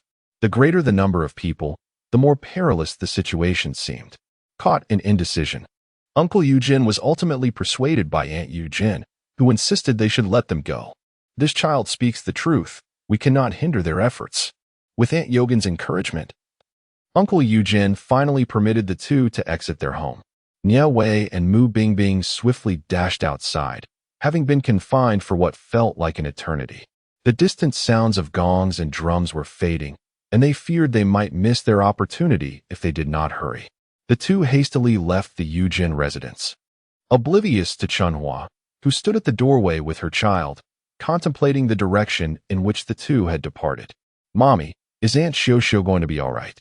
Are all these uncles, aunts, brothers, and sisters from the village here to capture her?" Shitu inquired, his face etched with concern. "Aunt Xiuxiu is a good person. I hope she can escape," Chunhua murmured, cradling Shitu with a furrowed brow. "Xiuxiu, you must escape quickly and never show yourself again." Nie Wei and Mu Bingbing hurried towards the source of the voice, encountering several cultivators participating in the assessment rushing ahead of them. "Xiao Wei, it seems we have truly arrived too late," Mu Bingbing lamented. "If it weren't for Uncle Jin and Aunt Jin holding us back, we wouldn't have fallen behind. If others resolve this matter before us, we might not pass the assessment." The more she thought, the more anxious she became, unconsciously quickening her pace, fearing that if they were even a moment late, they would fail the Celestial Master's evaluation. Upon their arrival, they found that a cultivator had already intercepted the bridal sedan and repelled the paper figures carrying it. A female ghost clad in a traditional red bridal gown stood silently beside the sedan, her gaze fixed upon them. "You have committed innumerable atrocities in the village, taking countless lives. Today, I shall act on behalf of justice and ensure you never attain rebirth." This overly dramatic line was uttered by a young man who appeared to be in his 20s, donned in a robe. He could easily star in a horror film. The ghost was a young girl, seemingly of similar age to Nie Wei, slender and frail, suggesting she had not enjoyed good health in her past life. The young man, wielding a peachwood sword, sought to seize the initiative. If he could capture the ghost, he would surely excel in the assessment and earn recognition from the Alliance, perhaps even garnering the attention of esteemed celestial masters who might take him under their wing. The more he envisioned this bright future, the more fervently he accelerated his actions, hoping to catch the ghost off guard amidst the chaos. To one's surprise, the others were quick to react. As the man charged forward, a throng followed suit, creating a scene reminiscent of a frenzied supermarket flash sale. The fear of arriving too late, only to see the last box of discounted goods snatched away by someone else, loomed large. "Everyone, do not rush. I am here," declared one, dismissing the threat of a mere specter. "Let me handle this trifling matter." Amid the chaos, dozens of cultivators vied for a single ghost, a spectacle rarely witnessed, leading onlookers to believe they were competing for some extraordinary treasure. Mu Bingbing, sword in hand, also desired to join the fray but was halted by Nie Wei. Meanwhile, Zhang Ku and the others had already plunged into the fray, grappling with the rest. Nie Wei barely had a moment to intervene. "Xiao Wei, why aren't we joining the fight?" Mu Bingbing inquired anxiously, sensing her restraint. "She is not the ghost we seek. She bears no malevolent aura and has not taken a life," Nie Wei replied calmly. This was a point easily discerned. Yet the fervor for a commendable performance in the Celestial Master examination had led many to overlook it. Perhaps they had recognized it but chose to disregard whether the ghost had committed any murders. A ghost with no blood on her hands was certainly a knowledgeable one. Capturing such a being would surely yield valuable information. The female ghost made no attempt to evade the swarm of cultivators. Instead, she stood there with an air of composure, as if she were patiently awaiting capture. This left Nie Wei perplexed. She was now convinced that the ghost had intentionally made a grand entrance to lure these cultivators into pursuing her. But what could her purpose possibly be? Perhaps it is only after this farce concludes that one may inquire of the female specter. Regrettably, this commotion shows no signs of abating in the near future. These celestial masters, each with their own alliances and some preferring to act alone, have created a scene of utter chaos, akin to a grand melee. Eventually, the assembled crowd recognized that such disarray could not continue and proposed that they first capture the ghost in order to ascertain what resources could be shared, thus halting the conflict. It became evident that these individuals had long discerned that the specter was not a murderer. Even those who initially proclaimed to uphold justice soon realized that this performance was merely a ploy to gain an advantage. Indeed, everyone was a thespian, each one a master of the craft. These practitioners were far from ordinary. Once the group reached a consensus, capturing a minor spirit proved to be a trivial task, and thus the female ghost was easily ensnared. After her capture, she found herself encircled by the crowd, who commenced their interrogation.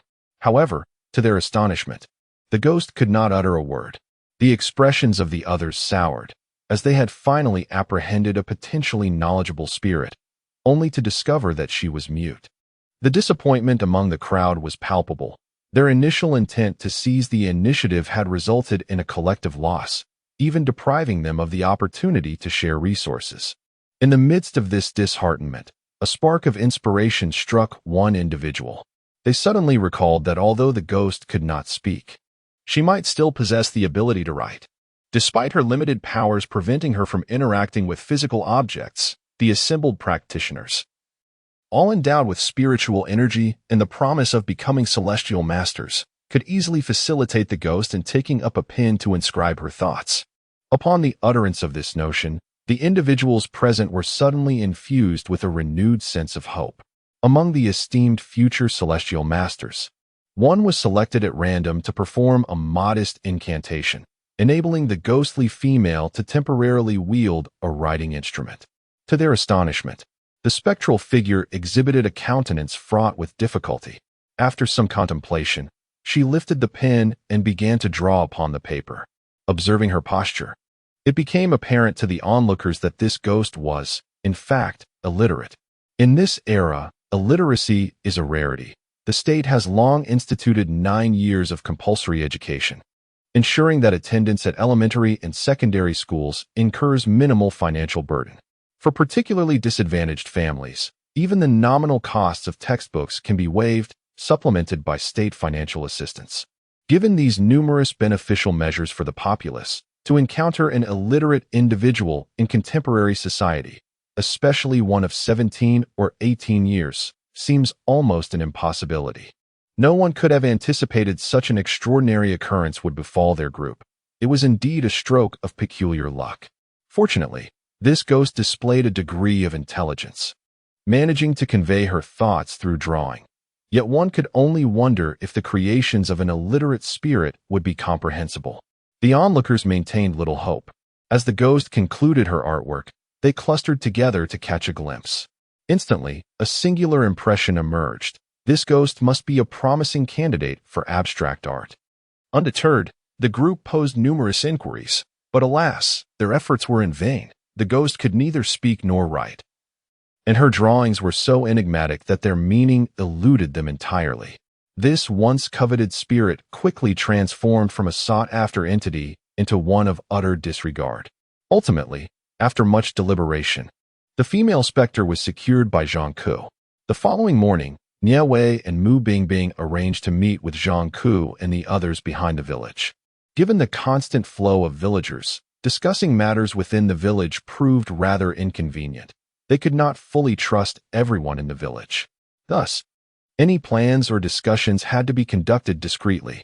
Once the 5 of them gathered, they found a vacant mining site to sit comfortably. This open area allowed for a clear view of anyone approaching, making it less conducive for eavesdropping and consequently safer. Behold, this is the artwork created by the female specter last night. To be honest, I cannot decipher it. All I see are a series of ambiguous figures, Zhang Ku remarked, presenting the specter's creation to Nie Wei.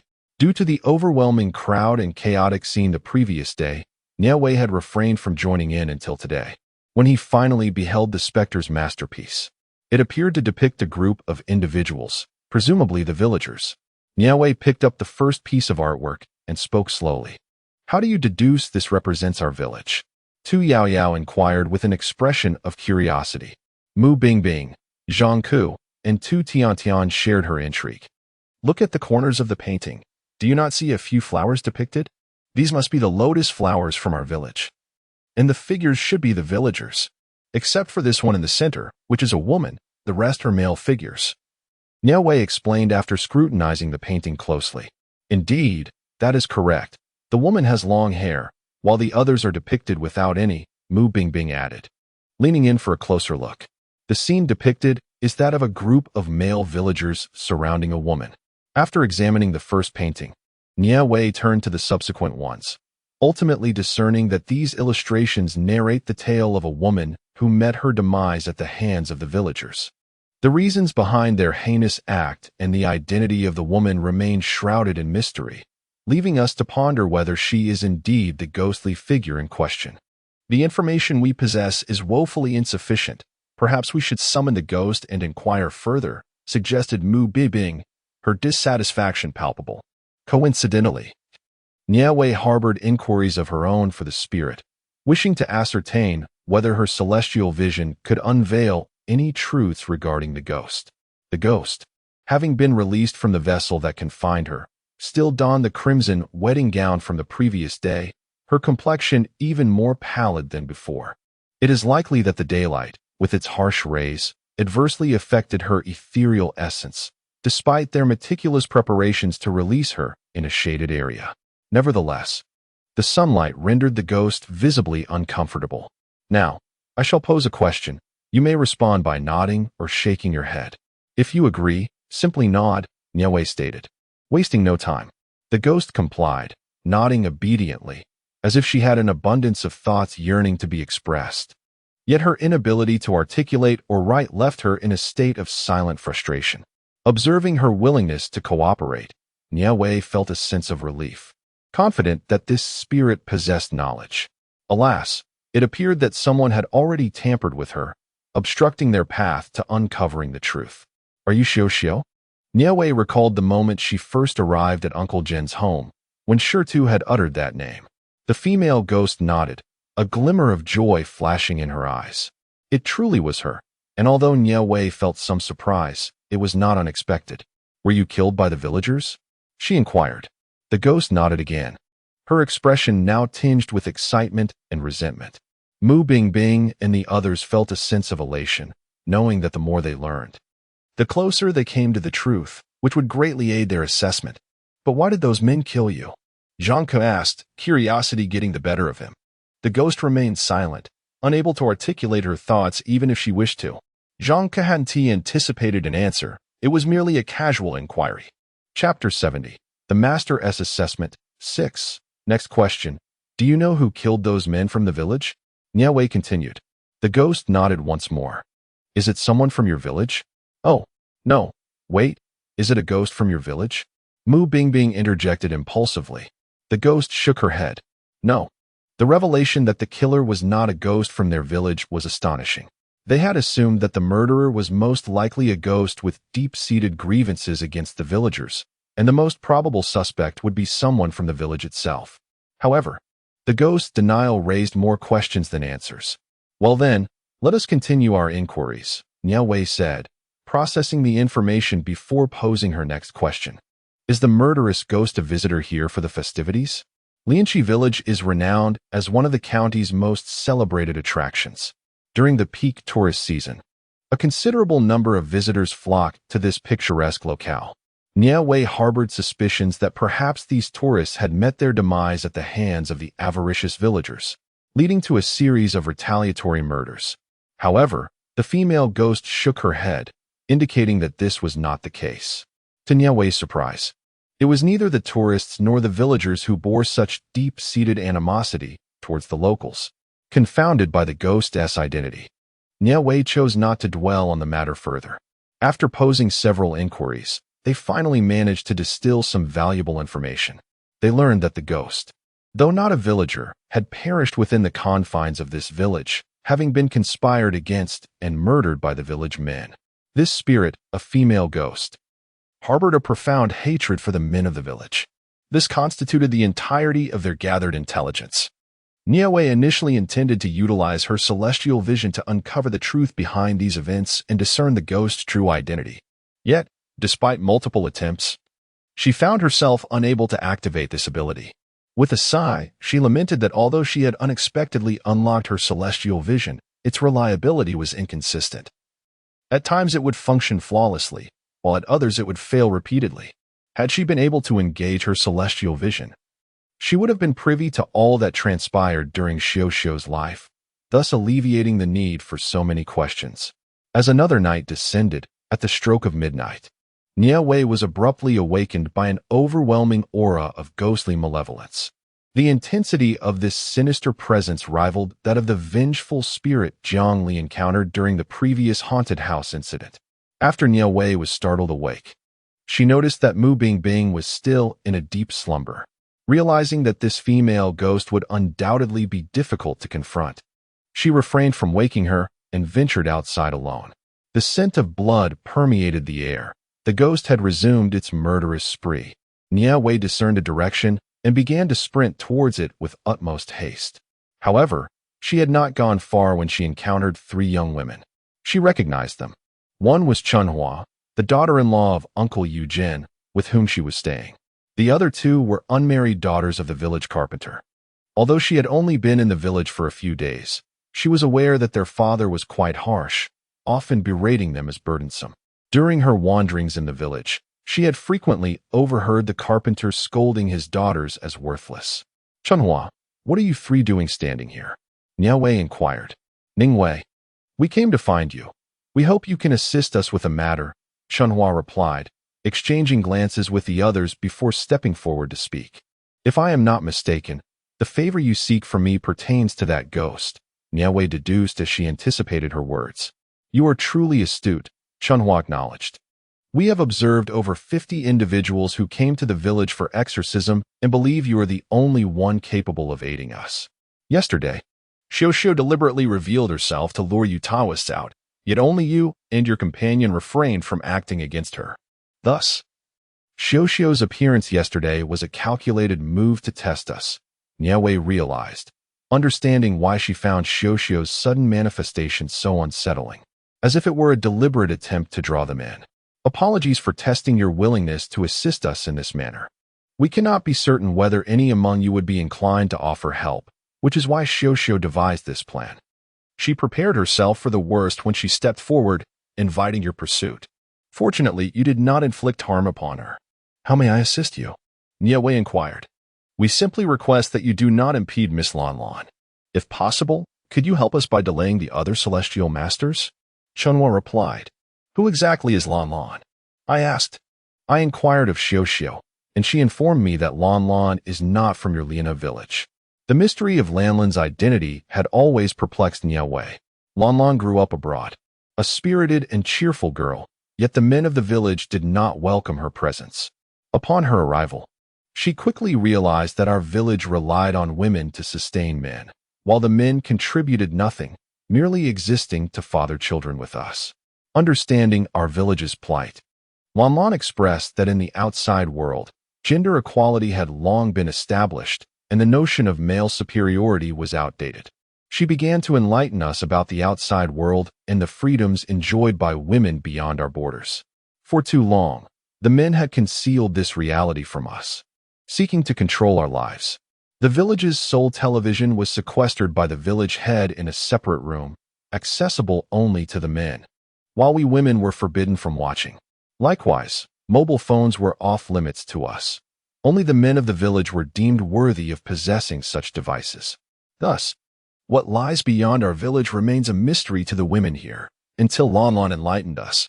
Wait, isn't Lena Village a renowned tourist destination? Each year, an abundance of visitors graces your community.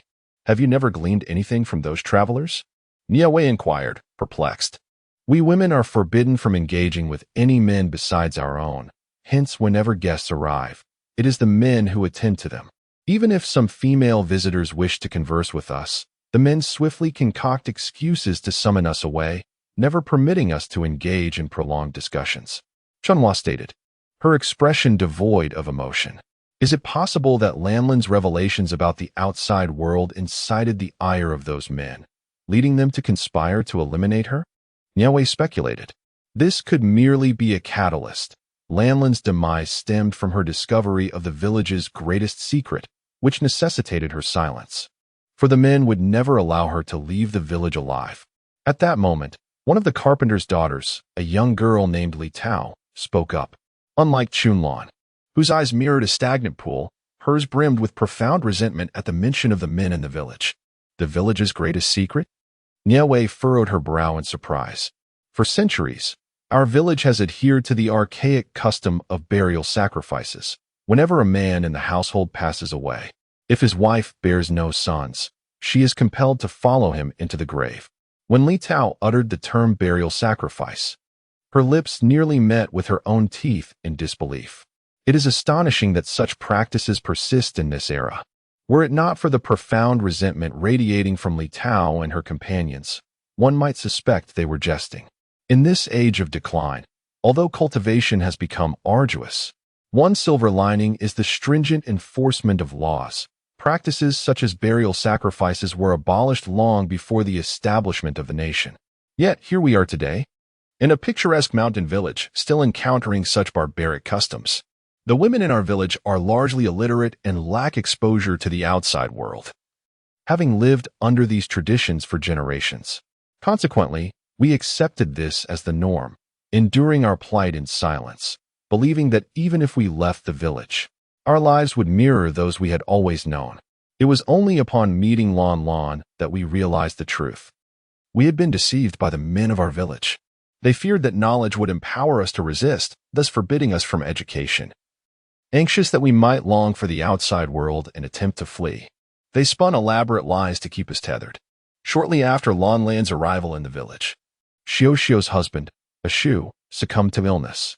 Following his death, Xiaoxiu was coerced into a burial sacrifice. By then, she had already gleaned from Miss Lanlan what the world beyond the village was like and understood that such practices were long obsolete. Thus, Xiaoxiu began to resist, refusing to consent to the practice of burial with the deceased. The men of the village, fearing for her safety, confined her until the day of the burial arrived, at which point they buried her alive. Miss Lanlan threatened these men with the prospect of reporting them for intentional murder. However, the men, anxious to conceal their misdeeds, resorted to killing both Miss Lanlan and Xiaoxiu. As for Qin Guangxi, the heartless man, he offered only a few words of support at the beginning. When he saw Miss Lanlan's determination to report the crime, he ceased to dissuade her. He watched helplessly as she perished before his eyes. Her body ultimately reduced to ashes, scattered in the lake where lotus flowers were cultivated in the village. Li Tao's eyes reddened at the mention of Lanlan's death. Even Chunhua and Li Tao's sister, Li Ju, wore expressions of deep sorrow. It was evident that they were profoundly grateful to Lanlan. This sentiment is understandable. In this village, men have never considered the plight of women, who live under oppressive circumstances, devoid of self-identity, unable to dictate their own fates. The arrival of Lan Lan provided a glimmer of hope for these women, and now that singular beacon of light has been extinguished by the men, leaving them in profound anguish, a suffering too deep to articulate to outsiders. In this modern society governed by law, and with Lianhe village being a tourist destination, how could so many individuals in the village remain uneducated, and why does the county turn a blind eye? Nie Wei recognized that in ancient times, achieving such ends would have been relatively straightforward, yet the world has long since transformed. The girls of the entire village, along with those forced into burial alongside the deceased, have met with untimely deaths. How have the men of this village managed to conceal such atrocities? It is essential to recognize that Lianhe village is no longer the remote mountain hamlet it once was. This village has been transformed into a renowned tourist destination, attracting countless visitors each year during peak travel seasons. How has such a prominent village eluded the scrutiny of outsiders and achieved this remarkable transformation? The county officials are indifferent to our plight. The current deputy county chief hails from our village to safeguard his career from the revelation of our village's secrets. He naturally conceals everything, ensuring that outsiders remain oblivious to our circumstances. Li Ju clenched her teeth and stated, "I see." Nie Wei nodded, realizing that there are influential figures above. It is no wonder that the secrets of this village have remained hidden for so long from the outside world. You wish for me to prevent others from seeking out Lan Lan because you harbor a deep-seated hatred for those men, wishing for their demise? Nie Wei inquired, gazing at Chunhua and the others. Indeed, we wish for their death. They have never regarded us women as human beings. Moreover, I long to leave this place with Shirtu. I do not want my son to grow up to be like those men. Chunhua's desire for the demise of those men stems not only from their disregard for women, but primarily from her wish to provide her child with a normal environment, free from the influence of this village, where he would otherwise become like the others. Do you not understand that Lan Lan's actions of taking lives are perilous? Once one has departed from this world, there should be no lingering attachments to earthly matters, whether love or hate. After drinking the Mengpa soup in the underworld, all memories will fade away. In the village of Lianhe, the men have sown their own misdeeds, which will inevitably lead to their judgment in the afterlife. Lan Lan has no need to suffer in hell for the sake of these men. If you truly care for her, you should deter her, rather than selfishly aiding her in her quest for vengeance.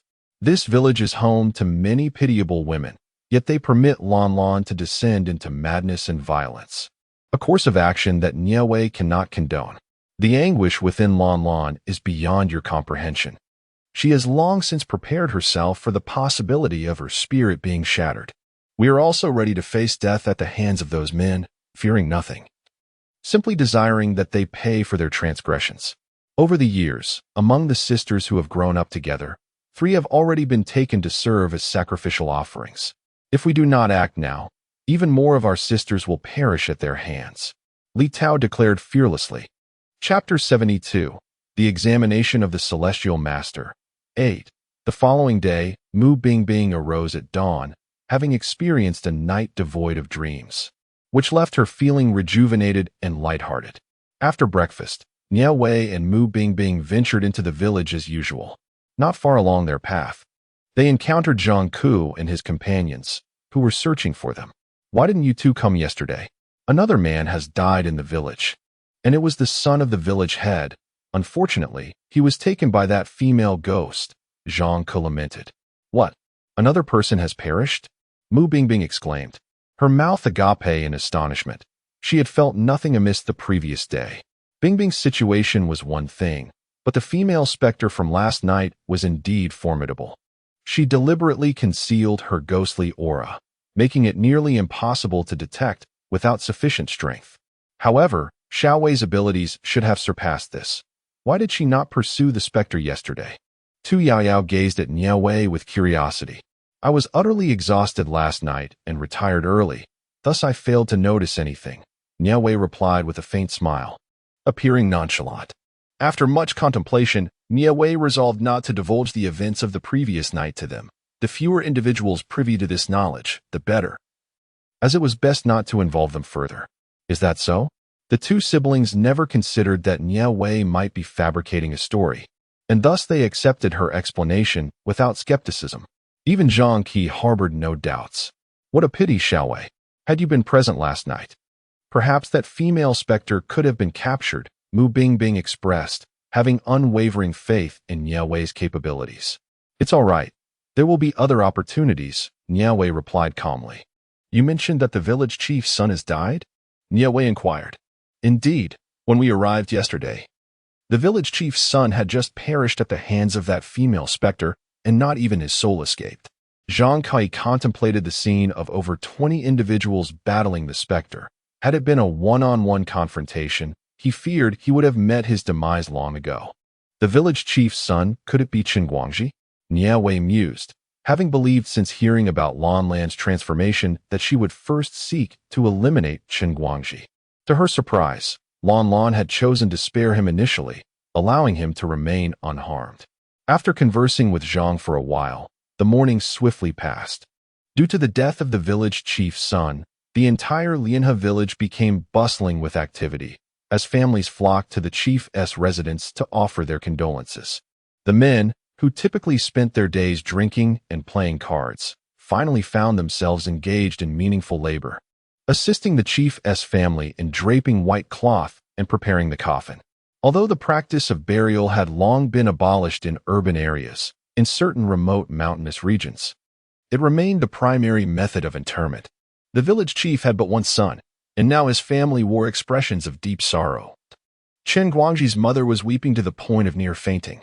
In this village, a woman without a son faced a dire fate.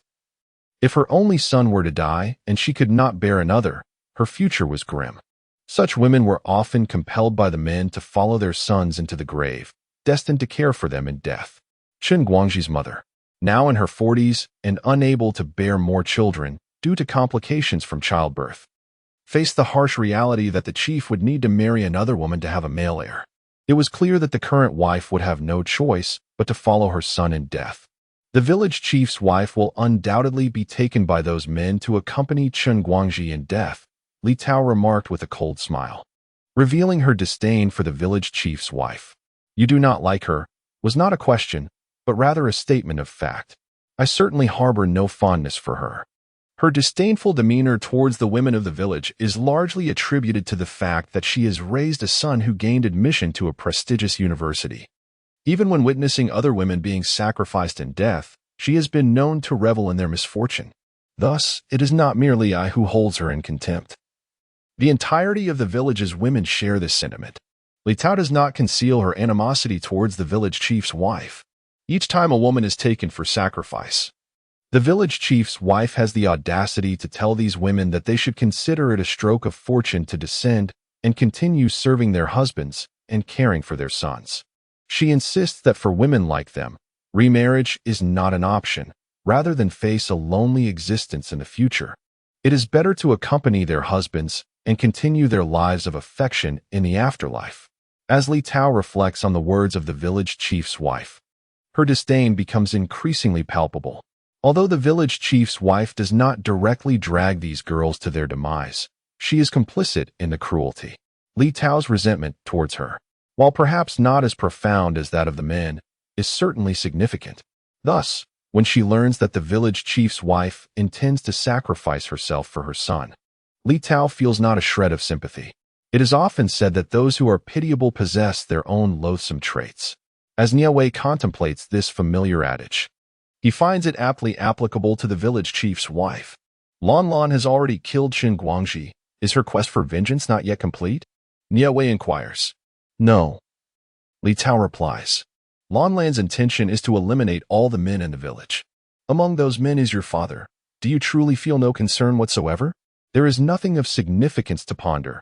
From the day my sister and I were born, he has never loved us. Only our mother showed us kindness. Yet she was brutally taken from us by him. From the moment he murdered her, he ceased to be my father. As Li Tao spoke of her father, the hatred in her eyes was truly shocking. No one could have anticipated the depth of Li Tao's loathing for her own progenitor. The men of this village deserve their fate, yet if they were to be killed, Lan Lan might be forever denied rebirth. This is something Lan Lan cannot possibly ignore. Yet she remains resolute in her desire to eliminate those men, revealing the profound bitterness and resentment that resides within her heart. Should Lan Lan's grievances remain unresolved, she too would be unable to descend into the underworld. She is uncertain whether her current indulgence of her feelings is right or wrong. After the meal, Mu Bingbing sat beside Nie Wei, engaging in conversation, while Nie Wei found himself disinclined to listen. The entire village is now encircled by the Celestial Master. Should the death toll rise too high, the Cultivators' Alliance cannot possibly remain indifferent. It is improbable that Lan Lan, on her own, could annihilate all the men in the village at this moment. Moreover, as the number of deceased villagers increases, the village chief has procured protective talismans from the Cultivators' Alliance for those men.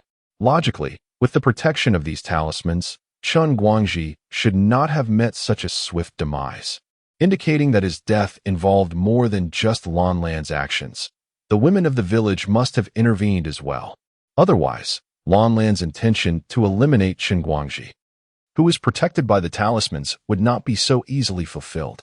The power of those talismans could at least safeguard Chen Guangji until other cultivators arrived to rescue him. As she contemplated this, Nie Wei finally grasped the entire situation. She had initially believed that the women in the village merely sought to liberate their lives through Lan Lan, and at most, they would only impede those cultivators from eliminating her. To her astonishment, they were not merely aiding Lan Lan in evading the cultivators. They were directly assisting her in committing murder. If it were not for the overwhelming oppression from the men, the women would not have risen in rebellion. They could never have imagined that the women, who appeared so subdued in their presence, were conspiring with spirits to slay all the men in the village. Nie Wei sighed, feeling a deep sorrow for these women. Xiao Wei, what is the matter? Are you listening to me?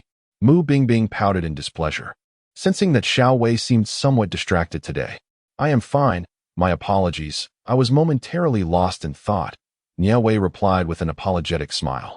Originally, she worried that Mu Bingbing might press further with her inquiries. Fortunately, Mu Bingbing had always been a considerate girl and did not probe any deeper. Even though a hint of unease lingered in her heart, the night was tranquil, with no further murders occurring, and the village chief seemed to have begun investigating the cause of his son's death. The men of the village had donned talismans purchased from the Cultivator Alliance, which should, in theory, ensure their safety. Yet, Chen Guangji had met his demise, and at the time of his death, the talismans were not by his side. The malevolent spirits are unable to approach these sacred talismans. The village chief harbors suspicions that someone deliberately desires to extinguish his lineage, thus targeting his beloved son. The heartbroken chief, having lost his cherished child, has descended into a state of madness. The men of the village possess an almost frenzied obsession with ensuring their sons inherit the family legacy. With the untimely demise of his only son, it is inconceivable that the chief would remain sane. Despite being merely 60 years of age, the prospect of fathering another child does not alleviate his anguish. After all, he had nurtured his son for over 20 years, and the pride and honor brought forth by that child cannot simply be erased. It is a profound loss that any parent would struggle to comprehend. In pursuit of the truth behind his son's death, the chief convened a gathering of the villagers. However, the outsiders, including the cultivators, were deemed unworthy of participating in this assembly. The other cultivators focused their efforts on uncovering the identity of the female specter, paying little heed to other matters. Zhang Ku, however, was filled with curiosity and, alongside the two siblings, stealthily ventured to observe the proceedings. Initially, he had invited Mu Bingbing to join them, but Nie Wei, already aware of the meeting's agenda, lacked interest in eavesdropping. Conversely, Mu Bingbing was intrigued and eagerly abandoned Nie Wei to accompany Zhang Ku and the others in their clandestine endeavor. The meeting was held in the ancestral hall, a place where only the men of the village were permitted entry, with even the women barred, let alone outsiders. Fortunately, the four were no ordinary individuals. They possessed numerous means to overhear the discussions without needing to enter the hall. As they departed, Nie Wei remained behind at Uncle Yu's residence, watching over him. As time ticked away, The village enveloped itself in an eerie silence, as if no one existed apart from Nie Wei. Nie Wei was unconcerned as he took out his phone and began to read a novel titled Hello, Ghost Husband. It was said to be one of the most popular supernatural novels at the moment, with readers praising its quality.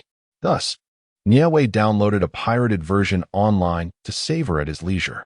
In the stillness of the night, a practitioner sat cross-legged on his bed when a sudden wave of dizziness overcame him. Realizing something was amiss, he could do nothing to avert the impending crisis and collapsed onto the bed. This phenomenon recurred relentlessly, as one by one, practitioners succumbed to their fate, including Zhang and his 3 companions, who had been stealthily observing the ancestral hall from outside. All the practitioners, save for Nie Wei, had fallen, and at that moment, the women of the village began to emerge. Some cradled infants, while others led young girls or boys by the hand. Their expressions were grave as they stood silently, gazing at the ancestral hall. Meanwhile, the men convening within the hall could never have imagined that this would be their final night. Who stole my son's talisman? Who has harmed my son? The village chief's piercing gaze swept across the men in the village, and some were rendered mute with fear, others bowed their heads, while a few remained remarkably composed. Chief, we would never dare to lay a hand on young Master Guangxi. We truly did not do this, stammered a villager. The chief, having held his position for over 30 years, commanded significant authority. Although ordinary villagers might grumble at home, they dared not utter a word in his presence. This is not necessarily the case. Guangxi bore the talisman I specially requested, yet it vanished at the time of his demise. There is but one possibility. Someone among you stealthily took the talisman from Guangxi, leading to his tragic end. The village chief glared at the crowd, resolute in his belief that his son's death was entwined with their actions. Village chief, Guangxi was raised under our watchful eyes. How could we possibly steal his talisman to harm him? It may well have been those outsiders who did this, interjected an elder clad in a long robe, whose age was comparable to that of the village chief. Upon hearing this, a flicker of seriousness crossed the village chief's eyes. The speaker was named Qin Jinkai, a man of esteemed standing in the village, second only to the village chief himself. Traditionally, the chief's position would have passed to his son, Qin Guangxi. Upon the chief's death, with Guangxi now deceased, the Qin Jinkai family emerged as the most likely candidates to succeed the current village chief. The village chief harbored deep suspicions towards this individual, as he had no alternative motives for the act. Outsiders. Those individuals are the highly esteemed celestial masters I hired with considerable expense. What motive would they have to harm my Guangxi? It is you, Qin Jinkai. Who possesses such a motive? Should my family lack a son to inherit our estate, with a little effort, the position of village chief might very well fall into your hands. Who's to say you wouldn't orchestrate the theft of Guangxi's talisman? Intending to eliminate my son to seize the chiefdom for yourself? The village chief's words were a direct affront to Qin Jinsai's family, effectively severing any pretense of civility. Humph. Indeed, you think so. I, Qin Jinkai, can solemnly swear that Guangxi's matters have nothing to do with our family. If you do not believe me, I am at a loss. With a dismissive flick of his sleeve, Qin Jinkai coldly snorted and turned his face away. Chapter 74. The Test of the Celestial Master. 10. Seeing Qin Jinkai's audacity, the village chief was infuriated, his beard bristling as he glared. Do not deny it. Aside from you, who else in this village wishes for my son's disappearance? The village chief did not believe a word of Qin Jinkai's statement. Just as Qin Jinkai was about to retort, he suddenly felt his entire body weaken and collapse to the ground with a thud. Following Qin Jinkai's fall, a series of thuds echoed as others succumbed one after another, including the village chief, who had been contemplating how to avenge his son against Qin Jinkai. At that moment, the door to the ancestral hall swung open, and a procession of women entered, a place they had never ventured before, where women were traditionally forbidden. You audacious women, do you seek death? How dare you enter the ancestral hall and offend our ancestors? Get out. The village chief immediately resorted to his usual tirade against these women. The other men, not to be outdone, joined in, unleashing a torrent of verbal abuse upon them. Yet the women exhibited none of their customary timidity. Their gazes were laced with scorn as they regarded the men. At such a moment, still so fierce, do you not find it curious why you have become this way, and why we have come here? For the first time, Li Tao witnessed these once mighty men, now prostrate on the ground, and as she listened to the women speak, an unprecedented sense of exhilaration surged within her. What have you done? The village chief, not one to be underestimated, immediately grasped that the transformation of the situation was due to the machinations of these women. It was nothing more than a mere dose of poison discreetly mingled within the meals you consumed at night. At that moment, a girl stepped forward. She was the daughter of the village's sole physician, often found assisting her father in their clinic, her demeanor perpetually subdued. Even when subjected to her father's reprimands, she would only weep, too timid to resist. No one could have anticipated that this seemingly timid girl would muster the audacity to confront the village chief today. Li Xiao, what are you attempting to achieve? Hurry and give us the antidote. Have you chosen to disregard even my words as your father? This admonition came from none other than Li Xiao's father, known as Dr. Li. Father, do you truly consider yourself my parent? If you were, how could you contemplate marrying me off to a sickly wretch simply for the sake of a dowry of 100,000? You wish to sell me off. That man will not survive beyond 3 years. Should he perish, I would be destined to accompany him in death. Have you ever considered this? If you truly viewed me as your daughter, how could you bear to witness my demise? How could you possibly endure it? As she spoke, tears streamed down her cheeks uncontrollably. Were it not for her father's intent to marry her to a man fated for an early grave, she would never have found the resolve to rebel against it all. The medicine administered to the villagers was precisely concocted by her. Her father had always looked down upon her, believing that as a girl, she was incapable of accomplishing anything substantial, only fit to assist in gathering herbs. He never deigned to teach her the art of healing. Undeterred, she took it upon herself to learn, fortunate that her father had, at least, taught her to recognize medicinal plants and read. Thus, she could comprehend the texts. Apart from a few close friends, no one in the village could fathom that her talents extended beyond herb gathering to the formulation of poisons. Compounding remedies was her passion, and out of fear of her father's wrath, she never dared to disclose her newfound skills to him. Luckily, her father remained oblivious to her abilities in concocting medicine. Otherwise, he would not have been so unguarded as to consume the debilitating potion she infused in his soup. As for the celestial masters, the women had discreetly added sleeping pills into the teapots from which the men drank. Without rest until the following morning, they would not awaken. To sacrifice oneself for a man's funeral was deemed an honor. Which woman in the village had not endured such a fate? If you do not wish to honor your man's passing, do you aspire to remarry? Our village has never seen a woman remarry. I, Li Weiren, cannot afford to lose face. Dr. Li stated without a trace of remorse. Well said. Ah Xiao, you should heed your father's counsel. To descend and accompany your husband is a joyous occasion. Without a man, how could you women survive? Better to join your husband in the afterlife, where you can continue as husband and wife, singing in harmony. What could be better? Others chimed in fervently, echoing his sentiments. This reasoning was sound. Women were inherently seen as extensions of men. Without their partners, how could they possibly thrive? If such was the case, it was far better to embrace an early departure and accompany their husbands, thus sparing themselves the suffering of this mortal realm. Do not waste your breath on them. Springflower remarked coldly, observing the men before her. These men are beyond redemption.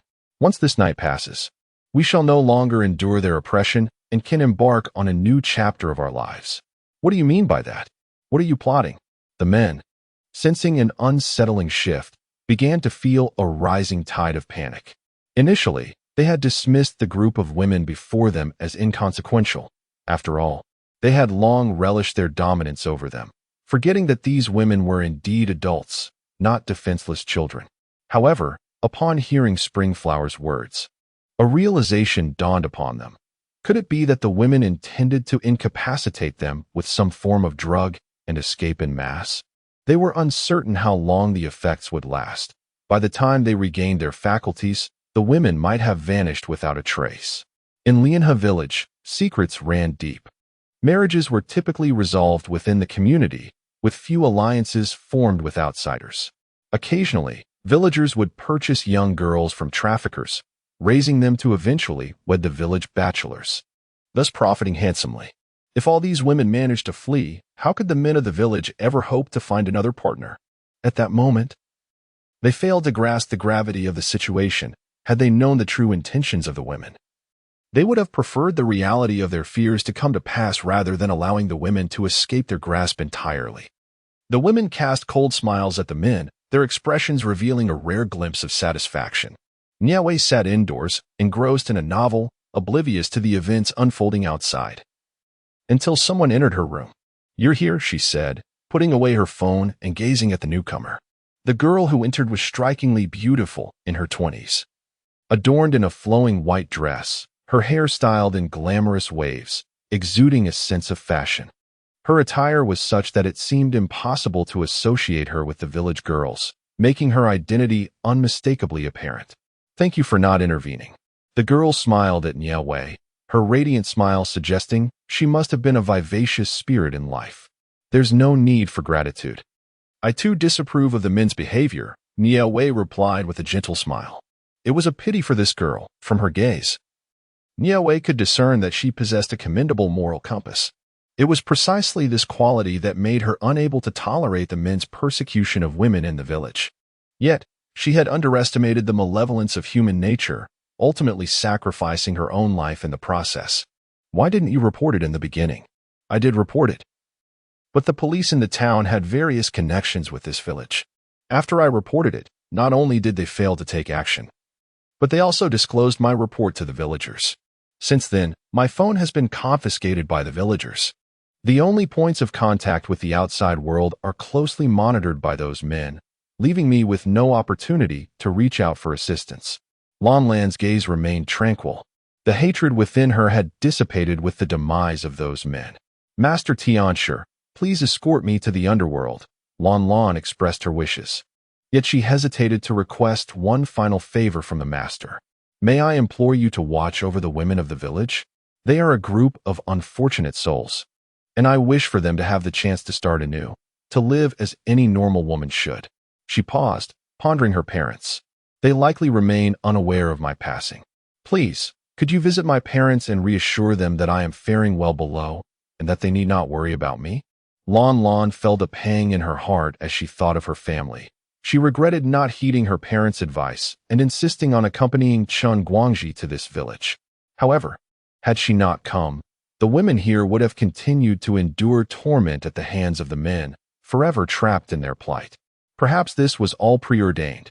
"Do you regret sacrificing yourself for those women?" Nie Wei inquired, gazing into Lan Lan's eyes. While those women were indeed pitiable, Lan Lan had relentlessly sought to save them, both in life and in death, desiring retribution for the men.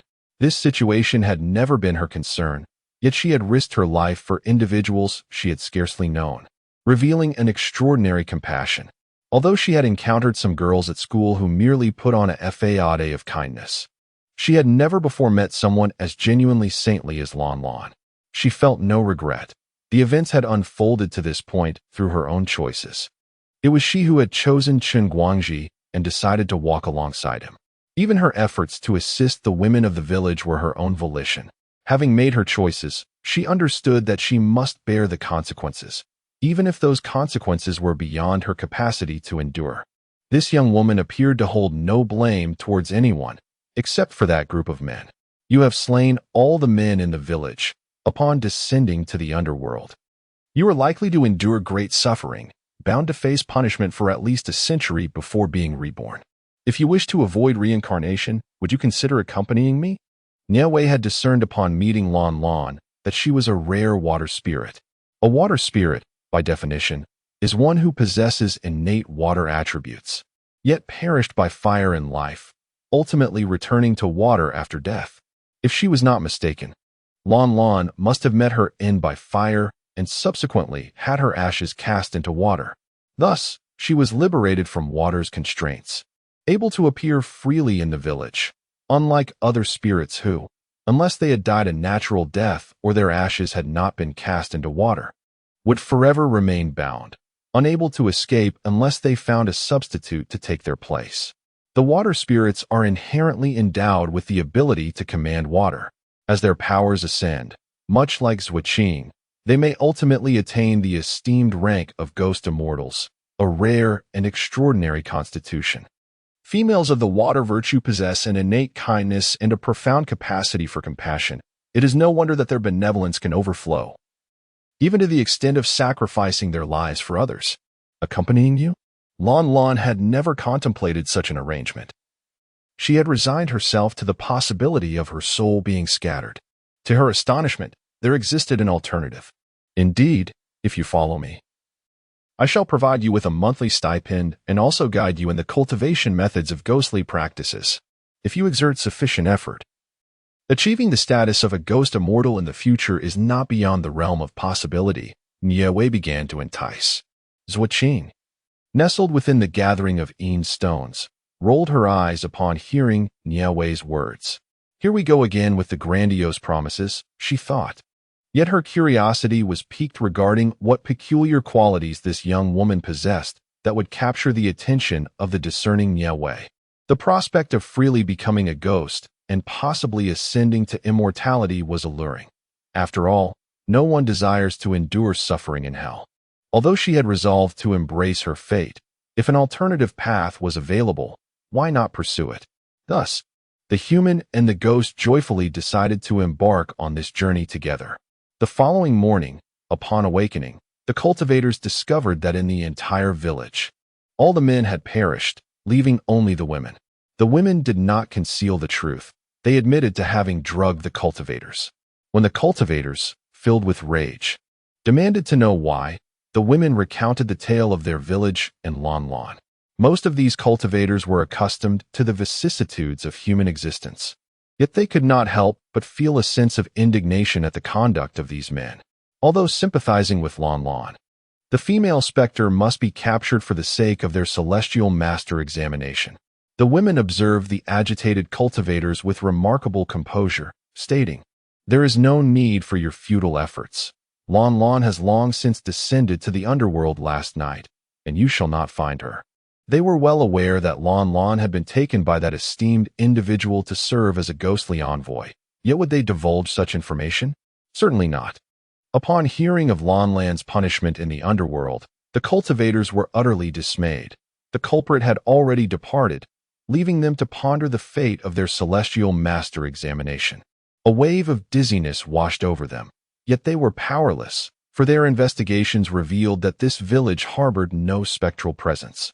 When the members of the Celestial Master Alliance arrived and inquired about the situation, a profound silence enveloped them. None could have anticipated the existence of such a superstitious village, especially within a scenic area. Had there not been any concealment, this matter would have surely surfaced by now. An investigation must ensue. Consequently, numerous local officials faced downfall due to this incident. Yet that is a tale for another time. Chapter 76. The Dream Invocation. When the members of the Celestial Master Alliance entered the ancestral hall, they were struck with horror at the gruesome fates that befell the village men. Each met a tragic end. Some were headless, others had their limbs severed, and some had their eyes and tongues excised, while a few even had their hearts ripped from their chests and discarded upon the ground. Such sights could only be likened to those found in a hellish purgatory. Due to the overwhelming loss of life and the sweltering heat of summer, one fateful night, the ancestral hall was suffused with a nauseating stench, accompanied by swarms of insects that, upon a mere glance, could provoke a violent retching of yesterday's meal. The malevolent spirit responsible for the chaos had already descended to the underworld, rendering the celestial examination for the priest unfeasible. After bidding farewell to the women of the village, Nie Wei departed from this forsaken place. As for the women of the village, they had not committed murder. Rather, they collectively aided the female specter, embodying the principle that the law does not punish the multitude, and thus, they were unlikely to face severe repercussions. Among them, the most elated was the former village head's wife, who had narrowly escaped her fate, avoiding the grim fate of being dragged off to a burial. Previously, she had observed others being taken with a sense of morbid curiosity, but now having faced the dreadful anticipation of her own demise. She had gained profound insights and had since reconciled with the other women of the village. Nie Wei felt indifferent toward these events. He was amenable to any examination that might arise. Having promised Lan Lan to meet her parents, he utilized the next 3 days to purchase a plane ticket and traveled to her hometown. Lan Lan's parents were both university professors, and she had an elder brother working as a lawyer at a local firm. He resided in an apartment near his office, thus not living with their parents.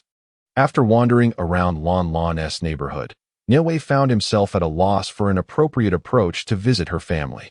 According to Lan Lan, her parents were staunch atheists, dismissing any notion of spirits or deities. Thus, if Nie Wei were to reveal the tragic truth of their daughter's demise, he would undoubtedly be expelled from their home. After much contemplation, she resolved to assist Lan Lan in entering her dreams. In the morning, the gentle rays of sunlight streamed into the room, and Zhu Zijuan wiped away the tears from the corners of her eyes. The thought of seeing her daughter in a dream brought forth a torrent of tears. "Old woman, I dreamed of our daughter last night," Lan Yang exclaimed, remembering the vivid dream from the previous night, gripping his partner's hand in excitement. "What? You too dreamt of her? What did you see? Please, tell me." Upon hearing his words, Zhu Zijuan momentarily forgot her sorrow and eagerly pressed for details. After drifting into slumber the previous night, Lan Yang dreamt of their daughter visiting him, conversing at length, and revealing that she was no longer among the living. She expressed regret for not heeding her parents' advice and reassured them not to worry. She was now cultivating under a master, and once she achieved a certain level of mastery, she would be able to manifest and visit them. Upon hearing this, Zhu Zijuan was taken aback. How could this be possible? "I had the very same dream last night." At that moment, their eldest son, Lan Juanzi, called, stating that he too had dreamt of Lan Lan and recounted the peculiar dream. However, it was not merely a casual call. He initially believed it to be an ordinary dream. But moments ago, he had received a call from the police, delivering the tragic news of his sister's demise. The details mirrored exactly what Lan Lan had confided to him in the dream, prompting him to take the matter seriously and contact his parents. Concerned that they might be unable to bear the weight of the news, he was astonished when they revealed that they had all experienced the same dream. The 3 members of the family fell into a profound silence. They were all atheists, yet how could they explain the events of the previous night? After a moment of quiet contemplation, the family collectively took leave from their obligations and purchased tickets to Lianhe village. "Thank you, Xiaowei," Lan Lan expressed her gratitude with a smile.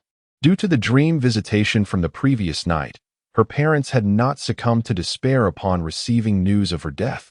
This was indeed the best outcome. With the promise made to Lan Lan now fulfilled, Nie Wei finally found the opportunity to rest. However, upon entering the restaurant, the gathering stone of Yin energy inexplicably began to radiate heat. Nie Wei furrowed her brow in concern. "What is happening, Zhuqing?" The fluctuations of power belonged to Zhuqing, and it was the first time Nie Wei had witnessed her so agitated. "It's him. It's the man who took my life." Zhuqing had not anticipated the chance to confront this individual. He was the one responsible for her demise and that of her 2 companions. That year, she had worked tirelessly to graduate from university on a scholarship, and after securing a promising job, her life was abruptly shattered by this man. Zhuqing had been an orphan, abandoned at the entrance of an orphanage as an infant. Throughout the years, she had relied solely on her determination to complete her educations. And just as her life was about to improve, it was forced to a tragic end at its most radiant moment. This incident had long remained a haunting knot in her heart. "Is it that man?" Nie Wei inquired, directing her gaze towards the individual cooking at the entrance.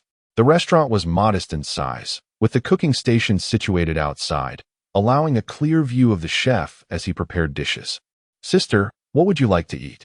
A middle-aged woman had just brought over a basin of freshly washed vegetables when she casually greeted Nie Wei. "1 stir-fried seasonal vegetable, 1 shredded pork with green pepper, and a tomato and egg soup," she stated. Nie Wei nodded in agreement. "Old Hu, prepare a stir-fried seasonal vegetable, shredded pork with green pepper, and also a tomato and egg soup," she called towards the entrance. The man outside, referred to as Old Hu, promptly responded loudly, indicating he had heard her. Such modest eateries were plentiful around their university, thriving primarily due to their affordable prices, which were acceptable to the students. Nie Wei glanced at the man. He was of average height but robust, with slightly darkened skin and an honest demeanor. What struck her most was the palpable aura of menace and the lingering scent of blood about him, an odor that typically clings to one who has taken a life. Yet, such a scent should not persist for long. This man had committed murder over 4 years ago, specifically that of Zhuqing, and under normal circumstances. The traces of such violence would have long since faded. This only indicated that he had likely committed another crime recently. The restaurant appeared to be thriving. Despite it not being peak dining hours, many patrons were still coming in to eat. After sampling some dishes, Nie Wei found the flavors quite satisfactory. At least commendable for a small establishment, which explained its popularity. Chapter 77. Li Baoguo after a brief exchange of pleasantries. Nie Wei initially intended to hire a private investigator to look into this man. However, realizing she had only 2 days left, she concluded that seeking assistance would be too time-consuming. It seemed she would have to resort to alternative methods. Perhaps she could try using her celestial eye next time? This celestial eye had proven unreliable at times. During her previous visit to Lianhe village, it had never revealed anything.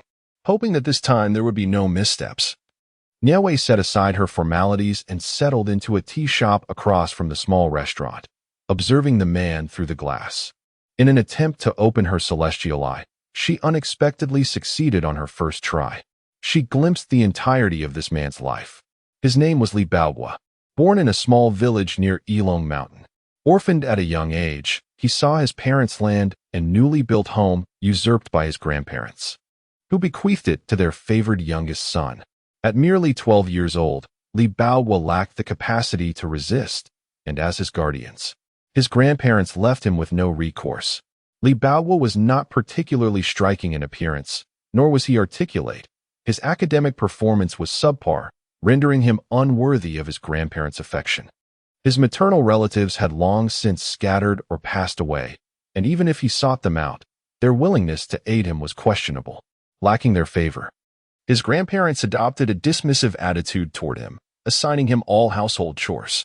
If he faltered in his duties, he faced severe beatings from his grandfather, justified under the pretense of discipline to prevent him from becoming lazy at such a tender age, a fate they deemed synonymous with failure. Meanwhile, his cousin, just a year his junior, sat at the table, indulging in an array of fruits and snacks prepared by their grandparents, carelessly tossing peels and seeds onto the floor to ensure that the household remained perpetually untidy. Upon witnessing this, his grandmother merely chuckled, refraining from uttering a word. The saying goes, one either succumbs to oppression or becomes distorted by it. Li Baoguo had become utterly deranged. Upon reading a news article about a boy under the age of 14 who had committed murder without facing any consequences, he came to a startling realization. Before the age of 14, one could kill without guilt. Consequently, he began to devise a sinister plan to eliminate his abusive grandparents and his uncle's family. While preparing a meal, he surreptitiously mixed rat poison into a pot of fragrant pork rib soup, an exquisite dish that had always been beyond his reach. The family, blissfully unaware, savored the soup and the delectable ribs, while his younger cousin deliberately flaunted a sizable piece of meat before him, indulging in it with an air of superiority and mockery. Look how much they adore me. You shall never compete with me for food. However, this triumphant expression barely lingered before the family began to cry out in agony, clutching their stomachs and collapsing to the ground. His grandfather urgently called for him to fetch a doctor, yet Li Baoguo paid no heed. Instead, he crossed his arms and observed the family's torment with a cold detachment. As they writhed in pain, he took the opportunity to serve himself a generous bowl of rice, sitting at the table and devouring it with fervor. Aside from the tainted soup, the other dishes were harmless, although these dishes lacked the lavishness of the ribs. One stir-fried meat dish was quite commendable. Despite having prepared these meals himself, Li Baoguo had never tasted his own cooking, as such luxuries were never afforded to him. For the first time since his parents' demise, he relished the taste of meat, consuming 3 large bowls of rice in one sitting and finishing every morsel of the stir-fried meat. The sensation of consuming the forbidden was utterly exhilarating. After Li Baohua finished his meal, the adults in the household were left with nothing but faint breaths, while the youngest cousin had already succumbed to silence. A peculiar thrill manifested on Li Baohua's honest and simple face. He discovered an unsettling affection for the power to dictate the lives and deaths of others. If others sought to govern his existence, then it was only just that he should wield dominion over theirs, for that was the life he believed he was meant to lead. The following day, the news of the Li family's poisoning spread like wildfire, and Li Baohua made no attempt to conceal his murderous deeds. As a result, the villagers avoided him, their fear palpable. Even those who once delighted in tormenting him now trembled in his presence.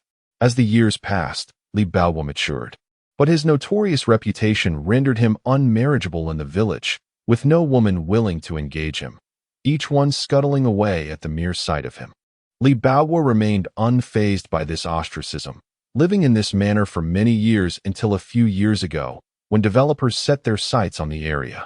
With a substantial sum awarded for property acquisition, the local villagers hastily sold their homes and vacated, eager to distance themselves from the alleged murderer. Had it not been for Li Baohua's presence, the developers would not have encountered such ease in their dealings. He did not relocate far, as Longshan was being developed into a film base, and plans were underway to transform the vicinity into a scenic area, attracting countless visitors. While Li Baohua reveled in his newfound authority over life and death, he recognized that committing murder in the village was too conspicuous. After all, in a close-knit community, the disappearance of anyone would be swiftly noted.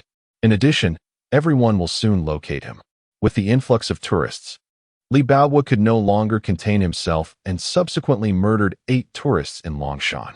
Having grown up in the vicinity, he expertly concealed the bodies, leaving no trace for anyone to discover.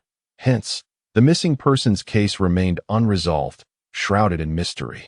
Later, Zuoqing and his companions arrived in Longshan, becoming Li Baohua's next targets.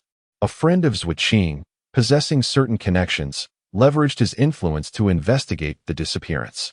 Upon hearing rumors of this inquiry, Li Baohua, fearing exposure, fled Longshan for other ventures, marrying a wife in a distant locale and establishing a shop.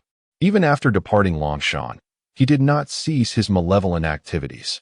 Upon settling in a new city, he began to seek fresh victims, strategically opening his shop near a university, thereby designating students as his primary targets. Several students had mysteriously vanished in the area, stirring considerable commotion, yet no clues were uncovered, and their bodies remained elusive, preventing the case from being classified as murder. Just 3 days prior, he had slain a female university student, discarding her remains in a sewer. This sewer had become Li Baohua's chosen disposal site, harboring multiple corpses, now unrecognizable, having been ravaged by rats. Chapter 78. The death of Li Baohua. Li Baohua's wife, Zhou Qian, possessed commendable qualities herself. Her willingness to marry him stemmed from her attraction to the substantial compensation he received from property demolition, amounting to several million. Originally, she believed that Li Baohua was a simple and honest man, easily manipulated, thinking that her actions outside would not provoke any repercussions from this seemingly innocent individual. However, to Zhou Qian's astonishment, the man she perceived as straightforward was, in fact, a psychopathic murderer. A week prior, Li Baohua had caught Zhou Qian in the act of infidelity and had intended to cast her out, not initially wishing to take her life, as she was his first love and he harbored some feelings for her. Unexpectedly, Zhou Qian sealed her own fate. She inadvertently uncovered Li Baohua's terrifying secret and believed she had discovered his Achilles heel. In a misguided attempt to claim his relocation funds alongside her lover, they failed to consider how easily one could threaten a psychopathic killer. Reality proved otherwise. Ultimately, both Zhou Qian and her lover met their demise at the hands of Li Baohua. Following their deaths, Li Baohua crafted a fade portraying Zhou Qian and her lover as eloping, which elicited sympathy from some residents nearby. In their eyes, Li Baohua was a remarkably honest man, one who neither indulged in vice nor gambling, seldom drank alcohol, and spent his days either in his shop or playing chess with elderly individuals in the park or dancing with older women at community events. Who could have imagined that such an upstanding man was, in truth, a source of terror? Upon reflecting on this, Nie Wei paused for a moment. Although Li Bao's misfortunes evoked sympathy, they could not justify his indiscriminate acts of murder. Li Bao, stained by the blood of numerous lives, emanated a palpable aura of malevolence that repelled even the most restless spirits. Those who dared to approach him found themselves vulnerable to the dark energy that enveloped him. Weaker souls risked being utterly annihilated. It was no wonder that a multitude of vengeful spirits trailed behind him, none daring to come within his reach. Left Qing harbored a desire for revenge, and the throng of spirits behind Li Bao shared a similar yearning for retribution. Nie Wei resolved to lend his assistance in this grim endeavor. Upon returning home, Li Bao conducted his nightly ritual, cleansing himself before retrieving an album filled with haunting memories. This tome, acquired after he embarked on his murderous spree, chronicled the final expressions of those he had slain. Save for his grandparents and his uncle's family, every victim he had dispatched was immortalized within its pages. It was by chance that Li Qian stumbled upon this album, leading her to the horrifying realization that Li Bao was indeed the deranged killer. Had she acted promptly to alert the authorities, she might have evaded her tragic fate. Alas, her greed and misguided belief that she could blackmail him sealed her doom.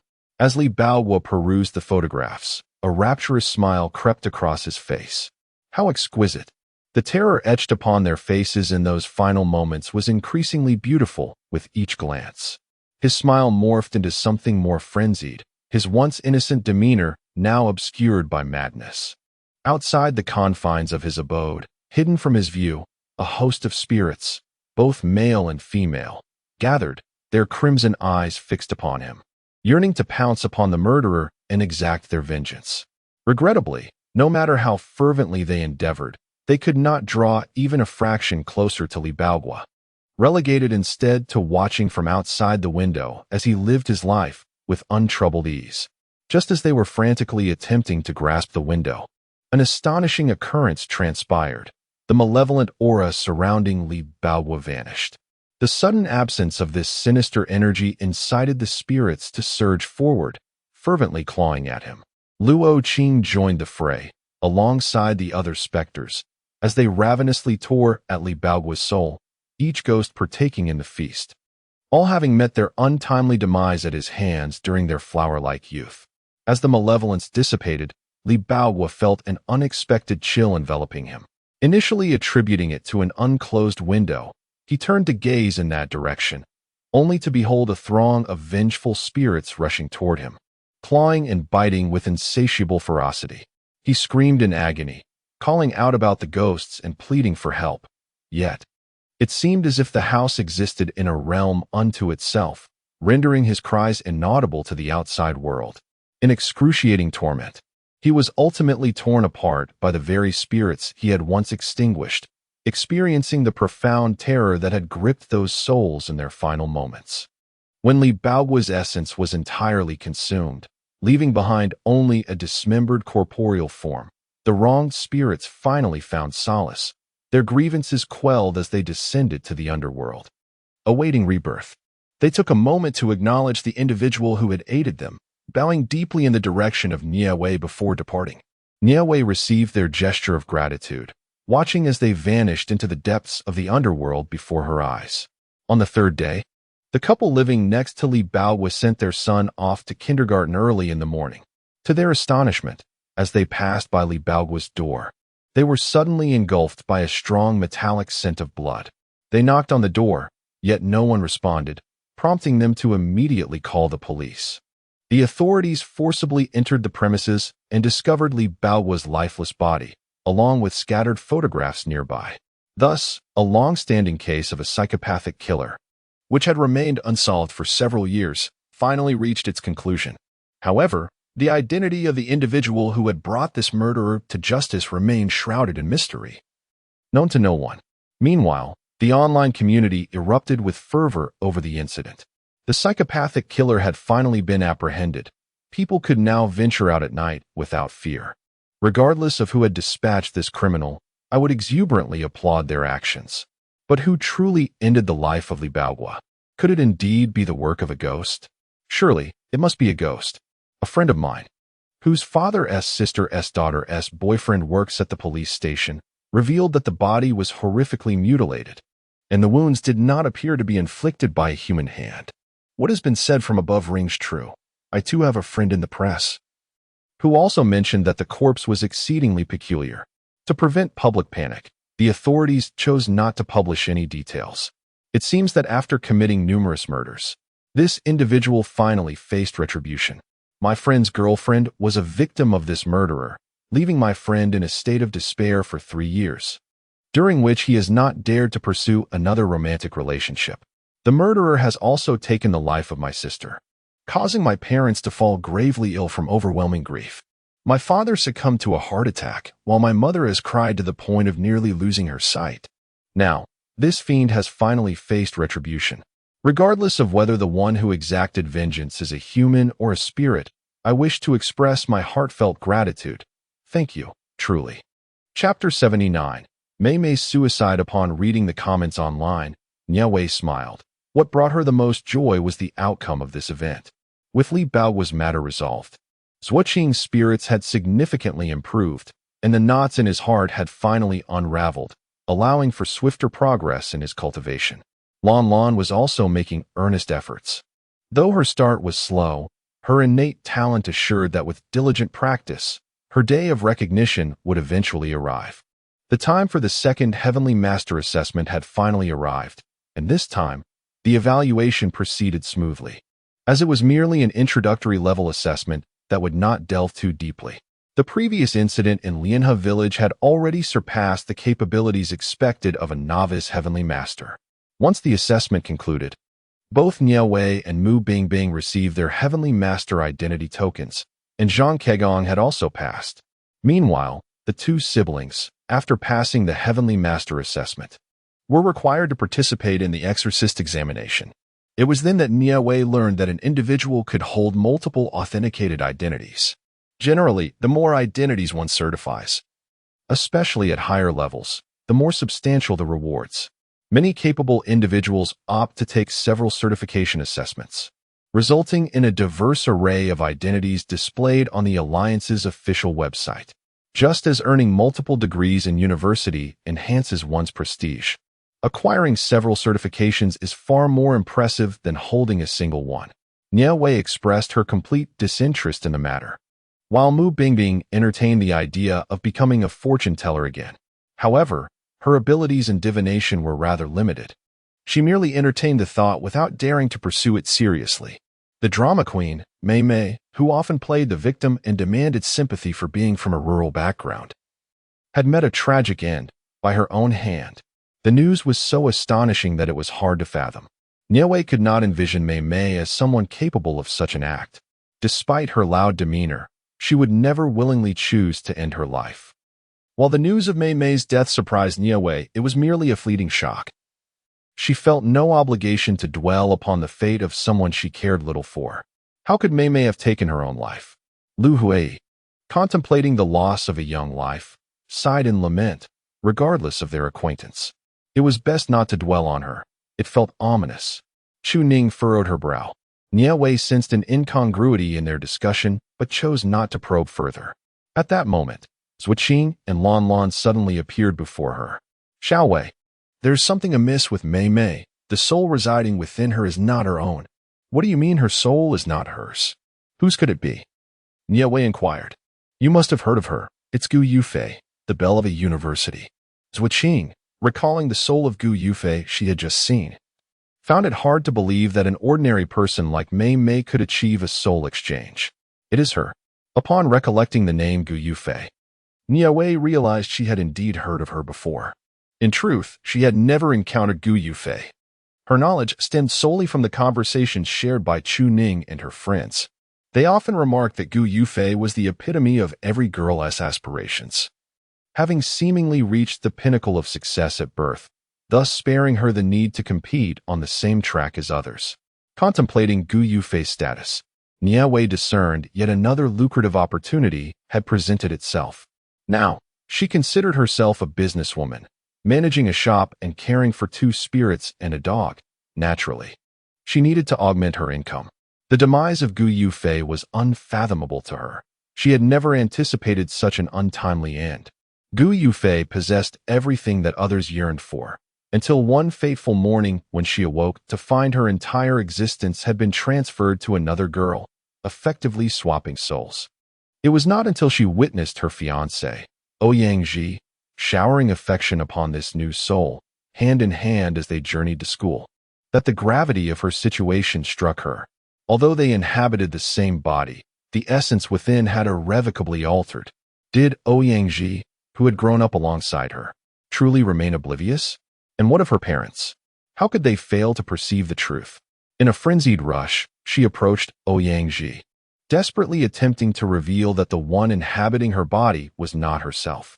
Yet, Ouyang dismissed her claims, branding her as a madwoman.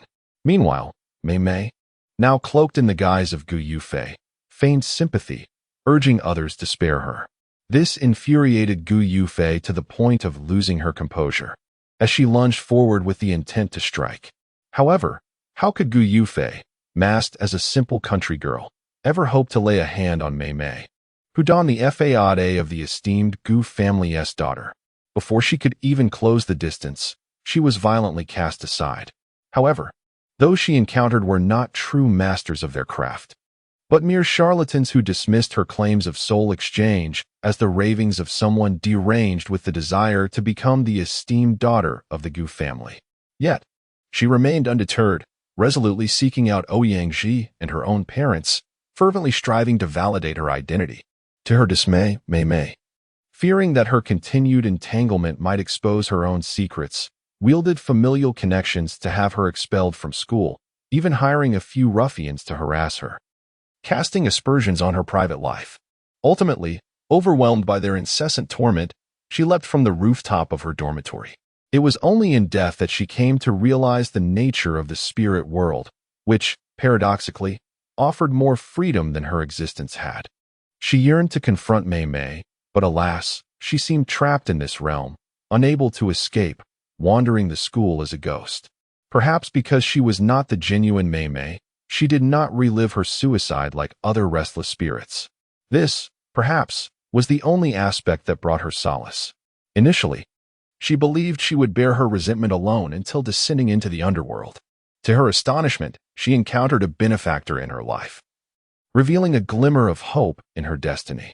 Thus, you exchanged souls with Mei Mei. Nie Wei was taken aback by this revelation. Had she known that Mei Mei was not her usual self from the very beginning, she would have taken a closer look. A mere glance would have unveiled that the soul residing within Mei Mei's body was not her own. Indeed, I did not consent to this. I am equally bewildered. Upon awakening that fateful morning, I found myself transformed into another person, Gu Yufei lamented, tears streaming down her face. She felt utterly wronged. After all, she had never committed any wrongdoing. So why was she subjected to such an inexplicable fate? I discerned that this situation possessed a certain intrigue. Mei Mei was merely an ordinary individual.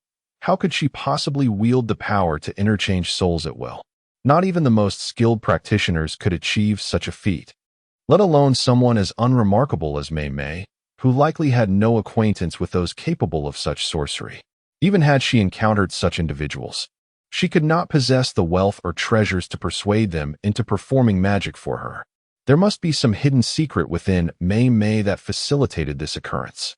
Nie Wei's analytical mind swiftly began to piece together the circumstances, first eliminating the possibility that Mei Mei had hired someone to cast spells for her. As a simple country girl, she lacked the financial means to engage a practitioner for assistance. Moreover, spells that exchange the destinies of souls inflict significant harm upon the practitioner. Apart from a few malevolent cultivators, no ordinary practitioner would offer sufficient compensation to assist her, and it is worth noting that Mei Mei is not a wealthy individual. What, then, is the nature of the assistance she receives? As Nie Wei pondered this conundrum, Zuiqing and Lan Lan busied themselves, one on each side, helping Gu Yufei collect her tears, for ghostly tears are exceedingly precious. The situation is rather intricate. Nie Wei harbored a persistent feeling that the entity aiding Mei Mei was extraordinary. Thus the bidding was undertaken with careful consideration to avoid being at a disadvantage. The following day, Nie Wei placed Gu Yufei into the gathering Yin stone, where the ambient Yin energy serves as the finest nourishment for spiritual entities. Upon entering the stone, Gu Yufei experienced an unprecedented sense of comfort, as if every pore in her body had unfurled. With the gathering Yin stone in hand, Nie Wei effortlessly escorted Gu Yufei out of the school. Upon hailing a taxi, Nie Wei instructed Gu Yufei to disclose her home address, to which she obediently complied. Once Nie Wei obtained the address, she relayed it to the driver. The driver, observing the girl in the back seat conversing animatedly with the air, felt an overwhelming urge to expel her from the vehicle. Was he perhaps transporting a lunatic? Should he contact a mental institution? For reasons unknown, the driver suddenly sensed a chill within the cab. Why had it grown so cold? He had barely adjusted the air conditioning. Could it be that there truly was a ghost? Startled, the driver immediately accelerated, transforming the taxi ride into a racing experience, and within mere minutes, he delivered her to the Gu residence. Nie Wei silently watched the taxi's silhouette fade into the distance. What a concealed racing talent that driver was. "Miss, whom are you looking for?" The security personnel at the entrance of the Gu family approached Nie Wei, who stood at the gate. "Hello, I am searching for Mr. and Mrs. Gu." Nie Wei replied with a faint smile. "Do you have an appointment?" the guard inquired. "No," Nie Wei shook her head. "In that case, we cannot allow you to enter. Mr. and Mrs. Gu do not easily receive visitors unless you have an appointment." Faced with the guard's refusal, Nie Wei had no choice but to leave, taking the determined yet disheartened Gu Yufei with her. "What do we do now, Xiao Wei? Are we really not going to see my parents?" Gu Yufei asked anxiously. "Do not worry. I have a solution," Nie Wei replied. As she spoke, she retrieved a delicate doll from her bag. With a graceful wave of her hand, Gu Yufei's spirit was encapsulated within the doll, which began to transform until it resembled Gu Yufei perfectly. If one were unaware that it was merely a doll, they would have believed it to be Gu Yufei herself. "I've become a person," Gu Yufei exclaimed, touching her face, hands, and feet, marveling at the lifelike sensation. Elated at the prospect of regaining her original form, she almost leaped up in joy. Although she could only maintain this appearance for 4 hours, Gu Yufei was immensely thrilled. "Let us go now. It is time to meet your parents," Nie Wei said. Gu Yufei nodded vigorously, her eagerness to see her father and mother palpable. As professionals, the security personnel would not pry into the privacy of their employer. "This girl, is she your friend, Fei Fei? How come your mother has never met her?" Gu Yufei bore an uncanny resemblance to her mother, who, despite being in her 40s, appeared to be in her early 30s, exuding an air of elegance and beauty. "Mother, I have finally seen you," Gu Yufei cried as she rushed into her mother's embrace, bursting into tears. The experiences of the past few days felt more profound than the entirety of her previous 20 years, and upon reuniting with her mother, an overwhelming sense of grievance washed over her. Throughout her life, she had never felt such a depth of sorrow. "What are you talking about, my child? Don't we see each other every day? Has Aji been bullying you? Tell me, and I will have your father seek justice for you," Ouyang's mother consoled her daughter, mistakenly believing the conflict was merely a quarrel with her fiancé. "Mother, I haven't seen you for many days. The daughter you've seen is not me." Gu Yufei grasped her mother's hand tightly, her face alight with fervor. "Fei Fei, what are you saying? I can't understand a word. What do you mean the daughter we've seen these past days is not you?" Gu's mother exchanged a concerned glance with Gu's father, questioning whether something was amiss with their daughter. At this moment, the elderly woman was overwhelmed with emotion, her body trembling with excitement. It turned out that on the very first day, when Gu Yufei and Mei Mei exchanged souls, the old lady sensed something was amiss. Although others insisted that the girl was indeed her granddaughter, she knew better. This was not her beloved grandchild, not in the slightest. The girl exuded an air of inferiority, lacking the grandeur that defined her granddaughter. Always feigning fragility and seeking sympathy was far from her granddaughter's true character. Her granddaughter had been meticulously nurtured according to the standards of a refined lady from a young age. No one understood her temperament better than this grandmother. Yet, despite her insistence that this impostor was not her granddaughter, her son and daughter-in-law refused to believe her, thinking that her advanced age had compromised her mental faculties. That despicable wretch deliberately orchestrated supernatural occurrences within the home, slyly placing evidence of these ghostly antics in her room, leading everyone to believe she had lost her sanity. Under the encouragement of that malevolent spirit, and Ouyang, her son and daughter-in-law even contemplated sending her to a nursing home. "Grandma, I miss you so much." Within the household, the one with whom Gu Yufei shared the deepest bond was her grandmother. During her childhood, when her parents were consumed by their work, it was her grandmother who lovingly raised her, teaching her the values of life and decorum. How could Gu Yufei not feel exhilarated upon seeing her grandmother again? "Feifei, my dear Feifei, now you both believe, do you not? I told you just a few days ago that the one who was not our Feifei was indeed an impostor. This is the true Feifei of our family." The elderly lady was overjoyed, clasping Gu Yufei's hand and wiping away her tears incessantly. "Grandma, do you know that is not me?" Gu Yufei was utterly astonished. She had initially believed that her entire family had been thoroughly deceived by Mei Mei, with no one realizing that Mei Mei was not truly her. To her surprise, it was her grandmother, who had been blind for 3 years, that recognized her as the only one in the family. "You were raised by your grandmother. How could she possibly fail to recognize our dear Feifei?" Grandmother Gu tenderly caressed Gu Yufei's head, her face radiating warmth and affection. "Mom, what are you and Feifei discussing? We cannot comprehend a word." Gu's father and mother were utterly bewildered, unable to grasp the conversation between the grandmother and granddaughter. Just then, a sudden commotion erupted outside the door as a group of security personnel surged in, trailing behind Ouyang and another Gu Yufei. "It is they who impersonated Miss Gu," shouted the security guard who had previously allowed Nie Wei and her companions to leave, pointing accusingly at Nie Wei and Gu Yufei. Gu's father, a man accustomed to navigating turbulent waters, quickly regained his composure. "Uncle and aunt, these two have infiltrated the Gu household under false pretenses. Their intentions must be nefarious. We should promptly contact the authorities." Ouyang cast a look of disdain at Gu Yufei.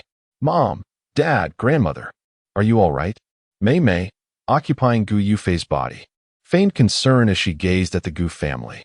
On her first day awakening in the Gu residence, she had cleverly adopted Gu Yufei's identity through the use of her diary, with only one blind old woman discerning her true nature. However, this was inconsequential, for she had successfully convinced the entire family that the elderly woman was delusional. Had it not been for the old woman's desperate threats, she would have already had her confined to a nursing home. Once there, eliminating someone would be a trivial matter. Furthermore, she had the assistance of Azza behind her.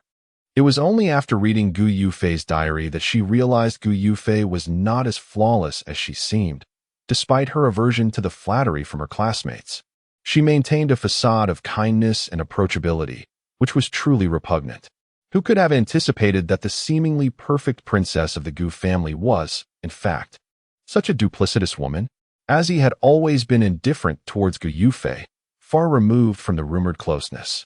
It was only when Azzy became intrigued by the transformed Gu Yufei and discerned that she was not the genuine article that he chose to remain silent, opting instead to assist her in concealing this truth. Presently, the two were engaged in a delightful romance.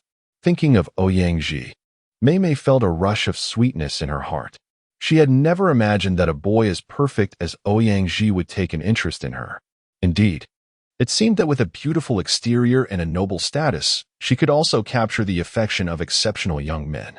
Now, with Ouyang by her side and having assumed the role of the esteemed daughter of the Gu family, she had attained everything she had ever dreamed of. She would never allow anyone to jeopardize this reality. Who, then, was this woman who bore such a striking resemblance to Gu Yufei? She was certain that this woman could not possibly be Gu Yufei. The real Gu Yufei had tragically taken her own life just days prior. Thus, this impostor could not be the authentic Gu Yufei, absolutely not. Mei Mei cast a glance at Nie Wei, infuriated. Once again, it was her. This wretched woman must have her sights set on the Gu family's wealth, seeking to find someone who looked so much like Gu Yufei to deceive the family. She would not allow Nie Wei to succeed in her scheme. Which of you truly is my daughter? Gu's father pondered, gazing at the two young women, who, indeed, was his true daughter? Father Gu felt a sense of confusion swirling in his mind. Mother Gu also wore an expression of helplessness. Was there really any need for inquiry? This was undoubtedly their beloved Fei Fei. Matriarch Gu clasped Gu Yufei's hand, resolutely asserting, "Do not think that her blindness can deceive this old woman." Father Gu exchanged a glance with Mother Gu, and he resolved to trust the wisdom of his elder. Since there were now two identical daughters, one of them must surely be an impostor. Initially, he believed that the change in his daughter stemmed from her romantic involvement with Ouyang, never considering that the daughter before him might not be his true child. Mother Gu scrutinized Gu Yufei and then Mei Mei, and, after a brief moment of mental disarray, she quickly discerned which of the two was her genuinely familiar daughter, based on their expressions and the subtle nuances of their demeanor. "Mom and Dad, I am truly your daughter. If you doubt me, just ask Aji. I am indeed Fei Fei," Mei Mei beseeched. Her eyes filled with sorrow and despair as she gazed at her parents. Her heart-wrenching demeanor cast a shadow of uncertainty over Father and Mother Gu. If she were indeed the false one, how could she appear so profoundly distressed? Had they truly made a grave mistake in their recognition? "Dear uncles and aunts, I can assure you that this is indeed Fei Fei. I have grown up alongside her since childhood, and I am intimately acquainted with her every gesture and action. Perhaps Fei Fei has undergone some changes recently due to my influence, but that does not warrant any doubts about her identity as your daughter." Ouyang cast a disdainful glance at Gu Yufei. He would not permit anyone to harm the one he cherished, not even if she were truly Gu Yufei. Since discovering that Gu Yufei was an impostor, Mei Mei had willingly shared with him numerous details about her life prior to the soul exchange with Gu Yufei.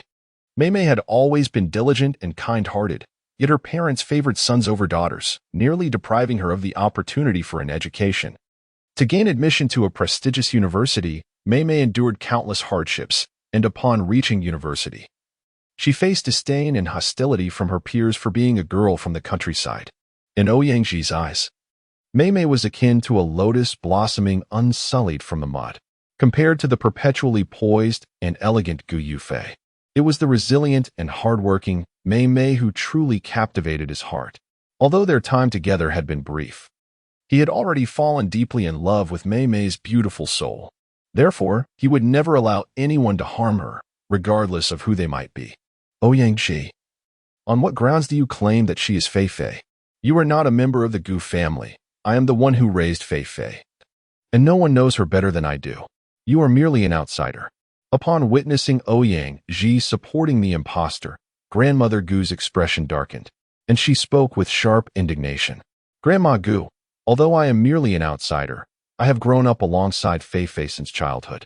I am profoundly aware of her character and integrity, which is why I am so certain that this is indeed Fei Fei, while the person you are holding on to is nothing but an impostor."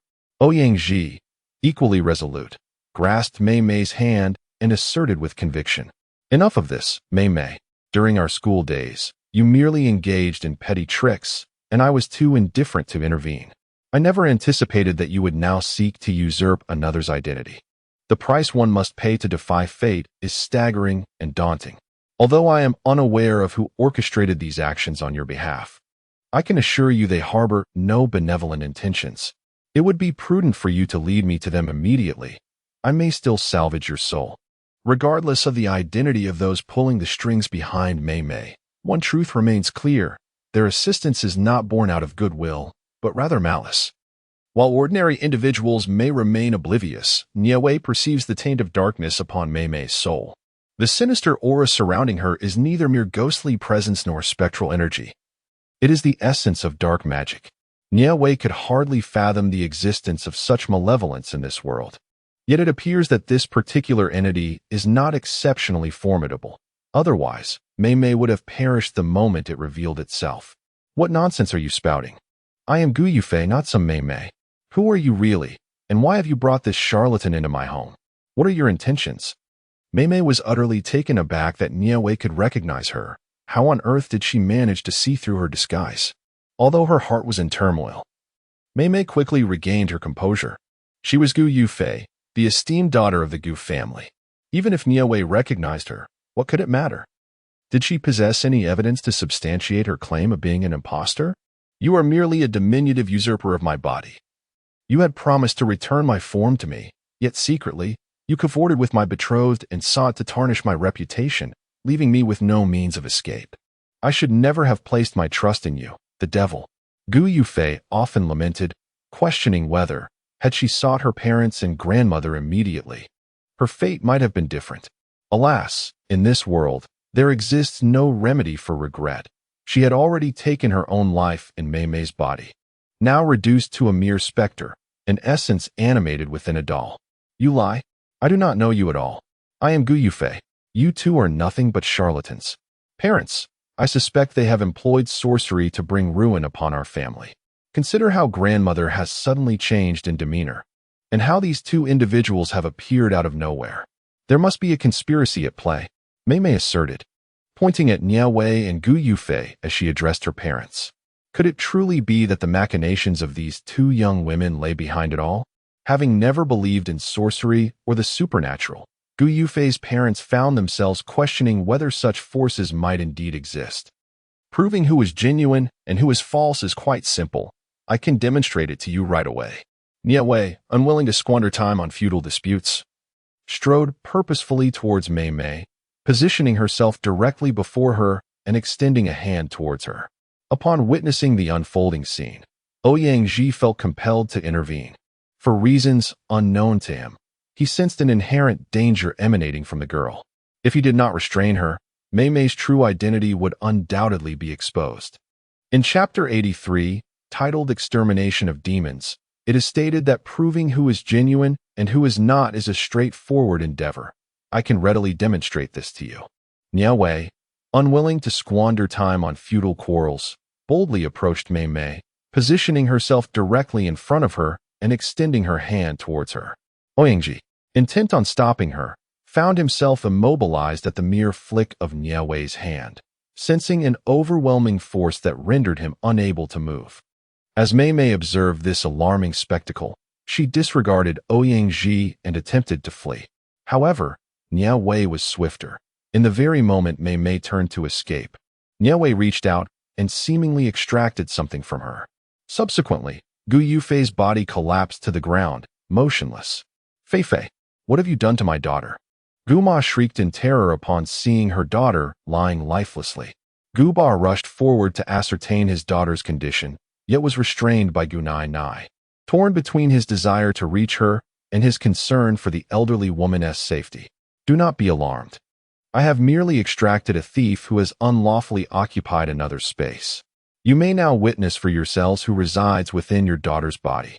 Nie Wei employed her mystical abilities, momentarily granting those present in the room a glimpse into the realm of yin and yang. You, who are you? You are not my daughter. Gu Ma gasped, nearly fainting at the sight of the spirit captured by Nie Wei. It is astonishing to realize that ghosts truly exist in this world. It is utterly terrifying.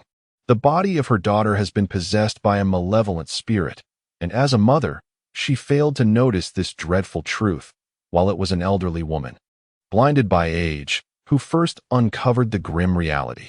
Overwhelmed with guilt, Mother Gu feels profound remorse for her daughter. Father Gu, too, is tormented by the revelation that the entity inhabiting his daughter's body is not truly her. The genuine daughter remains elsewhere.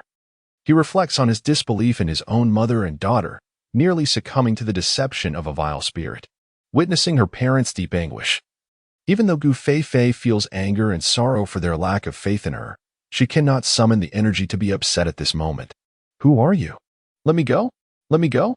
Mei Mei exclaims, as she realizes that her soul has been effortlessly seized by Nie Wei, an indescribable shock overwhelming her. It dawns on her for the first time that this person she has always found disagreeable, Nie Wei, may not merely be an ordinary student. Aren't we classmates? We even shared a dormitory during military training. Have you forgotten me so soon? Nie Wei, Gripping Mei Mei's soul, utters blankly. You cannot possibly be an ordinary person. Who are you really? Mei Mei refuses to believe that Nie Wei is just a typical university student, struggling and shouting in defiance. Meanwhile, upon returning to her own body, Gu Yufei awakens after drinking the talisman water that purged her of impurities, instantly overwhelmed with joy and tears.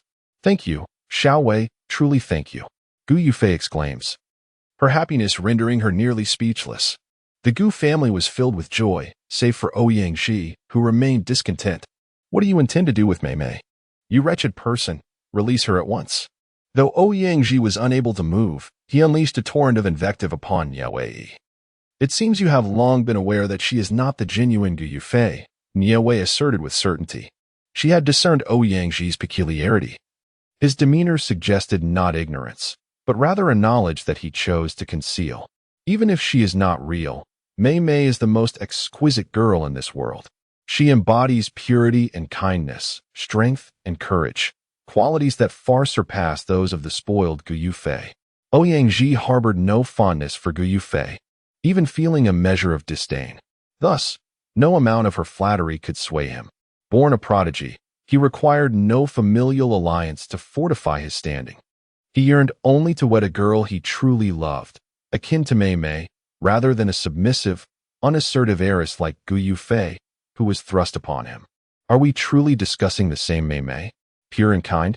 Strong and brave? Do any of these descriptors truly apply to her? Nie Wei harbored deep doubts about their shared acquaintance. Once this matter concludes, you ought to investigate the Mei Mei at Qingyun Academy.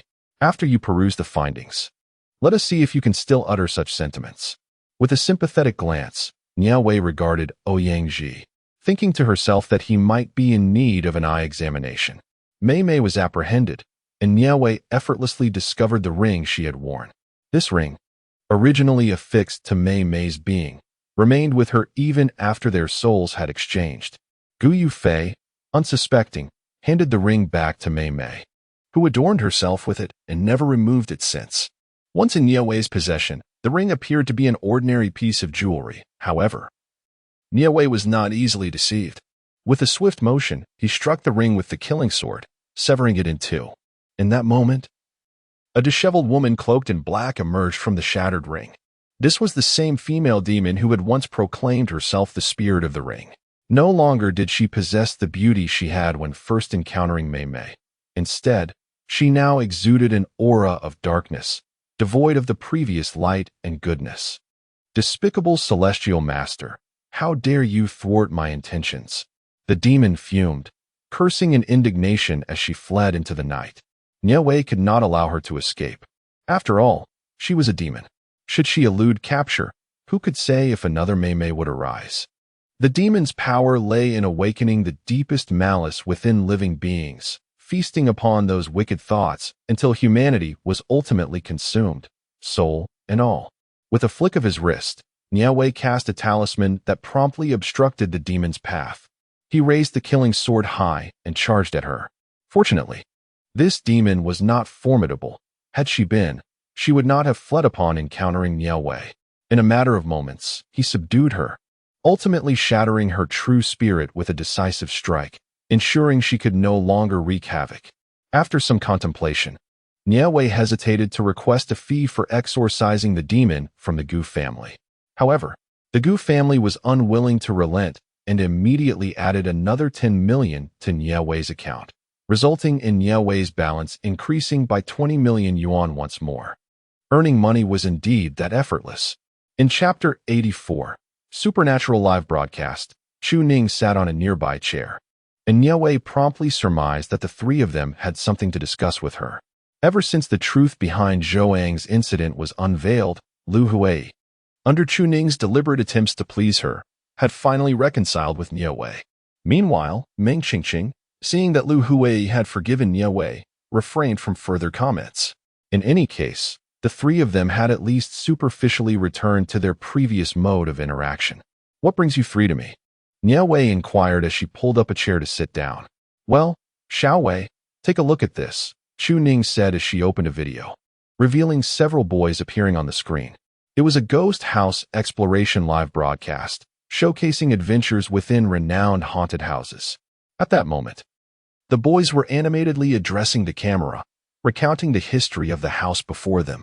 As they ventured into the house, everything appeared normal until they prepared to ascend the stairs to the second floor. At the staircase landing, they encountered an adorable little boy, approximately 5 or 6 years old, with a notably pale complexion. Although he was quite charming, his eyes resembled two black voids, seemingly capable of ensnaring one's very soul. When the child appeared, the boys began to converse with him, yet he merely cast them a fleeting glance before dashing up the stairs, disappearing from sight. Several boys chased after, yet they failed to locate the child. Suddenly, one of them pointed in a direction and shouted, causing the others to scream in unison. Then, the screen went black, leaving everything shrouded in mystery. What they had witnessed was not captured on video. Nie Wei, do you think that little boy is truly a ghost? Meng Qingqing anxiously inquired. Gazing at Nie Wei, it's hard to discern from this screen, Nie Wei replied. Though she harbored a strong conviction, at least a 90% certainty, that the boy was not of human origin. Such thoughts, however, remained unspoken. What do you wish to convey by showing me this video? Nie Wei asked. This is a live stream from a paranormal channel, Chu Ning explained. Initially, the channel had a modest viewership, but ever since this video surfaced, it has gained immense popularity. As she spoke, she cautiously observed Nie Wei's expression, breathing a sigh of relief when she detected no sign of displeasure. Over the past few days, she had heard snippets about Nie Wei from Meng Qingqing and others. Realizing that the individual behind Zhouang was someone Nie Wei had dealt with, this only reinforced her belief in Nie Wei's significance, filling her with regret for not forging a closer bond from the outset. Even if they could not become best friends, she aspired to be on similar terms with Meng Qingqing and Lu Hui. What exactly are you trying to say? Nie Wei asked, a hint of exasperation in her voice. Allow me to recount the tale of Nie Wei, a young woman who found herself amidst a peculiar situation. Following a particular live broadcast, several hosts within this virtual arena vanished without a trace, prompting their families to alert the authorities. Rumors proliferated online, suggesting that these individuals had fallen victim to malevolent spirits.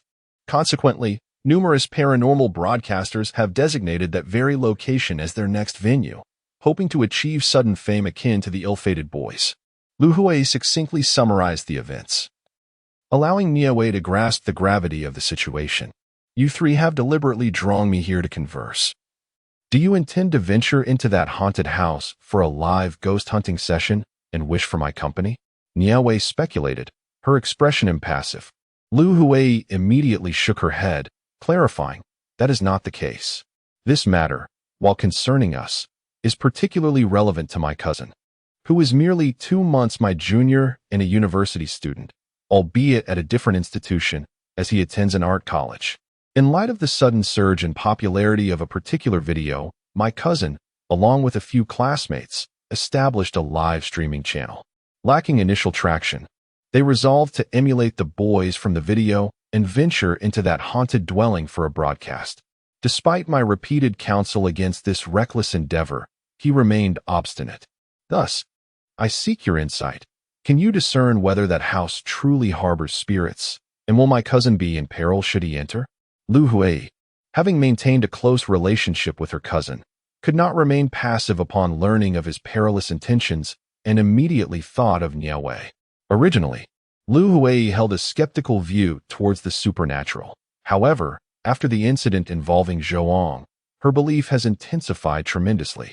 In stark contrast, her cousin remains unconvinced. If he were a believer, he would not engage in such reckless behavior. Merely observing the video, I am still uncertain about when your cousin began his live broadcasts. Nie Wei took a sip of the milk tea that Lu Hui had prepared for her.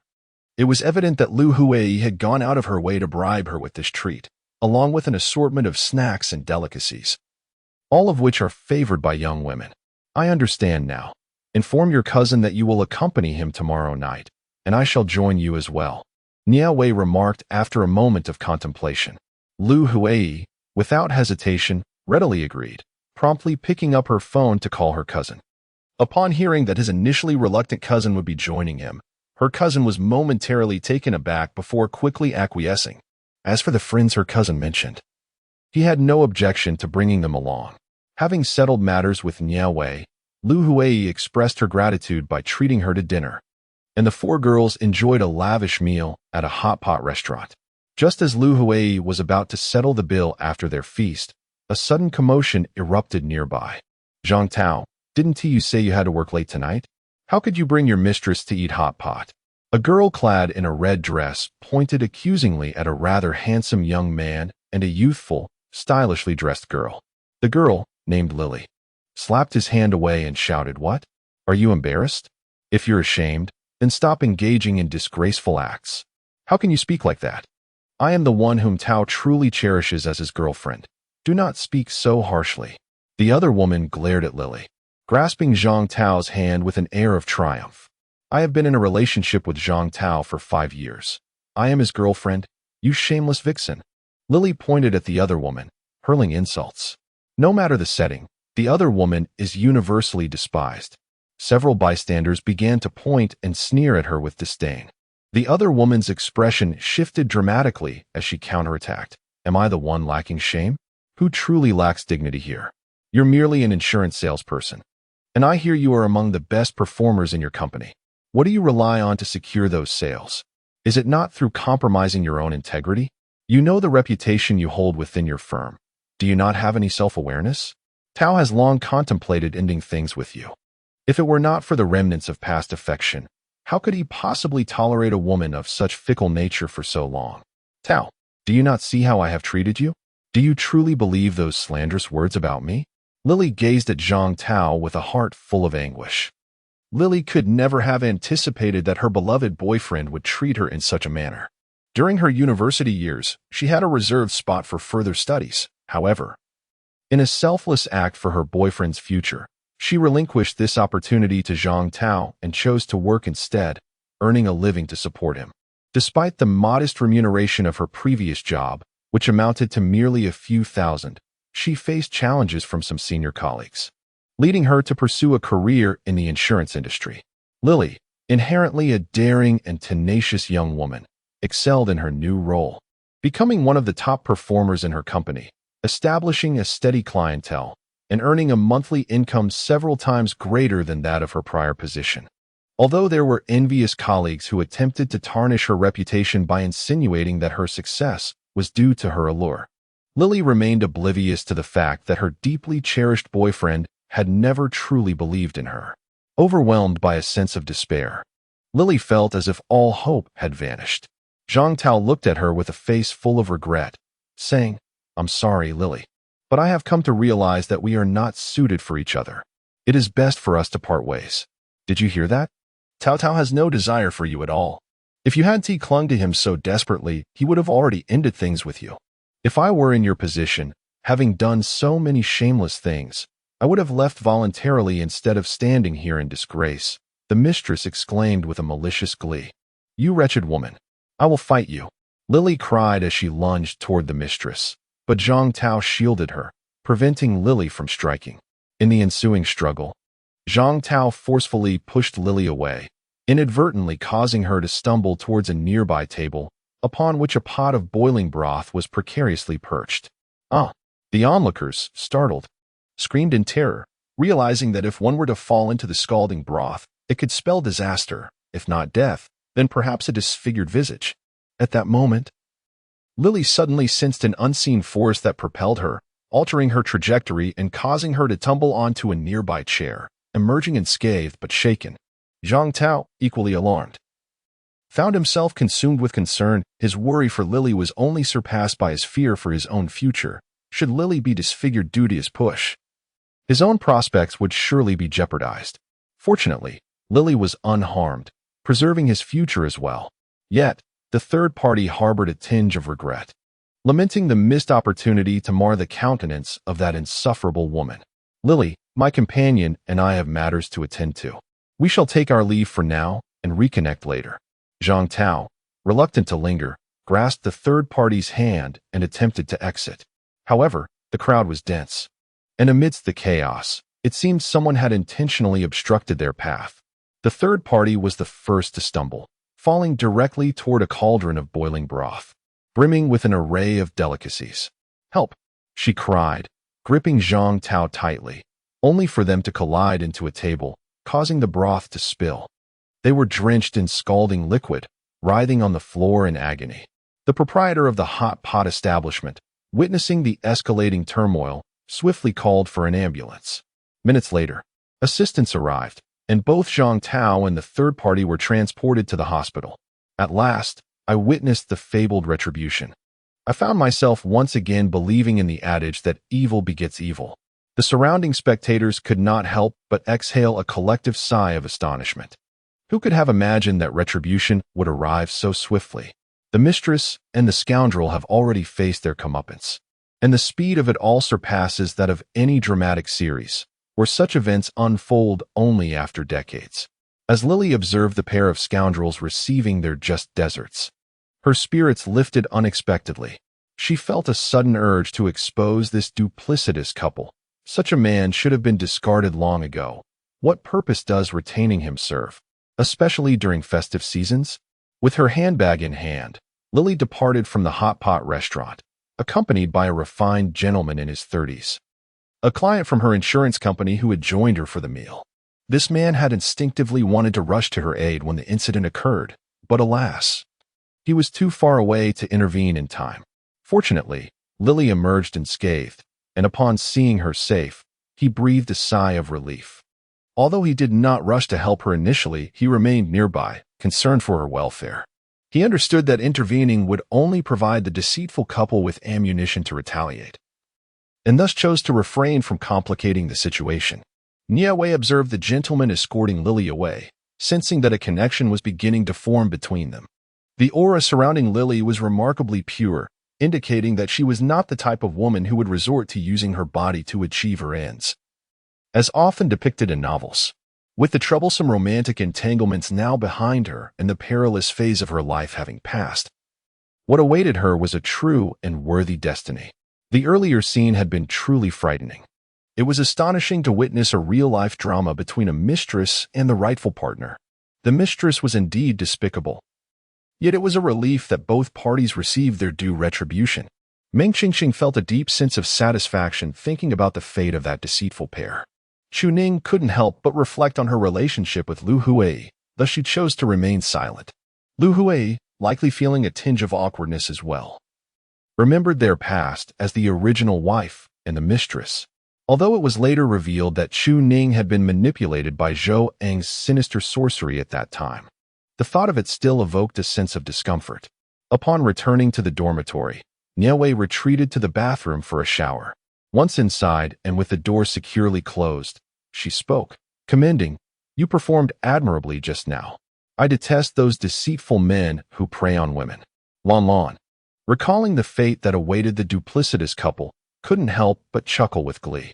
Fortunately, it was Zui Qing who acted swiftly. Otherwise, that girl named Lily would have been in peril, Lon Lon remarked.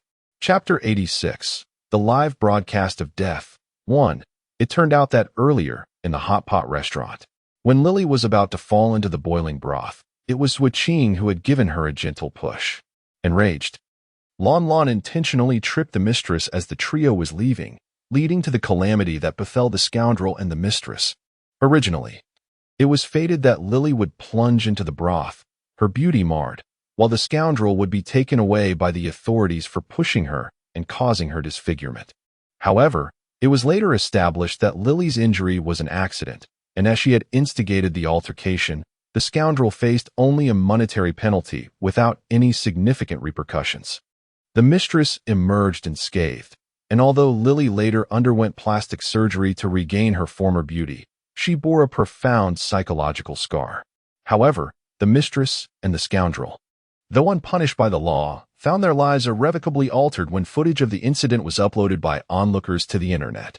The scoundrel was dismissed from his job, and after his downfall, the mistress fled with another man, who turned out to be a con artist posing as a wealthy heir, ultimately swindling her of all her savings.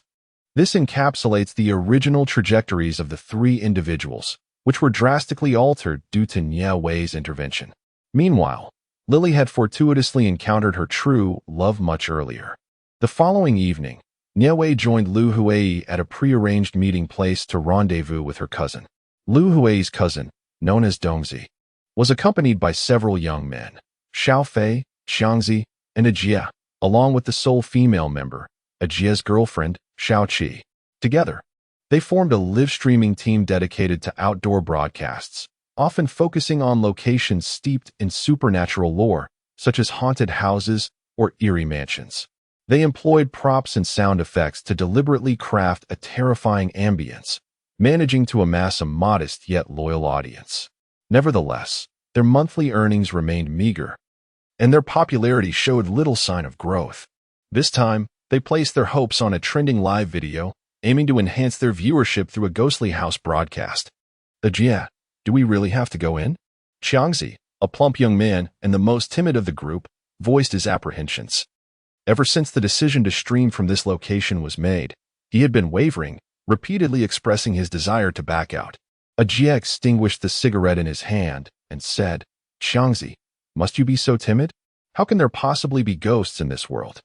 The rumors circulating online are merely fabrications by streamers seeking to enhance their popularity. Do you truly believe such nonsense? Ajie was an unwavering atheist, dismissing the online tales as nothing more than a jest. Exactly, Xiangzi. Even I, a girl, am not afraid. What is there for you, a grown man, to fear?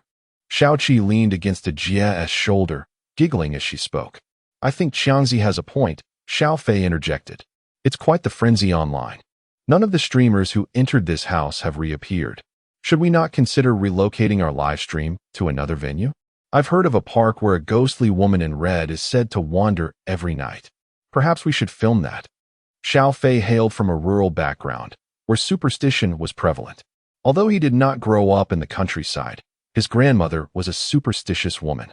During his childhood, when his health was poor, she even had him adopt the great sage as a godparent to improve his condition.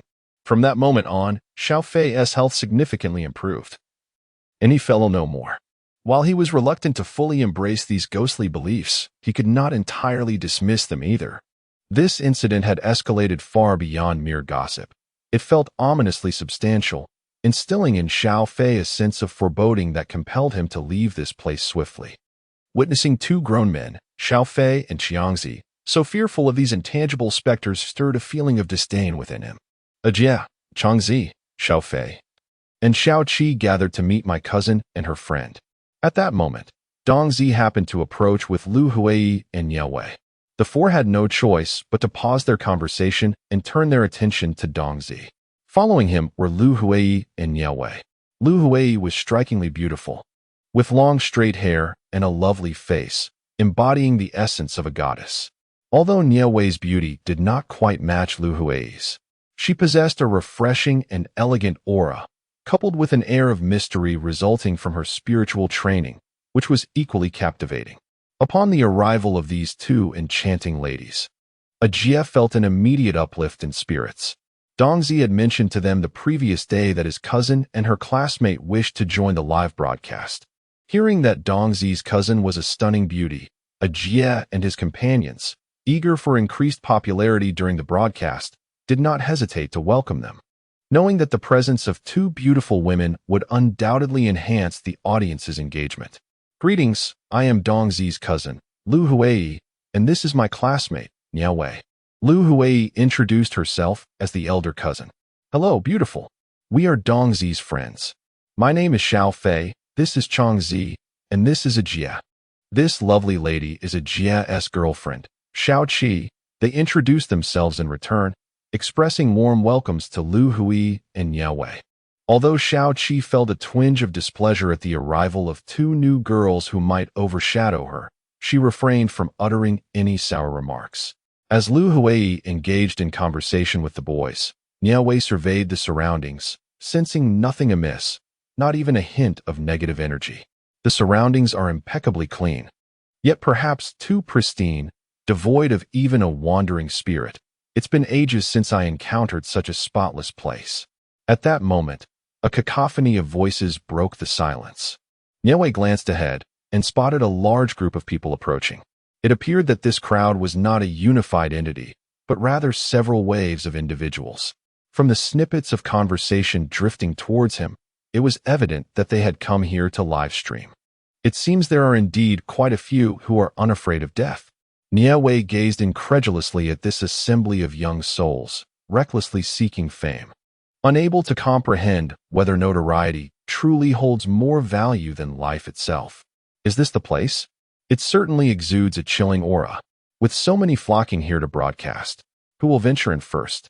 We arrived first, so naturally, we shall enter ahead. Who cares about you lot?